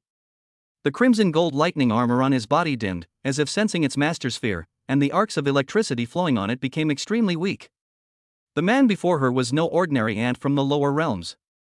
The ability to wipe out dozens of elite skyguards with a flick of the finger, without even leaving a trace of the laws, was beyond his understanding of power. That is, a higher, unimaginable existence. Could it be some ancient, powerful being slumbering in the lower realm? Or some terrifying force that is hostile to the Nine Heavens' divine palace has intervened? Countless thoughts flashed wildly through his mind, but he couldn't find any reasonable explanation. The only clear thing was the deep-seated fear and the chilling premonition of impending death. Chu Tiange did not answer his question. Why should we care about the status of ants? With a single step, he appeared before Thunder Punishment General, as if traversing a distance of space. The two were very close. Lei Fatian could even clearly see the other party's terrifyingly calm eyes, which contained no emotion, only a blank emptiness, more chilling than the darkness deep within the Forbidden Land. He wanted to retreat, to escape, and to burn his divine soul to unleash a forbidden technique. But he discovered that his proud divine power and the thunder laws he controlled were frozen in front of his opponent, and he couldn't mobilize them at all. He was like an insect caught in a spider web, forced to watch helplessly as the being that controlled his fate slowly reached out a hand. That hand was fair and slender, and didn't seem to contain much power. But Lei Fatian felt as if the will of the entire universe was pressing down on him. He couldn't even muster the thought of resistance. Chu Tiange casually tapped the Thunder Punishment General's brow with his finger. No divine power was used, nor was any soul-searching technique employed. Just a light touch. Thunder Punisher General's body trembled violently, and his eyes instantly became dull and empty. Countless pieces of information, like a torrent bursting its banks, began to surge uncontrollably from the deepest part of his consciousness, easily captured, read, and analyzed by Chu Tiange's vast and boundless divine sense. Regarding the Nine Heavens Temple. Regarding the organization and deployment of the Sky Survey satellite. Details regarding the mission to hunt down the Holy Maiden Yaoguang. Regarding the information they possess about the Forbidden Land. Speculation about that ancient teleportation array. Regarding the ambiguous meaning of the name Abyss of Falling Stars. Everything, down to the smallest detail, was under Chu Tiange's control. This process lasted only a brief moment. When Chu Tiange withdrew his finger, Lei Fatian regained a sliver of clarity in his dazed eyes, but it was immediately replaced by an even stronger sense of fear and despair. He knew that all his secrets and all his reliance had vanished in the face of this man. He was like a baby stripped naked and exposed to the cold wind, with no room for resistance. I see. After digesting the information he had read, Chu Tiange's eyes remained calm. The Nine Heavens' divine palace is indeed just a joke. Those who claim to be descendants of gods are nothing more than a group of arrogant fools who have grasped a few incomplete laws and think themselves superior. That so-called temple master was barely passable in terms of strength, but that was all. As for this Thunder Punishment Heavenly General, he didn't even have the interest to give him a second glance. A token of the Yaoguang realm, the Taiyin bloodline, and ancient inheritance. Chu Tiange muttered to himself, a knowing glint in his eyes. No wonder they were hunted down. However, since these things belong to her, they also belong to him. The Nine Heavens' divine palace wants it? Maybe in the next life. And that teleportation array deep within the Forbidden Land. Chu Tiange's gaze once again fell upon the deep black rift. According to Lei Feishan's memories, the Nine Heavens Divine Palace was also quite wary of that teleportation array and dared not approach it easily. They speculated that the teleportation array might indeed lead to some unknown lower realm, but it was extremely unstable and required a huge amount of energy and some kind of special key to activate. Key? Chu Tiange raised an eyebrow slightly. Could it be that keepsake she had? Very likely. It seems that her daring entry into the Forbidden Land was not entirely out of desperation, but rather with a clear goal to use the teleportation array to completely shake off the pursuit of the Nine Heavens Temple. However, she underestimated the dangers of the Forbidden Land, and also underestimated the strength of the lingering spirit of the bone beast guarding the teleportation array. Furthermore, by burning her divine soul essence to lure away the pursuers, she is now. Chu Tiange's gaze turned cold once again. You can't kill me. Seemingly sensing the renewed, chilling killing intent emanating from Chu Tiange, Lei Fadian finally managed to muster a sliver of survival instinct amidst his extreme fear. He roared, his voice filled with bravado but his heart was filled with fear. I am the Thunder Punishment General of the Nine Heavens Divine Palace. If you kill me, the Nine Heavens Divine Palace will never let you go. Our Palace Master, our Palace Master. Noisy. Chu Tiange uttered those two words again. He had no interest whatsoever in hearing about the threats posed by ants. He flicked his finger. It lacked any earth-shattering power. Only a tiny, almost imperceptible golden spark landed on the Thunder Punishment General. The next moment. Ah! An extremely shrill scream finally erupted from the mouth of the Thunder Punishment Heavenly General. The crimson flames, like maggots clinging to his bones, instantly ignited his soul, his laws, and everything about him. No matter how much he urged his divine power or summoned the thunder, he could not extinguish the seemingly weak yet domineering flames in the slightest. The flames directly burned his very existence. In the time it takes to breathe. The screams abruptly ceased. The high and mighty Thunder God General, along with his imposing crimson gold armor and the Thunder God's hammer in his hand. Right at the entrance to this forbidden place, under Chu Tiange's indifferent gaze. It turned into ashes. No. Not even ashes remained. Like the previous Sky Patrol, it was completely and cleanly erased from this world. It's as if it never existed. The wind is still howling.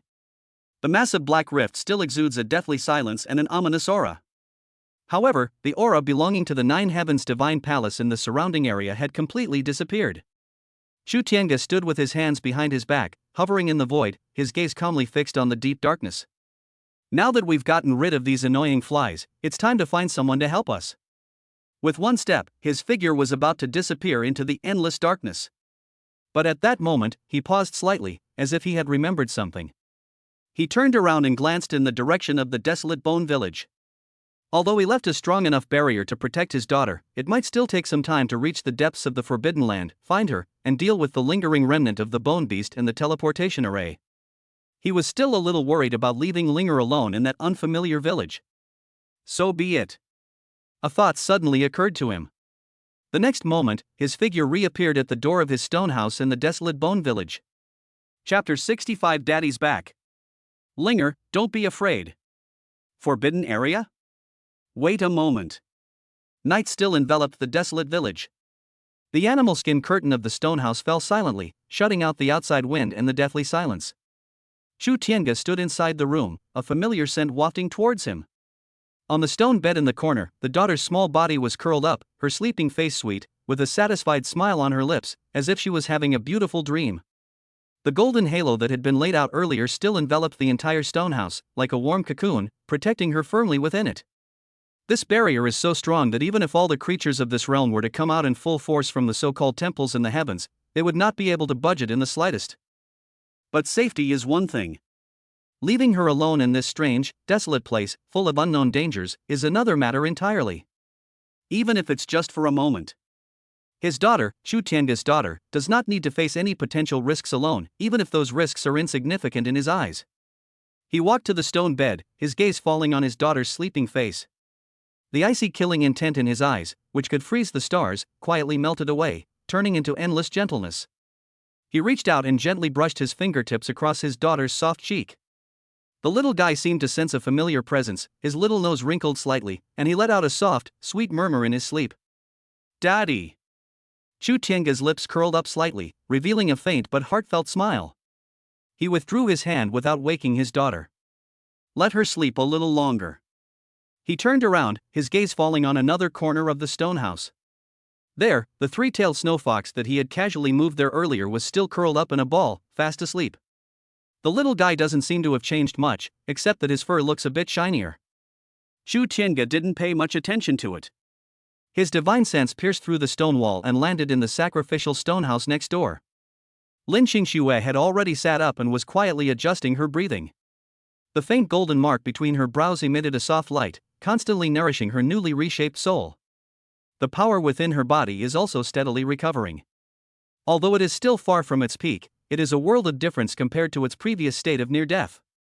Sensing Chu Tiange's divine sense sweeping over her, Lin Xingxue suddenly opened her eyes, a hint of wariness flashing in them. But she immediately recognized the familiar aura, and her wariness turned into surprise and a hint of anticipation. He's back? So fast? Could it be that the matter over in the forbidden area has been resolved? Her mind raced with thoughts, but she dared not take the initiative to explore. Chu Tiange ignored her thoughts. Once he confirmed that his daughter and sister-in-law were both safe and sound, his last worry disappeared. Next, we must enter the Forbidden Land and find her. As for bringing his daughter, Chu Tiange glanced at the sleeping Linger. The situation inside the Forbidden Land is unknown. Although his protection ensures everything is safe, the environment inside may not be suitable for my daughter. Those chaotic laws, violent energy, and so-called deathly aura of annihilation are never a good experience for children. Let's settle her in first. With a sudden thought, he prepared to leave again. Ugh, Daddy? Just then, a soft, sleepy voice called out from the stone bed. Chu Tiange paused, then turned around. The daughter rubbed her sleepy eyes and sat up from the animal skin blanket. The little guy's hair was a bit messy from sleeping, and his face still had a rosy blush from just waking up. When he saw Chu Tiange standing by the bed, his big eyes, which were still a little sleepy, instantly lit up. Daddy! You're back! She cheered and opened her little arms, ready to rush into Chu Tiange's arms. Chu Tiange stepped forward, bent down, and picked up her daughter. The soft, warm little body, carrying a milky scent, instantly filled his embrace. Yes, Daddy's back. Chu Tiange held her daughter, her voice gentle. Did Linger sleep well? Aha! Chu Linger nodded vigorously, nuzzling her head against his chest like a spoiled kitten. Linger dreamed about Daddy. And she dreamed about Mommy too. The little one's eyes lit up again when Mom was mentioned, filled with anticipation. Daddy, have we found Mommy yet? Chu Tiange tightened her grip on her daughter's arm slightly. He looked into his daughter's clear, pure eyes, filled with trust and expectation, and sighed softly. Soon. He said softly. Daddy already knows roughly where Mommy is. After Daddy takes care of some minor troubles, he'll take Linger to find Mommy, okay? Really? Chu Linger's eyes widened, her little face filled with surprise. Great! Linger is going to find Mommy. The little one squirmed excitedly in his arms. Daddy is the best. Chu Tiange smiled and patted her daughter's head. Is Daddy going to deal with the trouble now? Chu Linger tilted her little face up and asked curiously. Chu Tiange nodded. It's nothing, it'll be fine soon. Then Linger will go with Daddy. Chu Linger immediately replied, her little face full of seriousness. Linger, don't be afraid. Linger can help Daddy fight the bad guys. The little guy even waved his little fist, looking like he was saying, I'm awesome. Looking at her daughter's earnest little face, Chu Tiange felt amused but also somewhat helpless.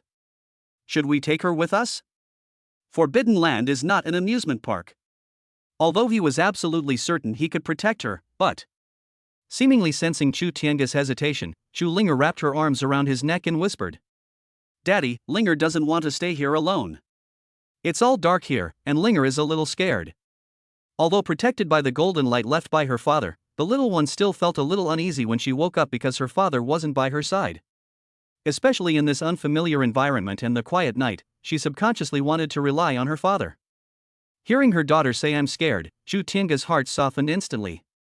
He can flatten galaxies, reverse life and death, and regard gods and demons as ants. But he couldn't bear to see his daughter suffer even the slightest grievance, or even the slightest unease. Afraid? With him around, how could my daughter be afraid? Good. Shu Tiange agreed almost without hesitation. Daddy, take Linger with you. His tone was calm, yet carried an undeniable determination. However, Linger must promise Daddy that once we get there, you will stay obediently by Daddy's side and not run around, okay? Aha! Chu Linger nodded vigorously, a happy smile returning to her face. Linger is the best girl. Linger will definitely stick close to Daddy. That's good. Shu Tiange smiled. Since I've decided to bring my daughter along, there's no point in hesitating. As for the dangers of the Forbidden Land? Those so-called chaotic laws, bizarre energies, powerful lingering resentments. If he wanted, he could sweep it away completely with a wave of his hand, turning it into a smooth road. Shu Tiange's daughter can go wherever she wants. There's no need to worry about any danger. Oh right, Daddy. Chu Linger suddenly remembered something and pointed in the direction of the stone house next door. Aunt Shui is awake. Linger thinks she just spoke. Children are always very perceptive. Yes, Aunt Shui is all right now. Shu Tiange nodded. Daddy has already healed her wounds. That's great. Shu Linger clapped her little hands. Can Aunt Shui come with us to find Mommy? This. Shu Tiange pondered for a moment. Lin Qingshua's soul has just recovered, and although he has his power to nurture it, it still needs time to fully recover. The environment deep within the Forbidden Land is harsh, and it may not be suitable for her to go there now. Moreover, she needs time to process the pain and hatred of the destruction of Yaoguang realm and the separation from her loved ones. Perhaps it would be a better choice to let her stay in the desolate village to recuperate. Aunt Shui needs to rest. Shu Tiange explained to her daughter. We'll come pick her up after she's rested, okay? Okay, fine. Shu Linger nodded, seemingly understanding but not quite. Then we need to find Mommy quickly, and then come back to pick up Aunt Shui. Good. Shu Tiange responded. He held his daughter in his arms and turned to head back to the Forbidden Land. Sister, brother-in-law. Just then, Lin Qingshua's hesitant voice came from the stone house next door. She had clearly overheard the conversation between the father and daughter. Shu Tiange paused slightly, sending a question through his divine sense. I want to go with you. Lin Qingshua's voice carried a hint of nervousness and a hint of pleading.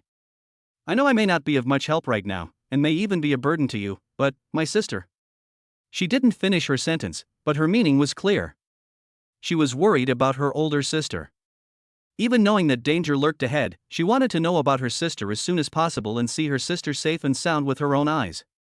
Shu Tiange pondered for a moment. He could understand Lin Qingshua's concerns.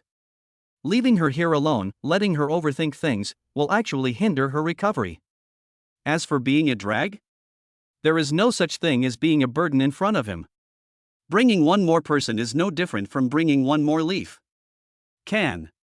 Shu Tiange used his divine sense to reply to the past. Get ready, we're leaving right away. Upon receiving a positive reply, Lin Qingxue visibly breathed a sigh of relief, and a feeling of gratitude washed over her. Thank you, brother-in-law. Shu Tiange said no more. He held his daughter in his arms, and with a thought, a softer, more subtle golden halo enveloped her small body, shielding her from any potential discomfort. At the same time, another force silently extended into the stone house next door, enveloping Lin Qingxue, who had just been tidied up and was still somewhat weak, as well as the three-tailed snowfox that was still sleeping in the corner. After doing all that, Shu Tiange glanced at her daughter in her arms, who was staring wide-eyed with curiosity at the changes around her, and smiled slightly. Linger, hold on tight to Daddy. The next moment, the figures inside the stone house, along with Lin Qingxue and the snowfox in the adjacent stone house, vanished instantly. The desolate village has returned to silence. It was as if nothing had happened. Meanwhile, the entrance to the Forbidden Land, before that enormous black chasm, the void rippled slightly. Shu Tiange, carrying his daughter, along with Lin Qingxue and the snowfox, quietly reappeared here. A biting gale, chaotic energy, a chilling, ominous aura. When you get within 3 feet of them, it's as if you've encountered an invisible barrier. It automatically separates and you can't get in even a little bit. Lin Qingxue looked at the familiar yet terrifying scene before her, and her body couldn't help but tremble slightly. The last time I came here, I fled in a sorry state, barely escaping with my life. This time, she glanced at the towering, godlike figure holding the child in front of her, and felt the warm and powerful force enveloping her. The fear in her heart dissipated, replaced by an unprecedented sense of security. Wow! Daddy, it's so dark here. Chu Linger looked around curiously, her little face showing no fear, only curiosity. Protected by that golden halo, she felt no discomfort, only that the wind was a bit strong and the sky was a bit dark. There are some unruly things living in here. Chu Tiange smiled and said to her daughter. Daddy will take you inside to have a look, and we'll find Mommy while we're at it. Okay. Chu Linger clapped her hands, looking very excited. Chu Tiange didn't delay any longer. Holding his daughter and with Lin Qingxue by his side, he took a step out. Chapter 66 First Exploration of the Forbidden Zone? As if walking on flat ground. Linger is curious. Aunt Shui is shocked. Step in. It was as if I had instantly fallen from one world into a completely different dimension. Suddenly, everything went dark. The darkness was not simply a lack of light, but a deeper, more essential nothingness that seemed to devour all perception and strip away all direction. Various eerie sounds also rang in my ears. Like a ghostly whisper, it seemed to be an allure from the depths of the soul. Its roar was like that of a ferocious beast, full of rage and destruction. And the tooth-grinding sizzle sound of space being torn apart is everywhere. Chaos, rage, deathly silence, ominous. Countless negative energies surged like a tidal wave, attempting to erode every living being that stepped into this place. Lin Qingxue's body tensed up uncontrollably again, and her face turned deathly pale instantly. This is the place. This is a forbidden place. Last time, when she and her sister broke into this place, the mere aura and scenery around them were enough to greatly shock their souls and almost make them lose their way. Those invisible energy turbulences, like the sharpest blades, were cutting through their protective divine light. The vengeful spirits lurking in the shadows constantly assaulted their consciousness. Every step forward was accompanied by enormous consumption and unimaginable danger. But now, Lin Qingxue subconsciously glanced at the warm, soft, pale golden halo that enveloped her. All the darkness, all the chaotic energy, and all the eerie sounds, upon approaching within 3 feet of this halo, melted and dissipated silently, as if encountering ice and snow heated to a red-hot iron. Outside, there was a raging storm and towering waves. Within the halo of light, it was warm as spring, peaceful and serene. She couldn't even feel the slightest energy surge, nor hear the unsettling noises. The only sounds were the steady breathing of the man in front of them and the curious exclamations of the little girl. Wow! Daddy, this place is so strange. Chu Linger leaned on Chu Tiange's shoulder, her eyes wide with curiosity as she looked around. Protected by the golden halo, the scene she saw, though still dark and distorted, was less terrifying and more novel. She could see some hazy, shadowy things drifting around in the distance. You can also see that in some places the space ripples and twists like water, and occasionally black cracks appear, which then quickly close up again. What are those? Poop. Chu Linger pointed her little finger at the drifting gray shadows in the distance. Some lost little things. Chu Tiange answered casually, his tone relaxed, as if he were talking about roadside weeds. Those are the most common vengeful spirits on the outskirts of the Forbidden Land, formed from the lingering resentment of beings that perished here. They have little intelligence and only attack any living creature that approaches them based on instinct. For ordinary cultivators, these vengeful spirits are extremely difficult to deal with. They are formless and intangible, and can directly attack the soul. But for Chu Tiange, these things were not even worth mentioning. He didn't even need to lift a finger. The aura he naturally exuded was enough to instill fear in these lowly vengeful spirits, preventing them from approaching. Oh. Chu Linger nodded as if she understood, but not quite. Do they bite? They dare not. Chu Tiange smiled. Linger is not afraid. Linger, don't be afraid. Daddy's here. Chu Linger hugged Chu Tiange's neck tightly, her little face full of pride. Holding her daughter, Chu Tiange continued walking deeper into the Forbidden Land without stopping. His pace was slow, as if he were strolling leisurely. But with each step, it felt as if they were traversing endless space. The surrounding scenery changed rapidly. A distorted space, raging energy turbulence, a sneak attack lurking in the shadows. For Lin Qingxue, each of these was a potentially fatal danger. But in front of Chu Tiange, all of this seemed to lose its meaning. A twisted spatial rift, like the mouth of a monster, appeared silently in front of them, attempting to devour them. Chu Tiange didn't even look at her. She simply carried her daughter and walked straight over.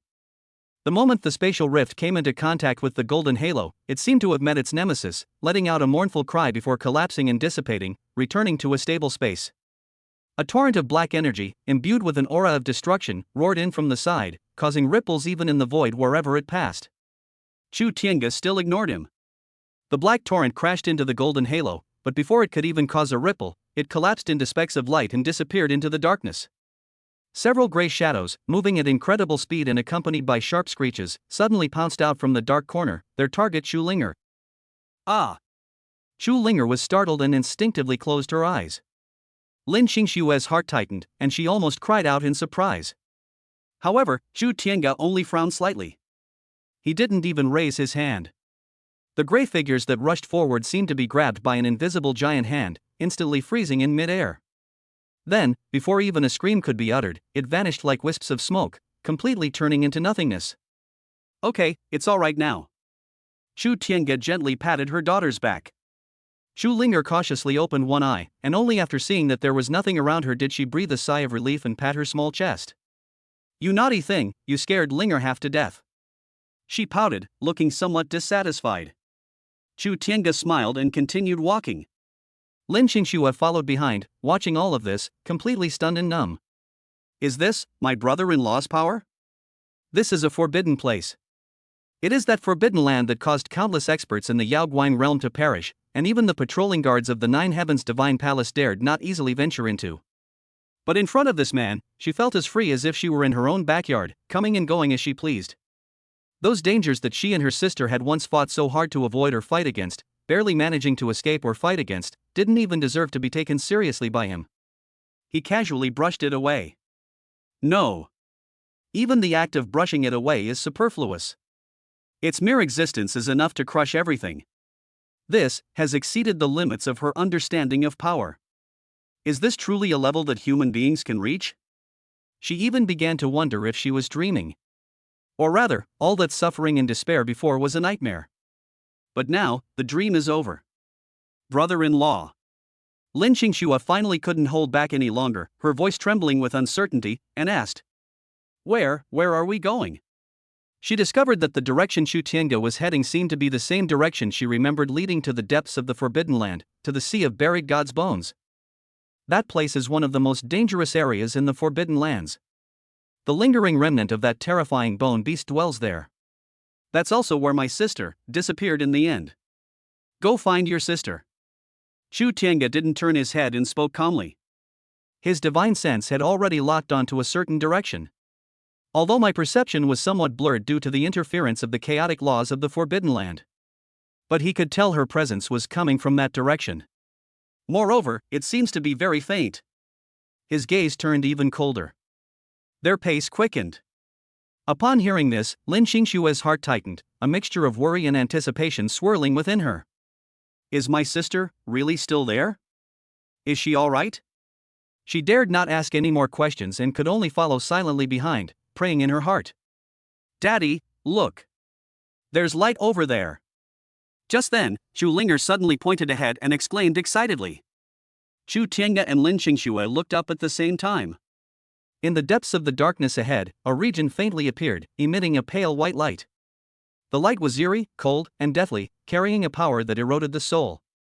From a distance, the area looked as if it were made up of countless huge, strangely shaped bones. It formed a boundless ocean of bones. Sea of Bones. Arrive. Chapter 67 Boundless Sea of Bones? Pervasive deathly aura? Strolling leisurely. Where is Mom? A pale light filled the world before my eyes. The ground beneath my feet was no longer a void of darkness, but a hard, cold touch. Those are bones. Countless bones. Huge, bizarre skeletons, layer upon layer, piled up into mountains, stretching to the horizon, forming a boundless white ocean. Some of the skeletons are as huge as mountains, their surfaces covered with holes and cracks, exuding an ancient and desolate aura. Some bones are as small as grains of sand, piled together like a white sand beach. More often, there were broken and incomplete bone fragments, their shapes difficult to discern, haphazardly inserted into the sea of bones, like a forest of tombstones. A hazy, visible airflow filled the air. The airflow was icy cold, carrying an indescribable sense of death and decay, as if it could freeze the soul and extinguish life. Deathly annihilation aura. Lin Shui looked at the gray air currents, her face paled even more, and her voice was filled with instinctive fear. She remembered her sister saying that this deathly aura was one of the most terrifying forces in the Forbidden Land, specifically designed to erode the soul and was extremely vicious. When they were just near the outer edge of the Sea of Bones, the slight death energy emanating from it caused their souls to ache as if pricked by needles, forcing them to expend a great deal of their primordial power to resist it. But now, they stood at the edge of the Sea of Bones, surrounded by a dense gray aura of death. The deathly aura surged toward them like sharks smelling blood, but when it got within 3 feet of the golden halo, it seemed to hit an invisible wall, making a series of faint crackling sounds like ice shattering, before helplessly retreating and dissipating. Within the halo of light, the warmth remained, and there was no trace of coldness or discomfort. Lin Shui stared blankly at this scene, the shock in her heart beyond words. It can easily isolate or even dissolve the deathly aura of annihilation. Just who exactly is this brother-in-law? Daddy, is the floor here paved with bones? Chu Linger curiously stomped on the huge rib under her feet, making a bang-bang sound. The little guy's big eyes showed no fear, only boundless curiosity. She even reached out her little hand, wanting to touch the hazy air currents. Linger, don't touch it. Chu Tiange quickly pressed down on her daughter's small hand, her tone remaining gentle. Although this deathly aura cannot harm the daughter, it is ultimately not a good thing. Oh. Chu Linger obediently withdrew her hand. Daddy, are these bones from a monster? They're so big. Yeah, some of the big, unruly ones stayed behind. Chu Tiange said casually, but his gaze had already turned to the depths of the Sea of Bones. His divine sense, like invisible tentacles, pierced through layers of white bones and the pervasive death aura, capturing that increasingly clear yet increasingly faint familiar scent. Found it. Right in the center of this Sea of Bones. Get closer to that so-called teleportation array. And also approached that sleeping bone beast, formed from the remnants of the god. His eyes turned cold for a fleeting moment, almost imperceptibly. It seems she really is trapped. Moreover, the situation seems to be worse than he had anticipated. Daddy, is mommy inside? Chu Linger seemed to sense something as well, and asked with her little face upturned. Chu Tiange nodded, tightening her grip on her daughter's arm. Mommy is waiting for us up ahead. Let's go find her now. Yay! Time to go find mommy. Chu Linger cheered happily. Hearing the conversation between the father and daughter, Lin Shui's heart jumped into her throat, and she clenched her fists nervously. Is my sister really up ahead? Is she still alive? Without further delay, Chu Tiange, carrying her daughter, stepped into the boundless sea of bones that buries gods. Lin Shui took a deep breath, suppressing her fear and worry, and followed closely behind. The bones beneath my feet are hard and smooth, and stepping on them produces a crisp crack sound. The further you go in, the larger and older the bones around you become. Some bones even still retain a faint divine glow, as well as some blurry traces of battles left by ancient gods and demons. The deathly aura permeating the air grew even denser, almost transforming into a thick gray fog that shrouded the surrounding scenery in a hazy mist. Occasionally, bone fragments, corrupted and mutated by the deathly aura, would suddenly shoot out from the pile of bones like living creatures, attacking them. Without exception, they all turned to dust before even getting close to the golden halo. There were also some more powerful vengeful spirits and remnants, hidden in the shadows of huge bones, emitting silent roars, trying to assault their minds. But Chu Tiange simply glanced over it calmly. Those vengeful spirits and remnants of souls vanished instantly, as if encountering ice and snow under the scorching sun, leaving not a trace behind. The journey has been smooth as if walking on flat ground. It seemed as if this sea of bones, which deterred countless powerful figures, was really just a slightly desolate backyard. Lin Shui followed behind, her initial shock and numbness gradually giving way to a sense of normalcy. She knew it wasn't that the forbidden area had weakened. Rather, it was the man in front of her who was too strong. So powerful that it can disregard all the rules here and crush all the dangers here. Her only worry now is her sister's safety.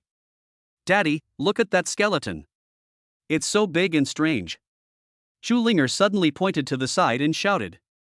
Everyone looked in the direction she pointed. In the thick, gray fog of death, an extremely large, skeletal outline could be vaguely seen standing. Its outline resembled a small mountain, twisted and ferocious in shape, radiating a terrifying pressure that sent chills down one's spine.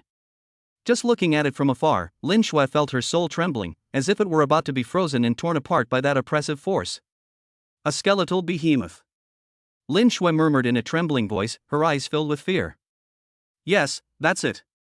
The one guarding the teleportation array is a terrifying being formed from the remnant spirit of a god-level being. At first, they almost had their souls broken just from sensing its presence from afar. Now, they've actually gotten close to it? Chu Tiange paused slightly in her steps. He raised his head, his calm gaze piercing through the dense aura of death, landing on the massive skeletal outline. That's quite interesting. He's much stronger than that Thunder Punishment heavenly general outside. However, that's all. Just a big, skeletal frame for guarding the gate. Chu Tiange withdrew his gaze and spoke to his daughter in a calm tone. The doorman? Shu Linger asked curiously. What door is it watching? A door that can take you to a very far place. Chu Tiange said. Your mom is near that door. Oh? Then let's hurry over there. Shu Linger urged. Chu Tiange responded, ignoring the skeletal behemoth radiating terrifying pressure, and carrying his daughter, walked straight towards the direction where he sensed the strongest aura. Seeing that Chu Tiange completely ignored the skeletal beast, Lin Shui opened her mouth, wanting to remind him to be careful. But the words stuck in his throat. It can even ignore deathly aura and spatial rifts.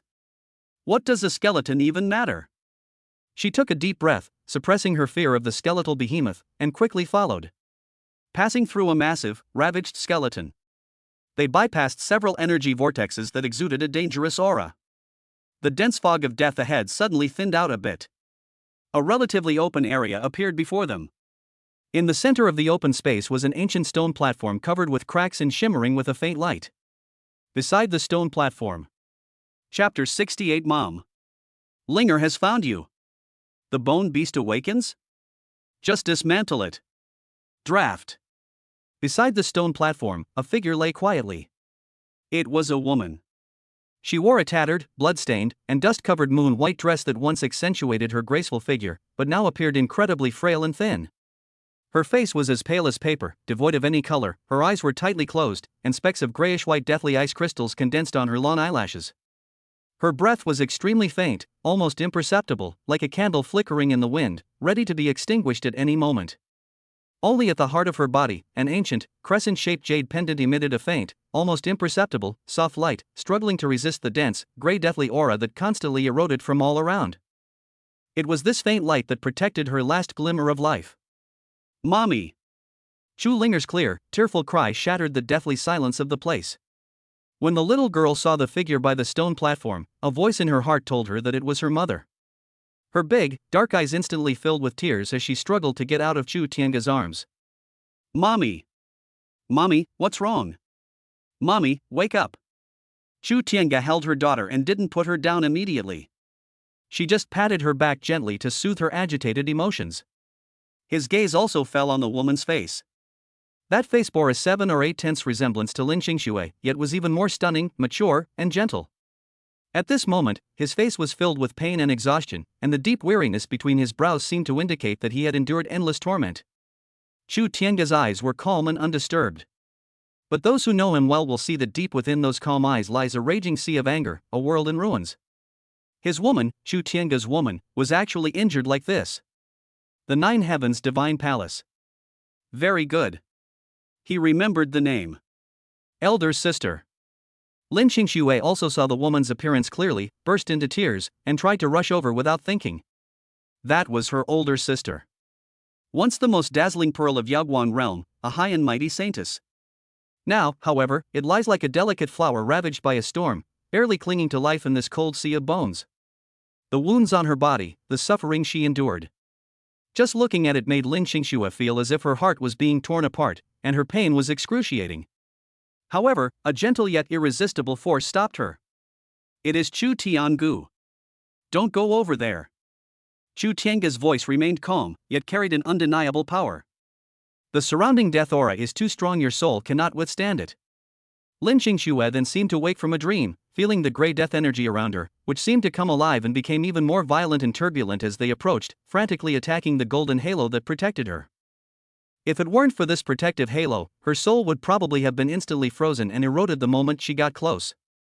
She stopped and looked at her sister by the stone platform with tearful eyes, anxious but helpless. Brother-in-law, my sister, she... Lin Qingshua's voice was choked with sobs, filled with helplessness and pleading. She's fine, Chu Tiange said calmly. He could sense that although her essence was severely depleted and her soul was almost completely burned out, the core of her true spirit, protected by the token, had not been completely extinguished. As long as the true spirit does not perish. For him, it was no big deal. It only took a little effort to restore her to her original state. Daddy, is mommy asleep? Why is she ignoring Linger? Chu Linger hugged Chu Tiange's neck, pouted, and asked with teary eyes, her voice full of grievance. Mommy is too tired and needs to rest. Chu Tiange gently comforted her daughter.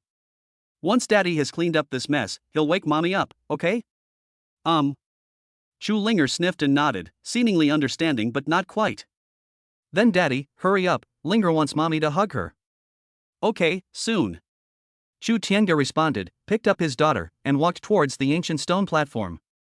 As he drew closer, the surrounding gray death aura seemed to have met its nemesis, and it all retreated, not daring to touch him in the slightest.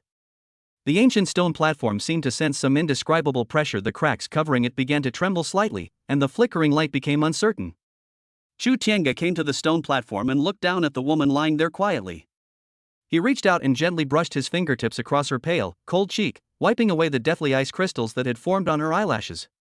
His movements were very light and gentle. It was as if they were protecting the most precious treasure in the world. Where his fingertips touched, beneath the pale skin, a faint, almost imperceptible life seemed to be slowly reviving. Buzz. Just then, a deep, resonant hum sounded out without warning. It seems to have come from the earliest time. Immediately afterwards. Snap snap. A sickeningly loud grinding sound came from the side and behind. The ground began to tremble slightly. Lin Qingshua's expression changed drastically, and she turned her head sharply to look. In the distance, amidst the thick, deathly fog, the massive skeletal outline, as large as a small mountain, moved. Two crimson flames, as red as blood, suddenly ignited in its hollow eye sockets, like two enormous lanterns, radiating a terrifying aura of violence, chaos, and destruction. A massive skeleton, slowly yet with an unparalleled sense of oppression, rose from the sea of bones. Every movement caused the earth to shake violently, and countless bones were crushed and collapsed. An even more terrifying and suffocating pressure than the deathly aura of annihilation swept towards Chu Tiange and his group like a tsunami. A regrettable loss at the level of a god. A skeletal behemoth. It has awakened. It seemed to be startled by the overwhelming vitality emanating from Chu Tiange, which seemed out of place in this place. Or perhaps, he sensed his covetousness of the teleportation array and that woman. Roar! Although it had no vocal cords, the skeletal behemoth let out a silent roar powerful enough to shake the very soul. The roar directly affected the soul level. Lin Qingshuo felt a buzzing sound in her head, as if she had been hit hard by a giant hammer. Her vision went black, and she was in excruciating pain. She almost collapsed and fainted. If it weren't for the golden mark Chu Tiange left between her eyebrows lighting up in time to protect her soul core, she would probably have already been annihilated. Oh no! The big skeleton is angry. Chu Linger was also startled by the silent roar, and hugged Chu Tiange's neck tightly, her face turning pale. Strangely, unlike Lin Qingshuo, she did not experience the intense pain in her soul. She only felt that the sound was very loud and somewhat frightening. Clearly, Chu Tiange's protection of her daughter was more comprehensive. Don't be afraid. Chu Tiange gently patted her daughter's back, her tone remaining calm. He didn't even turn around to look at the awakened skeletal behemoth. It was as if that terrifying being, which could make even the gods tremble, was really just a slightly troublesome big skeleton in his eyes. He turned around and carefully handed his daughter to Lin Qingshuo, who was pale-faced and still in shock. Please look after Linger for me. Oh, okay, brother-in-law. Lin Qingshuo instinctively took the still somewhat frightened Chu Linger and held her tightly in her arms, still looking in fear at the slowly approaching skeletal behemoth exuding overwhelming ferocity. She didn't understand why her brother-in-law was acting this way at a time like this. Daddy? Chu Linger looked at Chu Tiange with some confusion. Chu Tiange patted his daughter's head and smiled slightly. Linger, be good, wait here with Aunt Xue for a moment. Look at Daddy, he's taking this noisy big skeleton apart and making it into building blocks for you to play with. After saying that, he turned around and finally looked directly at the skeletal behemoth that had approached and almost covered half the sky. Chapter 69 Just Dismantling Bones? The Lingering Resentment of the God? Annihilated with a flick of the finger. The building blocks are ready. A colossal skeletal beast, obscuring the sky, stood atop a pale sea of bones. Its enormous body almost blocked out all the light, casting a huge shadow that completely enveloped Chu Tiange. Two crimson flames flickered violently in its empty eye sockets, fixedly staring at the tiny human below, who made it extremely uneasy. Chaos, tyranny, destruction. Pure negative will, like a tangible shockwave, spread out from it, stirring the dense death energy around it and forming a terrifying force field. Within this force field, space itself was distorted and groaning, as if it were about to collapse at any moment. Holding Chu Linger, Lin Qingxue still felt her soul tremble and her breathing become difficult, even under the protection of the golden halo. She couldn't imagine the terrifying pressure her brother-in-law must have endured facing this skeletal behemoth. However, Chu Tiange simply stood there quietly, looking up at the enormous thing in front of him. His eyes were as calm as an ancient well, without the slightest ripple. The terrifying pressure that was enough to crush one's soul fell upon him like a gentle breeze, not even causing his clothes to flutter in the slightest. Roar! The skeletal behemoth seemed to be enraged by this complete disregard. Its enormous claws, made of countless bones, suddenly rose and slammed down on Chu Tiange with a force that seemed to tear the sky apart. Even before the giant claws arrived, a terrifying gust of wind had already pressed down. Countless bones on the ground were instantly reduced to dust by this force. The space was compressed, groaning under its own weight. Lin Qingxue screamed in fright, instinctively closed her eyes, and held Chu Linger tightly in her arms. "Daddy, watch out!" Chu Linger also sensed the danger and shouted nervously. Faced with this blow that could shatter mountains and obliterate souls, Chu Tiange finally moved. He neither dodged nor blocked. He simply raised his right hand and extended one finger. Index finger. Her skin was fair and slender, like a piece of fine jade. Then, he gently touched the enormous bone claw that blotted out the sky and carried the power to destroy the world. There was no earth-shattering collision. There were no signs of the laws breaking down. Time seemed to stand still at that moment. The enormous, ferocious bone claw, powerful enough to terrify even the God Lord, suddenly stopped several feet away from Chu Tiange's head. Immediately afterwards, click! A very faint yet incredibly clear cracking sound rang out. Like the first domino to fall. Cracks, centered on the spot Chu Tiange pointed to with his fingertip, spread rapidly across the entire bone claw like a spider web. Click, click, click. The dense cracking sounds blended together. Under the astonished gazes of Lin Qingxue and Chu Linger, the enormous, sky-covering bone claws broke apart inch by inch, disintegrating into pieces. Then, as if it had lost all its support, it collapsed with a crash. Countless bone fragments of varying sizes rained down on the ground. But strangely enough, when these bone fragments fell within 3 feet of Chu Tiange, they were drawn and bound by an invisible force, suspending them in mid-air and no longer falling. Roar! The crimson soul fire of the skeletal behemoth flickered violently. They seemed unable to comprehend what was happening before their eyes.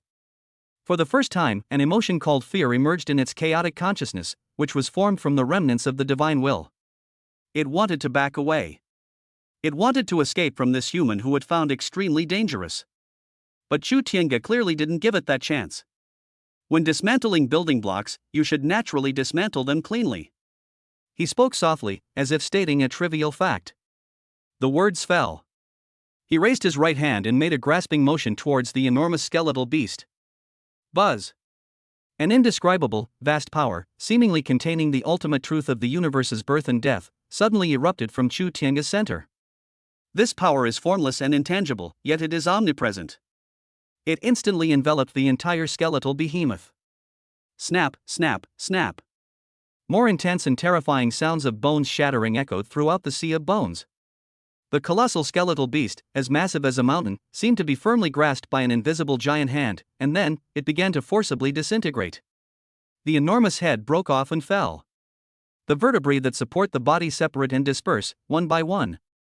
The countless bones that make up the limbs and torso are constantly being disassembled and peeled off, as if they were being precisely disassembled. Throughout the entire process, there was no burst of energy and no conflict of laws. There is only one, absolute, irresistible, all-controlling power. Forcibly, this terrifying behemoth composed of the remnants of the divine being and endless bones was reduced to its most basic components. Roar! A woo! The skeletal behemoth let out a silent roar of pain and despair, its crimson soulfire flickering violently as it struggled and resisted. But it was all in vain. Faced with that vast power, its strength, which could make even the gods tremble, was as fragile as an infant. Its body is shrinking and disintegrating at a speed visible to the naked eye. Final. Bang! A muffled thud. The two crimson soul flames, symbolizing the lingering resentment of the god, quietly extinguished like burst bubbles, completely dissipating into the air. The enormous skeletal beast vanished. Instead, there were countless bones of varying sizes and shapes, all shimmering with a faint, eerie light, suspended in mid-air. These bones, manipulated by an unseen force, began to automatically categorize and arrange themselves according to size, shape, texture. Final. In front of Chu Tiange, several neat piles of bones, like small mountains, had been formed.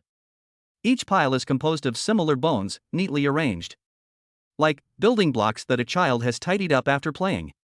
The wind blows across the empty sea of bones.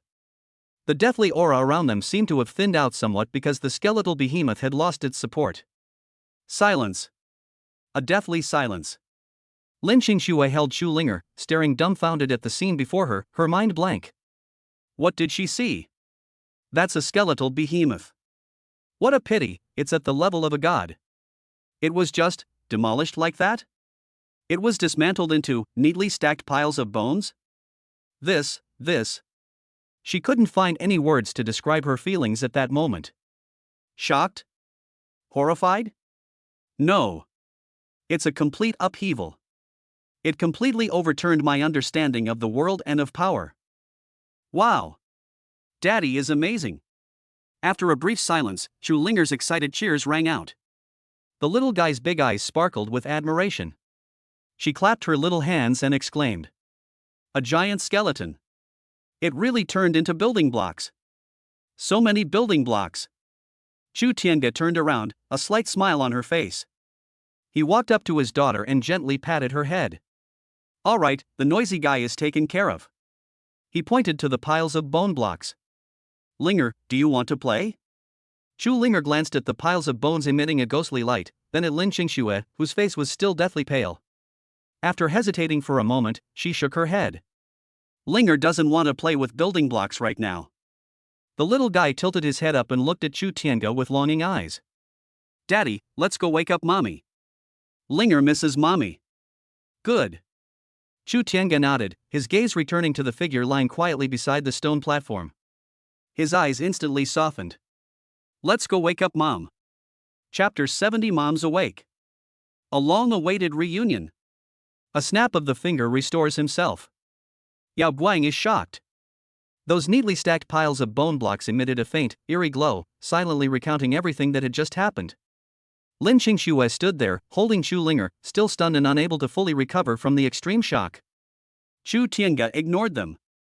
He turned around and slowly walked back to the ancient stone platform. The dense gray aura of death all around seemed to retreat automatically to the sides, as if the subjects of a king had encountered him, not daring to approach him even slightly. He came to the stone platform, bowed his head again, and looked at the woman lying there quietly. His gaze softened, as if it could melt eternal ice. I am coming. He spoke softly, his voice not loud, yet it clearly penetrated the almost extinguished sea of consciousness of the woman on the stone platform. He reached out his hand. A gentle, radiant, crimson gold light shone from his palm, like the first rays of the rising sun. This radiance, unlike the domineering one it displayed when treating Lin Xingxue, appeared incredibly restrained and gentle. Yet it contains an even more magnificent, vast, and seemingly boundless vitality that can nurture all things. He gently and slowly placed his hand, which was covered in a crimson gold glow, on the woman's pale, cold forehead. There was no forced infusion. There was no domineering reshaping. Only with the nourishment of a spring breeze and the gentle warmth of a trickling stream. The crimson gold divine radiance flowed silently from his fingertips into the woman's brow. Then, as if it had a life of its own, it began to flow slowly within her body. Wherever they went, the depleted meridians, like parched land receiving timely rain, regain their luster and quietly expand and become more resilient in a more perfect and harmonious way. The depleted internal organs, nourished by the inexhaustible source of life, are like withered trees coming back to life, rapidly regaining their fullness and vitality, radiating a luminous glow. The almost irreversible damage left by burning the source was gradually smoothed out, repaired, and made up for in the face of this divine radiance containing the power of creation. Deep within the sea of consciousness, those dim, broken, and almost completely vanished fragments of the soul were enveloped by this warm and vast light. There was no decomposition, no reshaping. Instead, under the influence of a gentler, more wondrous force, they began to attract each other, draw closer, and slowly merge. Every fusion is flawless, leaving no hidden dangers. It was as if time had reversed, returning to the moment when her soul was most complete and powerful. Even more refined and pure than that moment. The unique Taiyin bloodline within her body seemed to sense the call of this power, and began to operate autonomously and slowly, emitting faint yet mysterious humming sounds. A cool, moonlit power emanated from the depths of his bloodline, intertwining and echoing the crimson gold divine radiance. The dim crescent-shaped jade pendant on her chest also regained its bright and gentle light at this moment, and the light grew brighter and brighter, emitting a calming and soothing aura, protecting her true spirit. The whole process was quiet and peaceful. There were no earth-shattering phenomena. Only a subtle, silent miracle of life is quietly unfolding. Chu Tiange stood there quietly, his palm pressed against her forehead, his gaze focused and gentle. For him, this level of treatment was easier and more casual than dismantling the skeleton. However, when facing her, he subconsciously chose the gentlest approach. Time passed little by little. On the stone platform, the woman's pale face gradually regained a touch of color. The gray and white spots on her body, left by the erosion of death energy, quietly faded away, revealing the delicate, smooth skin underneath, as white as mutton fat jade. Her breathing, which had been barely perceptible, became long and steady, carrying a mysterious rhythm. The body's chi and blood surged again, and vitality rose like a tidal wave. Although his cultivation level was not yet fully stable due to his recent recovery, the vitality originating from the source of life was already overflowing, and even showed signs of surpassing his previous level. Finally, her long, butterfly wing-like eyelashes trembled slightly a few times. A faint aura, belonging to the living, began to emanate from her.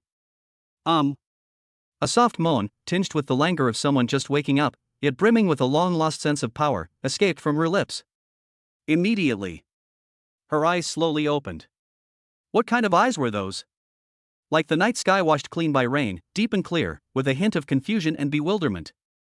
It felt like I had just woken up from an endless nightmare. She stared blankly at the void above, her eyes vacant, as if she had not yet fully regained her senses. Who I am? Where am I? What happened? Memories, like broken waves, are beginning to recede little by little. The destruction of the Yaoguang realm, the pursuit by the Nine Heavens divine palace, everyone's sacrifice, the despair in the Forbidden Land, burning divine souls, the chilling death aura, and the final, darkness. Pain, despair, hatred, resentment. A flood of negative emotions surged into my heart. Her eyes instantly turned to pain, struggle, and even a hint of destructive madness. No! She let out a suppressed growl, like that of a wounded female leopard, and sat up abruptly. Mommy! A clear, crisp call, filled with boundless joy and affection, pierced through the dark clouds like sunlight, instantly illuminating her chaotic and dark sea of consciousness. The woman's body stiffened abruptly. She slowly turned her head, staring blankly in the direction from which the sound came. In the distance, not far away, a beautiful little girl, having broken free from the woman's embrace, was stumbling and running towards her with her short legs. The little girl's eyes were big and bright, just like someone she remembered. Those eyes were brimming with tears, yet they also shone with an incomparably pure and loving light. Mommy! Mommy! Linger misses you so much. The little girl ran while stretching out her little arms and crying out. The woman looked at the small figure, at the face that was both unfamiliar and familiar, and at those clear eyes that were free of any impurities. Her heart felt as if it had been violently struck by something. An unprecedented, overwhelming emotion instantly overwhelmed all her pain and despair. That was the throbbing of blood ties. It's the instinct of motherhood. Linger? Trembling, she tentatively uttered the name that had appeared countless times in her dreams. His voice was hoarse, dry, and full of uncertainty. Wa'ada. Mommy. It's me, Linger. Chu Linger rushed to the edge of the stone platform, grabbed the woman's arm, buried her head in her chest, and burst into tears. Mommy, Linger has finally found you. Linger missed you so much. Wa'ada. Warm tears soaked the woman's tattered clothes. Its small body is soft and warm, with a rich milky aroma. Feeling the real warmth and affection in her arms, the woman's frozen heart melted and collapsed instantly. She reached out her trembling hand and gently, carefully, hugged the small body in her arms. It was as if they were afraid that if they exerted any force, everything in front of them would shatter like bubbles. Linger, my Linger. Her tears, which she could no longer hold back, streamed down her face like pearls from a broken string. Countless nights of anticipation and waiting. So many times of despair, so many times of fantasy. She thought she would never see this child again in her life. Unexpectedly. Elder sister. Lin Xingxue also staggered over, tears streaming down her face, so excited that she was incoherent. Sister. You're awake. That's great. Wha? I thought. The woman looked up through her tear-filled eyes at her younger sister who had run up to her. Looking at my younger sister's face, which was both crying and laughing, filled with concern and joy. Schwer. She reached out her other hand and grasped her sister's hand tightly. The two sisters held hands tightly together. The ecstasy of finding what was lost, the relief of surviving a disaster, all these emotions, though unspoken, were expressed in silent tears. Chu Tiange stood quietly to the side, watching the scene before her where the two had reunited after a long separation and were now embracing and weeping. His face was expressionless. But in those deep eyes, for the first time ever, a rare emotion called gentleness was revealed. He did not disturb them. I just watched quietly. A long time passed. The crying gradually subsided. Chu Linger still clung tightly to her mother's neck, her little head resting on her mother's shoulder, sobbing like a wronged kitten. Lin Xingxue wiped away her tears, a joyful smile on her face, and carefully examined her sister to confirm that she had truly recovered. The woman who had just awakened, the holy maiden of Yaoguan Lin Qingyao, finally calmed down her excited emotions. She first lowered her head and looked carefully and gently at her daughter in her arms. Looking at her features that resembled that person's, at her healthy and rosy face, and feeling the vibrant life force emanating from her. Her heart was filled with indescribable satisfaction and happiness. Then, she raised her head, her gaze passing over her sister's shoulder and landing on the man who had been standing there quietly since she woke up, giving her an invisible sense of security. When her gaze fell upon the man's face, her body jolted violently. His eyes instantly filled with disbelief, shock, ecstasy, and a complex and inexplicable sense of bewilderment. Was it him? Is it really him? How could he be here? And Lin Qingyao subconsciously looked inward at her own body. That abundant source, that flawless soul, that power even stronger than at its peak. All of this, could it be? She suddenly looked up and stared at the man again. The one she had longed for day and night, yet dared not seek out for various reasons. Her man. Her daughter's father. You. Lin Qingyao opened her mouth, 1,000 words stuck in her throat, but only a dry syllable came out. Her eyes were incredibly complex. Chapter 71. It's you. We finally meet again. Lin Qingyao's gaze was fixed on Chu Tiange's face. Shock, disbelief, and the bewilderment of surviving a catastrophe intertwined and surged in her clear eyes. It was him. It really is him. The man who appeared on the most desperate yet most beautiful night of her life. This is the father of her daughter. How did he end up here? Was he the one who did all of this? Lin Qingyao felt her heart pounding wildly in her chest, almost bursting out of her body. She opened her mouth, her throat was terribly dry, and the sound she made trembled slightly without her even realizing it. Is it really you? She paused, as if using all her strength, before finally asking the question that had been lingering in the deepest part of her heart. Linger's father? Chu Tiange met her gaze, his eyes calm and still, without the slightest ripple. It was as if her shock and her questions were exactly what he had expected. He nodded slightly. It's me. Chu Tiange. These few simple words exploded in Lin Qingyao's mind like a thunderclap. It really is him. Chu Tiange's tone remained calm, as if he were talking about a trivial matter. A year ago, you entrusted the jade pendant and Ling to me. I followed the clues and found my way here. There was no description of the hardships involved, no mention of how he turned things around. It was simply stated in a casual tone, I found this place. It's as if all of this is perfectly natural. What, Daddy? Mommy? Chu Linger's clear cry broke the delicate atmosphere between the two. The little girl hugged Lin Qingyao's neck tightly, feeling her mother's slight trembling and excited emotions. She turned her little head, her big eyes filled with tears, looking at Chu Tiange, then at Lin Xingyao, and reached out her little hands, trying to grab both of them at the same time. Her existence is the most direct and undeniable connection between the two. Lin Xingxue stood to the side, her eyes blurred with tears once again. My sister woke up, and my niece was there too, all thanks to the mysterious and powerful man in front of me. She choked back tears and bowed deeply to Chu Tiange. Thank you, brother-in-law. Lin Xingxue will never forget this great kindness. She was overjoyed, relieved that her sister and niece were both safe and sound. Lin Xingyao took a deep breath, trying to calm her turbulent emotions. She quickly assessed the current situation.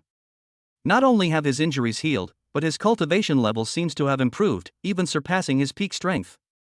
My younger sister, Lin Xingxue, has also recovered her health and is in high spirits. His daughter, Linger, lay peacefully in his arms, warm and real. The one who caused all these miracles is the man in front of us who calls himself Chu Tiange.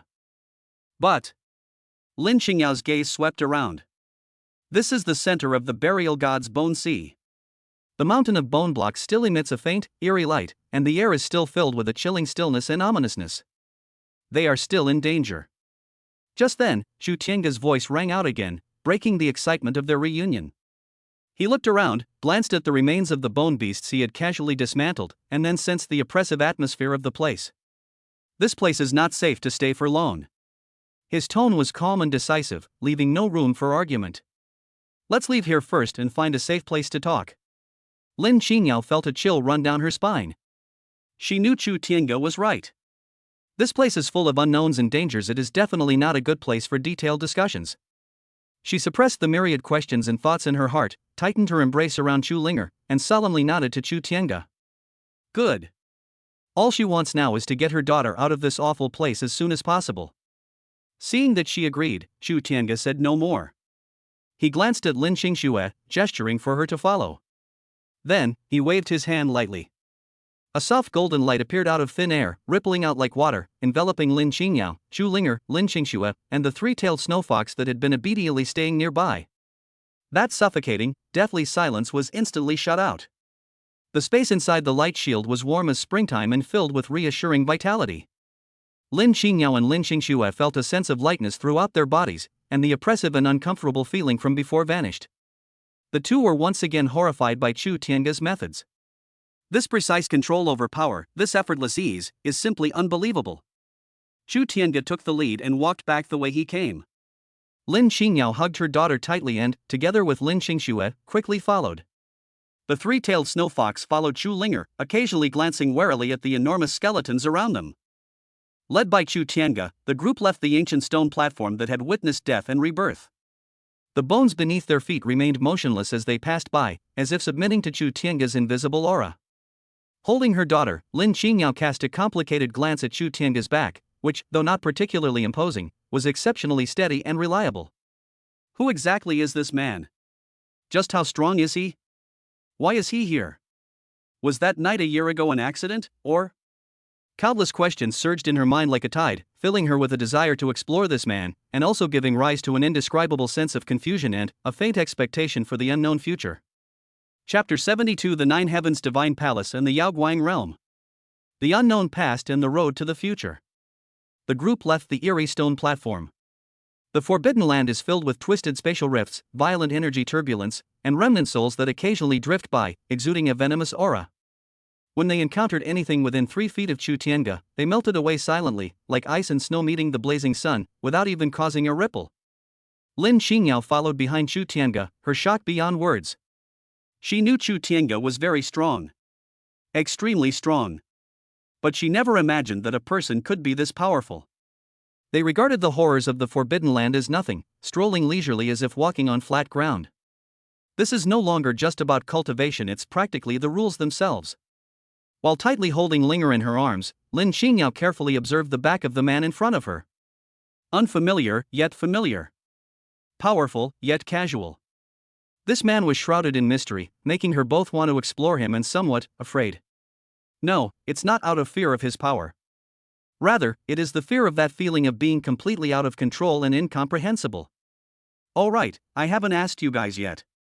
Chu Tiange seemed to remember something, and asked without turning his head, his tone as casual as if he were asking about the weather today. What exactly is going on with that Nine Heavens Divine Palace in your Yaoguang realm? It sounds like there's a lot of trouble ahead. Although he said, it's quite a problem, there was no trace of seriousness in his tone. Instead, there was a kind of anticipation of chaos. Lin Xingyao and Lin Xingxue exchanged a glance, both seeing a hint of bitterness and helplessness in each other's eyes. This is quite a problem? That's more than just a big problem, it's a catastrophe that could crush all the heavens and myriad worlds. But seeing Chu Tiange's appearance, they really didn't know how to accurately describe the terror of the Nine Heavens Divine Palace to him. After a moment of silence, Lin Xingyao took a deep breath, gathered her thoughts, and began to speak. The Nine Heavens Divine Palace is an extremely ancient and powerful force in the upper realm, dominating many realms, and no one dares to defy its might. And I am the Holy Maiden of the Yaoguang realm. Lin Xingyao. Lin Xingyao's voice carried a hint of remoteness and vicissitude. I possess the Taiyin bloodline, which seems to have a special use for the Nine Heavens Divine Palace. More importantly, I carry the token that unlocks the secret realm of the Yaoguang realm's ancestral land. She subconsciously touched the spot on her chest, where she used to wear a crescent-shaped jade pendant. This token is related to the greatest secret of the Yaoguang realm, and it is something that the Nine Heavens Divine Palace has long coveted. Lin Xingxue added from the side, her voice filled with barely suppressed anger and fear. The Thunder Punishment Heavenly General who was chasing us has an extremely high status in the Nine Heavens Divine Palace and unfathomable strength. He is at least a Void Refinement realm expert. The power of the Nine Heavens Divine Palace is far beyond what the top sects of the Xiantian continent can compare to. They are true gods who regard the beings of the lower realm as ants. Lin Xingxue became more and more excited as she spoke, and her body trembled slightly. They fled from Yaoguang realm all the way to the eastern wilderness of Xiantian continent, hoping to find refuge for a while and seek a glimmer of hope. Unexpectedly, the pursuers from the Nine Heavens Temple still relentlessly caught up with them. As Chu Tiange listened to their stories, his pace remained unchanged, unhurried, and relaxed. There was no surprise or seriousness on his face. After they finished speaking, he simply said "Oh" and commented in a flat tone. The Void Refinement realm? It sounds so-so, nothing special. As for the claim of dominating numerous realms and regarding beings in the lower realms as mere ants, that's quite an boast. However, in my opinion, it's nothing special and not worth worrying about. Lin Xingyao. Lin Xingxue. The two were once again speechless at Chu Tiange's nonchalant reaction. That's the Nine Heavens Divine Palace. That was a terrifying existence that could drive them to despair to the point of burning their very souls, just to seek a sliver of hope for survival. How did it become so-so and not worth worrying about in his mouth? However, it was precisely Chu Tiange's nonchalant attitude that inexplicably lessened their deep fear of the Nine Heavens Divine Palace. It seems that as long as this man is around, no crisis is too big to be considered a crisis. Lin Xingyao watched Chu Tiange's retreating figure, her heart filled with mixed emotions. She remembered that cold, desperate night deep in the Forbidden Land. She mentioned that ancient teleportation array. At the deepest part of the Forbidden Area, there is a dilapidated ancient teleportation array, which is said to lead to an unknown lower realm. At that time, in order to allow Schwerer to escape with the clues about Linger, I burned my divine soul and barely managed to activate the teleportation array to send her out. I thought I was going to die for sure, but I never expected. As she spoke, her voice was filled with lingering fear and deep concern for her daughter. Chu Tiange paused slightly. Burning the divine soul? A slight ripple stirred within him, but his expression remained impassive. He took out the bright white crescent-shaped jade pendant and the dark gold metal fragment from his pocket and held them in his palm. This is the token you mentioned? Lin Xingyao's eyes narrowed when she saw the jade pendant and fragments, and she nodded excitedly. Yes. These are them. This jade pendant is a token passed down through generations of my Yaoguang saintess, and that fragment is the other half of the key to unlock the ancestral land's secret realm. She explained the purpose and importance of the token, then looked at Chu Tiange with some doubt. How did this jade pendant end up on you? Chu Tiange casually explained. It fell off you when you were unconscious. I thought it was quite unique, so I picked it up. He naturally wouldn't say that this was something he had taken from her a year ago. Upon hearing this, Lin Xingyao blushed slightly and awkwardly avoided his gaze. Chu Tiange played with the jade pendant in fragments in his hand, lost in thought. After a moment, he spoke. Let's get out of here first. Let's go back to Wild Bone Village first. I made some promises to someone there, and I also need a quiet place to have a good chat with you all. About the Nine Heavens Divine Palace, about the Yao Guang realm. His voice was calm, yet it carried a convincing power. Neither Lin Xingyao nor Lin Xingxue objected upon hearing this. They really need a safe place right now to sort everything out. They should also get to know this man who suddenly barged into their lives and turned everything upside down. Chapter 73 Return to Desolate Bone Village. A powerful figure lends a helping hand, and a miracle occurs. Chu Tiange and his group appeared without warning at the dilapidated entrance of Huanggu village. It was as if they had always been standing there, or as if they had stepped out of the void. A gentle breeze blew, stirring up a few withered leaves, but the village remained as deathly silent as ever. Sudden. Ah. That's. A villager on guard duty was dozing off against the dilapidated fence with his eyes half closed when he suddenly saw several figures appear at the village entrance. He rubbed his eyes, thinking he was seeing things. When he saw that it was Chu Tiange, along with the two fairy-like women and the cute little girl behind him, he suddenly jumped up, and the bone spear in his hand clattered to the ground. Old priest, the honored guest has returned. His voice, distorted with excitement, pierced the tranquility of the village with a sharp edge. Splash! In an instant, the dilapidated stone houses and wooden doors throughout the village were opened one after another. The old woman, leaning on a black wooden cane and supported by her family, walked out shakily. The rest of the villagers, young and old, put down their work and, with surprise and a hint of anticipation on their faces, rushed to the village entrance. When their gazes fell upon Lin Xingyao and Lin Xingxue, everyone was stunned. The old woman's cloudy eyes suddenly widened, staring intently at Lin Xingxue. The woman who was previously on the verge of death, seemingly about to perish, is now radiant, surrounded by an aura of divine light. The old woman could clearly feel that boundless life force and the powerful aura that far surpassed anything she had felt before, even from a distance. This. The old woman's lips trembled with excitement, and she could barely hold on to her black wooden cane. In all her years, she had never seen such an incredible treatment. This is not healing, it is clearly a miracle that seizes the power of heaven and earth and reverses life and death. Could this mysterious guest really be a deity descended to earth? The villagers were dumbfounded. Some of them had seen what Lin Xingxue looked like before. Looking at him now, he's like a completely different person. Especially Lin Xingyao, who stood there quietly, holding the baby girl in her arms, was like a celestial maiden descending to earth, holy and noble, making people dare not look directly at her. Then, considering Chu Tiange's unfathomable methods and his seemingly omnipotent composure. Thump. I don't know who was the first to kneel down, but then, like wheat fields blown down by the wind, they followed. A large group of villagers knelt down at the village entrance. They pressed their foreheads tightly against the cold, hard red earth, expressing their awe and excitement with the most devout posture. A divine being. A divine being has descended. God has appeared. God has appeared. Thank you, God, for protecting my desolate village. Heartfelt cries, tinged with sobs, echoed at the desolate village entrance. They had been trapped in this barren and desperate land for generations, never imagining that one day they would witness such a miracle. Chu Tiange looked at the scene of a dark mass of people kneeling before her and raised her eyebrows almost imperceptibly. He felt somewhat helpless. Here we go again. He was extremely impatient with these red tape procedures. Get up, everyone. Chu Tiange spoke softly, his voice not loud, but it clearly reached the ears of every villager. His words seemed to carry an invisible force, causing the villagers kneeling on the ground to stand up involuntarily. The way everyone looked at Chu Tiange was filled with even more awe and fervor. Holding Chu Linger in her arms, Lin Xingyao looked at the simple and devout villagers before her, and a warm feeling welled up in her heart. She could feel their heartfelt admiration and the excitement of grasping at a straw in despair. She turned slightly to the side and whispered to the old woman and the villagers. Thank you, old priest and fellow villagers, for taking in and caring for my sister. We sisters will always remember this kindness. Lin Xingxue followed her sister and bowed gracefully to everyone to express her gratitude. Chu Linger was intrigued by the scene and blinked her big eyes at the villagers. She sensed that everyone seemed happy, so she grinned and waved her chubby little hand at them, revealing an innocent smile. That pure smile, like a ray of sunshine, dispelled the long-standing gloom in Huanggu village, bringing warmth to the villagers' hearts.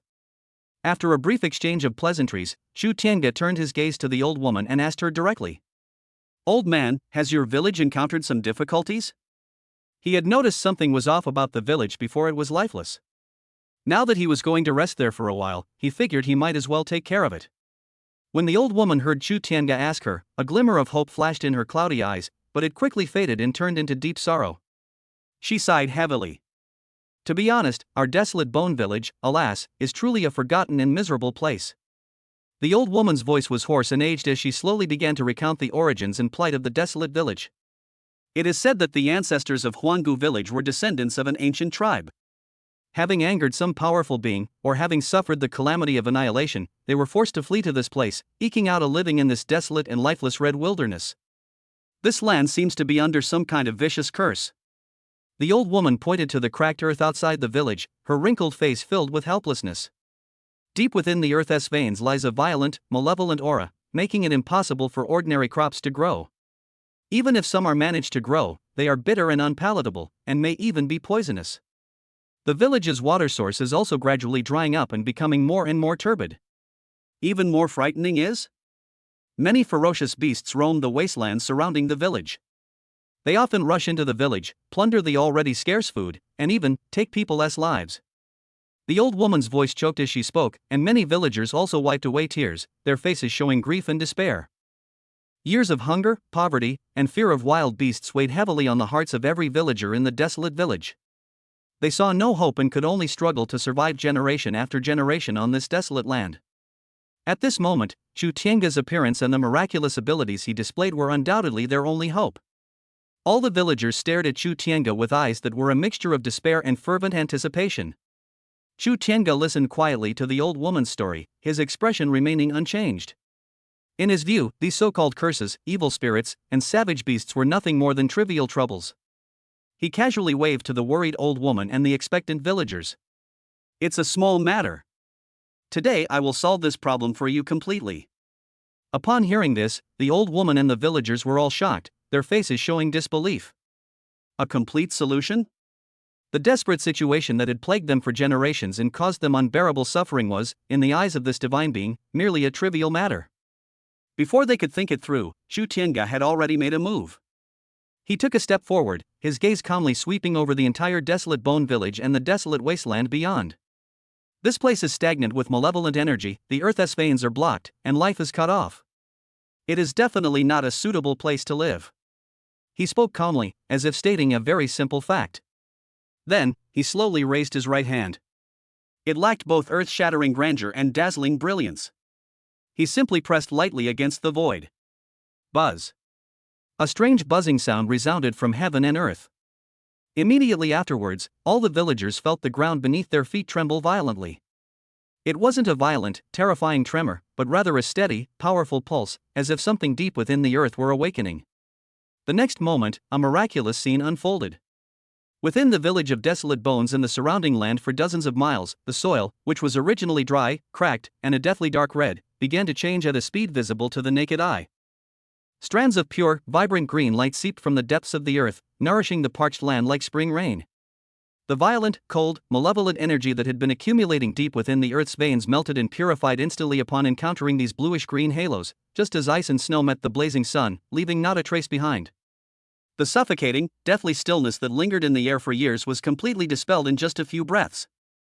Instead, there is a refreshing air filled with the fragrance of grass, trees, and earth. This malevolent energy is really gone? Some villagers, their voices trembling, greedily inhaled the long-awaited fresh air, their eyes brimming with tears of emotion. The old woman was overcome with emotion, tears streaming down her face. She stretched out her withered hands and gently touched the land beneath her feet, which was undergoing a miraculous transformation. Feeling the continuous flow of life, she was too moved to speak. This is just the beginning. As the evil energy of the earth veins was purified, the spiritual energy of the entire wild bone village area began to recover at an incredible speed. Although it still can't compare to those blessed lands, it's 1,000 times better than before when it was practically a spiritual wasteland. On some of the originally dead tree branches, there were even faint signs that tender buds were about to sprout. A miracle, this is a true miracle. The villagers knelt down again, bowing and worshipping Chu Tiange. Their awe and gratitude were beyond words. Chu Tiange remained as nonchalant as ever. For him, modifying the earth's veins in such a small area and purifying some of the evil energy was no more difficult than drinking water. A thought struck him. Ding! Special check-in location detected, desolate bone village. The host's determination to help this place resolve its predicament has been detected. Check-in rewards have been significantly increased. The system notifications sounded at the appropriate time. Sign in. Chu Tiange silently recited in his heart. Ding. Location check-in successful. Congratulations, host, you have received the following rewards. 1. Top-tier Guardian Array Blueprint. The 4-symbol Spirit Control Array can be directly materialized once deployed. It can protect a region, isolate it from the outside world, defend against external enemies, and gather spiritual energy to nourish the creatures within. Part 2, Earth Vein Spirit Eye Activation Core can be penetrated deep into the earth veins, connecting with them to thoroughly purify residual evil energy underground, reactivating and nurturing the Earth Vein Spirit Eye, allowing the spiritual energy of the desolate bone village to continuously recover, gradually becoming a blessed land suitable for cultivation and the growth of all things. Part 3, the Jade Slips Inheriting the Ancient Herbs Classic and the Body Tempering and Foundation Building Techniques, containing methods for cultivating hundreds of basic spiritual herbs and medicines, as well as a simple and practical body tempering method and foundation building incantation suitable for mortals and novice cultivators, sufficient to help the villagers of Wild Bone Village embark on the path of cultivation and improve their living conditions. Chu Tiange looked at the series of rewards that appeared on the system panel and nodded in satisfaction. This reward is really generous. The name 4-symbol Spirit Control Array sounds much more sophisticated and high-class than the previous temporary barrier. Activating the core of the Earth Vein Spirit Eye can fundamentally improve the environment of the desolate bone village. As for the 2 jade slips containing cultivation techniques, they were like a godsend to these simple and honest villagers, a treasure that could change their fate. These are also for you. Chu Tiange casually waved his hand, and the 2 jade slips, shimmering with a luminous light, floated lightly down in front of the old woman. These 2 jade slips contain methods for planting spiritual herbs and cultivation techniques, which ordinary people can also practice. The old woman, her hands trembling, held the 2 jade slips tightly in her arms as if they were priceless treasures. Overwhelmed with emotion, tears streamed down her face, and she could no longer speak. She could only keep kowtowing to Chu Tiange. The other villagers were overjoyed upon hearing this. Cultivation. Most of these people, abandoned in the desolate lands, are unable to cultivate, yet now they have the opportunity to embark on the legendary path of cultivation. This was something they never dared to imagine before. Chapter 74: A World Transformed. The Rebirth and Gratitude of the Wasteland Village. Chu Tiange looked at the blueprint of the 4-symbol Spirit Control Array in his hand, and the corners of his mouth turned up slightly. This formation is far more sophisticated than the temporary barrier he had casually set up before. Not only does it possess astonishing defensive capabilities, but it can also draw upon the power of the 4 symbols to protect the land and water, and further gather the spiritual energy of heaven and earth to nourish the creatures within the formation. Using it to protect this tiny, desolate village is like using a sledgehammer to crack a nut. However, he was happy to do so. Who made these villagers so savvy? With a thought, Chu Tiange caused the ancient array diagram to transform into a stream of light and merge into his palm. His understanding of formations has long surpassed the blueprints themselves. With a single step, he appeared like a ghost in the east, south, west, and north of the desolate bone village. Wherever he went, he would point his fingers together like a sword and gently tap the air. There was no earth-shattering display, only 4 barely perceptible golden rays of light, as if they possessed life, silently merging into the earth.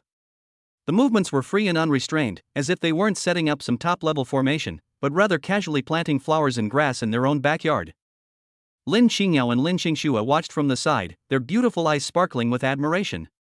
Although they were quite knowledgeable, Chu Tiange's methods still left them feeling shaken and amazed.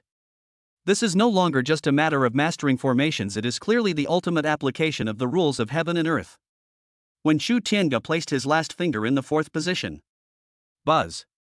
A sound, seemingly from the very beginning of time, resonated in the hearts of everyone. Immediately afterwards, the earth trembled slightly throughout the entire Wild Bone Village and the surrounding area within 100 miles. For dazzling beams of light, reaching to the heavens and the earth, simultaneously illuminated the 4 directions, east, south, west, and north. Azure dragon, white tiger, vermilion bird, black tortoise. The enormous phantoms of the 4 divine beasts appeared and disappeared within the pillar of light, roaring towards the sky and exuding boundless majesty and sacred aura. 4 beams of light shot into the sky and converged in the firmament above the desolate bone village. A massive light screen, composed of countless mysterious runes and covering an area of hundreds of miles, slowly unfolded, like a protective hand extended by a god, enveloping the entire desolate bone village. On the light screen, the phantoms of the four sacred beasts slowly circled the village, emanating a terrifying pressure that would deter any villains from daring to approach. The temporary barrier that had been set up earlier was like a firefly vying for the moon's brilliance in the face of the vast power of the four-symbol spirit control array. It was instantly merged and swallowed up, disappearing without a trace. After the Great Formation was fully formed, the astonishing phenomenon gradually disappeared. The towering pillar of light and the phantom of the sacred beast vanished, leaving only a faint, almost invisible transparent light shield, as if covering this area with an invisible glazed tile. But everyone knew that from this moment on, Huanggu village was impregnable. Moreover, as the formation was activated, the villagers were pleasantly surprised to find that the spiritual energy of heaven and earth in the village was becoming denser again at an even faster rate. Its concentration was almost comparable to that of the sacred sites of some minor sects. This is truly divine intervention. The old woman and the villagers were so excited by the dramatic change in their surroundings that they didn't know what to say. All they knew was that from now on, the desolate village would no longer be a place of despair where people could bully them and where their lives were constantly in danger. They have a real home, a real sanctuary. After doing all this, Chu Tiange still maintained his calm and composed demeanor. His gaze swept over the open space in the center of the village, which had become vibrant with life thanks to the spring of life, and he snapped his fingers. The Earth Vein Spirit Eye activation core transformed into a stream of light and silently merged into the depths of the earth. Boom! The earth trembled slightly once more. This time, an even purer and more powerful life force erupted from the depths of the earth like a volcanic eruption. The newly appeared spring in the center of the village suddenly increased the height of its gushing water by several feet, and the life force it emitted became even stronger. The surrounding land is becoming more fertile at a visible rate. Some ordinary weeds even faintly emitted a spiritual light, as if they were about to be reborn and evolve into spiritual herbs. Originally just a village experiencing a spiritual revival, the desolate bone village now seemed to have a real heart, breathing and exhaling on its own, radiating unprecedented vitality and life. The villagers witnessed these miracles one after another. They were completely impressed by Chu Tiange's extraordinary abilities. We will never forget the grace of God in man who recreated us. With a trembling voice, the old woman once again led all the villagers to kneel and kowtow 3 times and 9 times in the direction of Chu Tiange, performing the most solemn ceremony. This time, Chu Tiange did not stop them. He knew that if they weren't allowed to express their excitement and gratitude, they might develop health problems. He calmly accepted the bow, and then spoke softly. "All right, get up, everyone. What I did was nothing more than a small favor, and it was also out of some affinity with your wild bone village. In the future, you should make good use of the cultivation techniques I left behind in this land, cultivate diligently, rebuild your homes, and not waste this opportunity." His voice, though calm, carried a convincing power. Holding the 2 jade slips of inheritance, the old woman wept tears of joy as she solemnly made a promise to Chu Tiange. "Please rest assured, divine being, we, the people of Huanggu village, will forever remember your kindness, protect this heritage and our homeland, and never fail to live up to your expectations." The other villagers echoed their sentiments, their words filled with anticipation for the future and boundless gratitude towards Chu Tiange. Chu Linger had long been unable to contain herself. Pulling the little fur ball along, she ran around the newly renovated village like a little bird just released from its cage. Lin Qingyao and Lin Qingxue came to Chu Tiange's side and smiled knowingly as they looked at the warm and vibrant scene before them. The rebirth of Huanggu village made them genuinely happy. At the same time, they gained a deeper understanding of Chu Tiange's methods and strength. This man seems to always be able to create miracles. Everything has settled down. Chu Tiange looked at the desolate village he had personally transformed and nodded in satisfaction. Yes, there are mountains and water, formations and spiritual springs, cultivation techniques and inheritances, it's safe and comfortable, and full of spiritual energy. This outpost is quite well built. In the future, I can travel the world with my wife and children. If we get tired or weary, this will be a good place to stay." He waved his hand, signaling the villagers to disperse. Then he took Lin Qingyao, Chu Linger, and Lin Qingxue back to the previous cottage. He plans to enjoy this rare and genuine family time in the future. As for the trouble with that 9 heavens divine palace, let them fly for a while first. The world is vast, and now is a warm and loving time for the whole family. Chapter 75, A Family. First detailed discussion. Getting to know each other's past.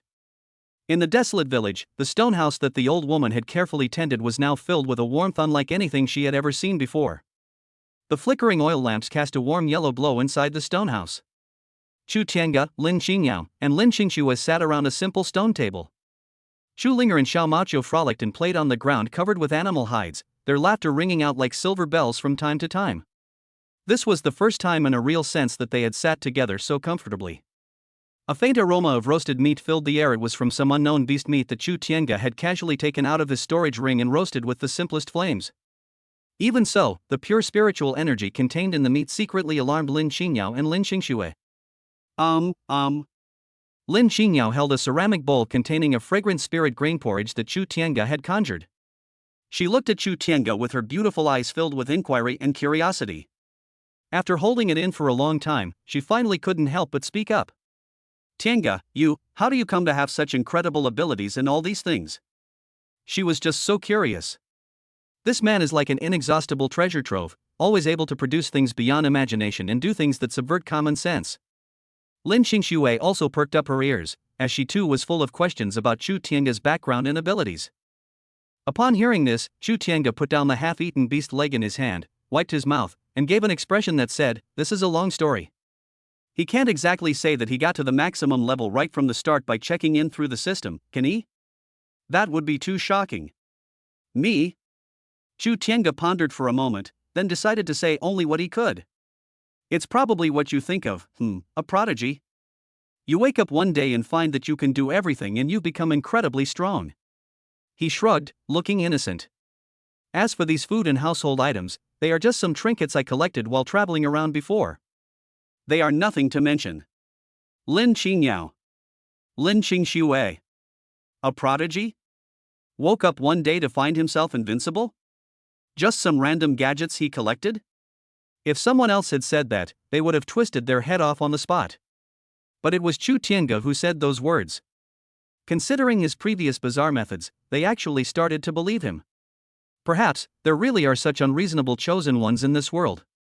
Chu Tiange looked at their "I don't believe you, but I have no choice but to believe you" expressions and chuckled inwardly. He coughed lightly, changing the subject. Let's not talk about me. Let's talk about you.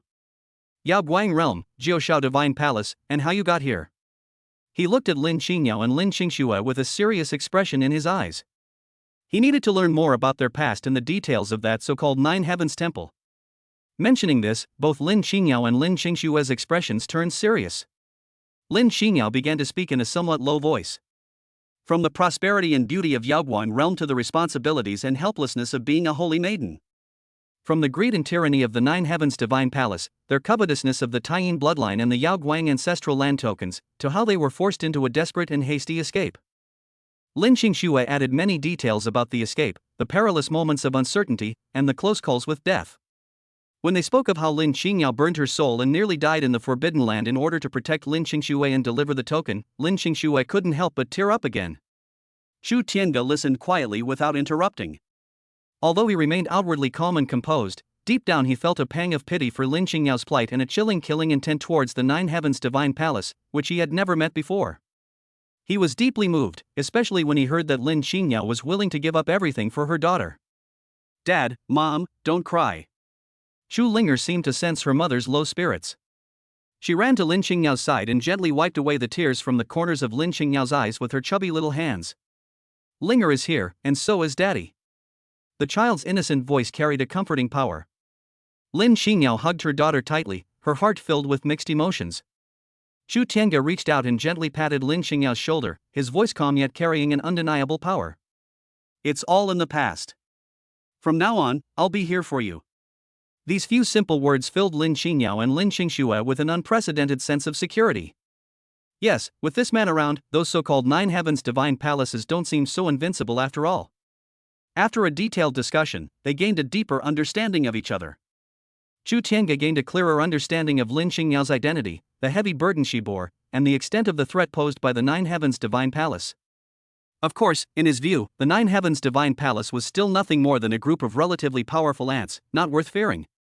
Lin Qingyao and Lin Qingxue also gained a more direct understanding of Chu Tiange's personality and style of doing things. This man, though incredibly powerful, was not the kind of aloof and indifferent strongman. He's protective of his own, easygoing, and even a bit, a homebody. Most importantly, his deep and unwavering paternal love for Linger is something no one can deny. Oh, right. Chu Tiange seemed to remember something. How much do you know about this Xiantian continent? He discovered that although Lin Qingyao and Lin Qingxue had escaped to the Xiantian continent, their understanding of this vast land seemed to remain at a relatively superficial level. Lin Qingyao and Lin Qingxue exchanged a glance, both feeling a little embarrassed. They were on the run and had no time to learn about these things. Chu Tiange smiled knowingly. Looks like I need to give you guys a good crash course. As he spoke, he casually waved his hand, and a huge map made of spiritual light appeared clearly in mid-air above the stone house. On the map, mountains, rivers, cities, sects, forbidden areas, and secret realms are clearly marked, and there are even introductions to the power divisions and local customs of different regions. This is naturally another product of his check-in. This is a map of the Xiantian continent, divided into 5 major regions: the eastern wilderness, the western desert, the southern frontier, the northern plains, and the central continent. Chu Tiange began to patiently explain the general situation of the Xiantian continent to Lin Qingyao and Lin Qingxue. From the top powers in various regions to some famous dangerous places and cultivation holy sites, to the relationships between different races, and his own observations and experiences along the way. Of course, he would cleverly conceal his more shocking experiences. Lin Qingyao and Lin Qingxue listened with great interest, filled with curiosity about this brand new world. Chu Linger initially wanted to join in the fun, but she quickly lost interest in the tedious explanations and instead pulled Xuehu aside to play a game of human pyramid. Its round body was gently nudged to the side by the snow fox's tail, making Chu Linger giggle and diffusing the somewhat serious study atmosphere in the stonehouse. After giving his explanation, Chu Tiange casually took out some spiritual fruits that emitted an enticing aroma and some uniquely shaped pastries. Come on, try these. I discovered them by chance before, and they taste pretty good. Lin Qingyao and Lin Qingxue looked at the spirit fruits and pastries that were clearly extraordinary. I carefully picked up a crystal-clear red berry and put it in my mouth.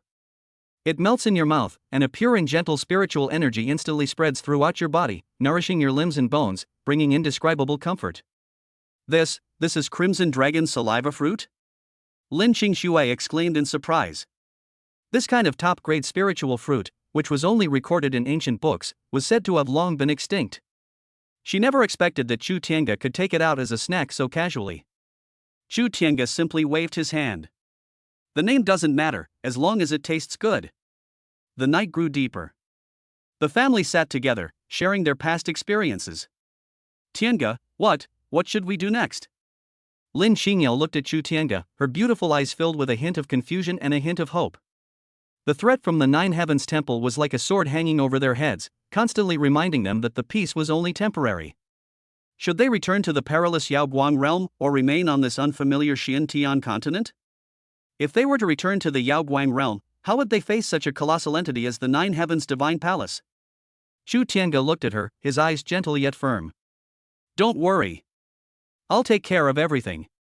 He paused, then continued. I will settle the accounts with the Nine Heavens Temple one by one. As for where to go, whether to return to Yaoguang realm or stay on Xiantian continent, it's up to you. My opinion is that we shouldn't rush back.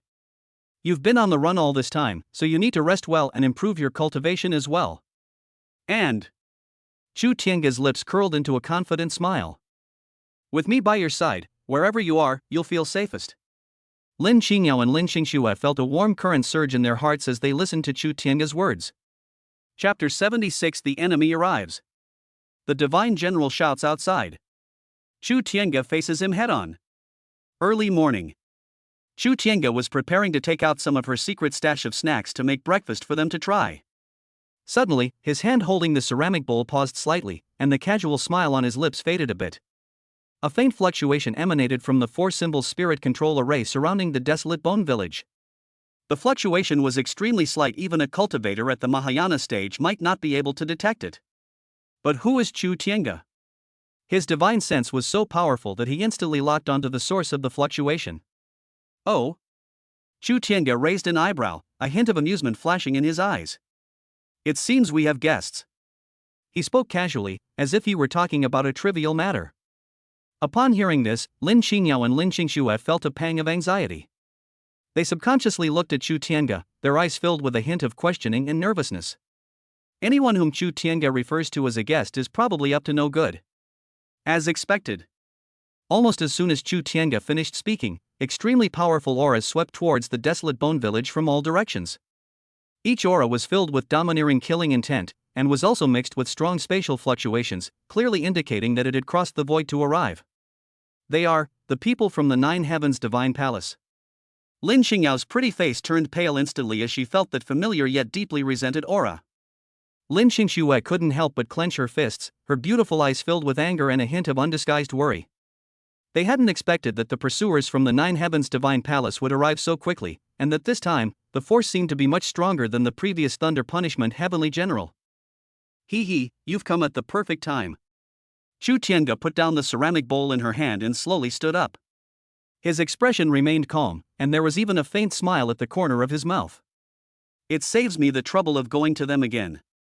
He turned to look at Lin Xingyao and Lin Xingxue, and said in a relaxed tone. Don't worry, they're just some clowns, they can't cause any trouble. Just stay here and watch the show, don't get your hands dirty. Before the words were finished, the invisible light barrier formed by the four symbols spirit control array on the outskirts of the desolate bone village suddenly shook violently. Boom! A loud bang was heard, like a thunderclap from the heavens. Clearly, the pursuers from the Nine Heavens Temple are forcibly attacking the Great Formation.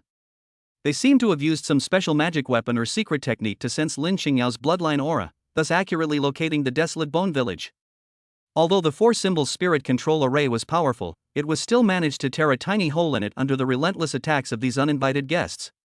Immediately afterwards, dozens of figures exuding a terrifying aura entered through the crack and arrived above the desolate bone village. The leader was a middle-aged man wearing golden divine armor with a cold and dignified face. He was surrounded by divine light, his aura as deep as the sea, clearly a mid-stage integration realm expert, whose strength far surpassed that of the previous Thunder Punishment Heavenly General. Behind him were dozens of elite guards clad in silver armor and wielding divine weapons. Each of them possessed at least the cultivation level of the early stage of the Void Refinement realm, exuding a sharp aura and murderous intent. As soon as the golden armored general appeared, his gaze swept across the desolate bone village below like two tangible bolts of lightning. When he saw the village's completely transformed environment, the rich spiritual energy of heaven and earth, and the protective array that still radiated powerful fluctuations, a hint of surprise flashed in his eyes. When his gaze fell on Lin Xingyao and Lin Xingxue, who were unharmed and whose auras were even stronger than before, his surprise instantly turned into deep confusion. Lin Xingyao. Lin Xingxue. The golden armored general's voice was as cold as ice, carrying a sense of superior judgment. You dare to collude with ants from the lower realms and resist stubbornly. Where are the heavenly generals of Thunder Punishment?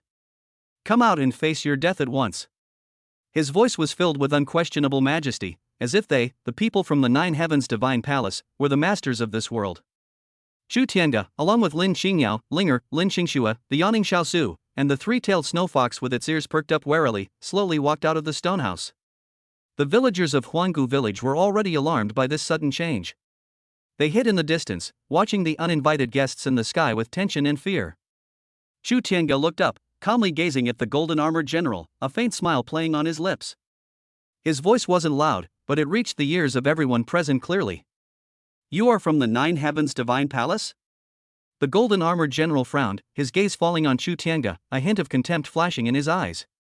In his eyes, Chu Tiange was just an ordinary mortal with an ordinary aura, not worth his time. Very good. Chu Tiange ignored the other party's contempt and kept smiling. Since you've come to us of your own accord, it's time to settle this score properly today. He paused, then his voice suddenly rose a few decibels, carrying a chilling aura that seemed to pierce the heavens. I, Chu Tiange, am Lin Xingyao's man. Upon hearing this, the entire room fell silent. When the golden armored general heard Chu Tiange's calm yet extremely arrogant declaration, he was slightly taken aback. His sharp, hawk-like eyes once again scrutinized Chu Tiange from head to toe. His aura was ordinary, his spiritual power was not apparent, and there was no powerful magical artifact fluctuation on his body. By all accounts, he was just an ordinary mortal from the lower realms. The only difference might be that he's quite handsome. But what do these things matter in the face of absolute power? After a brief moment of astonishment, the golden armored general and the elite guards of the Nine Heavens Divine Palace behind him burst into deafening laughter. Ha ha ha ha. What did he say? He's Lin Xingyao's man? A mere ant from the lower realm dares to utter such arrogant words. It's utterly ridiculous. Could it be that he's been scared out of his wits and is just talking nonsense here? Mocking and disdainful voices rose and fell, echoing in the sky above the desolate village. In the eyes of these high and mighty cultivators of the Nine Heavens Divine Palace, a lower plane like the Shin Tian continent was simply a barbaric wasteland compared to their own Nine Heavens realm. And the creatures living on this land are naturally all uncivilized ants. How dare a lowly ant from the lower realm claim to be the husband of a wanted criminal being hunted by the Nine Heavens Divine Palace, and even dare to stand so calmly in front of them? This is not arrogance, it is the foolishness of the ignorant. The golden armored general's laughter gradually subsided, and his expression returned to its cold and majestic state. He looked down at Chu Tiange from his high position, his eyes filled with indifferent indifference that held the power of life and death. Insects, I don't care whether you're truly insane or just pretending to be stupid. You harbored a major criminal from the Nine Heavens Divine Palace. This is an unforgivable crime, deserving of death 10,000 times over. Chapter 77. A divine general dares to threaten? With a single thought from Tiange, all enemies vanished. His voice was like a thunderclap, exploding in everyone's ears, filled with an unquestionable sense of judgment. Today, I, representing the Nine Heavens Divine Palace, hereby pronounce your death sentence. No, the death penalty is too lenient on you. I will extract your soul and subject it to the scorching flames of the netherworld day and night, so that you will never be reborn. As for those two lowly maids, Lin Xingyao and Lin Xingxue, and that bastard child. The golden armored general's gaze swept over Chu Linger like a venomous snake, a cruel glint flashing in his eyes. I will take them all back to the Nine Heavens Divine Palace and make them suffer all the cruelest tortures in the world, so that they can neither live nor die. With each word he spoke, his aura grew stronger. The terrifying pressure, like a materialized mountain, crushed down on Chu Tiange, Lin Xingyao, and the others. The elite divine guards also raised their divine weapons, their bodies radiating divine light as they formed a battle formation, their killing intent soaring to the heavens. They were just waiting for the divine general's command to tear everyone below to pieces. The air seemed to freeze at that moment. The villagers of Huanggu village were already trembling with fear from this terrifying pressure, their faces pale, and they didn't even dare to breathe. Although they had witnessed Chu Tiange's divine abilities, they were still filled with despair when faced with so many gods exuding an aura of world-destroying power. Lin Xingyao and Lin Xingxue's pretty faces turned pale, and their delicate bodies trembled slightly. Although they knew Chu Tiange was very strong. However, the Nine Heavens Divine Palace's accumulated power was simply too deep, especially after hearing those extremely vicious curses and threats from the other side. Especially when they heard those words directed at Chu Linger, an uncontrollable anger welled up in their hearts. Chu Linger seemed to sense the tense atmosphere and the cold aura emanating from her father. For the first time, her big, dark eyes lacked their usual liveliness and curiosity, and were instead filled with unease. She gripped Chu Tiange's clothes tightly, her little mouth pouting, and said in a childish voice, "Dad, they are bad people, Linger doesn't like them." Chu Tiange looked down at his daughter's clear yet slightly uneasy eyes. The coldness in his eyes melted away, replaced by a gentle smile. Linger is not afraid. He gently patted his daughter's head, his voice so soft it could melt water. "Dad's here. He'll shut these noisy flies up and down in no time." After speaking, he slowly raised his head and looked again at the cultivators of the Nine Heavens Divine Palace in the sky. The smile on his face had vanished, leaving only endless killing intent. That gaze was so cold it seemed to freeze time and space, causing the golden armored general who met it to involuntarily shiver and feel an inexplicable sense of foreboding. Noisy. Chu Tiange parted his thin lips slightly and uttered two words softly. The voice wasn't loud, but it carried a chill that pierced the soul. He didn't even raise his hand or make any unnecessary movements. Just standing there, a thought quietly flashed through my mind. The next moment, it was as if some invisible rule in the universe had been touched. A terrifying force that transcended space, time, and all known laws of the world descended silently.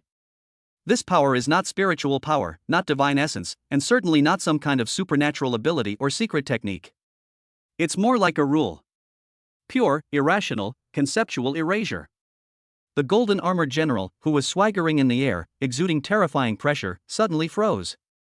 Before he could even react, his powerful body, his indestructible divine armor, his proud divine soul, and all the thoughts in his mind melted, decomposed, and evaporated in an instant, like ice and snow in a raging fire.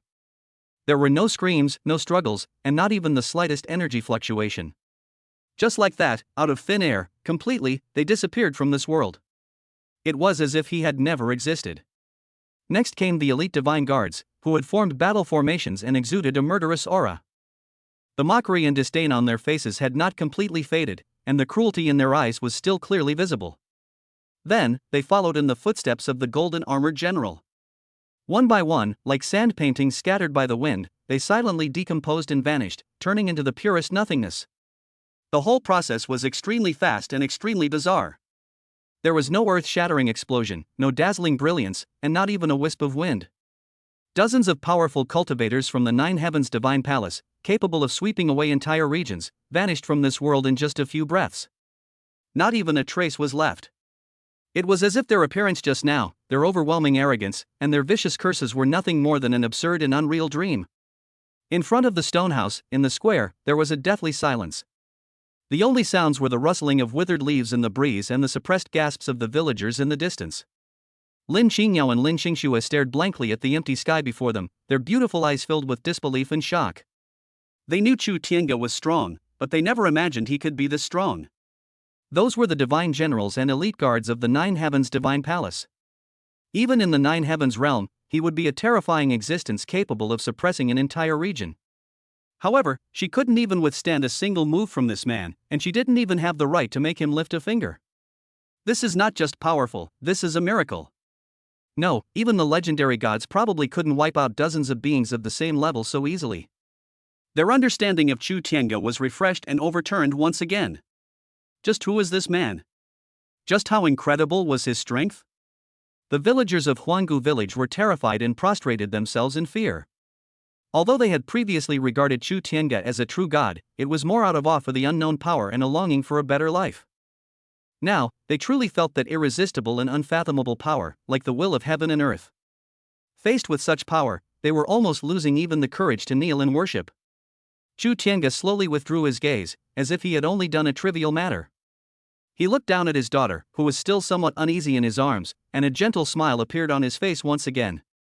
"All right, Linger, all the flies are gone. Let's stop arguing." He gently shook his daughter's small body, his tone as casual as if he had just swatted a few mosquitoes. The four-symbol spirit control array light barrier that had been forcibly torn apart on the outskirts of Huanggu village was silently and automatically repaired under Chu Tiange's will, becoming flawless once again. The village returned to peace once again. It was as if the terrifying experience just now was really just an illusion. Chu Tiange, carrying Chu Linger, walked to Lin Qingyao and Lin Xingxue, who were still in shock, and said calmly, "All right, this batch of trouble is resolved." He paused, a meaningful smile playing on his lips. The Nine Heavens Divine Palace is about to start to panic. Upon hearing this, Lin Qingyao and Lin Xingxue trembled slightly, snapping out of their extreme shock. Yes, the people of the Nine Heavens Temple couldn't just disappear without a trace. They must have had ways of tracking their companions or passing messages. The news that the divine generals and elite guards who came this time were all wiped out will surely cause a huge uproar once it reaches the Nine Heavens Divine Palace. Although they were shocked by Chu Tiange's power, they also knew that the Nine Heavens Divine Palace, as a top power in the upper realm, had a foundation and a number of strong individuals that were far beyond their imagination. Next, the Nine Heavens Temple will surely send out even stronger beings, perhaps even those legendary old monsters who have gone into seclusion. Tiange, then we. Lin Qingyao looked at Chu Tiange, her beautiful eyes filled with worry. Chu Tiange waved his hand dismissively, his tone still as nonchalant as ever. "When soldiers come, generals will block them. When water comes, earth will dam it. No matter how many come, I will wipe them all out. This is merely the prelude to the destruction of the Nine Heavens Divine Palace." He raised his head and looked towards the distant horizon. He knew that to completely resolve this problem, he ultimately had to find the Nine Heavens Temple's lair and uproot them to eliminate any future threats. Now, he has plenty of time to play with them at his own pace. Chapter 78, Going Home or Training? My wife wants to become stronger. Tiange, whatever you say. Inside the stone house, the family sat together again. Chu Linger nestled in Lin Qingyao's arms, her little head nodding slightly, seemingly a little sleepy. Tiange, I think we should return to Yaoguan realm as soon as possible. Lin Qingyao remained silent for a moment before speaking first. Her voice carried a hint of weariness, but also a hint of determination. Yaoguan realm is our home. Perhaps some of our surviving clansmen still live there. Moreover, the Nine Heavens Temple is targeting us, and we cannot implicate the villagers of Desolate Bone Village. Lin Xingxue nodded in agreement with her sister's opinion.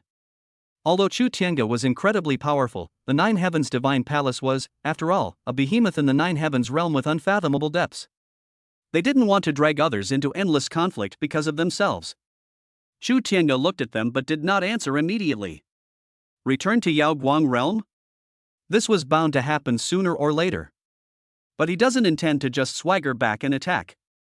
The Nine Heavens Divine Palace has been operating in the Yao Guang realm for many years and is deeply rooted. It must have set up countless formations and backup plans. He was confident he could handle it if he barged in, but he would eventually be caught in a chaotic battle. He himself wasn't afraid, but Linger was still young, and Lin Xingyao and Lin Xingxue also needed time to recover and improve. He is used to planning things out before acting, especially now that he has a family to support. After a moment's hesitation, Chu Tiange spoke. Returning to Yao Guang realm is a certainty. However, there's no rush. He looked at Lin Xingyao and Lin Xingxue with a gentle expression in his eyes. You've been on the run and are exhausted, both physically and mentally.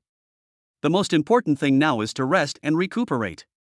As for the Nine Heavens Divine Palace, Chu Tiange's lips curled into a cold smile. If they dare to come again, I will make sure they don't leave alive. A thought flickered in his mind, and he tried to communicate with the system within his body. Since we're going to the Yao Guang realm, we need to find a safe and reliable route.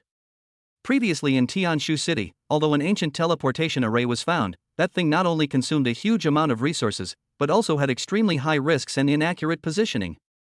He didn't want to lose his way in the endless void with his wife and children. Sign in. Chu Tiange silently recited in his heart.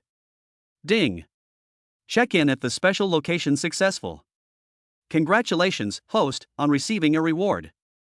1. A fragmented interdimensional teleportation array diagram containing some ancient spatial laws, reparable and upgradable.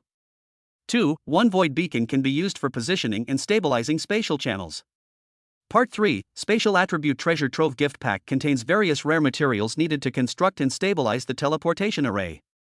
Looking at the series of rewards displayed on the system panel, Chu Tiange nodded in satisfaction. When you're sleepy, someone brings you a pillow. This system is getting better and better. Although the incomplete interdimensional teleportation array diagram was not perfect, it was not difficult for him to repair and improve it, given his understanding of the laws of space. Moreover, the system thoughtfully included a void beacon and a whole bunch of spatial attribute treasures that he might find useful. Each of these materials, taken individually, would be enough to make top powers fight tooth and nail for them. However, among Chu Tiange's mountain of sign and records, it can only be considered relatively rare. He carefully studied the array diagram and the void beacon, and gradually a clear plan formed in his mind. Building a stable interdimensional teleportation array that can accurately locate the Yao Guang realm requires considerable preparation. However, none of these were problems for him. He raised his head, looked at Lin Xingyao and Lin Xingxue, and a confident smile appeared on his face. I have made progress regarding the matter of going to the Yao Guang realm. In theory, we can set off at any time. Upon hearing this, Lin Xingyao and Lin Xingxue's beautiful eyes lit up, and their faces showed surprise and excitement. Being able to go home is naturally something they've always dreamed of. However, after her initial excitement, Lin Xingyao gradually calmed down. She glanced at Chu Linger, who was fast asleep in her arms, and then at the man beside her who gave her a sense of security. Another idea suddenly came to mind. She knew better than anyone how powerful the Nine Heavens Divine Palace was. This trip back will surely unleash a bloodbath. She didn't want Linger, who was so young, to go with them to face those unknown dangers. And Lin Xingyao glanced at her hands. Although with Chu Tiange's help, her cultivation level has recovered and is even stronger than before. But she still felt very weak. When faced with a behemoth like the Nine Heavens Divine Palace, she didn't want to be forced to hide behind Chu Tiange and become a burden to him. She also wants to become stronger. She was strong enough to fight alongside him, strong enough to avenge her people, and strong enough to protect her own daughter. Taking a deep breath, Lin Xingyao raised her head and looked at Chu Tiange with a determined gaze. Tiange, I want to stay in the Xintian continent for a while longer. Chu Tiange was slightly taken aback upon hearing this, and looked at her with some surprise. Lin Xingxue looked at her sister with some confusion. Lin Xingyao met Chu Tiange's gaze and continued speaking. I know you are very strong enough to ignore the threat from the Nine Heavens Divine Palace. But I don't want to depend on you forever. I want to become stronger through my own efforts. I want to avenge the grudges of Yaoguang realm with my own hands. Besides, Linger is still young. I hope she can have a happy and carefree childhood, instead of having to wander and live in fear with us. Although the Xiantian continent is unfamiliar to us, it is also full of opportunities. I want to improve my strength here first, and also let Linger see the beauty of this world. She finished explaining her thoughts in one breath, her eyes filled with determination and anticipation. Chu Tiange listened quietly, looking at Lin Xingyao's beautiful eyes that shone with a resolute light, and a hint of admiration flashed through his heart. He could sense Lin Xingyao's yearning to become stronger, her desire to take revenge herself, and her deep maternal love. This coincided with his previous idea of being content with whatever came his way and simply wanting to live a peaceful life with his daughter. He had always preferred to proceed cautiously, so Lin Xingyao's suggestion was exactly what he wanted. Good. Chu Tiange smiled gently and nodded slightly. I respect your decision. He reached out and gently grasped Lin Xingyao's hand, his eyes filled with support and encouragement. Lin Xingyao felt the warmth from his palm, and a warm feeling welled up in her heart, her eyes becoming slightly moist. This man always provides her with the strongest support when she needs it most. Lin Xingxue looked at her sister and brother-in-law and smiled. Although she also wanted to return to Yaoguang realm as soon as possible, she supported her sister's decision. Being able to gain experience and improve her strength on the Xiantian continent would be a good thing for her. More importantly, as long as she could be with her sister and Linger, she felt at ease no matter where she was. Chapter 79. A powerful figure bestows a cave dwelling. Top-tier cultivation techniques can be practiced at will. Xingyao and Shuer level up like crazy.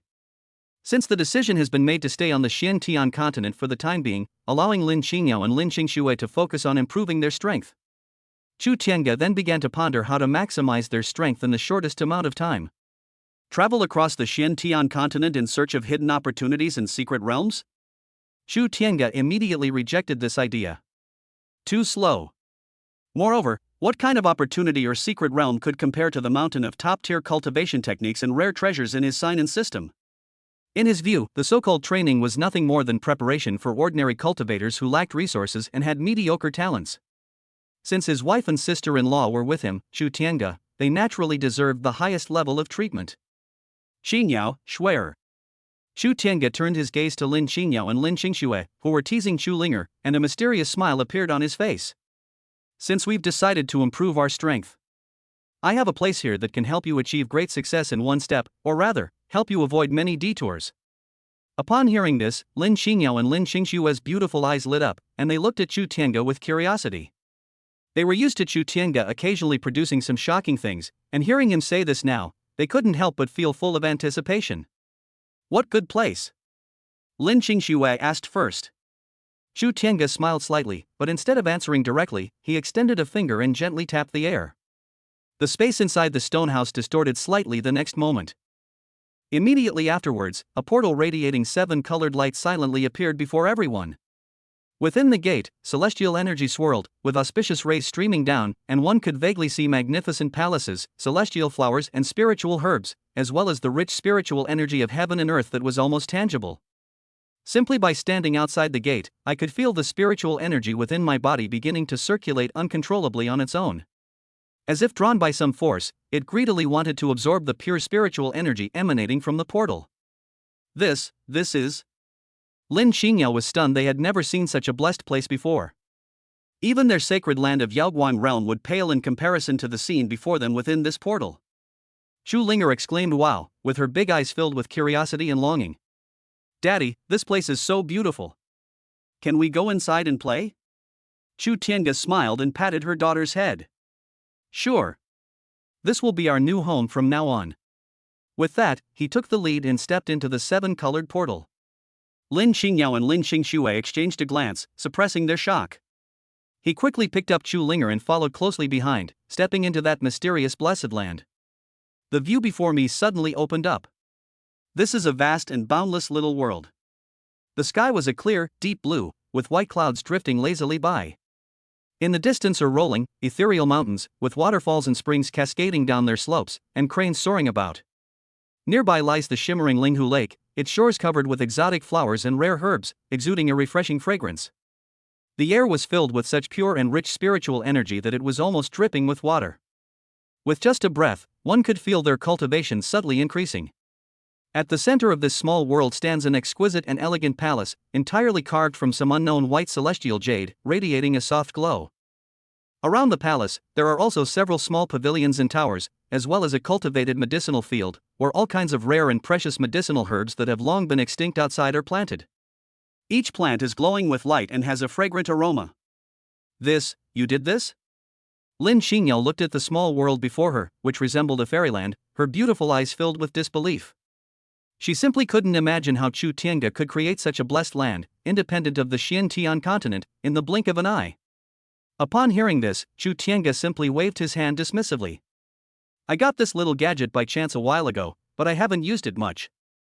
It just came in handy today. He spoke casually, as if this small world was enough to drive any cultivator mad. In his eyes, it really was just a trivial trinket. Lin Xingyao was completely numb. They felt that they would no longer be surprised to hear any more shocking things from Chu Tiange. This man himself is a walking miracle. Alright, stop standing there.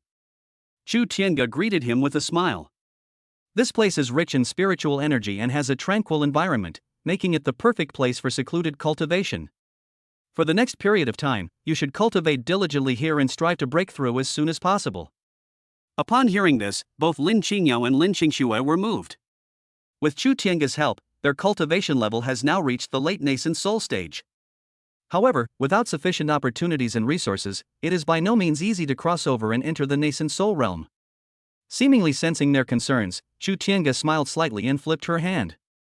2 jade slips shimmering with a radiant light, along with a large pile of pills, spiritual fruits, and rare treasures emitting various colored glows, appeared in his hands as if by magic. These 2 cultivation techniques, one called Taiyin Baojian and the other called Xian Nu Su Xin Jing, are both top-tier cultivation methods and should be very suitable for you. Chu Tiange handed the 2 jade slips to Lin Xingyao and Lin Xingxue respectively. As for these pills and spiritual fruits, use them as you see fit. Let me know if you need more. He pointed to the mountain of garbage on the ground and said casually. Lin Xingyao and Lin Xingxue were once again deeply shocked as they looked at the 2 jade slips that exuded the aura of the Great Tao, as well as the peerless treasures on the ground, each of which was enough to cause a bloodbath. The Taiyin Treasure Mirror is a legendary supreme manual that only those with the Taiyin immortal body can cultivate, and it is said to have been lost long ago. The mysterious Maiden's Pure Heart Sutra is also a top-tier cultivation technique that is renowned throughout the heavens. When cultivated to its ultimate level, it can even shatter the void and ascend to the immortal realm. And then there are those elixirs and spiritual fruits, like the 9-turn rejuvenation pill, the 10,000-year vermilion fruit, the innate purple chi mushroom. Even in the treasury of the 9 Heavens Divine Palace, you probably wouldn't find many of these things.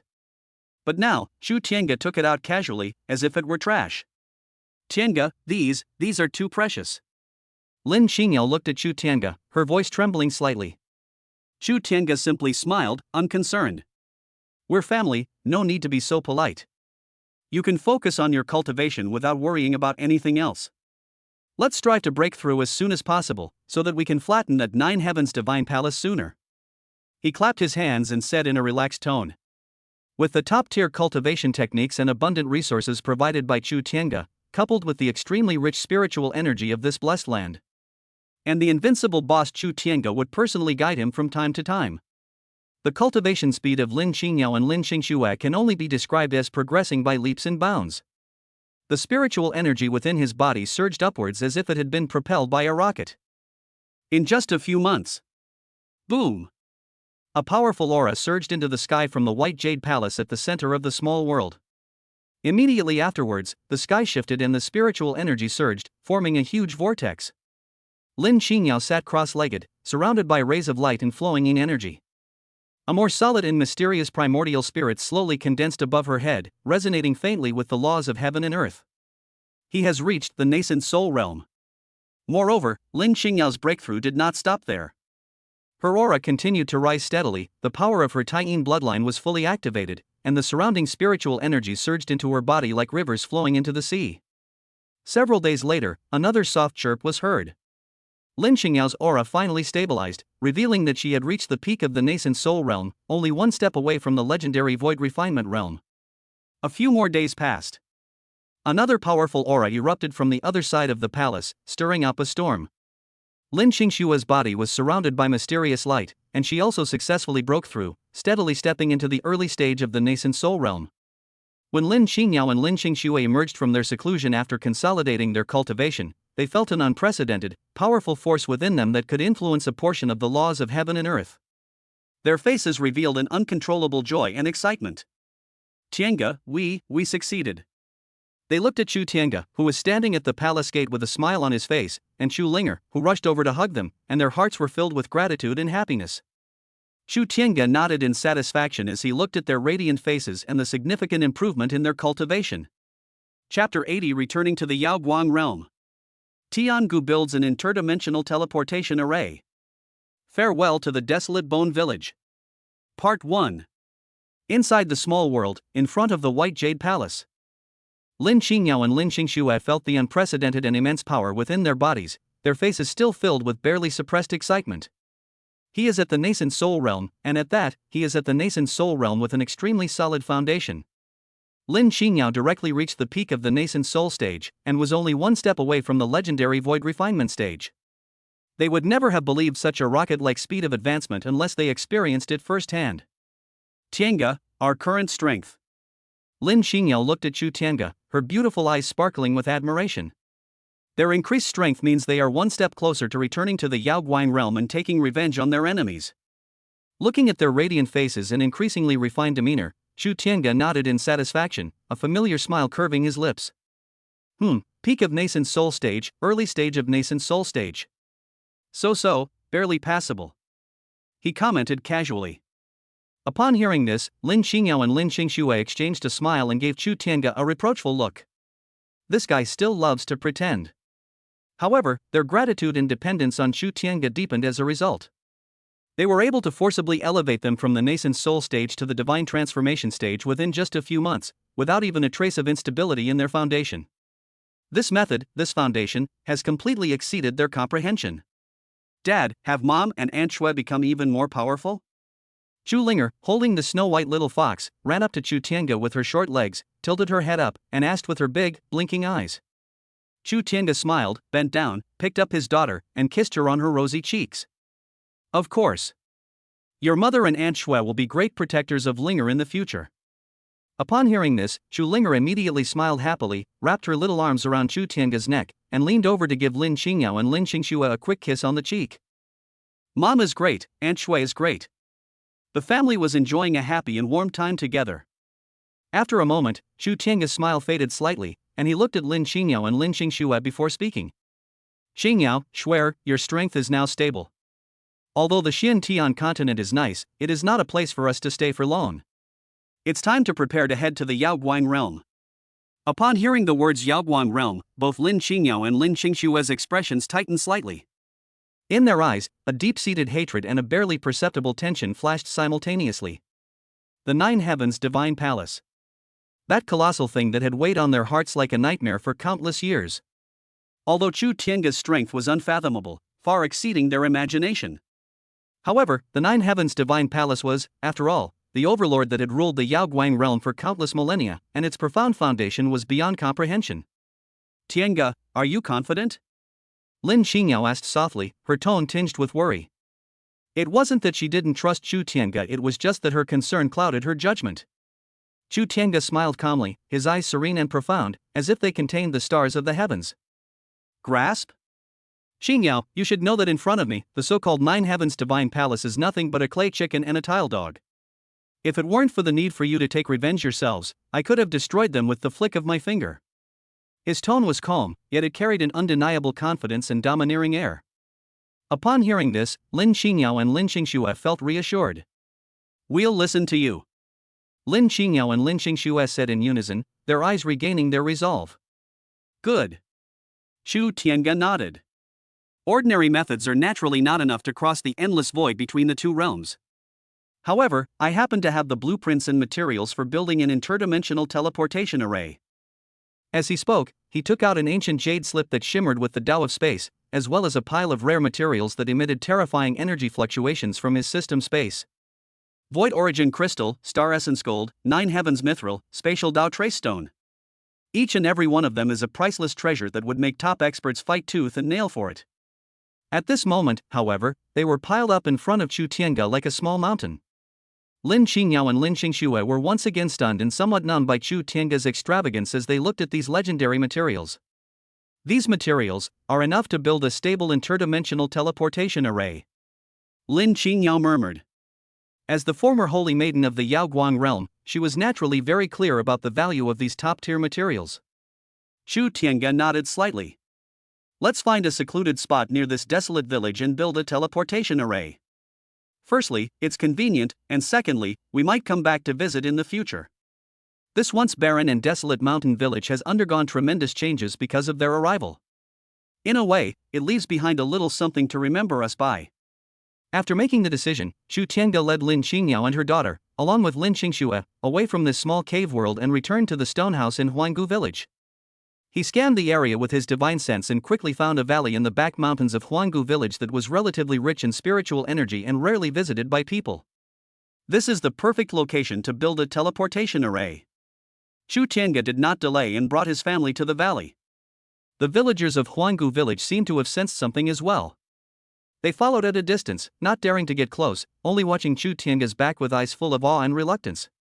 They knew that this benefactor, who was like a god, was probably about to leave. Upon arriving at the center of the valley, Chu Tiange had a thought, and the mountain of rare materials appeared out of thin air. He glanced at the teleportation array diagram jade slip in his hand, memorized all its contents, and then casually crushed it. For him, one look at a formation blueprint of this level was enough. Next, we need to construct the teleportation array. Chu Tiange then pointed his fingers like a sword and began to carve in the void. There was no earth-shattering fanfare, nor were there any complicated or cumbersome tools. Every stroke of his finger seemed to trigger the most fundamental spatial laws of the universe. One after another, profound and mysterious runes appeared out of thin air, emitting a faint silver glow, as if they possessed life, and automatically merged into the void. Those rare array materials also flew, decomposed, and merged automatically under Chu Tiange's mental control. The void source crystallized into pure spatial energy and merged into the array base. The star-refined gold was stretched into strange lines that shimmered with starlight, outlining the shape of the teleportation array. The nine heavens mithril transformed into countless tiny silver particles, which scattered throughout the array like stardust, stabilizing the spatial structure. The whole process was smooth and effortless, making it easy and pleasant. Lin Qingyao and Lin Xingxue were dazzled by what they saw. They had also studied formations, but compared to Chu Tiange's miraculous formation skills, they felt like beginners. Just how terrifying is Tiange's understanding of the laws of space? Lin Qingyao was deeply shocked. This method of directly mobilizing the power of the space's origin has completely exceeded their imagination. As for the villagers of Huanggu village in the distance, they were even more dumbfounded, as if they were watching a real miracle. Those mysterious runes that appeared out of nowhere, those strange materials that flew and merged automatically, and that terrifying spatial fluctuation that spread from the valley, making their souls tremble. All of this made them even more convinced that Chu Tiange was a true god walking among humans. A miracle, this is absolutely a miracle. The old woman leaned on her cane, her cloudy eyes filled with piety and reverence. Chapter 81 Returning to the Yaoguang realm. Tiangu builds an interdimensional teleportation array. Farewell to the desolate bone village. Part 2. Chu Tiange paid no attention to any of this. He remained focused on constructing the teleportation array. As time went by, the main body of the teleportation array quickly took shape. A circular platform, about 10 zhang in diameter, appeared in the center of the valley. The platform is engraved with countless ancient and mysterious patterns, which shimmer with a faint light, as if they contain the ultimate truth of the birth and death of the universe. At the center of the platform, a deep spatial vortex began to slowly condense, emitting a chilling spatial fluctuation. Chu Tiange looked at the teleportation array in front of him and nodded in satisfaction. Then, he took out a void beacon that he had obtained from previous sign-ins, flicked his finger, and integrated it into the core of the teleportation array. With this void beacon, the teleportation array's positioning capabilities and stability will be greatly enhanced. After doing all this, Chu Tiange clapped his hands. All right, mission accomplished. He turned to look at Lin Qingyao and the others, a relaxed smile on his face. In less than half a day, a cross-dimensional teleportation array that would make any top power envious had already taken shape. At this moment, the teleportation array was shimmering with light, and the vast spatial energy surged endlessly, as if it could tear through the void at any moment and connect with distant, unknown dimensions.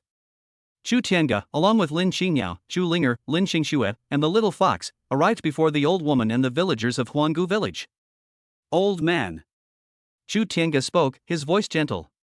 We're leaving. Upon hearing this, the old woman and the villagers all showed deep reluctance on their faces. Benefactor. The old woman's lips moved as if she wanted to say something, but she didn't know how to begin. This young benefactor's kindness to their desolate village was truly immense, transforming the world and creating new life. They had no way to repay this kindness. Thank you for your care these past few days. We, the people of Huanggu village, will never forget the great kindness and virtue of our benefactor. As the old woman spoke, she led the villagers to kneel down again. Chu Tiange quickly raised her hand, and a gentle force supported them. There's no need for the elderly to do that. To meet is to be destined. These things are left to you, in the hope that they will be of some help to you. As Chu Tiange spoke, he casually waved his hand.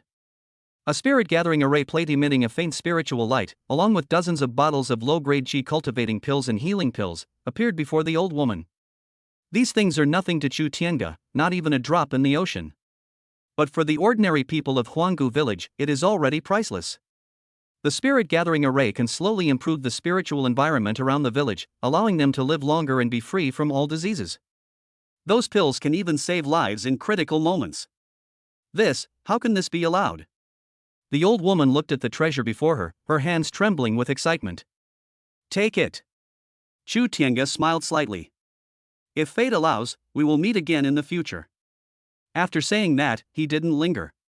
He turned around and walked towards the teleportation array that was radiating immense spatial energy, along with his family and pets. Respectfully seeing off our benefactor. The old woman led all the villagers in bowing deeply, their voices filled with gratitude and reluctance to part. Chu Tiange and his group stepped onto the teleportation array. He glanced at Lin Xingyao. Xingyao, use a trace of your bloodline power as a guide to locate the Yaoguang realm. Lin Xingyao nodded, extended her jade finger, forced out a drop of blood-red essence, and flicked it toward the center of the teleportation array. The moment the drop of blood essence merged into the spatial vortex, the entire teleportation array shuddered violently. Immediately afterwards, a spatial fluctuation several times more terrifying than before erupted. A dazzling white light rose from the teleportation array, shooting straight into the sky, as if to tear the entire sky apart. Space twisted violently, forming an enormous vortex. The figures of Chu Tiange and his family gradually blurred in the white light until they disappeared completely. When the white light faded and the valley returned to calm, the incredibly mysterious teleportation array also lost all its brilliance, as if it had never existed. Only the faint, lingering spatial fluctuations testify to the earth-shattering events that once occurred here. The villagers of Huanggu village remained bowing, not rising for a long time. Their hearts were filled with gratitude and admiration for Chu Tiange. They knew that from now on, the desolate village would no longer be the impoverished and hopeless place it once was. And that godlike benefactor will leave an indelible mark on their hearts. The dizziness caused by spatial distortion was almost negligible for Chu Tiange's family. After all, with Chu Tiange, this big shot, personally overseeing things, spatial turbulence and void storms all have to take a back seat.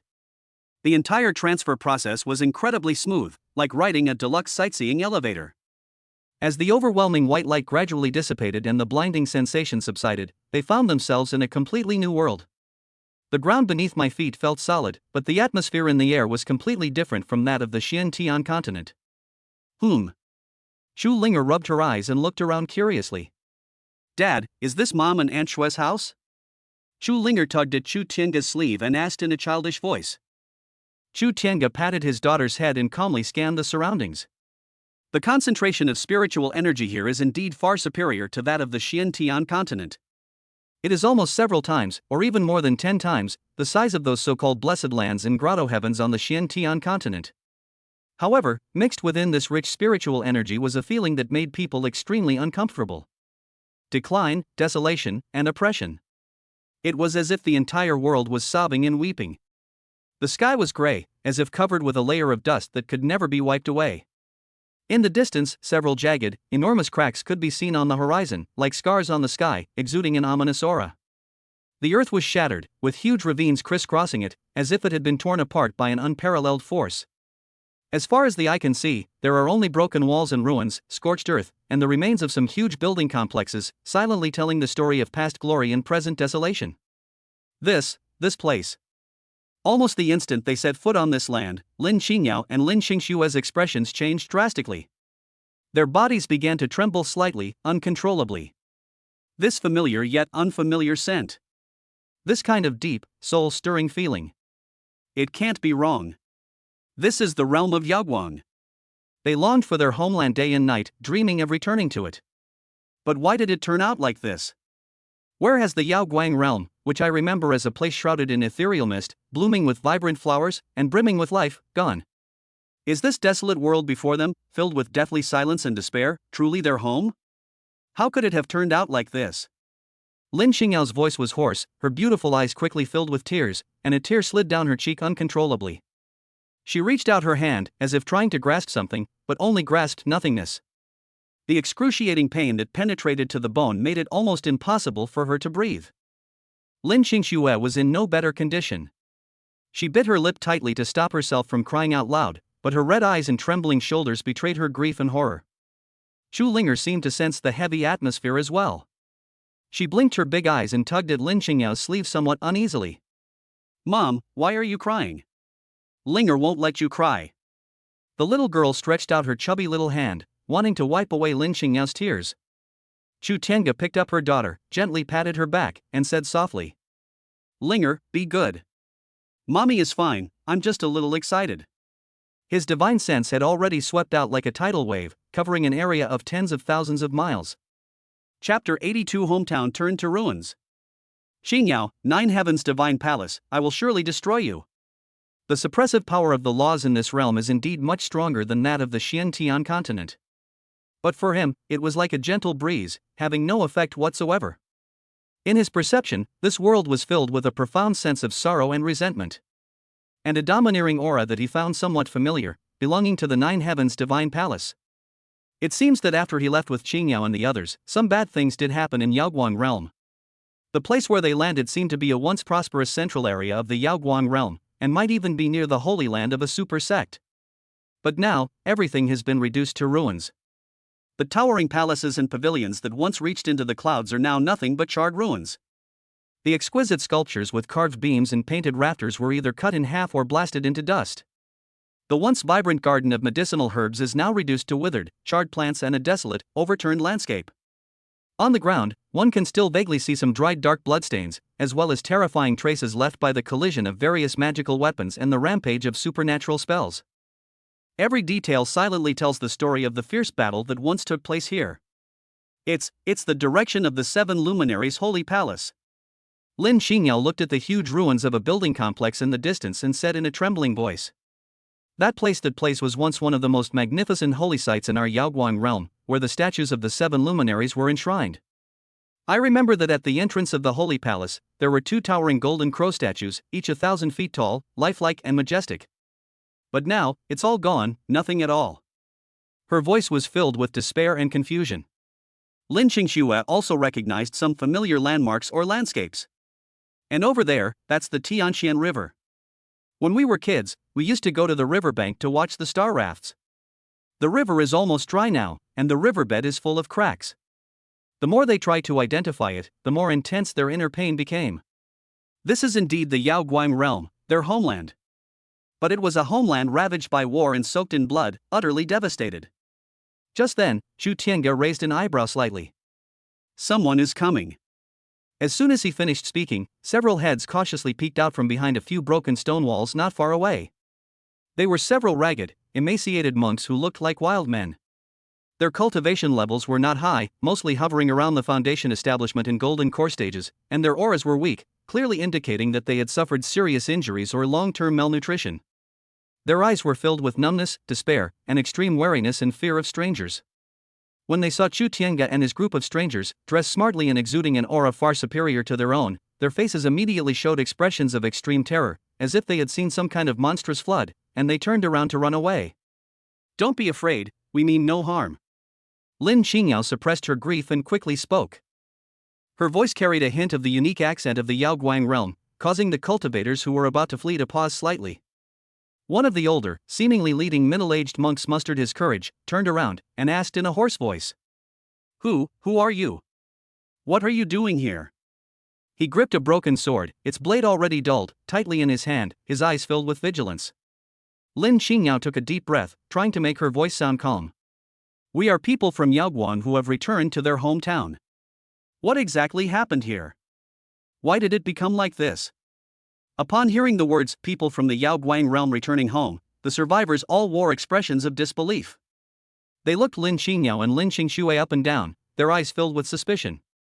After all, the Yaoguang realm is no longer a benevolent place. Anyone who can return from the outside world is either a fool or has ulterior motives. Are you really from the Yaoguang realm? The middle-aged cultivator asked again. Genuine or genuine? As Lin Qingyao spoke, a trace of pure yin energy emanated from her body. This is the unique aura of the Taiyin immortal body, and also a symbol of their Lin family bloodline. Sensing this familiar yet noble aura, a hint of excitement and hope finally appeared in the eyes of the survivors. The power of Taiyin, you are a member of the Lin family? The middle-aged cultivator's voice trembled slightly. The Lin family was once one of the most prestigious families in the Yaoguang realm, ruling the Taiyin Divine Palace and enjoying a renowned reputation. Unfortunately, it was already reduced to ashes under the iron hooves of the Nine Heavens Divine Palace. I am Lin Qingyao. Lin Qingyao gave her name. Lin Qingyao, Your Highness, the Holy Maiden? Upon hearing this, the middle-aged cultivator was struck dumb, as if by lightning. The young cultivators behind him immediately knelt down with a thud, their faces filled with excitement and fear. It really is Her Highness the Holy Maiden. You're still alive? Heaven has eyes. Her Highness the Holy Maiden has returned. They never dreamed that they would see the goddess in the hearts of countless young cultivators in the Yaoguang realm again here. Seeing their excited expressions, Lin Qingyao felt even more heartbroken. Get up quickly. Tell me, what exactly has happened in the Yaoguang realm all these years? Nine Heavens Divine Palace, what have they done to our Yaoguang realm? Upon hearing the mention of the Nine Heavens Divine Palace, the middle-aged cultivator's face immediately revealed a deep-seated hatred and profound fear. His lips trembled for a long time before he began to speak haltingly, his voice trembling with sobs. It turned out that shortly after Lin Qingyao, Lin Xingxue, and the others escaped from the Yaoguang realm through the ancient teleportation array. The Nine Heavens Divine Palace then launched a full-scale invasion of the entire Yaoguang realm with overwhelming force. Countless golden armored celestial soldiers descended from the sky aboard warships that blotted out the sun. They were like a swarm of locusts, leaving nothing but desolation in their wake. Although the major sects and families of Yaoguang realm had also risen up in resistance. But faced with the overwhelming power of the Nine Heavens Temple, all resistance seemed so pale and powerless. Powerful sects were destroyed one by one, and prosperous cities were conquered. Countless cultivators and civilians perished under the swords of the Nine Heavens Divine Palace. Lin Qingyao's family, the Taiyin Lin family, received special attention from the Nine Heavens Divine Palace. The entire family was almost completely slaughtered, with only a few collateral relatives managing to escape. All the rare resources, spiritual veins, mineral deposits, and natural treasures of the Yaoguang realm were looted by the Nine Heavens Divine Palace. Even some talented young cultivators were forcibly abducted and disappeared without a trace. The Yaoguang realm of today is no longer the glorious place it once was. The entire interface was under the strict surveillance of the Nine Heavens Divine Palace. They established a branch temple here, dispatched heavy troops to guard it, and completely turned Yaoguang realm into a vassal land that provided them with resources, a huge slave mine.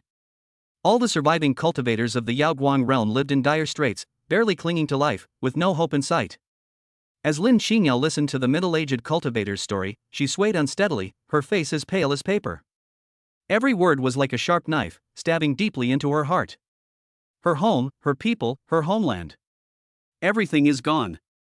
They were all destroyed by the Nine Heavens Divine Palace. Ah! Unable to contain her grief and indignation any longer, Lin Qingyao looked up to the sky and let out a mournful cry. A dense surge of yin energy erupted uncontrollably from her body, causing the surrounding temperature to plummet, as if even the air itself was about to freeze.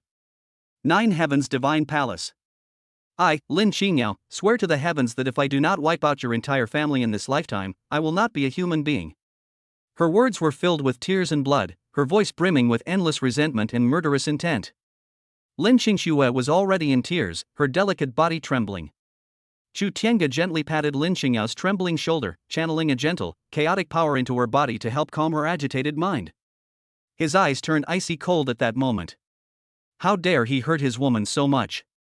It seems that this so-called Nine Heavens Divine Palace has reached the end of its life. Qingyao, don't worry. Chu Tiange's voice was calm, yet it carried an undeniable power. Now that we're here, I will get justice for you. Chapter 83. First, let's investigate the Nine Heavens Divine Palace. We'll see them abusing the elderly, weak, sick, and disabled. Part 1. Chu Tiange's voice was calm, yet it acted like a stabilizing force, instantly calming the turmoil and grief in Lin Qingyao and Lin Qingshua's hearts. Yes, they also have Tiange. This omnipotent man is their strongest support. As long as he's there, no matter how deep the hatred or how difficult the matter, it will eventually be resolved. Tiange, thank you. Lin Qingyao nestled in Chu Tiange's arms, her voice still choked with sobs, but her eyes regained a glimmer of hope. Chu Tiange gently patted her back and said softly, "Silly girl, why are you being so polite with me?" He turned his gaze to the few Yao Guang realm survivors who were still kneeling on the ground, extremely excited, and flicked his finger. Several gentle breaths of life entered their bodies. In an instant, these cultivators, who were originally pale and thin with weak breaths, felt a warm current spread through their limbs and bones. Their hidden injuries were healing at a speed visible to the naked eye. The shriveled skin and flesh also became plump again. Even their depleted spiritual energy began to slowly increase. This is. The middle-aged cultivator felt the astonishing changes within his body, and an expression of unbelievable ecstasy appeared on his face. He could feel that not only had his injuries fully recovered, but even the bottleneck that had plagued him for many years seemed to have loosened up. Many thanks to my benefactor for saving my life. The middle-aged cultivator came to his senses and quickly led everyone to kowtow again. Chu Tiange waved his hand, indicating that they didn't need to be so polite. You should find a place to settle down and rest properly. He looked at the dilapidated Yao Guang realm before him, and at the creatures trembling under the tyranny of the Nine Heavens Divine Palace, a cold killing intent flashing in his eyes. Nine Heavens Divine Palace, very good. Chu Tiange's voice was calm, yet it carried a sense of impending doom. Since they have committed so many evil deeds, then we don't need to be polite to them. Qingyao, Shuer, let's storm their branch in Yaoguang realm and uproot them completely, then collect some interest first. With his strength, destroying a small temple branch would be a matter of a snap of his fingers. Upon hearing Chu Tiange's words, a hint of pleasure flashed in Lin Qingshua's eyes. She couldn't wait to tear those scum from the Nine Heavens Divine Palace to pieces. However, Lin Qingyao frowned slightly and gently tugged at Chu Tiange's sleeve. Tiange, I know you are incredibly powerful. Destroying the Nine Heavens Divine Palace S branch in the Yaoguang realm would be a piece of cake. Her voice carried a hint of worry and pleading. However, given the dilapidated state of Yaoguang realm, the Nine Heavens Divine Palace must have a deep-rooted presence here. If we go directly to their door, we can certainly vent our anger, but it is easy to alert them. If we alarm those old monsters at the headquarters of the Nine Heavens Divine Palace, or if they move or kill some important clansmen or prisoners in advance, then we will suffer a loss. At this moment, Lin Qingyao's heart was filled with deep worry for the safety of her unknown clansmen. She was afraid that a momentary impulse would lead to irreversible consequences. Moreover, we know nothing about the specific situation of the Nine Heavens Divine Palace in the Yaoguang realm, such as where their main strongholds are, how their core forces are distributed, and whether there are any survivors of our Lin family or other forces being imprisoned by them. I think I should investigate these situations first, and ideally find out the whereabouts of the captured tribesmen and ensure their safety before we take action and give the Nine Heavens Temple a thorough reckoning. Lin Qingyao raised her head, her beautiful eyes filled with hope and pleading as she gazed at Chu Tiange. Looking into Lin Qingyao's eyes, which were filled with worry and expectation, Chu Tiange's murderous intent gradually subsided. He understood Lin Qingyao's concerns. Revenge is important, but the safety of one's family and the lives of those fellow Yao Guan who may still be alive are equally important. Fine, I'll listen to my wife. First courtesy, then force. Oh no, first probe, then kill. Okay, whatever you say. Chu Tiange gently pinched Lin Qingyao's nose, his tone tender. Then let's first explore the Yaoguang realm and find out the details of the Nine Heavens Divine Palace. Once we have enough intelligence, we'll wipe them out in one fell swoop. Hearing that Chu Tiange agreed to her suggestion, Lin Qingyao's tense nerves finally relaxed a little, and a grateful smile appeared on her face. With a thought, Chu Tiange enveloped his family with an invisible force of chaos. The next moment, their figures seemed to merge into the void, disappearing silently from the spot. Those survivors from the Yaoguang realm only felt a blur before their eyes, and the figures of their benefactor and his family had vanished. If it weren't for the surging vitality still within them, they would almost have thought that everything that had just happened was just a dream. My benefactor is truly a divine being. The middle-aged cultivator was filled with emotion, his eyes brimming with awe and hope. Above a continuous, scorched mountain range in the Yaoguang realm, Chu Tiange and his group moved through the clouds like ghosts. The concealment and stealth techniques he employed were far beyond the comprehension of cultivators in this world.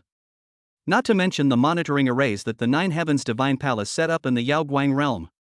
Even if the Lord of the Nine Heavens Divine Palace were to arrive in person, he would not be able to detect any trace of them. Dad, this place is so desolate, it's not fun at all. Chu Linger leaned on Chu Tiange's shoulder and pouted as she spoke. The little girl was already tired of seeing these monotonous broken walls and scorched ruins. In her opinion, this place was far inferior to the desolate bone village of the Xiantian continent, and even less so to her father's beautiful little world. Chu Tiange smiled and pinched her daughter's little nose. Linger, be good. Once Daddy chases away the bad guys, this place will become beautiful again. Lin Qingyao and Lin Xingxue followed behind Chu Tiange, their mood growing heavier with each step. Wherever they went, they saw almost no intact buildings. Those once spiritually rich blessed lands have now become desolate wastelands with dried-up spiritual veins. Occasionally, one can see some surviving creatures of the Yaoguang realm, but most of them are like frightened birds, hiding in dark corners, barely clinging to life. Their eyes were filled with numbness and despair, devoid of any vitality. This made Lin Qingyao and Lin Xingxue feel as if a huge rock was pressing down on their hearts, making it hard for them to breathe. The Nine Heavens Divine Palace, it truly deserves to die. Lin Xingxue gritted her teeth, her beautiful eyes burning with rage. Suddenly, a series of arrogant shouts and faint cries for mercy came from ahead. Chu Tiange and his group looked in the direction of the sound. Below, in a dilapidated canyon, a group of cultivators from the Nine Heavens Temple, clad in golden standard armor, were surrounding dozens of ragged mining slaves from the Yaoguang realm. These mining slaves were mostly the elderly, women, and children, with low levels of cultivation. They were bound with specially made chains by the cultivators of the Nine Heavens Temple and driven around like livestock. Any resistance would result in a brutal beating. At this moment, a minor leader of the Nine Heavens Temple, seemingly because today's production had not met the target, was wielding a lightning whip and lashing the mining slaves' mercenaries. Wherever the whip struck, the skin was torn open and blood gushed out. The miners screamed in agony, but dared not resist in the slightest. They could only plead desperately. My lord, spare my life. My lord, spare my life. The ore vein is really too barren today. We really did our best. However, the minor leader of the Nine Heavens Divine Palace remained unmoved, and his expression became even more ferocious. A bunch of useless trash, yet they dared to argue. If you fail to complete the mission, you will pay with your lives. As he spoke, he raised his long whip again, about to lash it down hard at a young woman holding a child. Chapter 84. First, let's investigate the Nine Heavens Divine Palace. We'll see them abusing the elderly, weak, sick, and disabled. Part 2. Stop. Seeing this, Lin Qingyao and Lin Xingxue could no longer suppress their anger and were about to rush down. Chu Tiange reached out and stopped them. He looked calmly at the group of arrogant and domineering cultivators from the Nine Heavens Divine Palace below, his eyes showing no emotion whatsoever. The next moment, he simply snapped his fingers casually. Smack. A soft sound, barely audible. In the canyon below, those dozen or so arrogant cultivators from the Nine Heavens Divine Palace, including the minor leader who was about to commit violence. Their bodies vanished into thin air, as if erased by an eraser. There were no screams, no struggles, and not even a trace of energy fluctuation remained. It was as if they had never existed in this world. Those Yaoguang realm mine slaves who had been waiting in despair to die were all stunned. They stared blankly at the empty space before them, completely bewildered as to what had happened. How did those villains from the Nine Heavens Temple, who were just moments ago so fierce and threatening to kill them, suddenly disappear? Could it be that God has manifested his will? It seems that the Nine Heavens Divine Palace's actions in the Yaoguang realm are even more brutal than we imagined. Lin Qingyao looked down at the terrified miners below and said in a cold voice. Chu Tiange nodded. Those ants have committed countless evils and deserve to die. He felt no qualms about wiping away the debris. However, he also knew that such minor attacks could not solve the fundamental problem. The most urgent task is to find the core stronghold of the Nine Heavens Divine Palace in the Yaoguang realm. His divine sense, like an invisible giant net, silently covered the entire Yaoguang realm. Although the boundary laws of the Yaoguang realm are much more stable and powerful than those of the Xiantian continent, and their suppression of divine sense is also stronger. But for Chu Tiange, this level of suppression was still not enough. His divine sense easily penetrated through layers of spatial barriers, exploring every corner of the Yaoguang realm. He quickly discovered several areas with unusually strong energy fluctuations and heavy guards. These areas are mostly located in the former top spiritual veins or important strategic locations of the Yaoguang realm. Without a doubt, these places must be important strongholds of the Nine Heavens Divine Palace in the Yaoguang realm. Several suspicious locations were found. Chu Tiange withdrew his divine sense and spoke to Lin Qingyao and Lin Qingxue. One of them is the Dragon Burial Valley in the eastern region of Yaoguang realm. It was once the place where ancient dragons fell, and the evil energy was extremely strong. However, it seems to have been transformed into a prison-like place by the Nine Heavens Divine Palace, where many powerful cultivators are imprisoned. There is another place, at the site of the Tongtian Tower in the center of the Yaoguang realm. It seems to be the branch headquarters of the Nine Heavens Divine Palace in the Yaoguang realm. It is the most heavily guarded, with many cultivators in the integration stage and even the Mahayana stage stationed there. In addition, there are also strongholds of the Nine Heavens Divine Palace near several large spirit mines in the Yaoguang realm, which are responsible for mining and transporting resources. Upon hearing this, Lin Qingyao's beautiful eyes lit up. Dragon Burial Valley, I remember that place was where one of our Lin family ancestors once secluded himself to cultivate enlightenment. Later, it was abandoned because the evil energy was too strong. The Nine Heavens Divine Palace actually set up a prison there, surely to use the evil energy there to torture the imprisoned cultivators. A glimmer of hope rose in her heart. Could her people be imprisoned in the Valley of the Burial Dragon? Tiange, shall we go check out Dragon Burial Valley first? Lin Qingyao looked at Chu Tiange with a hint of anticipation in her eyes. Chu Tiange nodded. All right. Let's start from this Dragon Burial Valley and explore the true nature of the Nine Heavens Divine Palace. Meanwhile, during their investigation, Chu Tiange also keenly sensed that in some extremely hidden corners of the Yaoguang realm, there were still some weak but tenacious resistance forces. These resistance forces are mostly remnants of powerful sects and families. They hide in abandoned secret realms or deep underground, struggling to survive, yet they have not given up hope of revenge. Chu Tiange did not immediately disturb them. He merely observed from the shadows and quietly left behind some insignificant opportunities. The leader of a resistance organization, who was worrying about finding a healing elixir, suddenly found a 9-turn resurrection pill at the entrance of a cave. A young genius who was unable to break through due to an incomplete cultivation technique suddenly received guidance from a mysterious master and instantly had a breakthrough. For Chu Tiange, these were nothing more than a simple matter. But for the resistance forces of the Yaoguang realm who were struggling in despair, it was like sending charcoal in snowy weather, allowing them to see the dawn again. After doing all this, Chu Tiange led his family and quietly made their way towards the Burial Dragon Valley in the eastern region. He wanted to see what this Nine Heavens Divine Palace stronghold was all about. In the eastern region, at Dragon Valley. This place was once the site of the fall of an ancient dragon, and it is shrouded in dense dragon energy year-round. Ordinary creatures that approach it will either lose their minds or explode and die. Even highly skilled cultivators are unwilling to easily venture into such dangerous places. However, the Dragon Burial Valley of today is quite different from the legend. Although the chilling, bone-deep aura still lingered, the entire valley was now occupied by towering black buildings. These buildings have a menacing style, like ferocious beasts crawling in the darkness, exuding an unsettling aura. The buildings were heavily guarded, with 9 Heavens Temple cultivators in golden armor patrolling everywhere. They all exuded an aura of iron-blooded ruthlessness, clearly elites who had experienced many battles. At the entrance to the valley, numerous powerful restrictive formations were set up, gleaming with a dangerous dark light. This place is a key stronghold established by the Nine Heavens Divine Palace in the Yaoguang realm, specifically used to imprison and torture those Yaoguang realm cultivators who refused to submit. Night fell, and the stars and moon disappeared.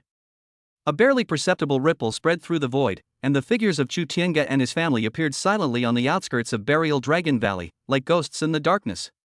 This is the Valley of the Burial of Dragons.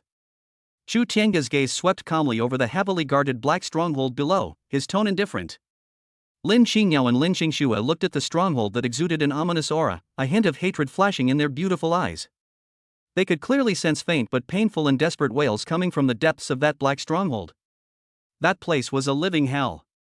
Tiange, my people, could they be inside? Lin Xingyao asked, her voice trembling slightly. Chu Tiange reached out and took her cold little hand in his, passing on a touch of warmth. Don't worry, we'll find out once we go in. He did not intend to sweep across with his divine sense as he had done before. Since Lin Xingyao wants to personally participate in the first step of revenge, then let her experience it properly. It can be considered a special kind of experience. Tonight, we'll take down this stronghold. Chu Tiange's lips curled into a cold smile. Xingyao, Schwer, are you ready? Chapter 85 Night Raid on the Temple Outpost. A simple soul search. The outpost vanishes instantly. Lin Xingyao and Lin Xingxue took a deep breath, their eyes regaining their resolve. They nodded. They had waited far too long for this day. Chu Tiange smiled slightly, a thought flashing through his mind. An invisible force of chaos spread silently like spring rain, instantly covering the entire Burial Dragon Valley. The restrictive arrays that were flashing with dangerous dark light at the entrance of the stronghold, upon contact with this chaotic power, were as if they had encountered their nemesis. All their light dimmed instantly, and all their array structures collapsed silently. That powerful protective array, capable of withstanding a full-force attack from a peak Mason soul cultivator, was easily destroyed by Chu Tiange, as if it were made of paper. The entire process did not cause the slightest energy fluctuation, and even the Nine Heavens Divine Palace cultivators who guarded the formation day and night did not notice anything unusual. They continued their patrols as usual, dutifully oblivious to the approaching death. Let's go. Holding Chu Linger in his arms, Chu Tiange took the lead and walked towards the gate of the Black Stronghold. Lin Xingyao and Lin Xingxue followed closely behind, also catching up quietly. At the entrance of the stronghold, 2 squads of 9 Heavens Temple guards, clad in heavy armor and wielding gleaming halberds, stood like statues. Their cultivation levels had all reached the mid-stage of the Void Refinement realm, and their auras were formidable. However, when Chu Tiange and his group walked past them, these usually fierce and menacing guards seemed to be blind, ignoring them completely. Chu Tiange and his family swaggered into the heavily guarded 9 Heavens Divine Palace stronghold. Upon entering the stronghold, a strong stench of blood and decay assaulted the senses, making one want to vomit. The air was thick with a sense of oppression and despair. The surrounding buildings were mostly black stone prisons, and inside the prisons, one could vaguely see blurry figures chained together. The 9 Heavens Divine Palace, it truly deserves to die. Looking at the hellish scene before her, Lin Xingyao's beautiful eyes were filled with a mixture of anger and murderous intent. Just then, Chu Tiange stopped in his tracks. His lips curled up slightly, forming a cold and mocking smile. The next moment, a faint yet terrifying pressure, like a flood bursting its banks, erupted from his body and instantly enveloped the entire Burial Dragon Valley stronghold. Boom! The entire stronghold seemed to tremble slightly under this terrifying pressure. Within the stronghold, all the 9 Heavens Divine Palace cultivators who were patrolling, guarding, or lording it over others, regardless of whether their cultivation level was at the refinement stage or the integration stage, were subject to these restrictions. The moment they felt this sudden, terrifying pressure, they were all frozen in place, as if under a spell, unable to move an inch. Their faces showed extreme fear and horror. Their souls seemed to be gripped tightly by an invisible hand, making even breathing incredibly difficult. It was as if the end of the world had come. What happened? Such terrifying pressure. Which esteemed person has arrived? Some of the weaker cultivators from the 9 Heavens Divine Palace couldn't even speak, their legs gave way, and they collapsed to the ground, defecating and urinating indiscriminately. Those garrison commanders who had reached the integration stage could barely stand, but their faces had turned ashen, and cold sweat poured down their foreheads. They never dreamed that someone would dare to trespass into their 9 Heavens Temple stronghold and cause trouble. Moreover, the opponent's strength was terrifyingly high. With just a trace of pressure, they couldn't even muster the thought of resistance. A bunch of ants dare to be so insolent in front of me. Chu Tiange's voice, like a thunderclap from the heavens, exploded in the minds of every cultivator in the 9 Heavens Divine Palace. He did not kill him outright. Because these people are still useful. Chu Tiange's divine sense, like an invisible tentacle, instantly probed into the sea of consciousness of every cultivator in the 9 Heavens Divine Palace. They began to brutally and directly read their memories. Information regarding the 9 Heavens Divine Palace's power deployment in the Yaoguang realm, the specific locations of its various strongholds, the locations where important figures are imprisoned, and some intelligence information about the Nine Heavens Divine Palace's headquarters. These are all things Chu Tiange wants to know. Ah. The cultivators of the Nine Heavens Divine Palace who were forcibly subjected to soul searching let out a series of shrill screams. Their minds felt as if they were being pierced by countless steel needles, causing them immense pain. However, their bodies were still bound by that terrifying pressure, preventing them from even self-destructing. Lin Qingyao and Lin Xingxue felt an indescribable sense of pleasure as they watched the scene unfold before them.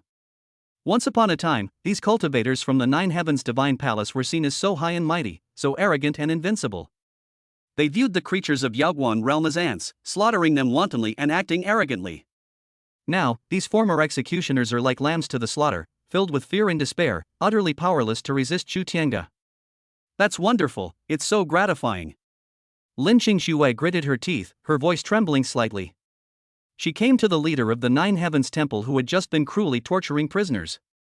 The leader was now lying on the ground, convulsing, his eyes filled with despair. Lin Xingxue raised her jade-like hand and slapped down without hesitation. Bang!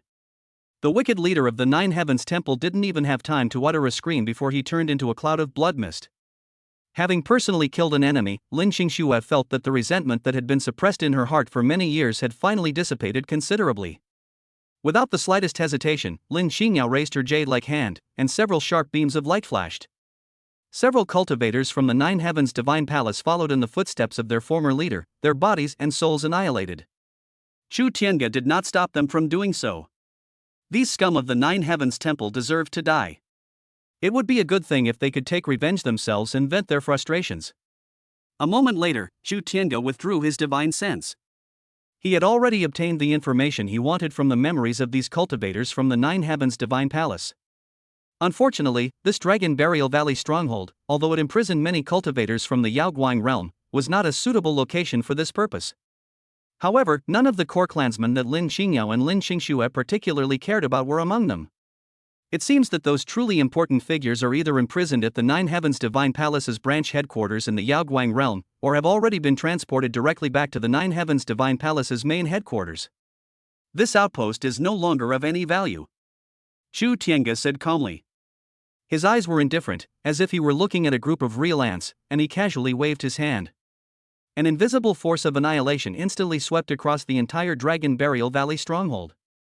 All the cultivators of the Nine Heavens Divine Palace didn't even have time to utter a sound before they melted and vaporized silently, like ice and snow exposed to the scorching sun, completely erasing themselves from this world without leaving a trace. After doing all this, Chu Tiange led his family toward the stone cells deep within the stronghold. Now that we're here, we have to rescue those imprisoned Yaoguang realm compatriots.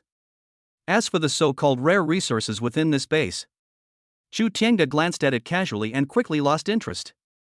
They're all low-grade junk, not even good enough to be used as toys for Linger, they take up too much space. However, before leaving, he still took the opportunity to remove the plaque with the 4 gilded characters Nine Heavens Divine Palace from the main entrance of the stronghold. This thing might come in handy someday. For example, could we use it as firewood? The entire operation, from infiltration to departure, took no more than the time it takes for an incense stick to burn. One of the important strongholds of the Nine Heavens Divine Palace in the eastern region of Yaoguang realm, Burial Dragon Valley, has already changed hands. Chu Tiange believed that what happened today was enough to cause quite a stir within the Nine Heavens Divine Palace. And this is just the beginning. Next, he will take his family to visit all the strongholds of the Nine Heavens Divine Palace in the Yaoguang realm, until this so-called temple is completely uprooted from the Yaoguang realm. Chapter 86: Assembling the Counterattack Army. The Lin family reunites unexpectedly. The Horn of Revenge sounds. Part 1. After silently annihilating all the Nine Heavens Divine Palace cultivators within the Burial Dragon Valley stronghold and rescuing their imprisoned Yaoguang realm comrades, Chu Tiange and his family then concealed themselves once again and returned to a hidden cave they had temporarily set up earlier. Although the nighttime raid on Burial Dragon Valley did not yield the core clan members that Lin Xingyao and Lin Xingxue were particularly interested in, it was not entirely fruitless. At least, through soul searching of those Nine Heavens Divine Palace cultivators, Chu Tiange has gained a general understanding of the Nine Heavens Divine Palace's power distribution, strongholds, and some internal affairs in the Yaoguang realm. It seems that the Nine Heavens Divine Palace has been operating in the Yaoguang realm for many years and has indeed laid a net of heaven and earth. Chu Tiange stroked his chin, his eyes calm. Besides outlying strongholds like the Dragon Burial Valley, they should also have a branch headquarters at the site of the old Tower of Heaven in the center of the Yaoguang realm. That is their true core. However, based on those fragmented memories, most of the truly important figures or resources have probably already been sent to the headquarters of the Nine Heavens Divine Palace. Upon hearing this, Lin Xingyao frowned slightly, a hint of worry flashing in her beautiful eyes. Tiangu, should we go straight to that branch hall of the Tower of Babel, or? She hesitated for a moment. Although Chu Tiange's strength is unfathomable, the Nine Heavens Divine Palace is, after all, a behemoth that rules over many realms, and the strength of its headquarters is unimaginable. If we rashly alarm them and provoke a full-scale counterattack from the Nine Heavens Divine Palace headquarters, the consequences will be unimaginable. Chu Tiange noticed her concerns and smiled slightly. No rush. We'll settle the score with the Nine Heavens Divine Palace slowly. Before we go to their so-called branch headquarters, there is one more thing we need to do. Oh? What is it? Lin Xingxue asked curiously. A strange smile appeared on Chu Tiange's lips. Integrate our strengths. The Nine Heavens Divine Palace has been tyrannical in the Yaoguang realm for so many years. Surely, it's time for someone to stand up and sound the horn of counterattack. As he spoke, a thought suddenly occurred to him. When he was exploring the Yaoguang realm before, he noticed some resistance forces hidden in the shadows. Although these forces were weak, like candles flickering in the wind, the flame of revenge still burned in their hearts and never went out. Chu Tiange had previously left behind some opportunities without anyone noticing, giving them a helping hand. Now, it's time to bring these scattered forces together. Yaoguang realm in an extremely hidden underground cave. This is a secret stronghold of the remaining members of the Lin family. Since the fall of Yaoguang realm and the annihilation of the Taiyin Lin family, some members of the Lin clan who were lucky enough to escape have been hiding in this dark underground, struggling to survive and constantly evading the search and capture of the Nine Heavens Divine Palace. At this moment, the atmosphere inside the cave hall was somewhat solemn. At the head of the table sat an elderly man with white hair and beard and a haggard face. He is Lin Buqian, the current patriarch of the Lin family, and also Lin Xingyao's uncle. Sai, the henchman of the Nine Heavens Temple, have been searching more and more intensely lately. Lin Buqian rubbed his temples, his voice filled with exhaustion and helplessness. Our stored cultivation resources are almost depleted. If we don't find a way to replenish them, we probably won't last much longer. Below, more than 10 members of the Lin clan all looked worried upon hearing this. Most of them were wounded and weak, clearly having gone through a fierce battle. Chieftain, why don't we fight them? A hot-tempered young member of the tribe suddenly stood up and said with red eyes. Instead of cowardly hiding and waiting to die, we might as well have a grand battle with those scum from the Nine Heavens Temple. Even if we die, we'll take a few of them down with us. Nonsense! Lin Buqian shouted sternly. The whereabouts of Saintess Qingyao and Miss Shui are unknown. The hope for the revival of our Lin family still rests on the two of them. We must not act rashly and sacrifice ourselves in vain before we find them. When Lin Xingyao and Lin Xingxue were mentioned, a glimmer of hope and sadness flashed in the eyes of the Lin clan members present. Back then, Lin Xingyao was hailed as a peerless genius, a once-in-a-millennium talent in the Yaoguang realm, possessing the Taiyin immortal body and radiating boundless brilliance.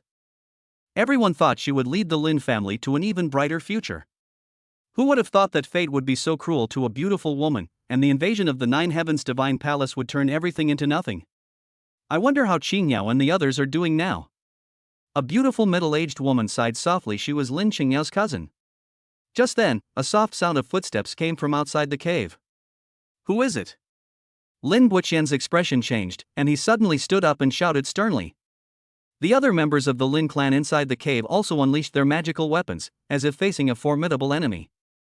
Their stronghold was extremely well hidden, and in theory, it should have been impossible for outsiders to discover it. Could it be that the minions of the Nine Heavens Temple have tracked us down here? Just as everyone was on edge, a familiar voice drifted from the cave entrance. Uncle Buqian, it's been many years. How have you been? Upon hearing this voice, Lin Buqian was terrified, as if struck by lightning. His face lit up with unbelievable ecstasy, his lips trembled, and he could barely speak. What? Who is this voice? The next moment, 3 figures slowly walked in from the entrance of the cave. Leading the group was a young man with an extraordinary air about him, holding a beautifully sculpted little girl in his arms.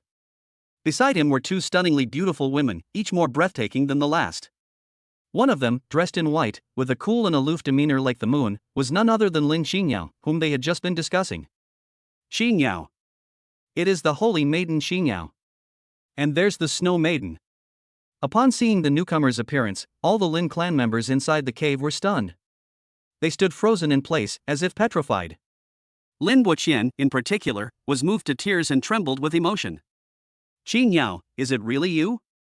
You're still alive? He staggered toward Lin Xingyao, stretching out his trembling hands as if trying to confirm that what he was seeing was not an illusion. Uncle Wuqian, it's me, Xingyao is back. Looking at the haggard faces of her clansmen, Lin Xingyao was filled with mixed emotions, and her eyes reddened slightly. Shuer is back too. Lin Xingxue also stepped forward and bowed to Lin Wuqian and the others. That's great, that's great. Overjoyed, Lin Wuqian burst into tears, holding Lin Xingyao's hand, too excited to speak. The other members of the Lin clan also gathered around, asking questions all at once, their faces full of joy and excitement. When they sensed the unprecedentedly powerful aura emanating from Lin Xingyao and Lin Xingxue, they were all incredibly surprised. Chapter 87: Assembling the Counterattack Army. The Lin family reunites unexpectedly. The Horn of Revenge sounds. Part 2. Transformation Realm. Her Highness the Holy Maiden and Miss Shui have both reached the nascent soul realm. This is simply unbelievable. Your Highness, your cultivation level? Lin Wuqian asked, somewhat incredulously. Lin Xingyao smiled slightly and turned her gaze to Chu Tiange beside her. This is all thanks to Tiange. If it weren't for him, we probably would have already. Lin Wuqian then noticed the extraordinary young man standing next to Lin Xingyao, a man whose demeanor was unfathomable. And the adorable little girl in his arms, as cute as a porcelain doll. Who is this? Lin Wuqian looked at Chu Tiange with some confusion. Uncle Wuqian, this is my husband, Chu Tiange. Lin Xingyao introduced herself generously, a blush of happiness appearing on her face. This is our daughter, Chu Linger. What? Husband? Daughter? Upon hearing this, Lin Wuqian and the other members of the Lin clan present were once again shocked. They never expected that the Holy Maiden, who had been missing for many years, would not only return alive and stronger, but would also have a husband and daughter. This is far too much information. However, when they sensed the faint yet terrifying aura emanating from Chu Tiange that sent shivers down their spines, all doubts and confusion transformed into deep awe. Her husband is undoubtedly a peerless master with unparalleled strength. Lin Wuqian, after all, was a man who had seen many storms, and he quickly recovered from his shock. He bowed respectfully to Chu Tiange. I am Lin Wuqian, greetings to my son-in-law. Thank you for taking care of Xingyao all these years, son-in-law. Chu Tiange smiled calmly and with a flick of his hand, a gentle force lifted Lin Wuqian up. Uncle, there's no need for such formalities. Xingyao is my wife, it's only right that I take care of her. After a brief exchange of pleasantries, Lin Wuqian recounted in detail to Chu Tiange and Lin Xingyao the changes that had occurred in the Yaoguang realm over the years, as well as the arduous resistance of their Lin clan. When they heard about the atrocities committed by the Nine Heavens Temple, and the heavy casualties suffered by the Lin clan, who were constantly in danger of annihilation, a fierce rage reignited in the eyes of Lin Xingyao and Lin Xingxue. The Nine Heavens Divine Palace has gone too far in bullying us. Lin Xingyao gritted her teeth, her voice icy cold. Uncle Wuqian, don't worry. Now that we're back, we will never let the Nine Heavens Divine Palace do as it pleases in the Yaoguang realm again. We must avenge this. Upon hearing this, Lin Wuqian's aged face lit up with excitement. Xingyao, your kindness makes your uncle very happy. However, the Nine Heavens Divine Palace is incredibly powerful, we are simply no match for them. Before he could finish speaking, Chu Tiange suddenly spoke up. Uncle, there's no need to worry. In my eyes, the mere Nine Heavens Divine Palace is nothing but a clay chicken and a tile dog. Destroying them is as easy as turning one's hand. Chu Tiange spoke calmly, yet with an undeniable confidence and domineering air. As he spoke, he flicked his finger. A stream of incredibly pure chaotic life energy entered Lin Wuqian's body. Lin Wuqian felt a warm current spread throughout his body, relieving the hidden injuries that had accumulated over the years. And the essence that had been depleted due to overwork was recovering at a speed visible to the naked eye. Even his stagnant cultivation level showed signs of loosening. What is this? Lin Wuqian felt the amazing changes within his body, and an expression of unbelievable joy appeared on his face. Chu Tiange waved his hand again casually.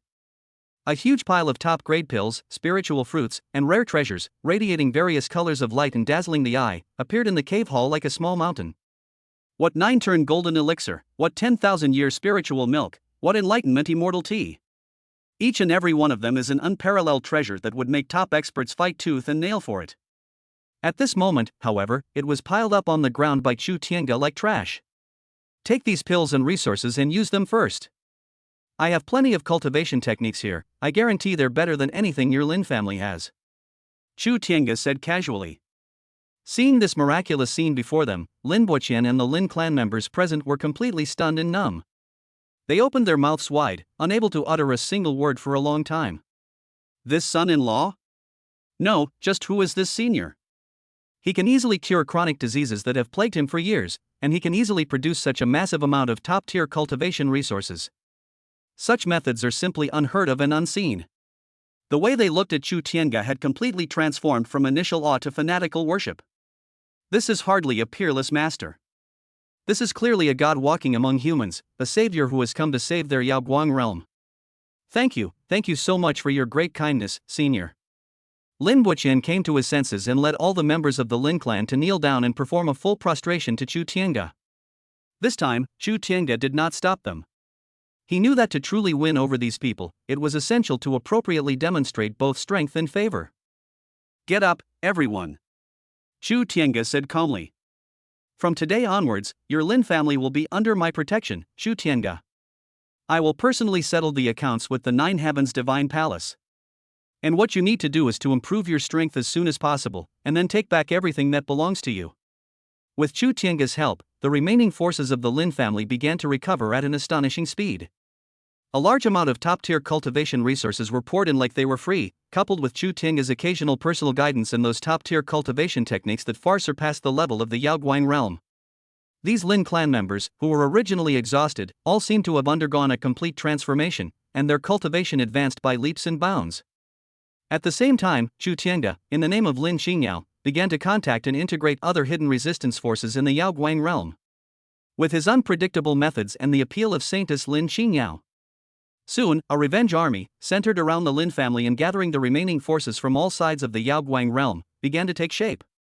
They lurked in the shadows, gathering their strength, like a tiger about to awaken, ready to deliver a fatal blow to the Nine Heavens Temple at any moment. The heavens of Yaoguang realm seemed to be about to change. Chu Tiange, the one who started all of this, remained completely calm and collected. It was as if everything he did was just a trivial matter. For him, helping his wife and children avenge their family and incidentally saving the world was just routine. It's not worth mentioning. In just a few days, these cultivators, who were originally exhausted and even struggling to survive, all seemed to have been reborn, and their cultivation advanced by leaps and bounds. Chapter 88 Strength Surges. The counterattack begins. Easily sweeping away the enemy. Part 1. Lin Boqian and several other elders of the Lin family who originally possessed the cultivation level of the late stage of the void refinement realm. With the help of the top-grade pills and profound cultivation techniques bestowed by Chu Tiange, he successfully broke through the bottleneck in a short period of time and entered the early stage of the integration realm. Meanwhile, the cultivation levels of the other younger members of the Lin clan, as well as the other resistance forces that later gathered, also made significant progress. The strength of the entire resistance force is several times greater than before. More importantly, hope was rekindled on everyone's faces, and morale soared to its peak. The way they looked at Chu Tiange was filled with fervent worship and trust. In their hearts, this mysterious yet incredibly generous son-in-law was their only hope to lead them to revive the Yaoguang realm and take revenge on the Nine Heavens Divine Palace. Chu Tiange looked at the force that was beginning to take shape and nodded in satisfaction. He felt the time was almost ripe. It's time to let those arrogant and domineering guys in the Nine Heavens Temple taste the bitterness of being punished. Xingyao, Shuer. Chu Tiange turned his gaze to the two stunningly beautiful women beside him. Next, you will lead them to begin clearing out the various strongholds of the Nine Heavens Divine Palace in the Yaoguang realm and reclaiming the lost territory. I will be there to support you from the shadows. Upon hearing this, a sharp fighting spirit flashed in Lin Xingyao and Lin Xingshua's beautiful eyes at the same time. They have waited far too long for this day. Don't worry, Tiange. They responded in unison, their voices filled with determination and anticipation. Chu Tiange nodded slightly, and then began to formulate a detailed battle plan. From the intelligence he obtained through soul searching, he selected an important stronghold established by the Nine Heavens Divine Palace in the central region of the Yaoguang realm, the Black Stone Mine. This black stone mine is rich in a rare mineral called ink flame crystal, which is an important material for refining high-level magic weapons and setting up powerful formations. The Nine Heavens Divine Palace attaches great importance to this mine, not only dispatching heavy troops to guard it, but also having a late-stage nascent soul divine general stationed there year-round. Choosing this place as the first target can effectively curb the arrogance of the Nine Heavens Divine Palace, seize a large amount of cultivation resources, and also provide these newly integrated resistance forces of the Yaoguang realm with an excellent opportunity for practical combat training. With the plan finalized, the counterattack of the Yaoguang realm officially began. Led by Lin Xingyao and Lin Xingxue, the integrated resistance army of Yaoguang realm, like a tiger in the dark, silently marched towards the Black Stone Mine. Meanwhile, Chu Tiange, along with his daughter Chu Linger, remained hidden in the void like ghosts, observing every move on the battlefield. Black Stone Mine, as its name suggests. The entire mountain range was a deep, inky black, as if it had been scorched by endless flames. The air was filled with a rich fire attribute energy and a faint smell of sulfur. On the main peak of the mine, a series of heavily guarded black fortresses have been built. Countless cultivators from the Nine Heavens Divine Palace, clad in golden armor, patrolled back and forth, exuding a fierce aura. The mine was surrounded by a powerful protective array, which shimmered with a dangerous dark red light, enveloping the entire mine. When Lin Xingyao and Lin Xingxue led the Yaoguang Realm Resistance Army to the foot of the Black Stone Mine, a solemn expression appeared on everyone's face. The defensive strength and the power of the guardians of this Nine Heavens Divine Palace stronghold are far superior to those of the Burial Dragon Valley, which Chu Tiange destroyed with ease before. Especially the mountain protecting array that exuded terrifying pressure, and the powerful aura of a late-stage nascent soul cultivator faintly emanating from the main peak fortress. All of this put them under tremendous pressure. Your Highness, this protective mountain formation is probably not easy to break. Lin Buqian looked at the array that was flashing with dark red light and said with some worry. Although he successfully broke through to the early stage of the integration realm with Chu Tiange's help, he still felt somewhat powerless in the face of such a powerful mountain protecting formation.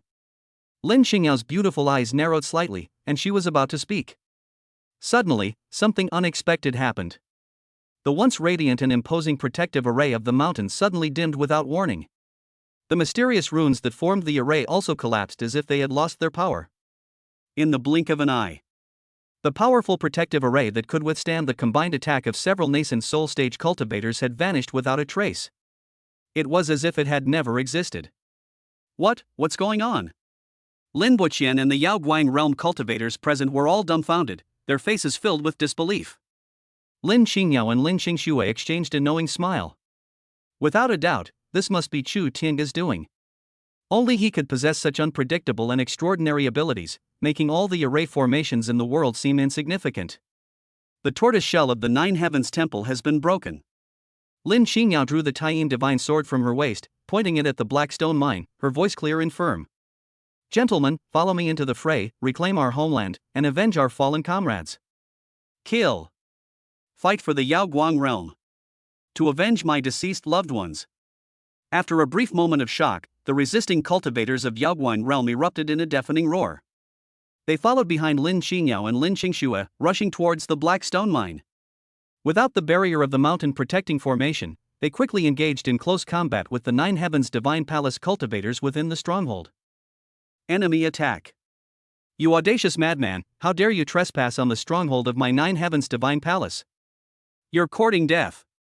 After a brief moment of panic, the cultivators of the Nine Heavens Divine Palace inside the Black Stone Mine quickly recovered. They all unleashed their magical weapons and charged forward. A fierce battle thus broke out. Shouts of battle, the clash of weapons, and the roar of spells echoed throughout the Blackstone Mine. However, the course of the battle was completely unexpected by the cultivators of the Nine Heavens Divine Palace. These remnants of the Yaoguang realm, whom they considered like ants, were only fit to be bullied at will. At this moment, however, they seemed to have been injected with chicken blood, each one of them fearless of death, and their cultivation level far exceeded their expectations. Especially the leading elders of the clan. With the secret help of her son-in-law, and with her cultivation reaching the integration stage, all the humiliation she had suffered erupted at this moment. Each attack inevitably takes the lives of several cultivators from the Nine Heavens Divine Palace. They were like indestructible blades, deeply penetrating the formation of the Nine Heavens Divine Palace cultivators, causing them to fall and be routed. How is that possible? How did these remnants of the Yaoguang realm become so powerful? How could their cultivation levels have improved so quickly? The cultivators of the Nine Heavens Divine Palace were forced into retreat, their hearts filled with shock and bewilderment. Chapter 89 Strength Surges. The counterattack begins, easily sweeping away the enemy. Part 2. They couldn't understand why these ants, whom they thought deserved nothing more than to kneel and beg for mercy, would suddenly unleash such terrifying fighting power. Just then, a roar filled with anger and authority came from the Black Fortress on the main peak. A bunch of useless trash. You can't even stop some remnants of the Yaoguang realm. What use are you? Immediately afterwards, a terrifying pressure from the late stage of the integration realm descended from the sky, crushing down on the resisting army of Yaoguang realm. It was the Nine Heavens Divine Palace General, who was stationed here, who made the move. Sensing this terrifying pressure, the resisting cultivators of Yaoguang realm all changed their expressions and their movements became sluggish. However, just as the overwhelming pressure of the Nine Heavens Divine Palace General was about to completely crush the formation of the Yaoguang realm's resisting army, another, even more terrifying pressure, seemingly emanating from the heavens above, descended silently. This oppressive aura was not directed at the cultivators of the Yaoguang realm. Instead, it landed with absolute precision on the arrogant general of the Nine Heavens Divine Palace. Puff! The Nine Heavens Divine Palace General, who had just been so imposing and awe-inspiring, didn't even have time to utter a sound. His body felt as if it had been struck by an invisible mountain, instantly exploding into a cloud of blood mist, his soul and spirit annihilated. Dead beyond dead. Even he himself didn't know who killed him. With the sudden and inexplicable death of this late-stage nascent soul general, the situation on the entire battlefield instantly turned one-sided. The cultivators of the Nine Heavens Divine Palace completely lost their leader and scattered like headless flies. Meanwhile, the resistance army of Yaoguang realm was in high spirits and pressed their advantage. In less than half an hour, the entire Blackstone mine stronghold was completely captured. Except for a small number of miners who were forcibly conscripted but did not commit any evil deeds and were released. All the other core members of the Nine Heavens Temple who had participated in the oppression and slaughter of the beings of the Yaoguang realm were killed on the spot, without exception. We won. We have recaptured the Blackstone mine. Ah, those scum from the Nine Heavens Temple have finally met their match. The cultivators of Yaoguang realm erupted in thunderous cheers, many weeping with joy and embracing one another. Looking at the mess on the ground and the corpses of those once high and mighty cultivators of the Nine Heavens Divine Palace, they were filled with the pleasure of revenge. Standing atop the mountain peak, Lin Qingyao and Lin Qingxue looked down at their jubilant clansmen and compatriots, and smiles of satisfaction appeared on their faces. They knew this was just the beginning. Next, they will lead this vengeful team to eliminate all the Nine Heavens Divine Palace's strongholds in the Yaoguang realm, one by one, until these invaders are completely driven out of their homes. Chu Tianga's figure appeared silently beside them. He watched this exciting scene unfold before him, a faint smile appearing on his lips. Well done. He began by praising it. Upon hearing this, both Lin Qingyao and Lin Qingxue blushed slightly. It's all thanks to your strategic planning and secret assistance, Tianga. Lin Qingyao said softly. Chu Tianga smiled noncommittally. He did not stay at the Blackstone mine for long. After handing the land over to Lin Boqian and others, he took his family and embarked on another journey. Their next target is another important stronghold established by the Nine Heavens Temple in the Yaoguang realm. The Yaoguang realm has recently undergone a complete upheaval. First, as if by divine intervention, overnight, all the cultivators of the Nine Heavens Divine Palace within the Burial Dragon Valley stronghold vanished without a trace, along with the plaque at the main entrance of the stronghold that symbolized the majesty of the Nine Heavens Divine Palace. Immediately following, the Blackrock Mine stronghold was breached, the Guardian General was killed on the spot, and all core members were slaughtered. Subsequently, the other Nine Heavens Divine Palace strongholds scattered throughout the Yaoguang realm were eliminated one after another. Some strongholds were razed to the ground by a mysterious force, and all the cultivators of the Nine Heavens Divine Palace died without knowing why. Some strongholds were breached by a group of Yaoguang realm cultivators who suddenly appeared and were incredibly powerful, with overwhelming force. The members of the Nine Heavens Divine Palace inside met a tragic end. For a time, the entire Yaoguang realm was plunged into an eerie atmosphere. Those lingering beings of the Yaoguang realm, initially shocked and incredulous, gradually transformed into ecstasy and hope. They spread the word, delivering one inspiring message after another. Have you heard? The blood soul altar of the Nine Heavens Divine Palace in the western regions has been destroyed. It is said that even the Blood River ancestor, who was in charge of it, was reduced to ashes. Not only that, the icy prison in the north has also been breached, and the thousands of our compatriots imprisoned there have all been rescued. That's wonderful. Heaven has eyes. Our Yaoguang realm is finally saved. In stark contrast to the jubilation of the native creatures of Yaoguang realm, the remaining forces of the Nine Heavens Temple in Yaoguang realm were filled with fear and unease. They never dreamed that this abandoned realm, which they had completely trampled underfoot and could manipulate at will, would suddenly erupt with such terrifying resistance. What terrified them even more was that they didn't even fully understand who their enemy was or how many there were. All they knew was that the other side seemed to have an unfathomable and terrifying being secretly making a move, whose strength far exceeded their imagination. No matter how fortified a stronghold is, or how powerful its defenders are, they are all as fragile as paper in the face of that mysterious being. Panic, like a plague, spread among the remaining forces of the Nine Heavens Divine Palace in the Yaoguang realm. They began to tighten their defenses, retreating to their largest core strongholds, while desperately sending out requests for help to the Nine Heavens Temple headquarters. The Nine Heavens Divine Palace is located in the center of a vast and boundless starfield. This is the core of the Nine Heavens Divine Palace, and also the supreme Holy Land in the hearts of countless cultivators from lower realms. Inside the temple, amidst magnificent palaces and celestial auras, countless powerful auras rose and fell. Inside a magnificent, towering golden temple that seemed to pierce the clouds. Several core members of the Nine Heavens Divine Palace were gathered here, their faces so gloomy they were almost dripping with water. What exactly happened in the Yaoguang realm? A middle-aged man dressed in a purple gold divine robe and wearing an imperial crown, exuding an imposing aura, asked in a cold voice. He is Xiao Wuji, the current master of the Nine Heavens Divine Palace, a genuine peak tribulation transcending realm expert with unfathomable strength. Below, an elder in charge of intelligence answered tremblingly. Reporting to the palace master, based on the last few messages sent back from Yaoguang realm, as well as feedback from some of our hidden agents left there. Chapter 90. The Nine Heavens Divine Palace is enraged. They've dispatched a tribulation transcending stage expert. Tian Gu, well done. It can be confirmed that the Yaoguang realm is completely out of control. Our strongholds there were almost all wiped out by a mysterious force in a short period of time, and all the guards, including several nascent soul stage generals, perished. What? Upon hearing this, the other temple elders present all changed their expressions drastically. How is this possible? How could a mere abandoned Yaoguang realm possess such immense power? Could it be that those escaped remnants of the Lin family colluded with hostile forces from other realms? Xiao Wuji narrowed his eyes, a cold glint flashing within them. The remnants of the Lin family?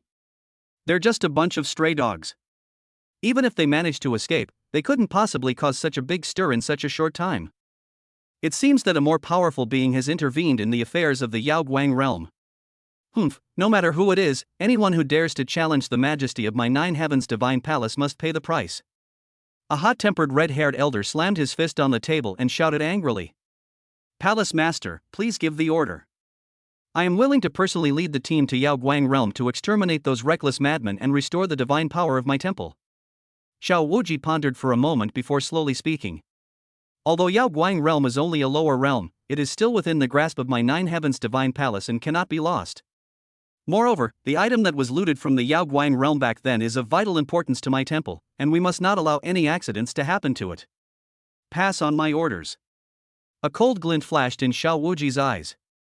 Order the 9th Elder and the 10th Elder to immediately muster their 3,000 divine guards, carrying the immortal slaying crossbow and the heaven-locking divine array diagram, and use the Nine Heavens teleportation array to rush to the Yaoguang realm. We must suppress all the rebels and find out the truth. If you encounter a powerful enemy, kill them without hesitation. Yes, ma'am.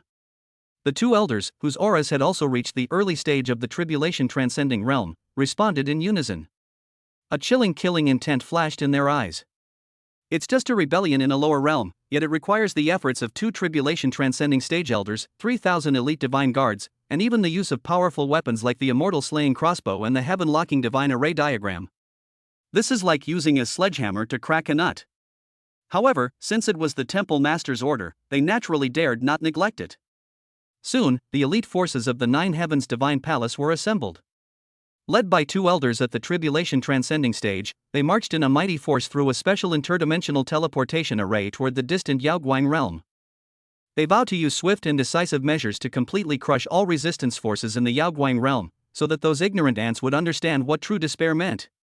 Meanwhile, in the Yaoguang realm, Chu Tiange was enjoying a barbecue with his family in a scenic valley. That's right, it's barbecue. After days of fighting, the resistance forces of Yaoguang realm have successfully recovered most of the realm. The power of the Nine Heavens Temple was greatly reduced, and it was forced to retreat to a few core strongholds, barely surviving. Lin Qingyao and Lin Qingxue also gained tremendous experience in this counterattack, not only stabilizing their cultivation but also elevating their mental state. Chu Tiange felt it was time to let them relax. And so, the scene unfolded before our eyes. Chu Linger rode on the back of the little furball, giggling as she chased after several spirit butterflies playing in the valley. Tiange, do you think the Nine Heavens Divine Palace might send even stronger people over? Lin Qingyao nestled beside Chu Tiange, enjoying the roasted meat, and asked with concern. Although they had won many battles recently, she knew in her heart that this was mainly due to Chu Tiange's secret assistance. The true strength of the Nine Heavens Divine Palace far surpasses what they have shown in the Yaoguang realm. Don't worry. Chu Tiange smiled calmly and sprinkled some special spices on a piece of roasted, golden brown, and crispy animal leg. If they know what's good for them and obediently leave Yaoguang realm, they might be able to live a few more days.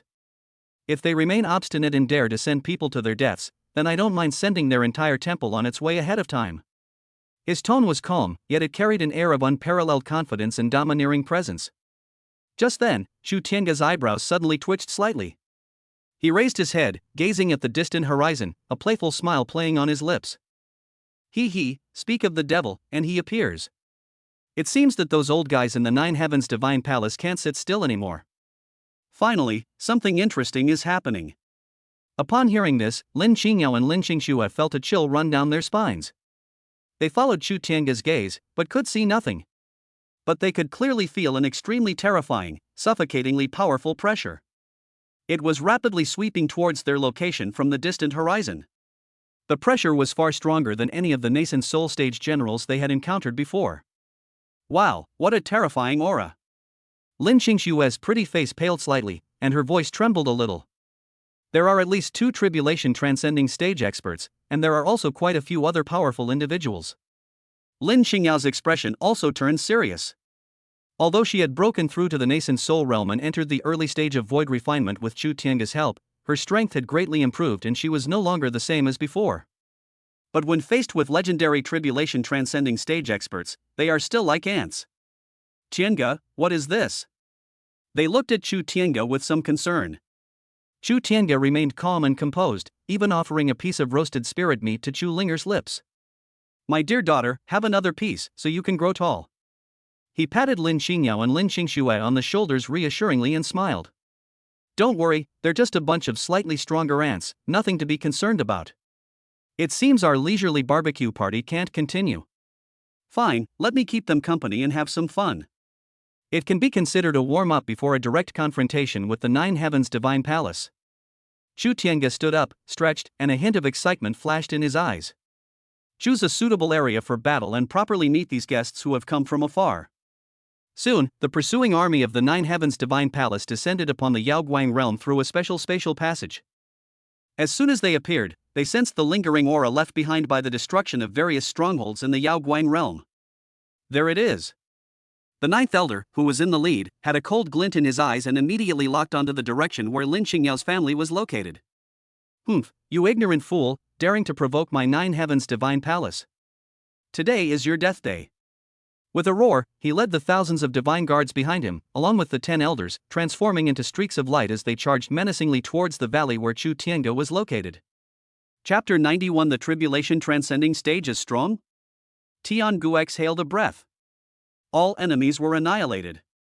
Part 1.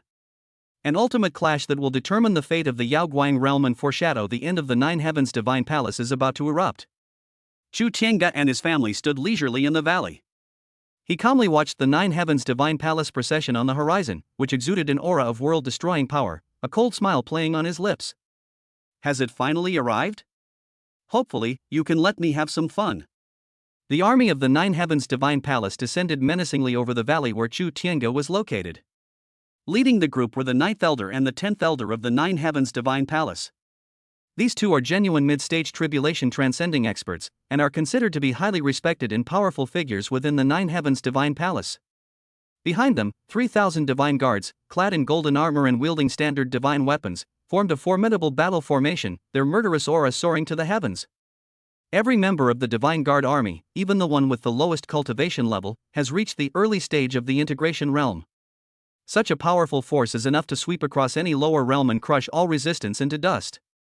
However, when the 9th Elder's gaze fell upon the young man in the valley below, who was holding a little girl and looked as if he were on a leisurely outing, he was surprised to find that the young man was calm and composed. For no apparent reason, a sense of unease welled up in his heart. This feeling is absurd. How could a tribulation transcending elder of the Nine Heavens Divine Palace feel uneasy about a native from a lower realm? It's absolutely ridiculous. It must be an illusion. The 9th Elder secretly comforted himself. He scrutinized Chu Tiange, trying to find the source of his unease in the other person. However, he was disappointed. The young man in front of them looked ordinary, with no powerful spiritual energy fluctuations, just like an ordinary person who couldn't even kill a chicken. Humph, playing tricks. The 9th Elder snorted coldly, forcibly suppressing the unease in his heart. In his view, the other party either had cultivated some kind of extremely advanced technique for concealing one's aura, or was simply immortal. Regardless of the type, they would all face certain death before the absolute power of his Nine Heavens Divine Palace. Who is below? The 9th Elder looked down from his high position, his voice booming like thunder across the valley. How dare they collude with the remnants of the Yaoguang realm to slaughter my temple's cultivators and destroy my temple's foundation? Do you know your crime? His voice was fierce, and he exuded the terrifying pressure of a tribulation transcending stage expert, which pressed down on Chu Tiange's family as if it were a tangible force. In his mind, a mere native from a lower realm would be so terrified under this pressure that even if he didn't explode on the spot, he would surely be so scared that he would wet himself and beg for mercy on his knees. However, to his surprise once again, faced with his terrifying pressure, enough to cause mountains and rivers to collapse and the void to shatter, the young man below remained calm, not even lifting his eyelids. It was as if that oppressive aura was merely a gentle breeze brushing against his cheek. The little girl in his arms was startled by the sudden thunder, her little mouth pouting as she muttered unhappily, "You noisy rascal, you're disturbing Linger's meal." Upon hearing this, Chu Tiange smiled indulgently and gently pinched her daughter's little nose. "Linger, be good. Daddy will chase these flies away right away, and we'll continue eating meat." He raised his head, his gaze calmly fixed on the people of the Nine Heavens Divine Palace in the sky, his eyes indifferent, as if he were looking at a group of clowns. He didn't even bother to waste words on this guy, who was like a frog in a well in his eyes. Seeing this, the 9th Elder's anger intensified. He had never been so looked down upon before. "Arrogant brat, even on the verge of death, you still dare to be stubborn. Since you refuse to surrender obediently, then I will personally send you on your way. Everyone, listen to my command. Set up the heaven-locking divine array to completely seal off this area within 100 miles. Not even a fly is allowed to escape. Today, I will make these ignorant ants understand what true despair is." With a command from the 9th Elder, the 3,000 divine guards behind him, along with the 10 elders, immediately sprang into action. They made hand seals and chanted incantations. A massive array, shimmering with countless profound runes, slowly rose from their hands. It swelled with the wind, instantly transforming into a gigantic golden net that blotted out the sky, covering the entire valley. Even the void within a radius of 100 miles was completely sealed off. A series of chilling spatial fluctuations emanated from the giant golden net. This heaven-locking divine array is one of the main arrays of the Nine Heavens Divine Palace. It is incredibly powerful. Once it is set up, even a powerful expert at the same level who is undergoing the tribulation transcending stage will not be able to escape easily. "Humph, kid, it's too late for you to run now." The 9th Elder looked at the fully formed heaven-locking divine array and a ferocious smile appeared on his face. Upon hearing this, Chu Tiange merely glanced at him indifferently, her eyes filled with disdain. It's as if you're watching a pathetic creature on the verge of death, yet completely unaware of it. He didn't even unleash any fancy supernatural powers, nor did he move an inch. He simply stood there and gently blew a breath towards the people in the Nine Heavens Divine Palace in the sky. Call. This breath was very light and gentle. It's like a lover's whisper in your ear, or like a spring breeze rustling through the willows. There was no earth-shattering momentum, nor any world-destroying power. However, it was just this gentle breath. Yet, it instilled in everyone present an indescribable fear and trembling from the depths of their souls. Within that breath lies a supreme power of rules that transcends the laws of heaven and earth, and transcends the cycle of life and death. The next moment. A scene that will be unforgettable yet incomprehensible unfolded. In the sky, there were those arrogant and domineering cultivators from the nine heavens' divine palace. Whether it was those two high-ranking elders at the tribulation transcending stage, or the 3,000 battle-hardened, murderous divine guards. Their bodies, their souls, the magical weapons in their hands, and even the incredibly powerful heaven-locking divine array they set up. The moment I came into contact with that invisible and intangible, yet omnipresent, power of rules. Like ice and snow exposed to the scorching sun, it began to decompose silently. There were no screams, no struggles, and not even a trace of energy fluctuations escaped. In their extreme fear and bewilderment, they transformed into the most primordial particles and vanished completely from this world. It was as if they had never existed. They died cleanly, without leaving a trace. The entire process was incredibly fast. Lin Xingyao and Lin Xingxue were so close that they didn't even realize what had happened. Chapter 92. The Tribulation Transcending Stage is powerful? One breath. All enemies vanished into thin air. Part 2. They just stared blankly at the sky. Just moments before, the area was shrouded in dark clouds, exuding a murderous aura. But now, the wind is gentle and the clouds are light, and there are no clouds in the sky. It was as if those thousands of arrogant nine heavens divine palace experts were just a figment of their imagination. If it weren't for the faint, lingering scent of the nine heavens divine palace in the air, they almost thought they were dreaming. A powerful being at the tribulation transcending stage. Legend has it that this terrifying being can turn a realm upside down with a single stomp of its foot. Incredibly, it was just blown away by Chu Tiange with a single, casual breath. Along with the 3,000 elite divine guards and the seemingly powerful heaven-locking divine array, they all vanished into thin air. This was completely beyond their comprehension. It turns out that, in the face of absolute power, the so-called tribulation transcending stage powerhouses, the so-called elite army, seriously, they're no different from ants. Chu Tiange withdrew that invisible power of rules, and the world returned to calm once more. It was as if that historic battle of the titans had never happened. He turned his head and looked at Lin Xingyao and Lin Xingxue, who were still frozen in place. And in his arms, Chu Linger was staring at the sky with her big, dark eyes. A gentle smile appeared on his face. All right, all the flies are gone. Now, the nine heavens divine palace should know that we are not to be trifled with. His tone remained as calm and indifferent as ever. It was as if he had just casually swatted a buzzing fly. Upon hearing this, Lin Xingyao and Lin Xingxue finally recovered from their shock. They looked at Chu Tiange, their eyes filled with complex emotions. There is admiration, awe, dependence, and also a faint sense of powerlessness.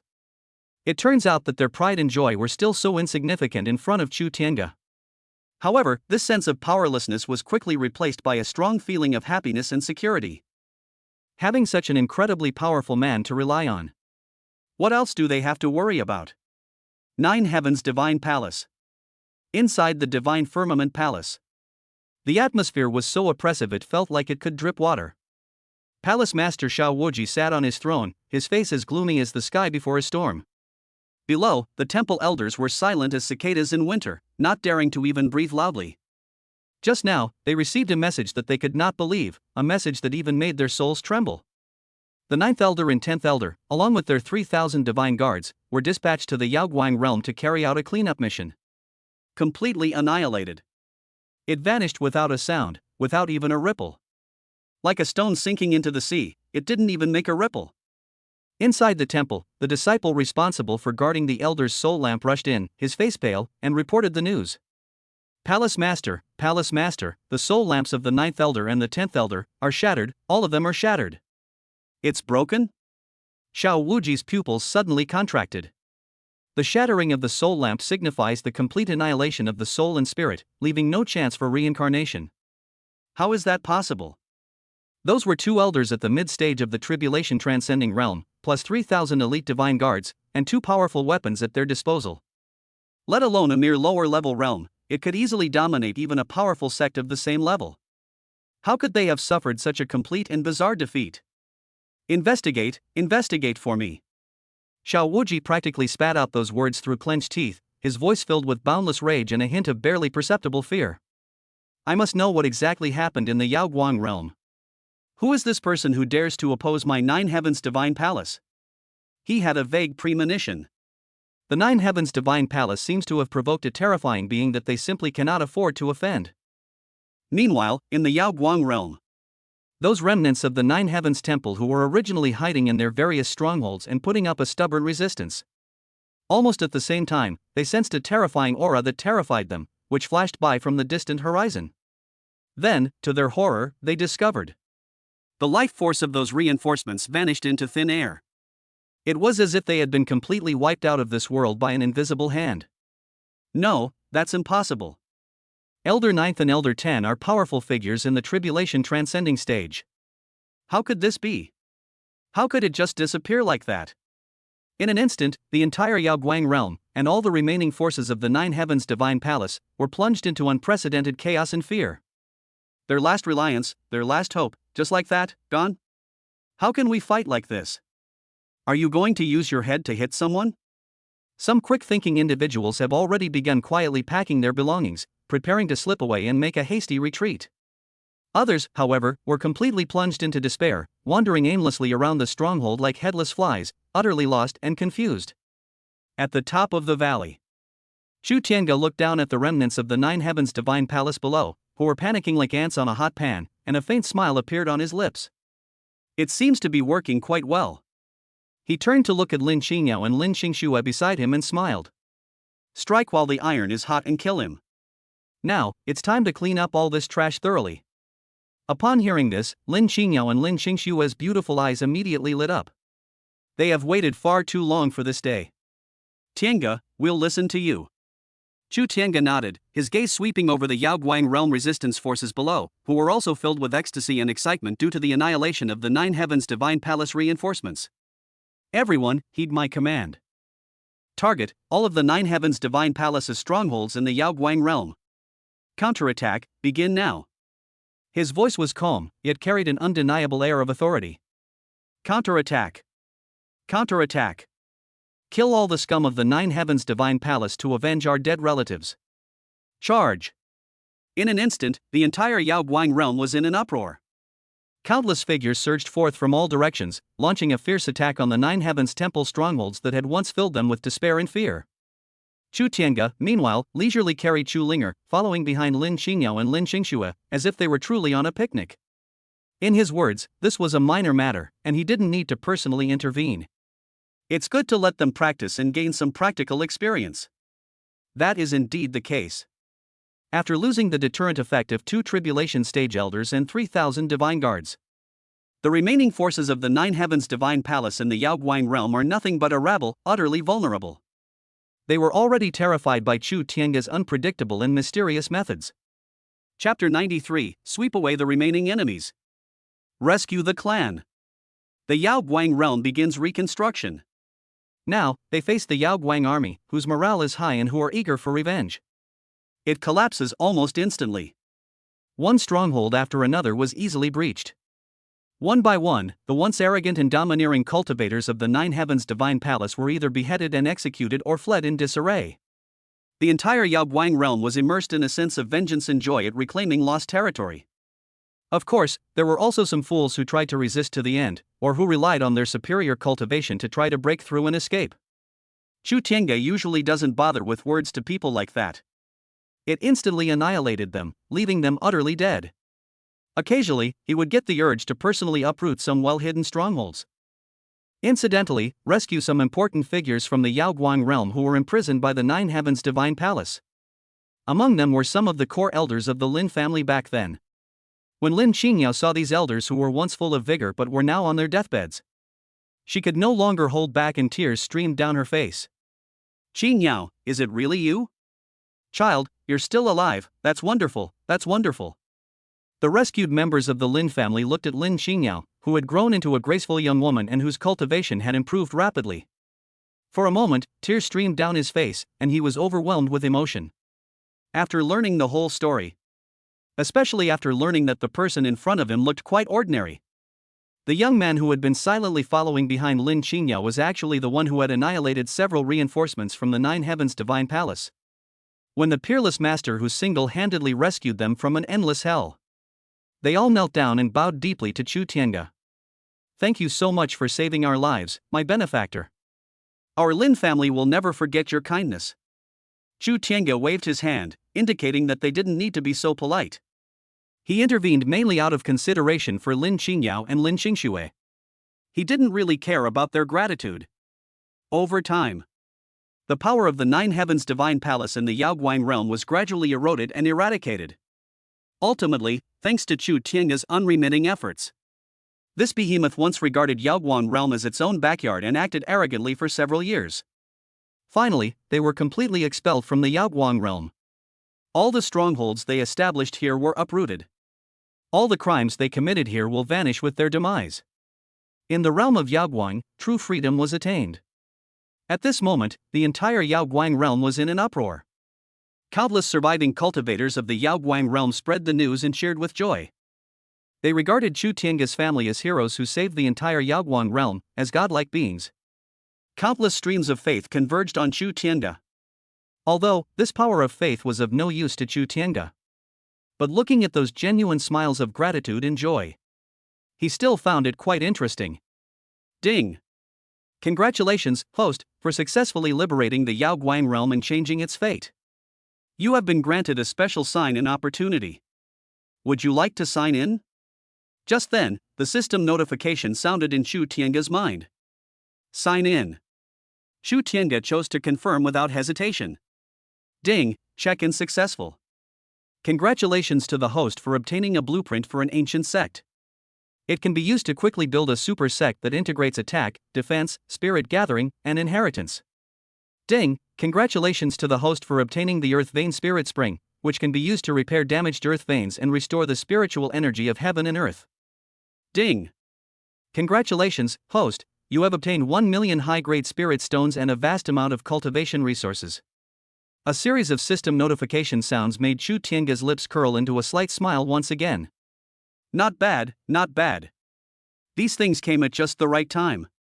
He turned to look at Lin Qingyao, who was surrounded by a group of Yaoguang realm cultivators, discussing how to rebuild their home.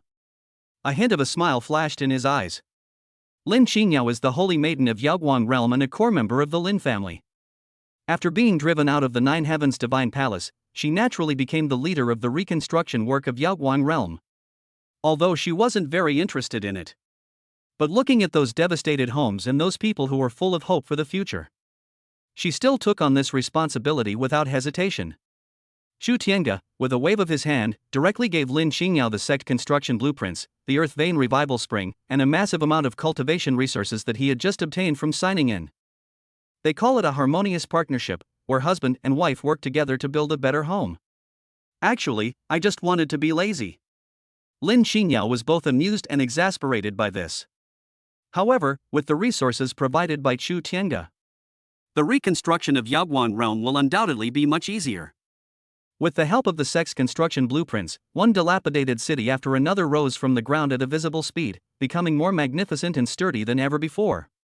The depleted earth veins, nourished by the earth vein springs, have been revitalized, and the rich spiritual energy of heaven and earth once again fills every corner of the Yaoguang realm.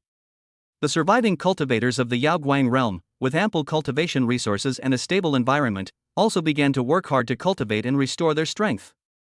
The entire Yaoguang realm presented a thriving scene, with everything waiting to be rebuilt. Lin Qingyao's position was also consolidated to an unprecedented degree during this reconstruction work. The Lin family's power was rebuilt, making them the undisputed number one force in the Yaoguang realm. Everything seemed to be moving in a positive direction. However, both Lin Qingyao and Lin Qingxue knew the truth in their hearts. All of this is only temporary. The Nine Heavens Divine Palace, this colossal entity pressing down on them, has not yet truly collapsed. As long as they are not eliminated, the Yaoguang realm will never have peace. The flames of revenge still burn fiercely in their hearts. The final battle against the Nine Heavens Divine Palace will come sooner or later. This time, they will make the entire Nine Heavens Temple pay a bloody price for the crimes they have committed. Time flies, and several months have passed in the blink of an eye. Thanks to Chu Tiange's relentless investment of resources, as well as the miraculous effects of the ancient sect construction blueprints and the Earth Vein Revival Spring. Yao Guang Realm, this land that once suffered greatly from the devastation of the Nine Heavens Divine Palace, is now radiating vitality at an astonishing speed visible to the naked eye. The once collapsed cities have now been replaced by magnificent new metropolises, their array formations shimmering with light and exuding an extraordinary aura. The depleted and fractured earth veins have been reconnected, and the rich spiritual energy of heaven and earth surges like a tide within the Yao Guang realm, nourishing all living things. The numbness and despair that had surviving in the Yao Guang realm were no longer visible on their faces. Chapter 94. My wife wants revenge. Target: Nine Heavens Divine Palace Headquarters. Preparing for the expedition. Part 1. Instead, they were replaced by genuine smiles and boundless anticipation for the future. With numerous sects and a constant stream of geniuses, the entire Yao Guang realm is experiencing an unprecedented period of prosperity. It's as if those years of dark rule were just an unreal nightmare. During this period, Lin Qingyao and Lin Qingxue did not slack off in the slightest. Having experienced the baptism of blood and fire, and with the massive amount of top-tier cultivation resources provided by Chu Tiange, as well as his occasional personal guidance, he had been able to achieve his goals. Their cultivation levels advanced by leaps and bounds, as if they had taken a rocket ride. Lin Qingyao already possessed profound knowledge and skills, and now she has made even greater progress. Her cultivation has become increasingly unfathomable, and her body is filled with Taoist energy, showing a faint tendency to break through to the peak of the void refinement stage and glimpse the secrets of the body integration stage. Lin Qingxue was not to be outdone. With the accumulation of massive resources, her foundation was repeatedly honed and solidified. Her strength had already surpassed that of ordinary nascent soul peak cultivators, and she was only one step away from the void refinement realm. Their temperament has also undergone a dramatic change. Lin Qingyao became increasingly calm and reserved, exuding a holy and noble aura, along with a hint of worldly wisdom and the authority of someone in charge. Lin Qingxue, on the other hand, had lost some of her naivety and gained more of a heroic spirit and decisiveness, with a fierce aura between her brows that made people not dare to underestimate her. During this time, the two sisters worked together to handle various affairs of the Yao Guang realm. He managed this land, which was in dire need of rebuilding, in an orderly manner, winning the hearts of the people. Chu Tiange was naturally happy to have some peace and quiet. Every day, he either accompanied Chu Linger to catch fish and shrimp in the valley or basked in the sun on a deck chair. Studying the various food recipes obtained from the system's daily check-in, I lived a leisurely and carefree life, thoroughly enjoying myself. He was by nature lazy, and if he wasn't forced into it, he wouldn't even bother to lift a finger to help if the sky were to fall. Now that things are peaceful in Yaoguang, with a capable wife and an adorable daughter, he is naturally enjoying a happy life. That day, after dealing with the mountain of sect affairs, Lin Qingyao, looking at her husband's carefree demeanor, as if nothing in the world concerned him, I was both annoyed and amused, but I also understood the situation. If it weren't for the sake of the mother and daughter, given Chu Tiange's personality, he probably would have already found a secluded paradise and lived a carefree life. She walked slowly to Chu Tiange's side and gently massaged his shoulders. A complex emotion flashed in her beautiful eyes. Although the Yao Guang realm is currently stable, she knows in her heart that the sword hanging overhead the Nine Heavens Divine Palace remains their greatest threat. As long as the Nine Heavens Divine Palace remains standing, the Yao Guang realm will never have peace, and they will never find true peace of mind. After a moment of contemplation, Lin Qingyao finally made up her mind and spoke softly. Tiange, the Yao Guang realm is now in dire need of reconstruction, but everything is back on track. Only. She paused, her voice carrying a hint of deep-seated hatred. We cannot let the blood feud with the Nine Heavens Divine Palace go unavenged. I think it's time we went to their stronghold and settled this score with them? Upon hearing this, Chu Tiange lazily opened one eye. He glanced at Lin Qingyao's pretty face, which was filled with the words, I want revenge. He knew that his wife, who appeared gentle and quiet, was, in reality, the wife, who was incredibly resilient and stubborn, certainly wouldn't let it go so easily. Chu Tiange stretched and sat up from the recliner. I was hoping to have a few more days of leisure, but since you've spoken, my wife, I'll gladly accompany you, even at the cost of my life. If outsiders saw him looking so lazy, they would definitely be astonished. Who could have imagined that the Nine Heavens Divine Palace's reinforcements would be wiped out? The peerless master who could annihilate a tribulation-transcending stage expert in the blink of an eye was actually such a person in private. Lin Qingyao rolled her eyes at Chu Tiange's reluctant look and scolded him. you're always just being cheeky. However, this matter is of utmost importance. After all, the headquarters of the Nine Heavens Divine Palace is located in a higher realm, teeming with powerful individuals. Wei. Although she had absolute confidence in Chu Tiange's abilities, she couldn't help but feel some worry because the matter was of great importance. Relax, relax. Chu Tiange waved his hand, looking completely unconcerned. What can a mere Nine Heavens Divine Palace possibly do to overturn the heavens? If you want to go, my wife, then let us go for a stroll and raid their hometown while we're at it. That would be doing a service to the people. He spoke casually, as if he were talking about a small matter like visiting a neighbor next door. Seeing that Chu Tiange had agreed, Lin Xingyao felt a great weight lifted from her heart. A relieved smile appeared on her face, and she nestled into Chu Tiange's arms. I knew you were the best, Tiange. So, when do we set off? Lin Xingyao asked somewhat impatiently. No rush, no rush. Chu Tiange hugged his wife and chuckled. Before the big battle, shouldn't we reward our husband first? For example, perhaps have an in-depth exchange of cultivation insights or something? Lin Xingyao blushed, spat, but did not refuse.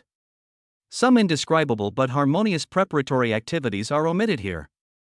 After a thorough discussion, Chu Tiange felt refreshed and invigorated. Lin Xingyao was also radiant, all her previous fatigue gone. Since we're going, we can't go unprepared. Chu Tiange took out a bunch of intelligence jade slips he had collected and signed in from the system space and began to study them. This was achieved through the memories of the Nine Heavens Divine Palace cultivators obtained from previous soul searches, as well as the subsequent integration of other intelligence. Chu Tiange has roughly located the headquarters of the Nine Heavens Divine Palace. That was a superior realm independent of all the heavens and myriad worlds, called the Divine Firmament Heaven Realm. Legend has it that he was the first master of the Nine Heavens Divine Palace, who created it with unparalleled divine power, resulting in a stable system of laws. The spiritual energy is abundant, far surpassing that of a lower realm like Yaoguang realm. Oh, by the way, go and tell Xiaoxue. Chu Tiange said to Lin Xingyao. Someone still needs to be stationed here in Yaoguang realm. Lin Xingyao nodded, naturally understanding what Chu Tiange meant. She found Lin Xingxue and told her about the plan to launch an expedition to the headquarters of the Nine Heavens Divine Palace. Upon hearing this, Lin Xingxue's eyes lit up, and she said excitedly, Sister, brother-in-law, I want to go too. Though scum, I will personally cut off their heads to appease the countless souls who died tragically in my Yaoguang realm. Lin Xingyao felt a pang of pity seeing her younger sister's eager expression, but she still patiently tried to persuade her. Xiaoxue, I understand how you feel. Although the Yaoguang realm is currently stable, it has just undergone a major change and is in dire need of rebuilding. It needs a capable and prestigious person to take charge and manage the overall situation. Will you stay here and help your sister take care of our home? Chapter 95 My wife wants revenge. Target, Nine Heavens Divine Palace Headquarters. Preparing for the expedition. Part 2. Yes, Xiaoxue, your brother-in-law is so capable, how could I not protect your sister? Chu Tiange also chimed in at the opportune moment.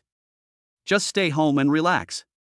Once we take down the Nine Heavens Divine Palace, you can deal with them however you want. Lin Xingxue listened to her sister and Chu Tiange's advice. Then I looked at Chu Tiange's arrogant I'm the best in the world attitude. Although I was still somewhat resentful, I knew they were telling the truth. Oh well. Lin Xingxue nodded, and said somewhat dejectedly. Sister, brother-in-law, you must be careful. I am in the Yaoguang realm, waiting for your triumphant return. Don't worry, little girl, your brother-in-law is as good as two men. Chu Tiange patted his chest and assured him. After deciding on the expedition team, Chu Tiange began making final preparations. He didn't make a big fuss, he simply went alone and quietly arrived at one of the most secluded ancient ruins in the Yaoguang realm. This is the secluded cultivation place left behind by a sage who ascended to the immortal realm during the most prosperous period of the Yaoguang realm. It is also the place with the most abundant fortune and the most perfect laws in the entire Yaoguang realm. System, check in here. Chu Tiange silently recited in his heart. He had a feeling that this sign-in might bring him an unexpected surprise. Ding, the host's current location has been detected as the immortal ruins of Yaoguang realm, which meets the special check-in conditions. The check-in rewards have been greatly increased. Do you wish to check in? Yes. Ding, checking in, check-in successful. Congratulations, host, on obtaining the boundary-breaking shuttle, a one-time consumable item. It can ignore interface barriers, accurately locate and travel to a designated higher-level interface, and has extremely strong stealth and defense capabilities. Congratulations, host, on obtaining the immortal-grade magic robe, Rainbow Feather Robe. This robe is impervious to water and fire, and unaffected by any magic. It can perfectly conceal the wearer's aura, block the detection of heavenly secrets, and greatly exempt one from the suppression of the laws of higher realms. Congratulations, host, you have obtained a detailed star map of the Divine Firmament Realm, which includes the specific coordinates of the Nine Heavens Divine Palace headquarters and the distribution of forces in the surrounding starfields.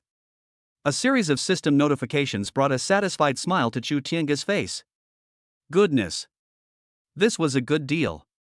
The boundary-breaking shuttle can directly send him to the doorstep of the Nine Heavens Divine Palace, saving him the trouble of traveling through the endless void. This rainbow feather robe is even more amazing. Not only does it have a beautiful name, but its effects also perfectly match Lin Xingyao's needs, allowing her to move freely in the divine firmament heaven without too many restrictions. As for the detailed star map, it was a godsend, giving him a clearer plan for the upcoming friendly visit. After making all the preparations, Chu Tiange found Lin Xingyao. Xingyao, the headquarters of the Nine Heavens Divine Palace, is an independent upper-level realm. Its laws are completely different from those of the Yaoguang realm, and it has a strong suppressive effect on cultivators in lower-level realms. Although, in my opinion, those so-called suppressions of laws are nothing but worthless and not worth mentioning. But you're new here, so you'll need some time to adjust. As he spoke, he handed the shimmering, ethereal rainbow feather robe, clearly an extraordinary piece, to Lin Xingyao. Wear this rainbow feather robe. It's not only beautiful, but also incredibly useful. It will ensure you can travel freely in the divine firmament heaven. Lin Xingyao accepted the exquisite fairy robe. It was as thin as a cicada's wing, yet seemed to contain the glow of starlight and was warm to the touch. A mysterious aura wafted over. This level of celestial treasure robe is probably something even the Lord of the Nine Heavens Divine Palace might not possess. Tiange, this. She wanted to decline, but was stopped by Chu Tiange's unquestionable gaze.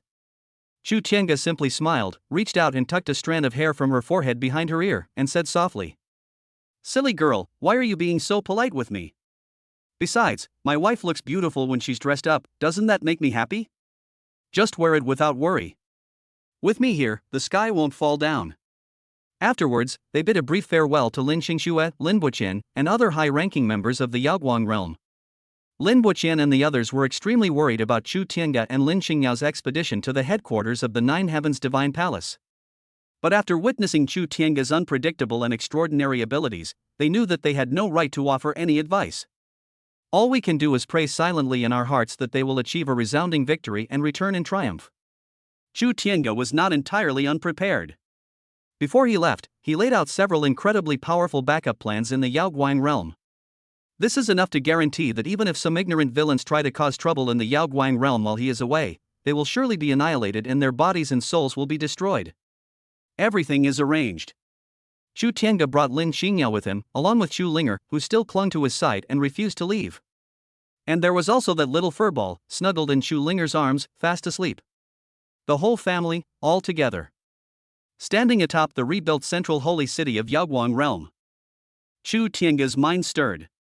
A shuttle-shaped magical artifact, shimmering with silver light and possessing a unique design full of science fiction and fantasy aesthetics, appeared out of thin air before them. It was that boundary-breaking divine shuttle. "Come on up." Chu Tiange was the first to step into the divine shuttle. Lin Xingyao followed closely behind, her flowing robes fluttering without wind, shimmering with celestial light, adding to her unparalleled elegance. Chu Linger curiously examined the seemingly high-end spaceship, her little face filled with excitement and anticipation. Buzz. The boundary-breaking shuttle emitted a soft hum. The next moment, it transformed into a streak of light that was difficult to detect with the naked eye, silently tearing through the void and disappearing into the endless spatial turbulence. The destination, the distant and mysterious divine firmament heaven. Headquarters of the Nine Heavens Temple. Amidst the endless void turbulence, the boundary-breaking divine shuttle was like a ghost traversing the rifts of space and time, silent yet incredibly fast. I don't know how much time has passed, perhaps it was a moment, or perhaps it was 10,000 years. As the violent and chaotic spatial energy around the divine shuttle gradually calmed down, a brand new and magnificent world came into view of Chu Tiange's family. This is the divine firmament heaven, the lair of the nine heavens' divine palace. Looking out, one can see the celestial mountains floating in the air, surrounded by divine light. The ethereal energy, so dense it seemed to solidify, flowed through the air, nourishing all living things in this world. If an ordinary cultivator from a lower realm were to rashly enter this place, the sheer oppressive aura alone would likely be enough to make them unable to move an inch, or even cause them to explode and die. However, this meant nothing to Chu Tiange's family. Chapter 96: The enemy is at the gates. They've sold out the divine firmament heaven. The Lord of the Nine Heavens Palace is terrified. Part 1. Needless to say, Chu Tiange is impervious to all laws, and all the rules of the heavens are like empty words in front of him, completely at his disposal. Lin Qingyao was dressed in a rainbow-colored feathered robe, protected by celestial light. The suppression of the laws of the higher realm was like a gentle breeze to her, having no effect whatsoever.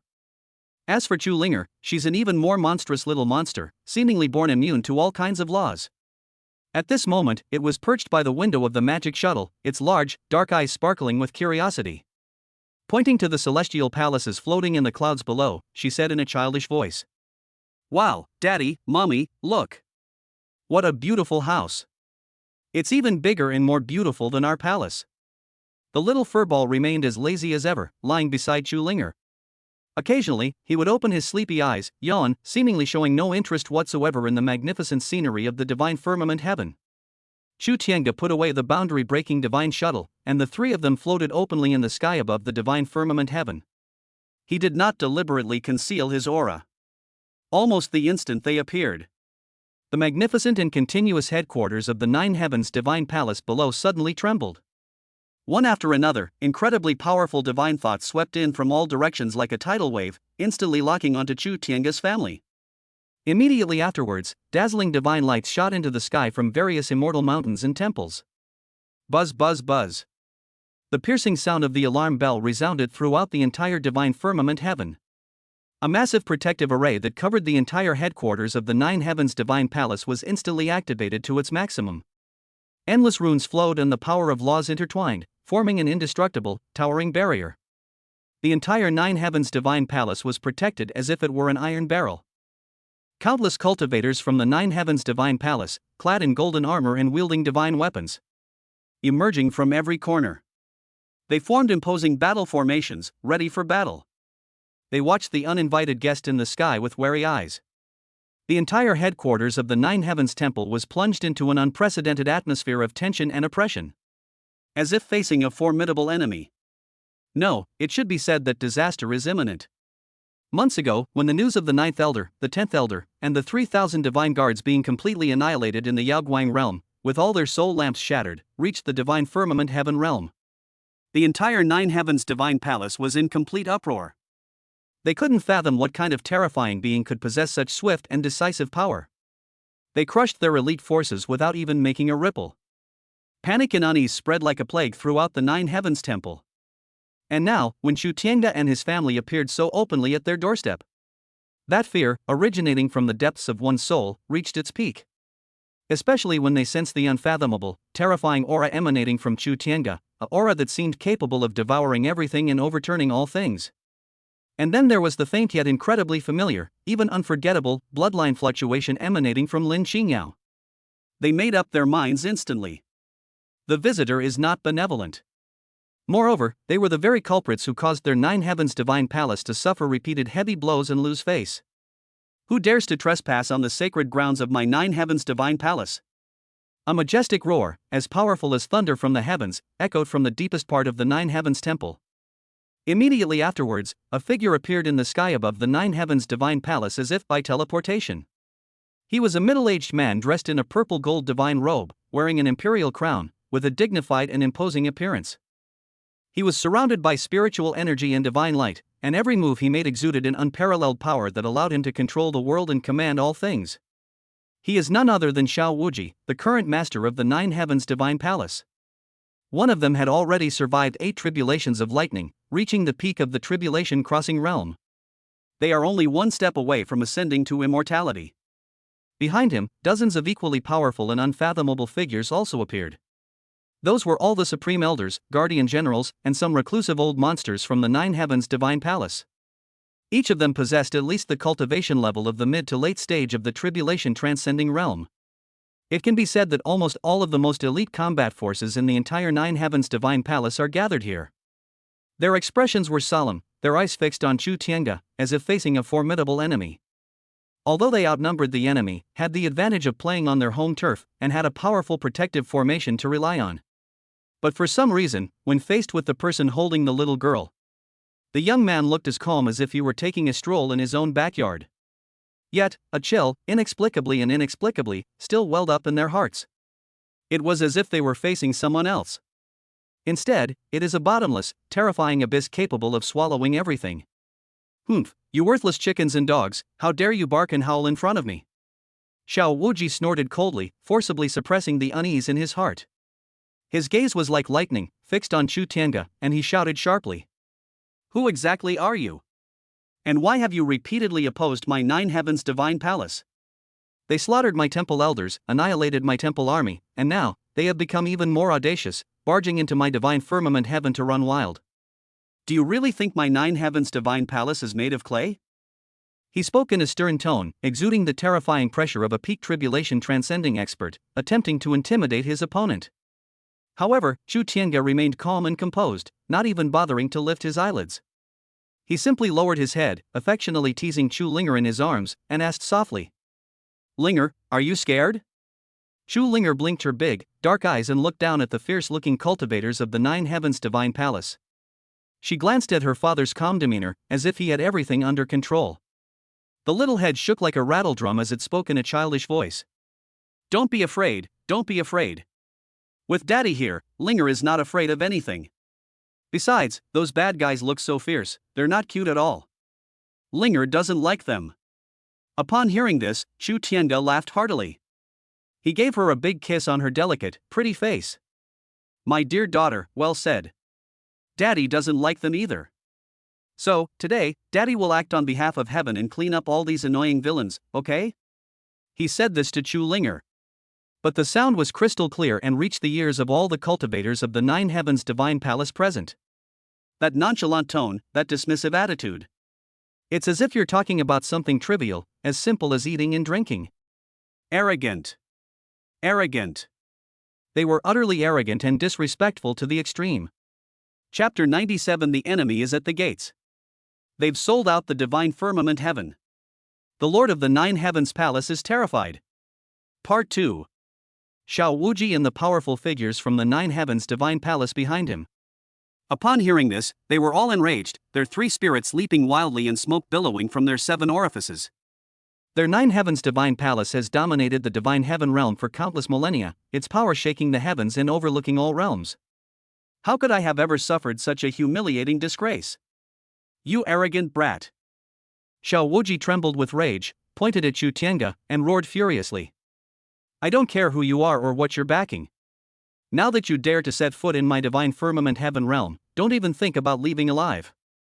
I want you to know that making an enemy of my Nine Heavens Divine Palace will be the most foolish and wrong decision you have ever made in your life.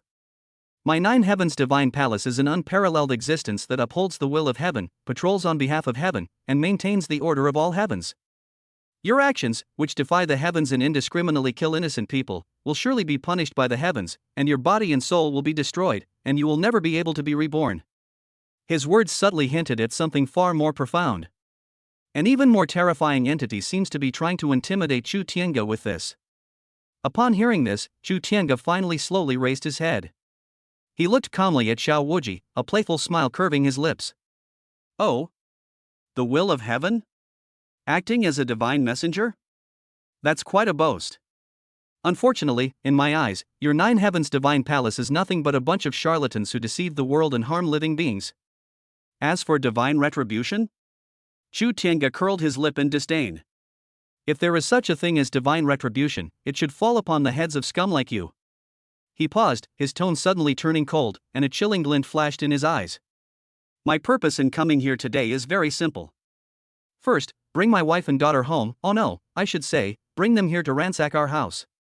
Secondly, we will thoroughly settle accounts with the Nine Heavens Divine Palace for the heinous crimes it has committed over the years. Let you high and mighty, self-righteous fools taste what it's like to have your family destroyed, your lives ruined, and your eternal damnation. Before he could finish speaking, a terrifying aura, indescribable in words, suddenly erupted from Chu Tiange's body. That was neither a simple spiritual pressure nor the power of any law. Rather, it is a more fundamental, more advanced, supreme power that transcends all laws and rules. Faced with this aura, the entire divine firmament heaven seemed to be trembling. The sun and moon lose their light, and the universe loses its color. Even the seemingly indestructible mountain protecting formation groaned under the strain. The light flickered, as if it could collapse at any moment.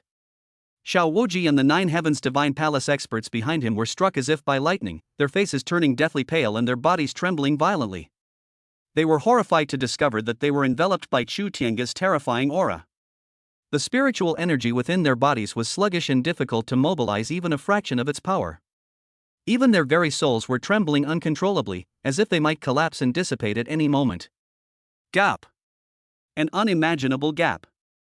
Only at this moment did they finally understand what a terrifying and incomprehensible existence they were facing. No, that's impossible. Xiao Wuji's eyes were filled with shock and confusion, and he cried out in surprise. Who exactly are you? Why does it possess such terrifying power? Chu Tiange ignored his hysteria. He simply turned his head, gently handed Chu Linger, whom he was holding, to Lin Xingyao, and said softly, Xingyao, hold Linger tight. It might get a bit noisy next. Watch closely, this is the real power. The words fell. Facing the Nine Heavens Divine Palace below, which had poured out all its resources and gathered the power of the entire divine firmament heaven. The blow that came hurtling towards them was powerful enough to destroy everything.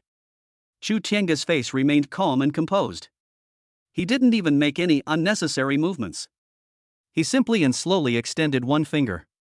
Then, facing the overwhelming, sweeping torrent of attacks. Just a gentle touch. That light touch seemed ordinary and unremarkable. However, just as Chu Tiange's fingertips touched the earth-shattering torrent of attacks, the entire divine firmament heaven seemed to have been put on pause. Time, space, laws, energy. Everything froze completely at that moment. That was a powerful strike capable of destroying countless stars, a strike that gathered the accumulated strength of the entire Nine Heavens Divine Palace and even the entire divine firmament heaven realm. It just stood there, abruptly frozen in mid-air. They were only a stone's throw away from Chu Tiange. The raging energy continues to surge, and the laws of destruction continue to roar. But they could no longer advance even an inch. It was as if, in front of Chu Tiange, there existed an invisible and intangible yet indestructible and eternally indestructible absolute barrier. How is this possible? The expressions on the faces of Xiao Wuji and the powerful figures from the Nine Heavens Divine Palace behind him froze completely. Instead, there was an indescribable horror and a deep-seated fear. Their proudest, most powerful attack, capable of destroying the heavens and the earth. Incredibly, it was blocked so easily by the other party with just one finger? This is completely beyond their comprehension. This is simply beyond the reach of human beings. Even if a legendary immortal were to descend, I'm afraid it wouldn't be anything special. No, in fact, it's even worse. They finally realized just how terrifying a being they had provoked. Despair. An unprecedented despair instantly overwhelmed their minds. A faint, mocking smile curved at the corners of Chu Tiange's lips. His gaze calmly swept over the Nine Heavens Divine Palace cultivators below, who were completely stunned and in despair. Then, the finger that had stopped the torrent of attacks simply flicked it back. Boom! It was as if time had reversed, or as if the universe had been turned upside down. The originally unstoppable, world-destroying torrent of attack actually rebounded towards the Nine Heavens Divine Palace's camp with even greater speed and ferocity than before. No!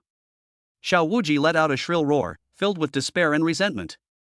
He wanted to hide, he wanted to resist. However, in the face of Chu Tiange's absolute power, all his struggles seemed so pale and powerless.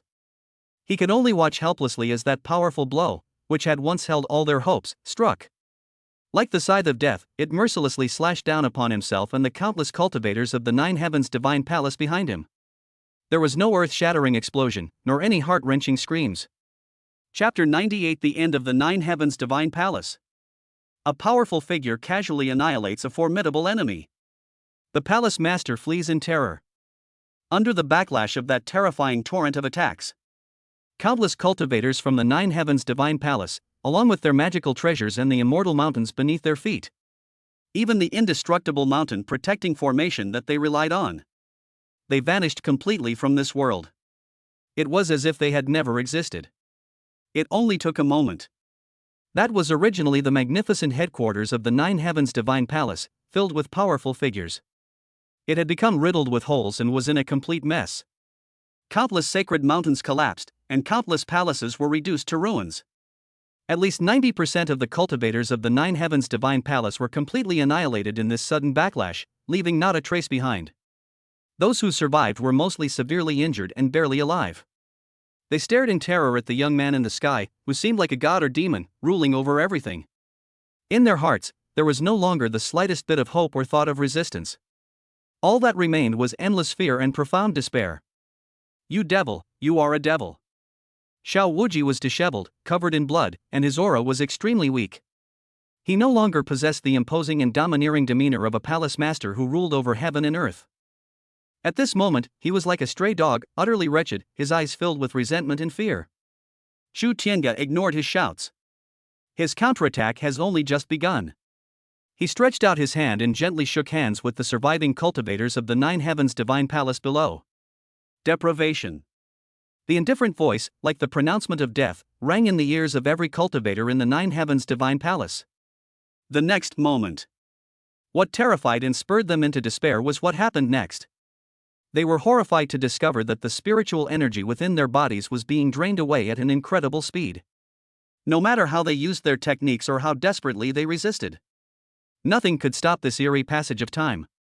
In just a few breaths, their cultivation, painstakingly accumulated over countless years, has been completely stripped away.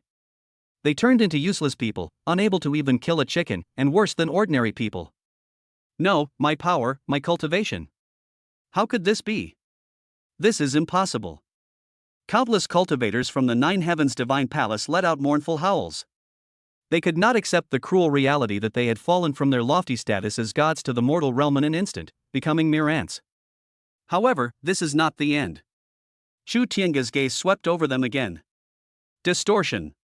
As he finished speaking, those cultivators of the Nine Heavens Divine Palace who had lost their cultivation began to undergo various strange changes uncontrollably. The limbs began to twist irregularly, turning into bizarre shapes. His body rapidly expanded, turning into a giant ball of flesh, and then with a bang, it exploded, turning into a rain of blood. Some bodies quickly shrivel up, their flesh and blood essence drained away instantly, turning them into withered, decaying corpses.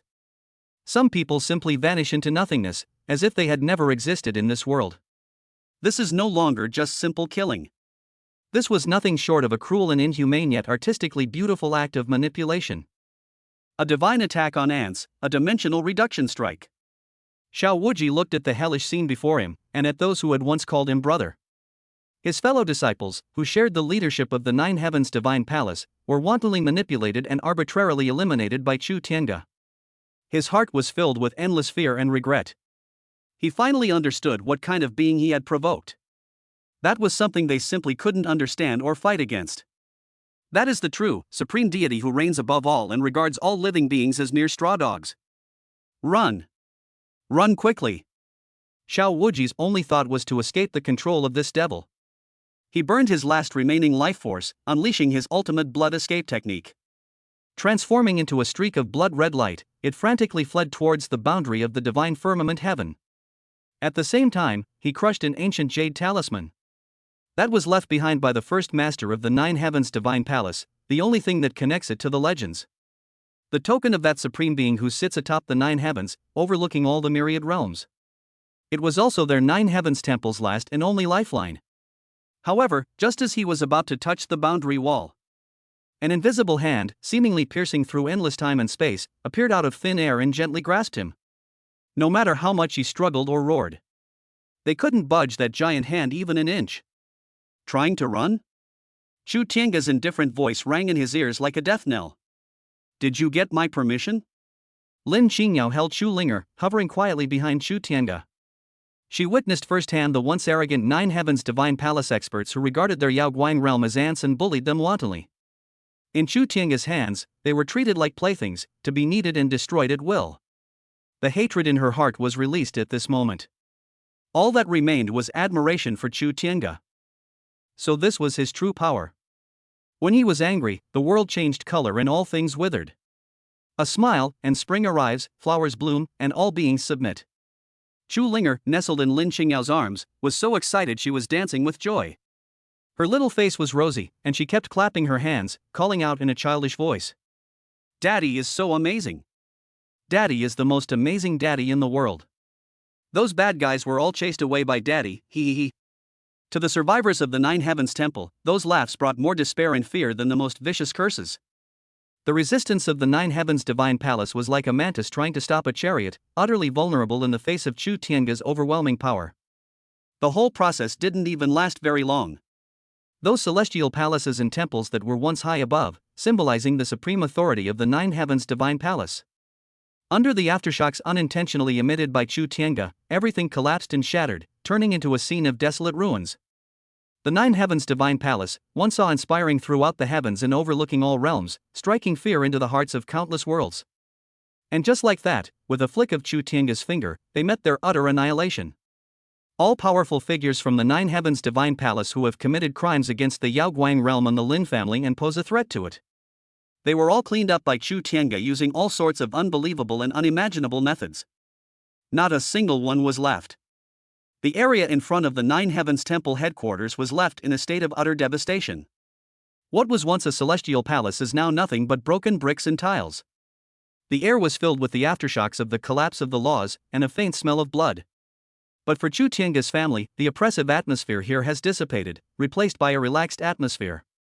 Chapter 99: The End of the Nine Heavens Divine Palace Part 2, Returning Home and a New Chapter. Xiao Wuji was held in the air by an invisible force, suspended like a grasshopper, unable to move. His face was filled with fear and resentment, his eyes fixed on Chu Tiange as if he wanted to devour him. Devil, just kill me. If you have the guts, then kill me. Xiao Wuji roared, his voice hoarse and unpleasant. Chu Tiange didn't look at him, his gaze swept across the ruins as if searching for something. He didn't reply to Xiao Wuji, but just muttered to himself. The Nine Heavens Divine Palace was wiped out completely. This cleanup was thorough. My family and my territory are not places anyone can touch. Should we sign in now? The moment this thought crossed Chu Tiange's mind, he took action. He then focused his thoughts. System, check in at the Nine Heavens Divine Palace headquarters. He silently recited it in his heart. Lin Qingyao carried Linger and walked to his side. Her gaze shifted from the ruins to Chu Tiange's profile. The immense hatred and repression in my heart completely disappeared, leaving only peace and an indescribable pride. This is my man. He did it. One person destroyed a top-tier power that dominated an entire realm. Linger nestled in her mother's arms and squirmed restlessly. She looked curiously at her father, then at the ruins below, and pointed with her little finger. Daddy, this place is naughty, we need to build a pretty house here. Hearing her daughter's words, Chu Tiange looked down at her and smiled. He reached out and patted Linger's little head. Okay, build an even prettier one next time. Just then, a system notification sounded in Chu Tiange's mind. Ding! Host detected as being located at the core ruins of the Nine Heavens Divine Palace headquarters, meeting the requirements for a super sign-in. Check-in successful. Congratulations, host, on receiving the following rewards. I-Rule Fragments X9 contains fragments of 9 different advanced cosmic laws, which can be used to comprehend the laws. 2. Dimensional Transition Coordinate Generator consumes energy, can lock the coordinates of various dimensional planes for directional transitions. 3. Secrets of the Great Tao contains hidden information about the origin of the universe, the ultimate Tao, and advanced civilizations. 4. Access to the Nine Heavens Divine Palace Treasury. The core treasury of the Nine Heavens Divine Palace has been located, and access has been granted. The additional rewards: 100 million spirit stones low grade, 10,000 spirit herbs over 1,000 years old, and countless spirit materials of various grades. The series of system notifications, packed with information, stunned Chu Tiange for a moment. Holy crap! Super check-in? So many rewards? Rule fragments? Dimensional jump coordinate generator? That sounds awesome. The secrets of the Great Tao, not bad, not bad. And there's access to the treasure vault and a massive amount of resources? This is a huge profit. He was secretly overjoyed, but outwardly he only raised his eyebrows slightly. Xiao Wuji saw Chu Tiange standing there motionless and assumed he was thinking about how to torture him, which made him even more terrified. What exactly do you want? He screamed. Kill me. You'll never get what you want if you kill me. Chu Tiange then turned his gaze to Xiao Wuji. His gaze was calm, but Xiao Wuji felt a chill as if he had been completely seen through. I've got what I wanted. His voice wasn't loud, but it was exceptionally clear over the silent ruins. He was referring, of course, to the system rewards. As for you. Chu Tiange paused, and the invisible hand tightened slightly. Xiao Wuji felt that all the bones in his body were making a sound of being unable to bear the weight, as if they would shatter at any moment. No! No! He screamed in terror. Do you know who I am? Behind me is. Puff. A soft sound. Xiao Wuji, the former master of the Nine Heavens Divine Palace who once ruled an entire realm. Before it could even let out a full scream, it turned into a cloud of blood mist and completely dissipated into the air, leaving not even a trace. Chu Tiange withdrew his hand, as if he had casually crushed a mosquito. Lin Qingyao and Linger were nearby, though they couldn't see the invisible hand. But hearing Xiao Wuji's final scream and seeing the appearance of the blood mist, they understood what had happened. Linger was startled and buried her face in Lin Qingyao's arms. Lin Qingyao gently patted her daughter's back and looked up at Chu Tiange. She knew he was telling everyone what would happen if they messed with him. No one was exempt. Daddy, the bad guy is gone? Linger cautiously peeked out and asked in a low voice. The bad guy is gone. Chu Tiange walked over and patted Linger's head. No one will bully Mom and Linger anymore. Lin Qingyao's eyes were a little red.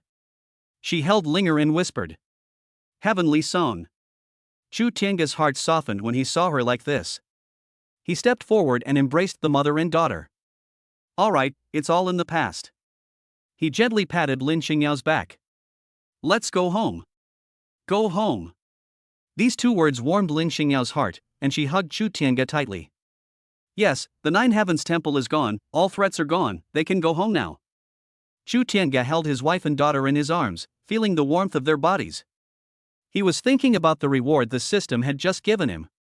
Especially the access to that treasure vault. The treasure vault of the Nine Heavens Divine Palace. As he thought about it, he spread his divine sense and instantly saw a huge space hidden deep beneath the ruins. The place was protected by powerful restrictions, but they were useless against him. There must be many good things in the treasure vault. Take some things, they'll come in handy back home.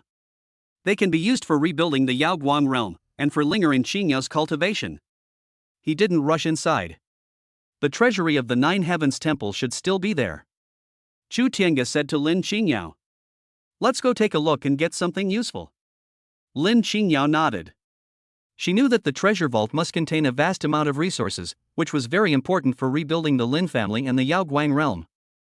So, after a brief pause above the ruins, the family of three vanished in a flash. They went to the treasury of the Nine Heavens Temple. Everything in the treasure vault was even more abundant than Chu Tiange had anticipated. There were mountains of spirit stones, all kinds of rare immortal materials, countless elixirs and magical treasures, and jade slips recording cultivation techniques and secret arts. Chu Tiange wasn't particularly interested in these physical objects, but he knew they were quite valuable. Lin Qingyao and Linger were also shocked by the sight of the treasure vault. The resources they had seen in the Yaoguang realm were worlds apart from those here. Mommy, there are so many sparkly things. Linger excitedly pointed to the pile of spirit stones that looked like a small mountain. Lin Qingyao felt conflicted. These were once the treasures of the Nine Heavens Divine Palace that oppressed them, but now they had become the foundation for them to rebuild their homes. They didn't try to get too much, they only selected some elixirs and magical treasures that were suitable for their current needs. There were also some materials and jade slips containing cultivation techniques that looked very valuable. Chu Tiange watched them choose, a smile on her face. Chapter 100. Home. A new life. Time for seclusion. After they finished making their selections, he waved his hand and stored everything in the treasure vault into the system space. After collecting the items from the treasure vault, Chu Tiange carried his wife and daughter out of the ground and returned to the ruins. The Nine Heavens Temple has become a thing of the past. Okay, let's go home now. This time, returning home no longer requires crossing vast distances, and there's no need to worry about pursuers. The boundary-breaking shuttle disappeared after it was used. The system rewarded dimensional jump coordinate generator theoretically allows one to instantly reach any location. Chu Tiange made up her mind. Let's go straight back, he said to Lin Xingyao. Lin Xingyao understood what he meant, nodded, and her eyes were full of expectation. Chu Tiange held them in his arms, standing at the highest point of the ruins. He looked up at the sky above this interface, where the oppressive force of the heavenly tribulation seemed to linger, but it meant nothing to him anymore. With a thought, he mobilized his abilities. An invisible coordinate generation process was completed around him. There was no tearing in space, nor was there a grand teleportation array.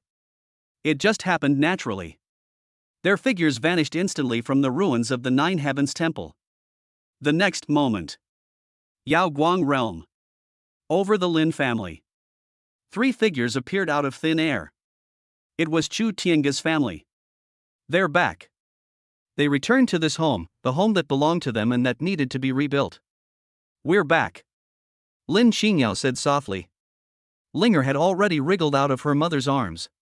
The people below quickly discovered them. Look! What's that? Someone's back. It's the Holy Maiden. It's the Holy Maiden. At first, there was surprise, then it turned into delight, and then deafening cheers.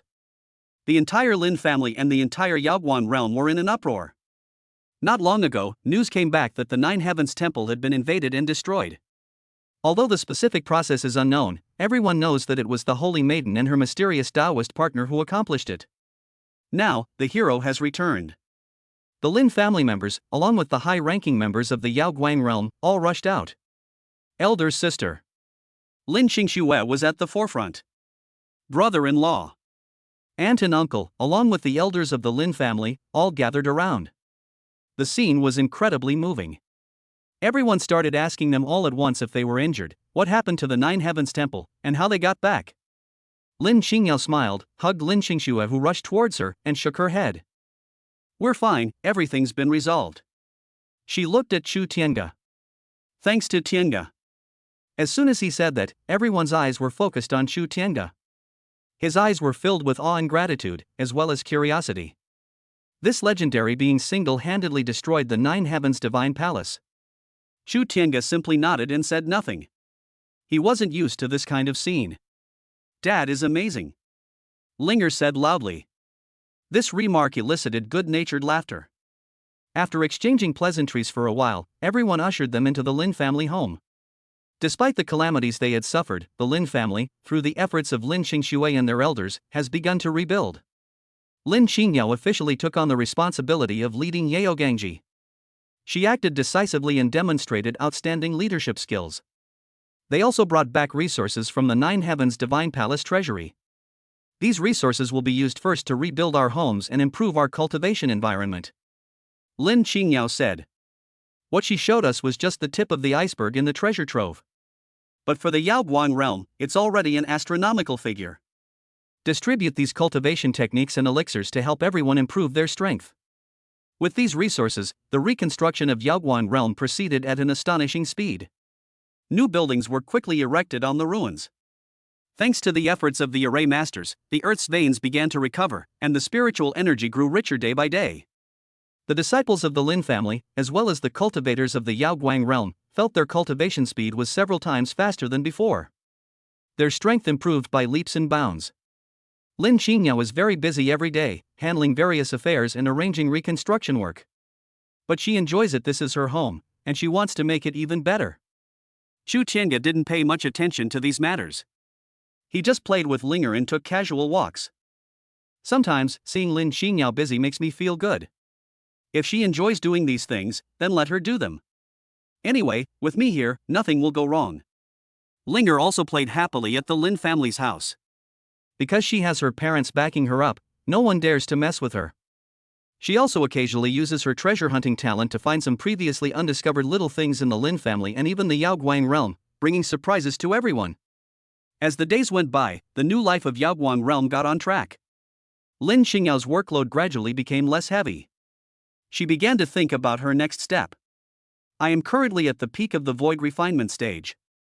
Still very weak, needs a higher level of cultivation. She hoped to become stronger so that she could better protect herself and her family, and also help Chu Tiange. Although I know he's capable, I can't rely on him for everything. She also wanted to spend more time with Chu Tiange and Linger. These days I've been busy with reconstruction, so I haven't had much time to spend with them. She made up her mind. Finding a time, Lin Qingyao called her younger sister, Lin Qingxue, to her side. Xiaoxue, I want to gradually hand over the affairs of Yaoguang realm to you, Lin Qingyao said. Lin Qingxue was taken aback for a moment, then became serious. She has grown a lot during this time, helping her sister with tasks. With the addition of some pills and cultivation techniques given by Chu Tiange, his strength has also improved considerably.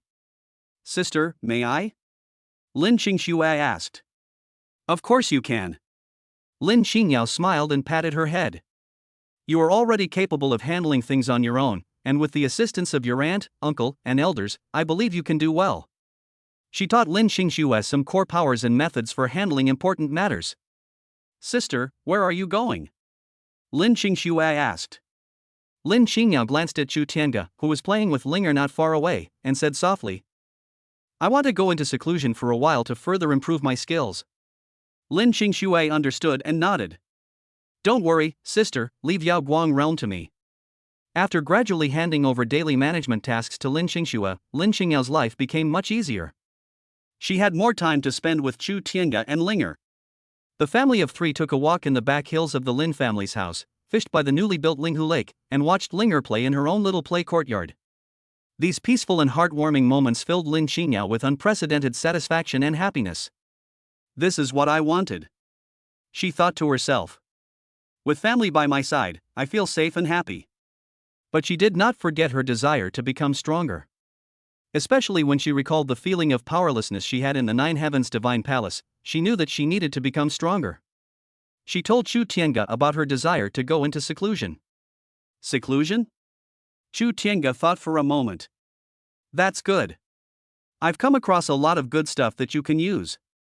He was referring, of course, to the system rewards and the top-tier resources in the treasure vault.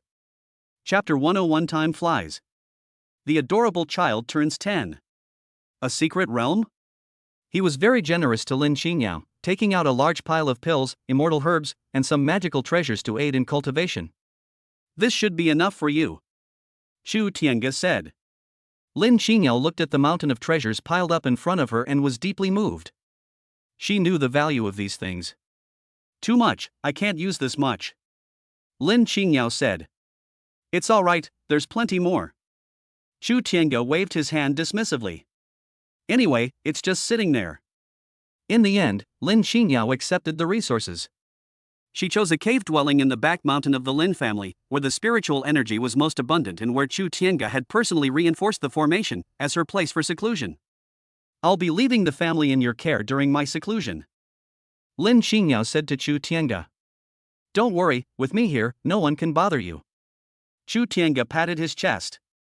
Linger knew her mother was going into seclusion and felt a little reluctant to part with her, so she hugged Lin Qingyao tightly. Mom, come out early. Okay, Mom will play with Linger when she comes out. Lin Qingyao gently kissed her daughter. After arranging everything, Lin Qingyao entered the cave. She will use the vast resources here to reach even greater heights. Time slips away silently, like sand through your fingers. At the entrance to Lin Qingyao's secluded cave, moss covered the stone steps. Several years have passed in the outside world. Over the years, Yao Gangji has undergone tremendous changes. With Chu Tiange occasionally allocating resources, and Lin Qingxue and the elders diligently managing the affairs. The place that was once devastated is now filled with pavilions, towers, and lush greenery. The spiritual energy was more than 10 or 100 times denser than before the destruction of the Nine Heavens Divine Palace. Lin Qingxue has also fully grown up.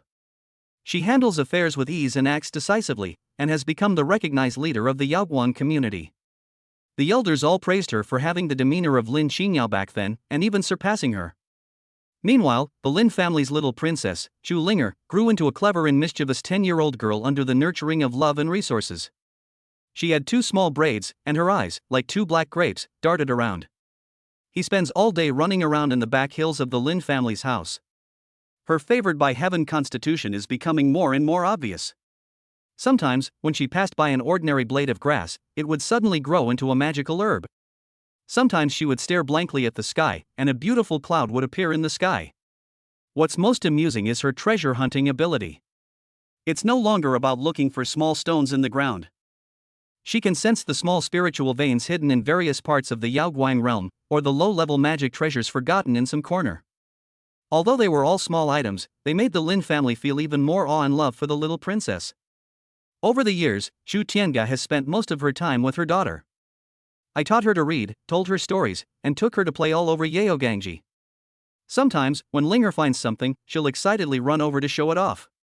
Dad, look, I found a shiny stone. Chu Tiange took it and looked at it. In his eyes, it was just an ordinary spirit stone, but in his daughter's eyes, it was a great treasure. He smiled and patted her head. Linger is amazing. During this time, he would also find some quiet places and secretly sign in. Just as Linger's 10th birthday was approaching, a powerful aura emanated from the cave where Lin Qingyao was in seclusion. With a loud bang, the cave entrance opened. Lin Qingyao, dressed in a green robe, walked out from inside. She looks much the same as before, and even looks a few years younger. His eyes were clear, and his aura was restrained yet powerful. She succeeded. He leaped from the peak of the void refinement stage to the peak of the body integration stage. This is a tremendous leap in understanding, and every step has been taken with utmost solidity. Mother! Linger was the first to spot Lin Qingyao emerging from seclusion, and rushed over like a small cannonball. Lin Qingyao crouched down and hugged her daughter who was rushing towards her. It's been years since I last saw Linger, and she's grown so much taller. She held her daughter tightly, feeling her daughter's warm and real body. Linger has grown up. Her voice was choked with emotion, and her eyes were filled with tears. Chu Tiange walked over and stood beside them. He watched his wife and daughter embrace, a gentle smile on his face. Congratulations on your successful completion of the seclusion, Chu Tiange said. Lin Qingyao looked up at him and smiled. Thank you, Tiange. She said it very softly. Thank you for the resources he provided, and thank you for protecting our home and our daughter. The Lin family arrived soon after, and they were all overjoyed to see the holy maiden emerge from seclusion. Everyone stepped forward to offer their congratulations. To celebrate the saintess's emergence from seclusion, and also to celebrate the little princess's 10th birthday. The Lin family, no, the entire Yaoguang realm, held a grand birthday banquet. Representatives of all the well-known forces in the Yaoguang realm have arrived, making the scene both grand and lively. Red silk ribbons were hung everywhere, and sacred flowers and herbs were displayed freely. At the banquet, Lin Qingyao sat in the main seat, with Chu Tiange and Linger beside her.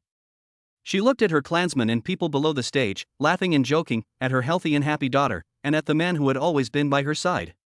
The sense of satisfaction I felt was stronger than ever before. Linger, dressed in beautiful clothes, received a mountain of gifts, just like a real little princess. She was so happy that her eyes narrowed, and she kept showing the gifts to Chu Tiange and Lin Qingyao. Mom and Dad, look how pretty this is. Beautiful, Linger is the most beautiful, Chu Tiange said with a smile. Lin Qingyao smiled throughout, watching her daughter interact with everyone. Occasionally, she would exchange a glance with Chu Tiange, and everything was understood without a word. The banquet lasted a long time, gradually dispersing only as night fell. The family returned to their secluded courtyard. Linger, clutching her favorite gifts, leaned against Lin Qingyao, already feeling a little sleepy. Mom, are you not going into seclusion anymore? Linger asked, still a little dazed. I'm not going into seclusion anymore. Lin Qingyao kissed her forehead. Mom will spend more time with Linger from now on. Very good. Linger smiled contentedly and soon fell asleep. Chu Tiange took her sleeping daughter and carried her back to her room. Lin Qingyao followed her inside and covered her daughter with the blanket. Back in the courtyard, the moonlight shone down. Thank you for your hard work over the years, Lin Qingyao said to Chu Tiange. Chu Tiange smiled. What's so hard about it? It's great to play with my daughter. He walked to the stone table in the courtyard and sat down. You've worked hard too, years of seclusion, it's not easy. With the resources you provided, things should be quick. Lin Qingyao also sat down and looked at the moon. The two talked about the changes over the years and their days in the lower realm. Those once thrilling events now sound like someone else's story when recounted. Oh, right. Lin Qingyao seemed to remember something and took something out of her body. It was an antique jade pendant, looking quite old, with intricate patterns carved on it. She had worn it all these years. This is a keepsake passed down in our Lin family. Lin Qingyao said. Chapter 102. The secret realm has opened, let's see what it's like inside. Used to unlock an ancient secret realm of the family. She stroked the jade pendant. I've heard that this secret realm is very ancient in our Lin family, and it only opens during specific periods. Moreover, the decline of our family seems to be related to this secret realm. Chu Tiange's gaze fell on the jade pendant. This jade pendant. It's very special. Chu Tiange's heart stirred. His divine sense swept over the jade pendant, sensing a special spatial fluctuation within it, as well as an ancient aura, even carrying a trace of the primordial universe. He felt he had encountered this aura somewhere before. It seemed to be related to the rule fragments rewarded by the system, or some concepts mentioned in the secrets of the Great Tao. This thing is no ordinary object. Chu Tiange thought to himself. This is definitely not an ordinary family heirloom or a key to an ordinary secret realm. This secret realm. Chu Tiange spoke, his voice tinged with interest. It's probably not just an ordinary family secret place. Lin Qingyao looked at him. What's wrong? I feel that the power contained within this is somewhat special. Chu Tiange said. There might be something important hidden inside. You said before that it was related to the decline of the family and the schemes of the Nine Heavens Divine Palace? Chu Tiange asked. Yes. Lin Qingyao nodded. No one knows exactly what happened anymore. All we know is that the Lin family gradually declined after that, and the Nine Heavens Divine Palace seems to have been searching for a way to open this secret realm. Chu Tiange understood perfectly. Something that even the Nine Heavens Divine Palace covets must be extraordinary. And now, the token to activate it is in their hands. He looked at Lin Qingyao. Is the opening time for this secret realm approaching? Lin Qingyao thought for a moment. According to the family genealogy, it should have been around recently. After it's opened, can I go inside? Can. Chu Tiange smiled. Then let's go in and take a look. He said. Lin Qingyao looked at him, her eyes lighting up. She also sensed the extraordinary nature of the jade pendant and the secret realm. Good. She nodded. Let's go together. The night had not yet completely faded, in an inconspicuous corner of the Lin family's back mountain. This place is usually overgrown with weeds, and nobody comes here. Chu Tiange and his family of 3 stood there. Lin Qingyao held the ancient jade pendant in her hand, her expression a mixture of excitement and nervousness. This is a place from family legend. Linger looked around curiously, then at the jade pendant in her mother's hand. She was holding a small fur ball in her arms. The snow fox has been following Linger for the past few years, living a comfortable life, and its cultivation level has risen accordingly. Now it has 5 tails. Is this the place? Chu Tiange asked. His divine sense swept across the area and he felt that the spatial fluctuations here were a bit strange, as if they were being shielded by something.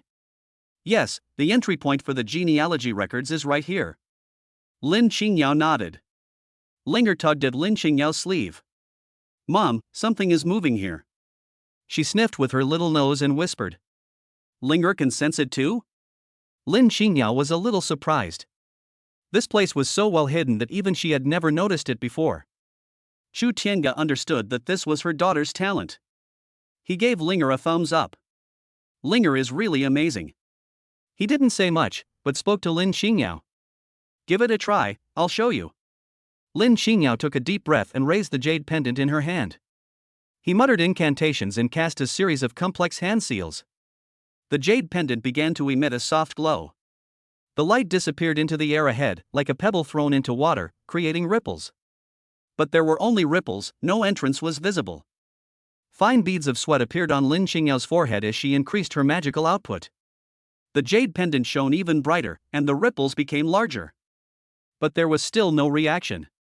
Something doesn't seem right. Lin Qingyao frowned slightly, looking somewhat dejected. Let me. Chu Tiange reached out and gently placed his hand on Lin Qingyao's hand. He didn't input any spiritual power or magic, he simply used his divine sense to perceive and silently touch the jade pendant and the surrounding space. The moment he touched it, the jade pendant seemed to be infused with some indescribable energy, and its light suddenly surged. It was no longer a soft light, but a dazzling, piercing light that shot straight into the sky. The air ahead distorted violently, churning and boiling like water at the bottom of a pot. A massive spatial vortex appeared, followed by an ancient stone gate composed of light that silently materialized. The stone gate is ancient and mottled, as if it has existed for hundreds of millions of years. The ancient patterns carved on it exude a desolate yet majestic aura. Lin Xingyao's eyes widened, her face filled with disbelief. She used her family's secret techniques and tokens, but still couldn't open it. Tiange simply touched it and it opened.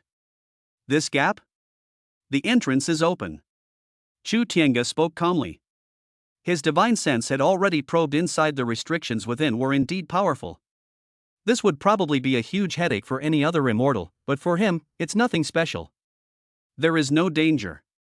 Linger hugged the snow fox and clapped her hands excitedly. Wow! The door is open. The snow fox also peeked out from Linger's arms, looking curiously at the stone door. Go in. Chu Tiange said. Lin Xingyao calmed herself down and gripped the jade pendant tightly in her hand. This is a family secret, we don't know what's inside. Shall we take Linger in with us? She looked at Chu Tiange. Secret realms are usually very dangerous places. Take it with you. Chu Tiange did not hesitate. You've been in seclusion for so long, Linger doesn't want to leave you. And with me here, no one can hurt her. He said this so naturally, as if it were a matter of course. Lin Xingyao felt a warmth in her heart and nodded. Yes, with him around, everywhere is safe.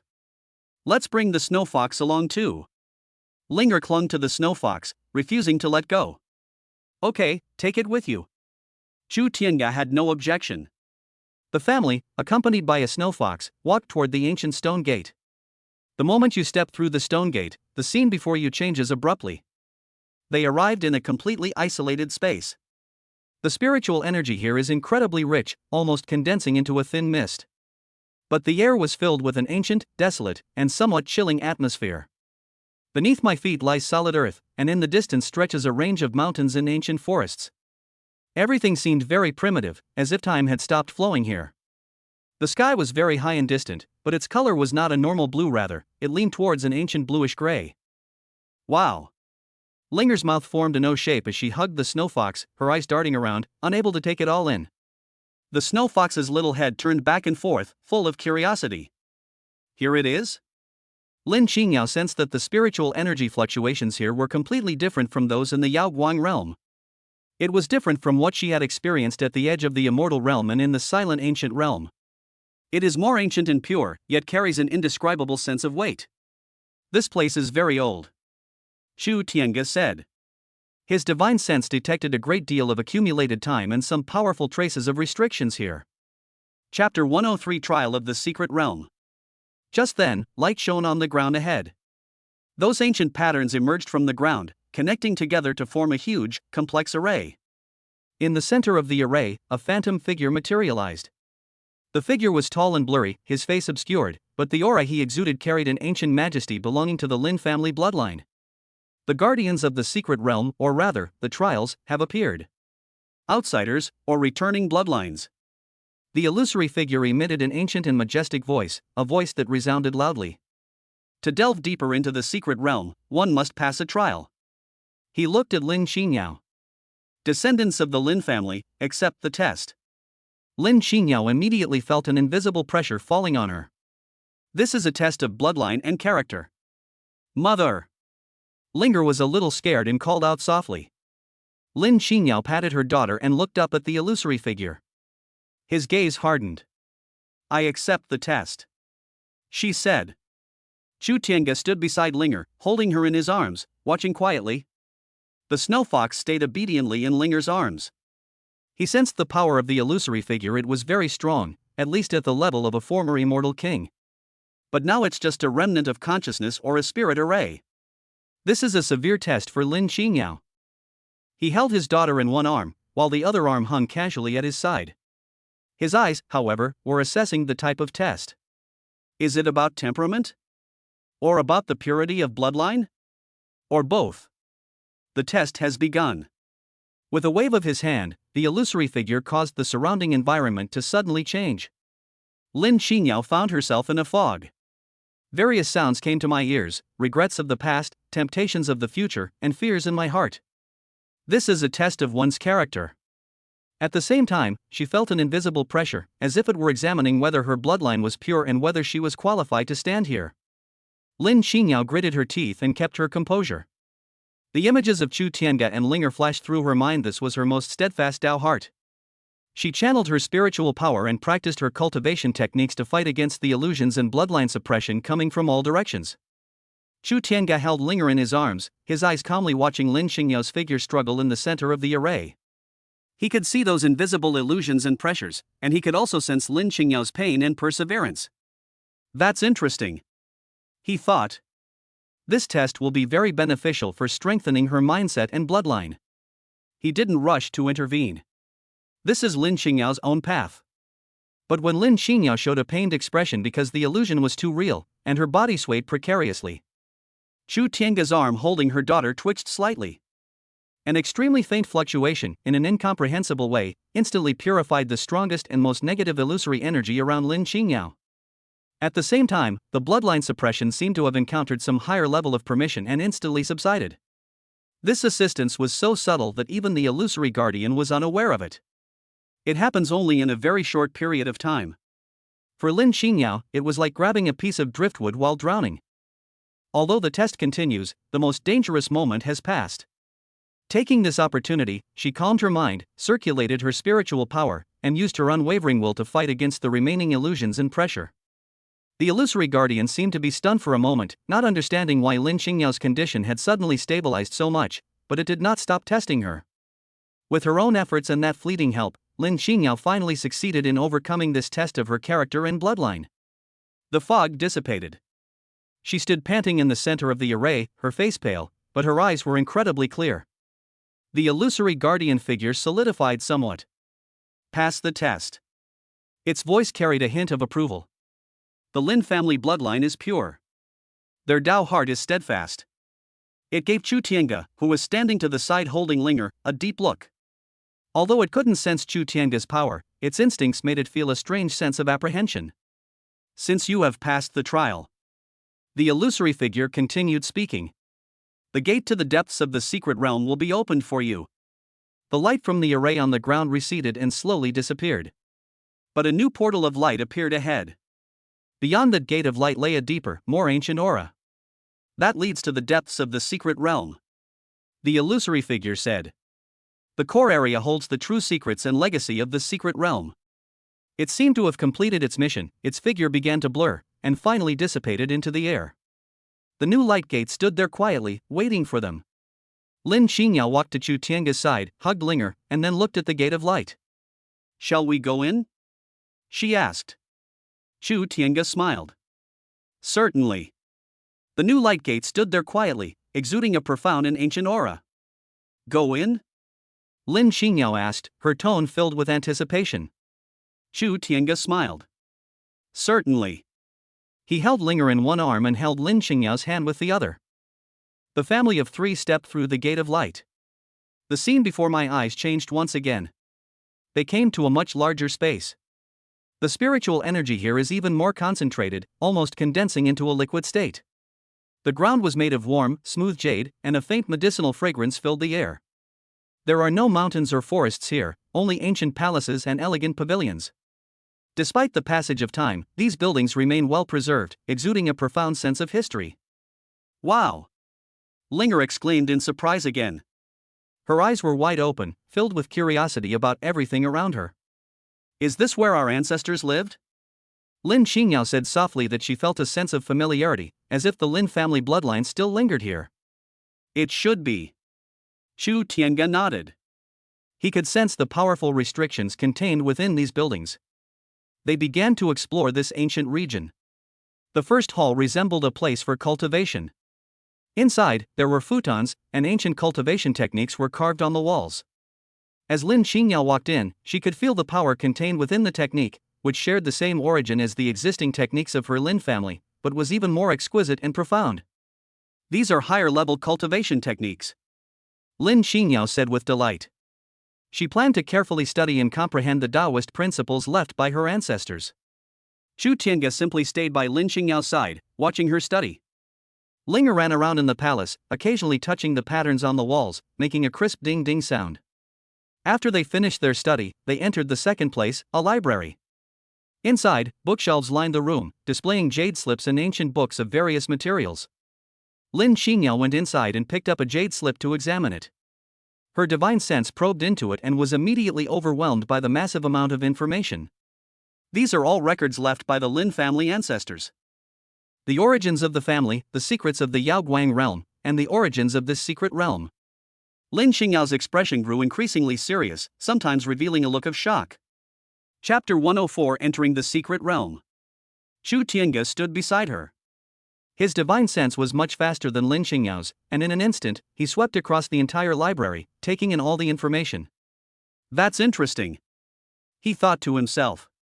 These records confirmed his suspicions. The realm of Yaoguang was not formed naturally. It was created by a powerful being. The Lin family is the guardian family that survived. The object being protected might be the secret realm, or something deep within it. The records left by the Lin family ancestors mention their original mission, how they multiplied and thrived here, and the secret they guarded that could not be known to the outside world. The significance of the secret realm was also mentioned. It exists to protect the secret and to await a certain opportunity. The record also mentions the reasons for the Lin family's decline. It's not a simple natural disaster or man-made calamity, but something related to the Nine Heavens divine palace. The Nine Heavens temple has always coveted this secret realm, or what's inside it. They once launched a large-scale attack, which, although it did not completely break through the protection of the secret realm, still caused great damage to the Lin family, forcing them to seal off the secret realm and gradually decline. Why did the Nine Heavens divine palace plot against this place? The record doesn't explicitly state it, but it vaguely mentions that there are even higher beings behind the Nine Heavens temple, and their schemes are related to that secret. Chu Tiange mentally compared this information with the secrets of the great Tao he had obtained from signing in at the Nine Heavens divine palace. The concepts of the origin of the universe and advanced civilization seem to be somewhat related to the secrets here. I see. The Lin family are the guardians, the Nine Heavens divine palace are the coveters. That so-called powerful image might just be a wisp of consciousness left behind by the being that created this secret realm. Lin Xingyao was still carefully reading the records, occasionally letting out a gasp of surprise. She couldn't absorb all the information instantly like Chu Tiange, she could only digest it little by little. Chu Tiange didn't disturb her, he turned to look at Linger. She was crouching in a corner of the library, holding a snow fox. The little finger pointed to the ground, muttering something. Chu Tiange walked over. Linger, what are you looking at? Linger looked up and whispered. Dad, there is something sparkly here. She pointed to the ground. Chu Tiange looked down and saw that the ground was paved with jade, smooth and flat, with nothing shiny about it. But he believed in his daughter. A sweep of divine sense revealed, sure enough, a very faint energy fluctuation beneath the jade floor where the daughter was pointing. If Linger hadn't pointed it out, even he might have overlooked it. He reached out and gently tapped the jade floor. Click! With a soft sound, the jade floorboards actually bounced open. This reveals a hidden little space underneath. In the small space, a seemingly inconspicuous ring lay quietly. The ring was simple and unadorned, emitting no aura whatsoever. A spatial ring? Chu Tiange thought to himself, but something felt off. This is far superior to ordinary spatial rings. Linger's eyes lit up. Wow, a ring! Chu Tiange picked up the ring and examined it with his divine sense. In an instant, he was certain. This is not a spatial ring. This is an information storage device. Moreover, the information contained therein is at a very high level, far exceeding the records in the library. He probed it with his divine sense, and instantly, a massive amount of information flooded into his mind. This information was left behind by the Lin family's ancestors. It might even have been left behind by the first generation of guardians. It contains detailed information about the powerful being who created the Yaoguang realm. Although it wasn't much, it was enough to shock Chu Tiange. And what is the true purpose of this secret realm? It's not just about shelter and waiting, it seems to be a coordinate. This information is incredibly fragmented, some like conjectures, some like warnings, but they all point to one fact. This universe is far more complex and dangerous than it appears on the surface. The message also mentioned the power behind the Nine Heavens divine palace, an incredibly powerful entity with a very high status in the immortal realm. Their schemes here are also related to that secret. As Chu Tiange processed this astonishing information, a tremendous wave of emotion surged within him. Really? This secret realm is connected to a deeper cosmic truth. He glanced at Lin Xingyao, who was still intently reading the jade slip, and did not disturb her. This information may be too distant and terrifying for her now. Linger tilted her head to look at him, then looked at the ring in her hand. "Dad, what is this?" she asked. "A little gadget for storing things." Chu Tiange made up an excuse. He put the ring away, already having a deeper plan in mind. This secret realm was far more important than he had imagined. The ancestors of the Lin family were far more powerful than he had imagined. After a while, Lin Xingyao had also finished reading most of the important jade slips. Her expression was solemn, clearly indicating that she was also aware of the family's history and secrets. "Tiange, so the Lin family actually," she said, her tone complicated. Chu Tiange nodded. "This information is very useful to us. The Nine Heavens Divine Palace, they actually plotted this," Lin Xingyao said. She only knew that the Nine Heavens Divine Palace oppressed the Yaoguang realm before, but now she knows that there is such a deep secret behind it. However, those records did not mention what the core of the secret realm actually was. Lin Xingyao said. They didn't explain exactly what that secret was. Chu Tiange smiled inwardly. He already knew. The record may be incomplete, he said. Perhaps there is more information in the core area of the secret realm. They decided to delve deeper. During their exploration, they also discovered some remnants of their ancestors' souls. When these remnant souls sensed Chu Tiange's presence, they all showed expressions of shock and awe. They may have once been powerful members of the Lin family, but compared to Chu Tiange, they are still too weak. These remnant souls did not create any obstacles. Instead, they expressed goodwill towards Chu Tiange. Some even entrusted him with the dying wish of protecting the secret realm. They knew that entrusting the secret realm to an unfathomable being like Chu Tiange was safer than entrusting it to any descendant of the Lin family.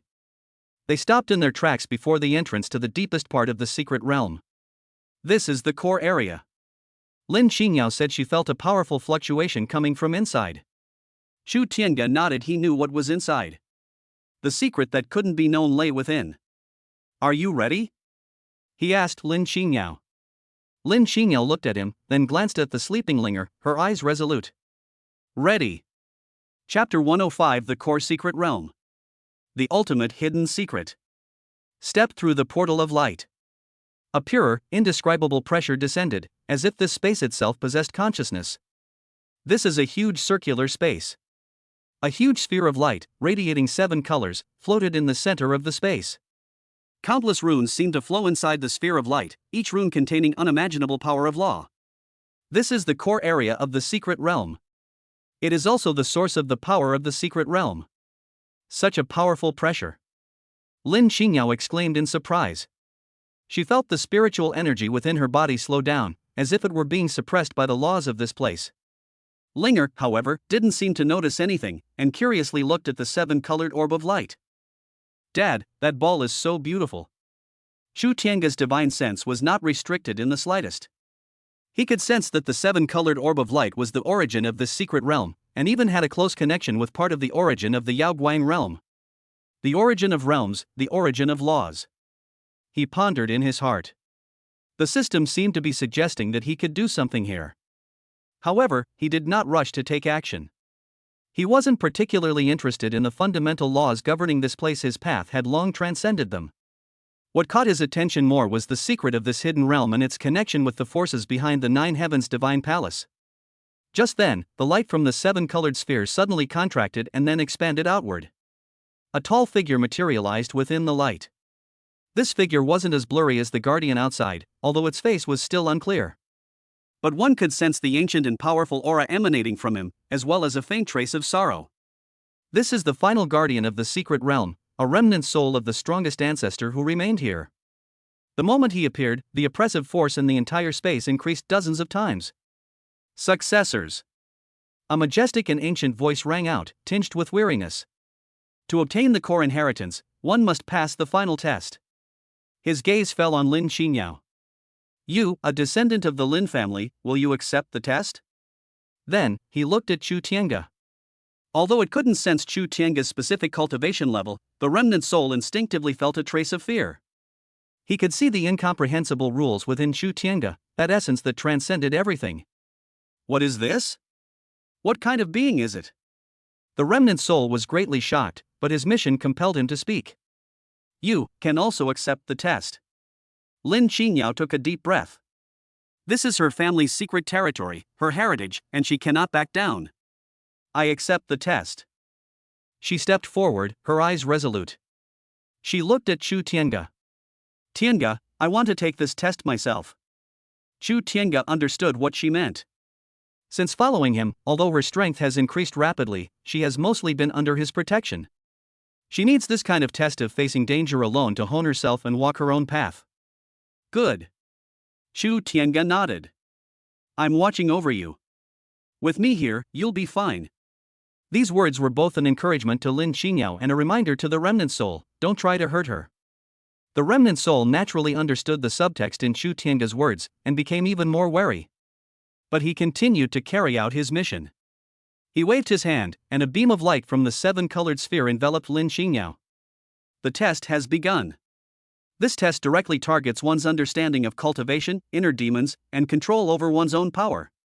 Lin Qingyao found herself in a state of chaos. Various voices echoed in her mind again, stronger and more seductive than before.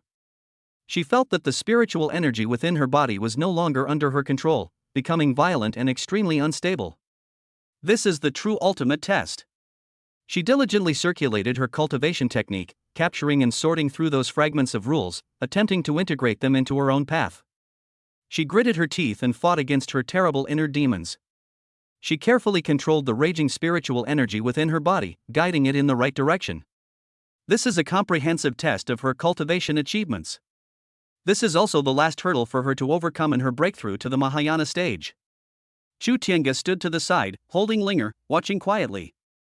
His divine sense covered the entire core area, giving him a complete understanding of Lin Qingyao's situation. Lin Qingyao teetered on the brink of life and death, breaking through her limits under extreme pressure.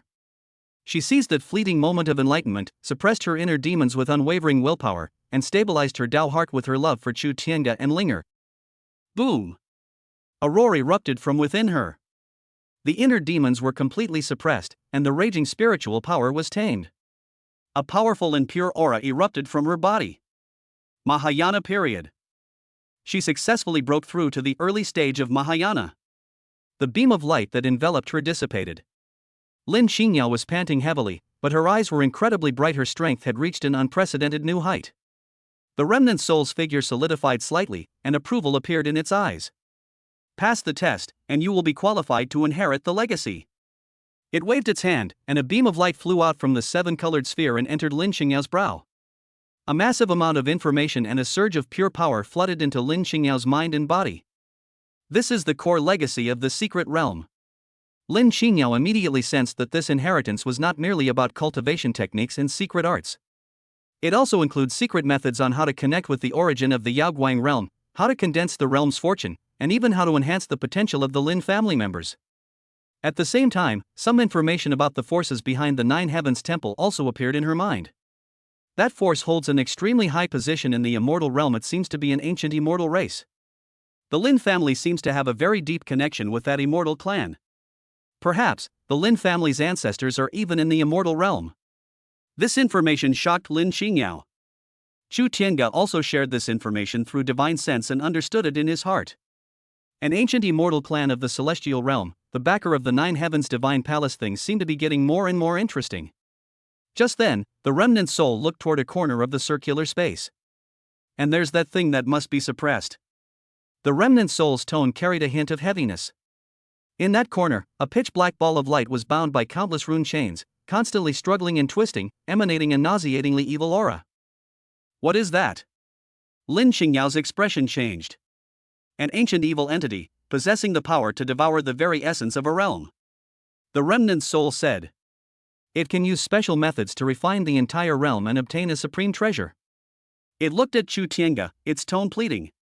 I have suppressed it for countless years, but I can no longer hold on.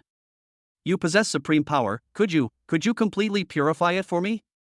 This is exactly what the Nine Heavens Divine Palace covets. Refine the realm and obtain supreme treasures. Chu Tiange's eyes turned cold. Refine the entire Yao Guang realm? Obtain the supreme treasure? Without saying a word, he simply held up one finger. There was no divine power, no laws, and no incomprehensible fluctuations of power. Just a casual thing. It pointed towards the dark, malevolent ball of light. The next moment. Ah! An extremely shrill scream emanated from the evil orb of light. The dark ball of light disintegrated rapidly, like ice and snow. Those powerful rune chains didn't even have time to react. In the blink of an eye. That ancient evil object, the source of the supreme treasure that has suppressed remnant souls for countless years and coveted by the Nine Heavens Divine Palace and the forces of the immortal realm. Just like that, it disappeared. Completely disappeared. Not a single crumb remained. The remnant soul was completely stunned. He suppressed things that could not be completely eradicated even after countless years. It was wiped out with a casual flick of the finger from the man in front of him? What level of skill is this? Chu Tiange withdrew his finger, his expression as calm as if he had merely crushed a fly. He walked toward the seven-colored orb. The remnant soul trembled and said respectfully, Who are you? Alright, your mission is complete. Chu Tiange spoke calmly. Rest in peace. A gentle force enveloped the remnant soul. The remnant soul revealed a look of relief before slowly dissipating and returning to nothingness. Chu Tiange walked to the seven-colored light sphere and stretched out his hand. This time, he did not use his divine sense. Instead, he placed his palm directly on the ball of light. Buzz! The entire secret realm resounded with a tremendous roar. The seven-colored sphere of light trembled violently, then began to shrink, converging towards Chu Tian's palm. A massive influx of information, laws, power, and spatial structures surged into Chu Tiange's body. He is taking complete control of this secret realm. The very essence of this secret realm, its spatial structure, and all its restrictions are all submitting to him. Just a few breaths later, the huge seven-colored sphere of light completely disappeared and merged into Chu Tiange's palm. The entire circular space began to collapse and shrink, eventually transforming into a stream of light, which was absorbed into Chu Tiange's body. Chu Tiange took away the entire Lin family secret realm. He integrated it into his personal cave dwelling. This vast space, containing ancient secrets, suppressing evil spirits, and containing the Lin family's heritage, thus became part of Chu Tiange's grasp. Lin Qingyao watched from the side. Although she didn't understand what was happening, she could feel that the power of the entire secret realm was concentrated on Chu Tiange. She knew that this secret realm now belonged entirely to them. Chu Tiange felt a huge new space appear inside his body. Inside, there's that seven-colored sphere of light, a library, a cultivation palace. This is the safest way. He thought. The Nine Heavens Divine Palace will never again covet it. He turned to look at Lin Qingyao. Let's go. He said. We're home. Chapter 106 The Secret Realm Disappears. The Yao Guang realm shakes. The back mountain of the Lin family, that hidden corner. Chu Tiange and his family appeared out of nowhere. After their figures appeared, the space behind them rippled and then returned to calm, as if nothing had happened. The entrance to that ancient secret realm has completely disappeared. Or rather, it has already been taken control of by Chu Tiange and is hidden invisibly. Linger rubbed her eyes. She had fallen asleep in the secret realm. Lin Qingyao took a deep breath. Her body was filled with unprecedented power, and her cultivation at the early stage of Mahayana was extremely stable. Deep between his brows, there seemed to be a peculiar mark, a manifestation of the core inheritance of the secret realm. Chu Tiange remained calm as he sensed the vast new space that had been integrated into his body, the Lin family secret realm. He can enter it at any time and access its resources. We're back. Lin Qingyao said softly, a slight smile on her face. The trip to the hidden realm was incredibly rewarding. Almost the instant they appeared, several powerful divine senses swept over from the direction of the Lin family mansion in the distance. It was Lin Qingshui and several elders of the Lin family. They had been keeping an eye on the area behind the mountain and sensed the spatial fluctuations earlier, but they were unable to investigate the specifics, which made them anxious. Suddenly sensing a familiar presence, it immediately investigated. When their divine senses landed on Chu Tiange and his family of three, they all exclaimed in surprise. Qingyao? Your cultivation level? Brother-in-law. Linger. Lin Xingxue was the fastest, appearing in front of them almost instantly. She looked carefully at her sister, then at Chu Tiange and Linger, her face filled with shock and worry. Where did you go? What was that spatial fluctuation we just experienced? Several elders arrived shortly afterward, and their reactions were the same as Lin Xingxue's, their faces filled with disbelief. They could sense the powerful aura emanating from Lin Xingyao, which was definitely not at the nascent soul stage. Could she have already reached the Great Ascension stage? We went to a place. Chu Tiange said succinctly. Lin Xingyao smiled and said, it's that ancient secret place of the family. A secret realm? You've opened a secret realm? Lin Xingxue and the elders were astonished. That secret realm is a family legend, and they have tried countless methods to open it but have failed. Lin Xingyao nodded. Tiangu helped me open it. We gained some opportunities there. Lin Xingyao continued. I broke through to the Mahayana stage inside. This news struck the elders like a thunderbolt. Although they had some suspicions, they were still very surprised to hear it. In the Yaoguang realm today, the Mahayana stage is almost a legendary realm. That's wonderful. Xingyao. That's really wonderful. The elders were so excited that their beards trembled. The Lin family has finally produced a powerful expert at the Mahayana stage again.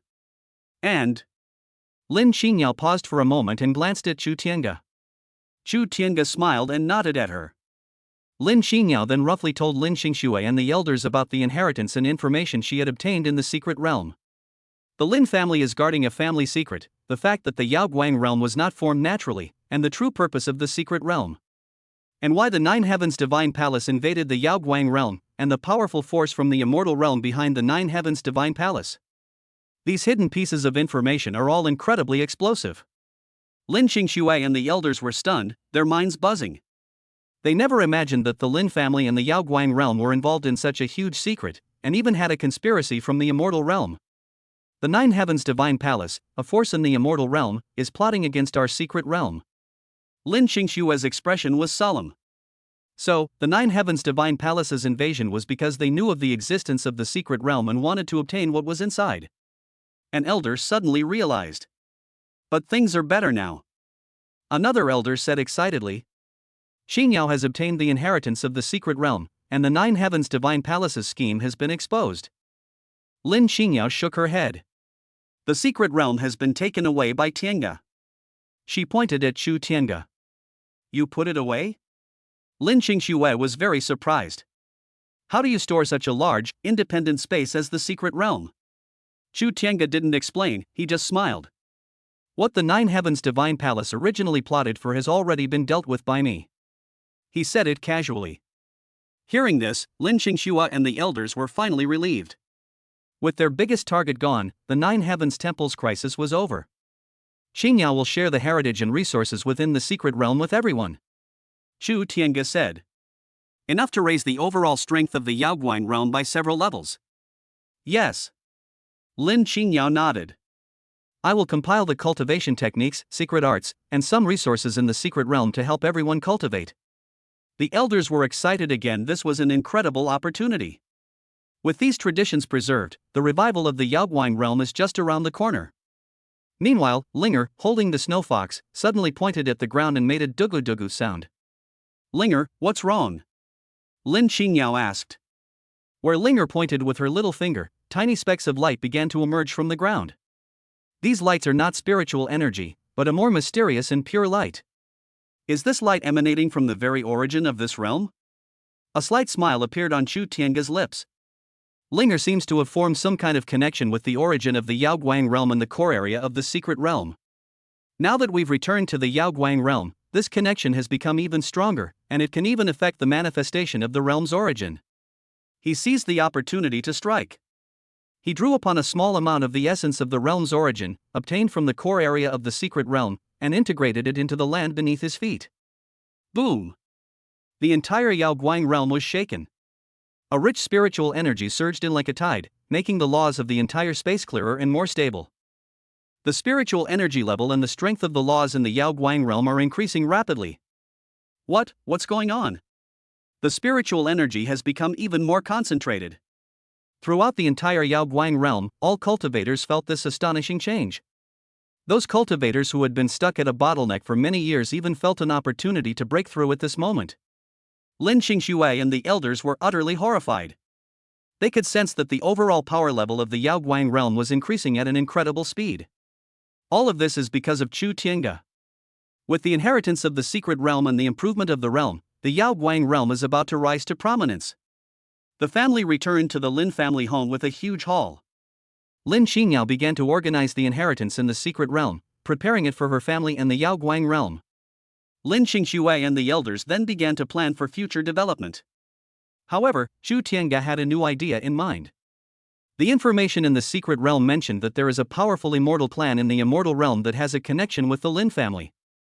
The power behind the Nine Heavens Temple was mentioned. We can't just let this go. The backer of the Nine Heavens Divine Palace, that immortal clan, the ancestors of the Lin family. He looked at Lin Qingyao and Linger and made a decision in his heart. He's going to take them to the celestial realm.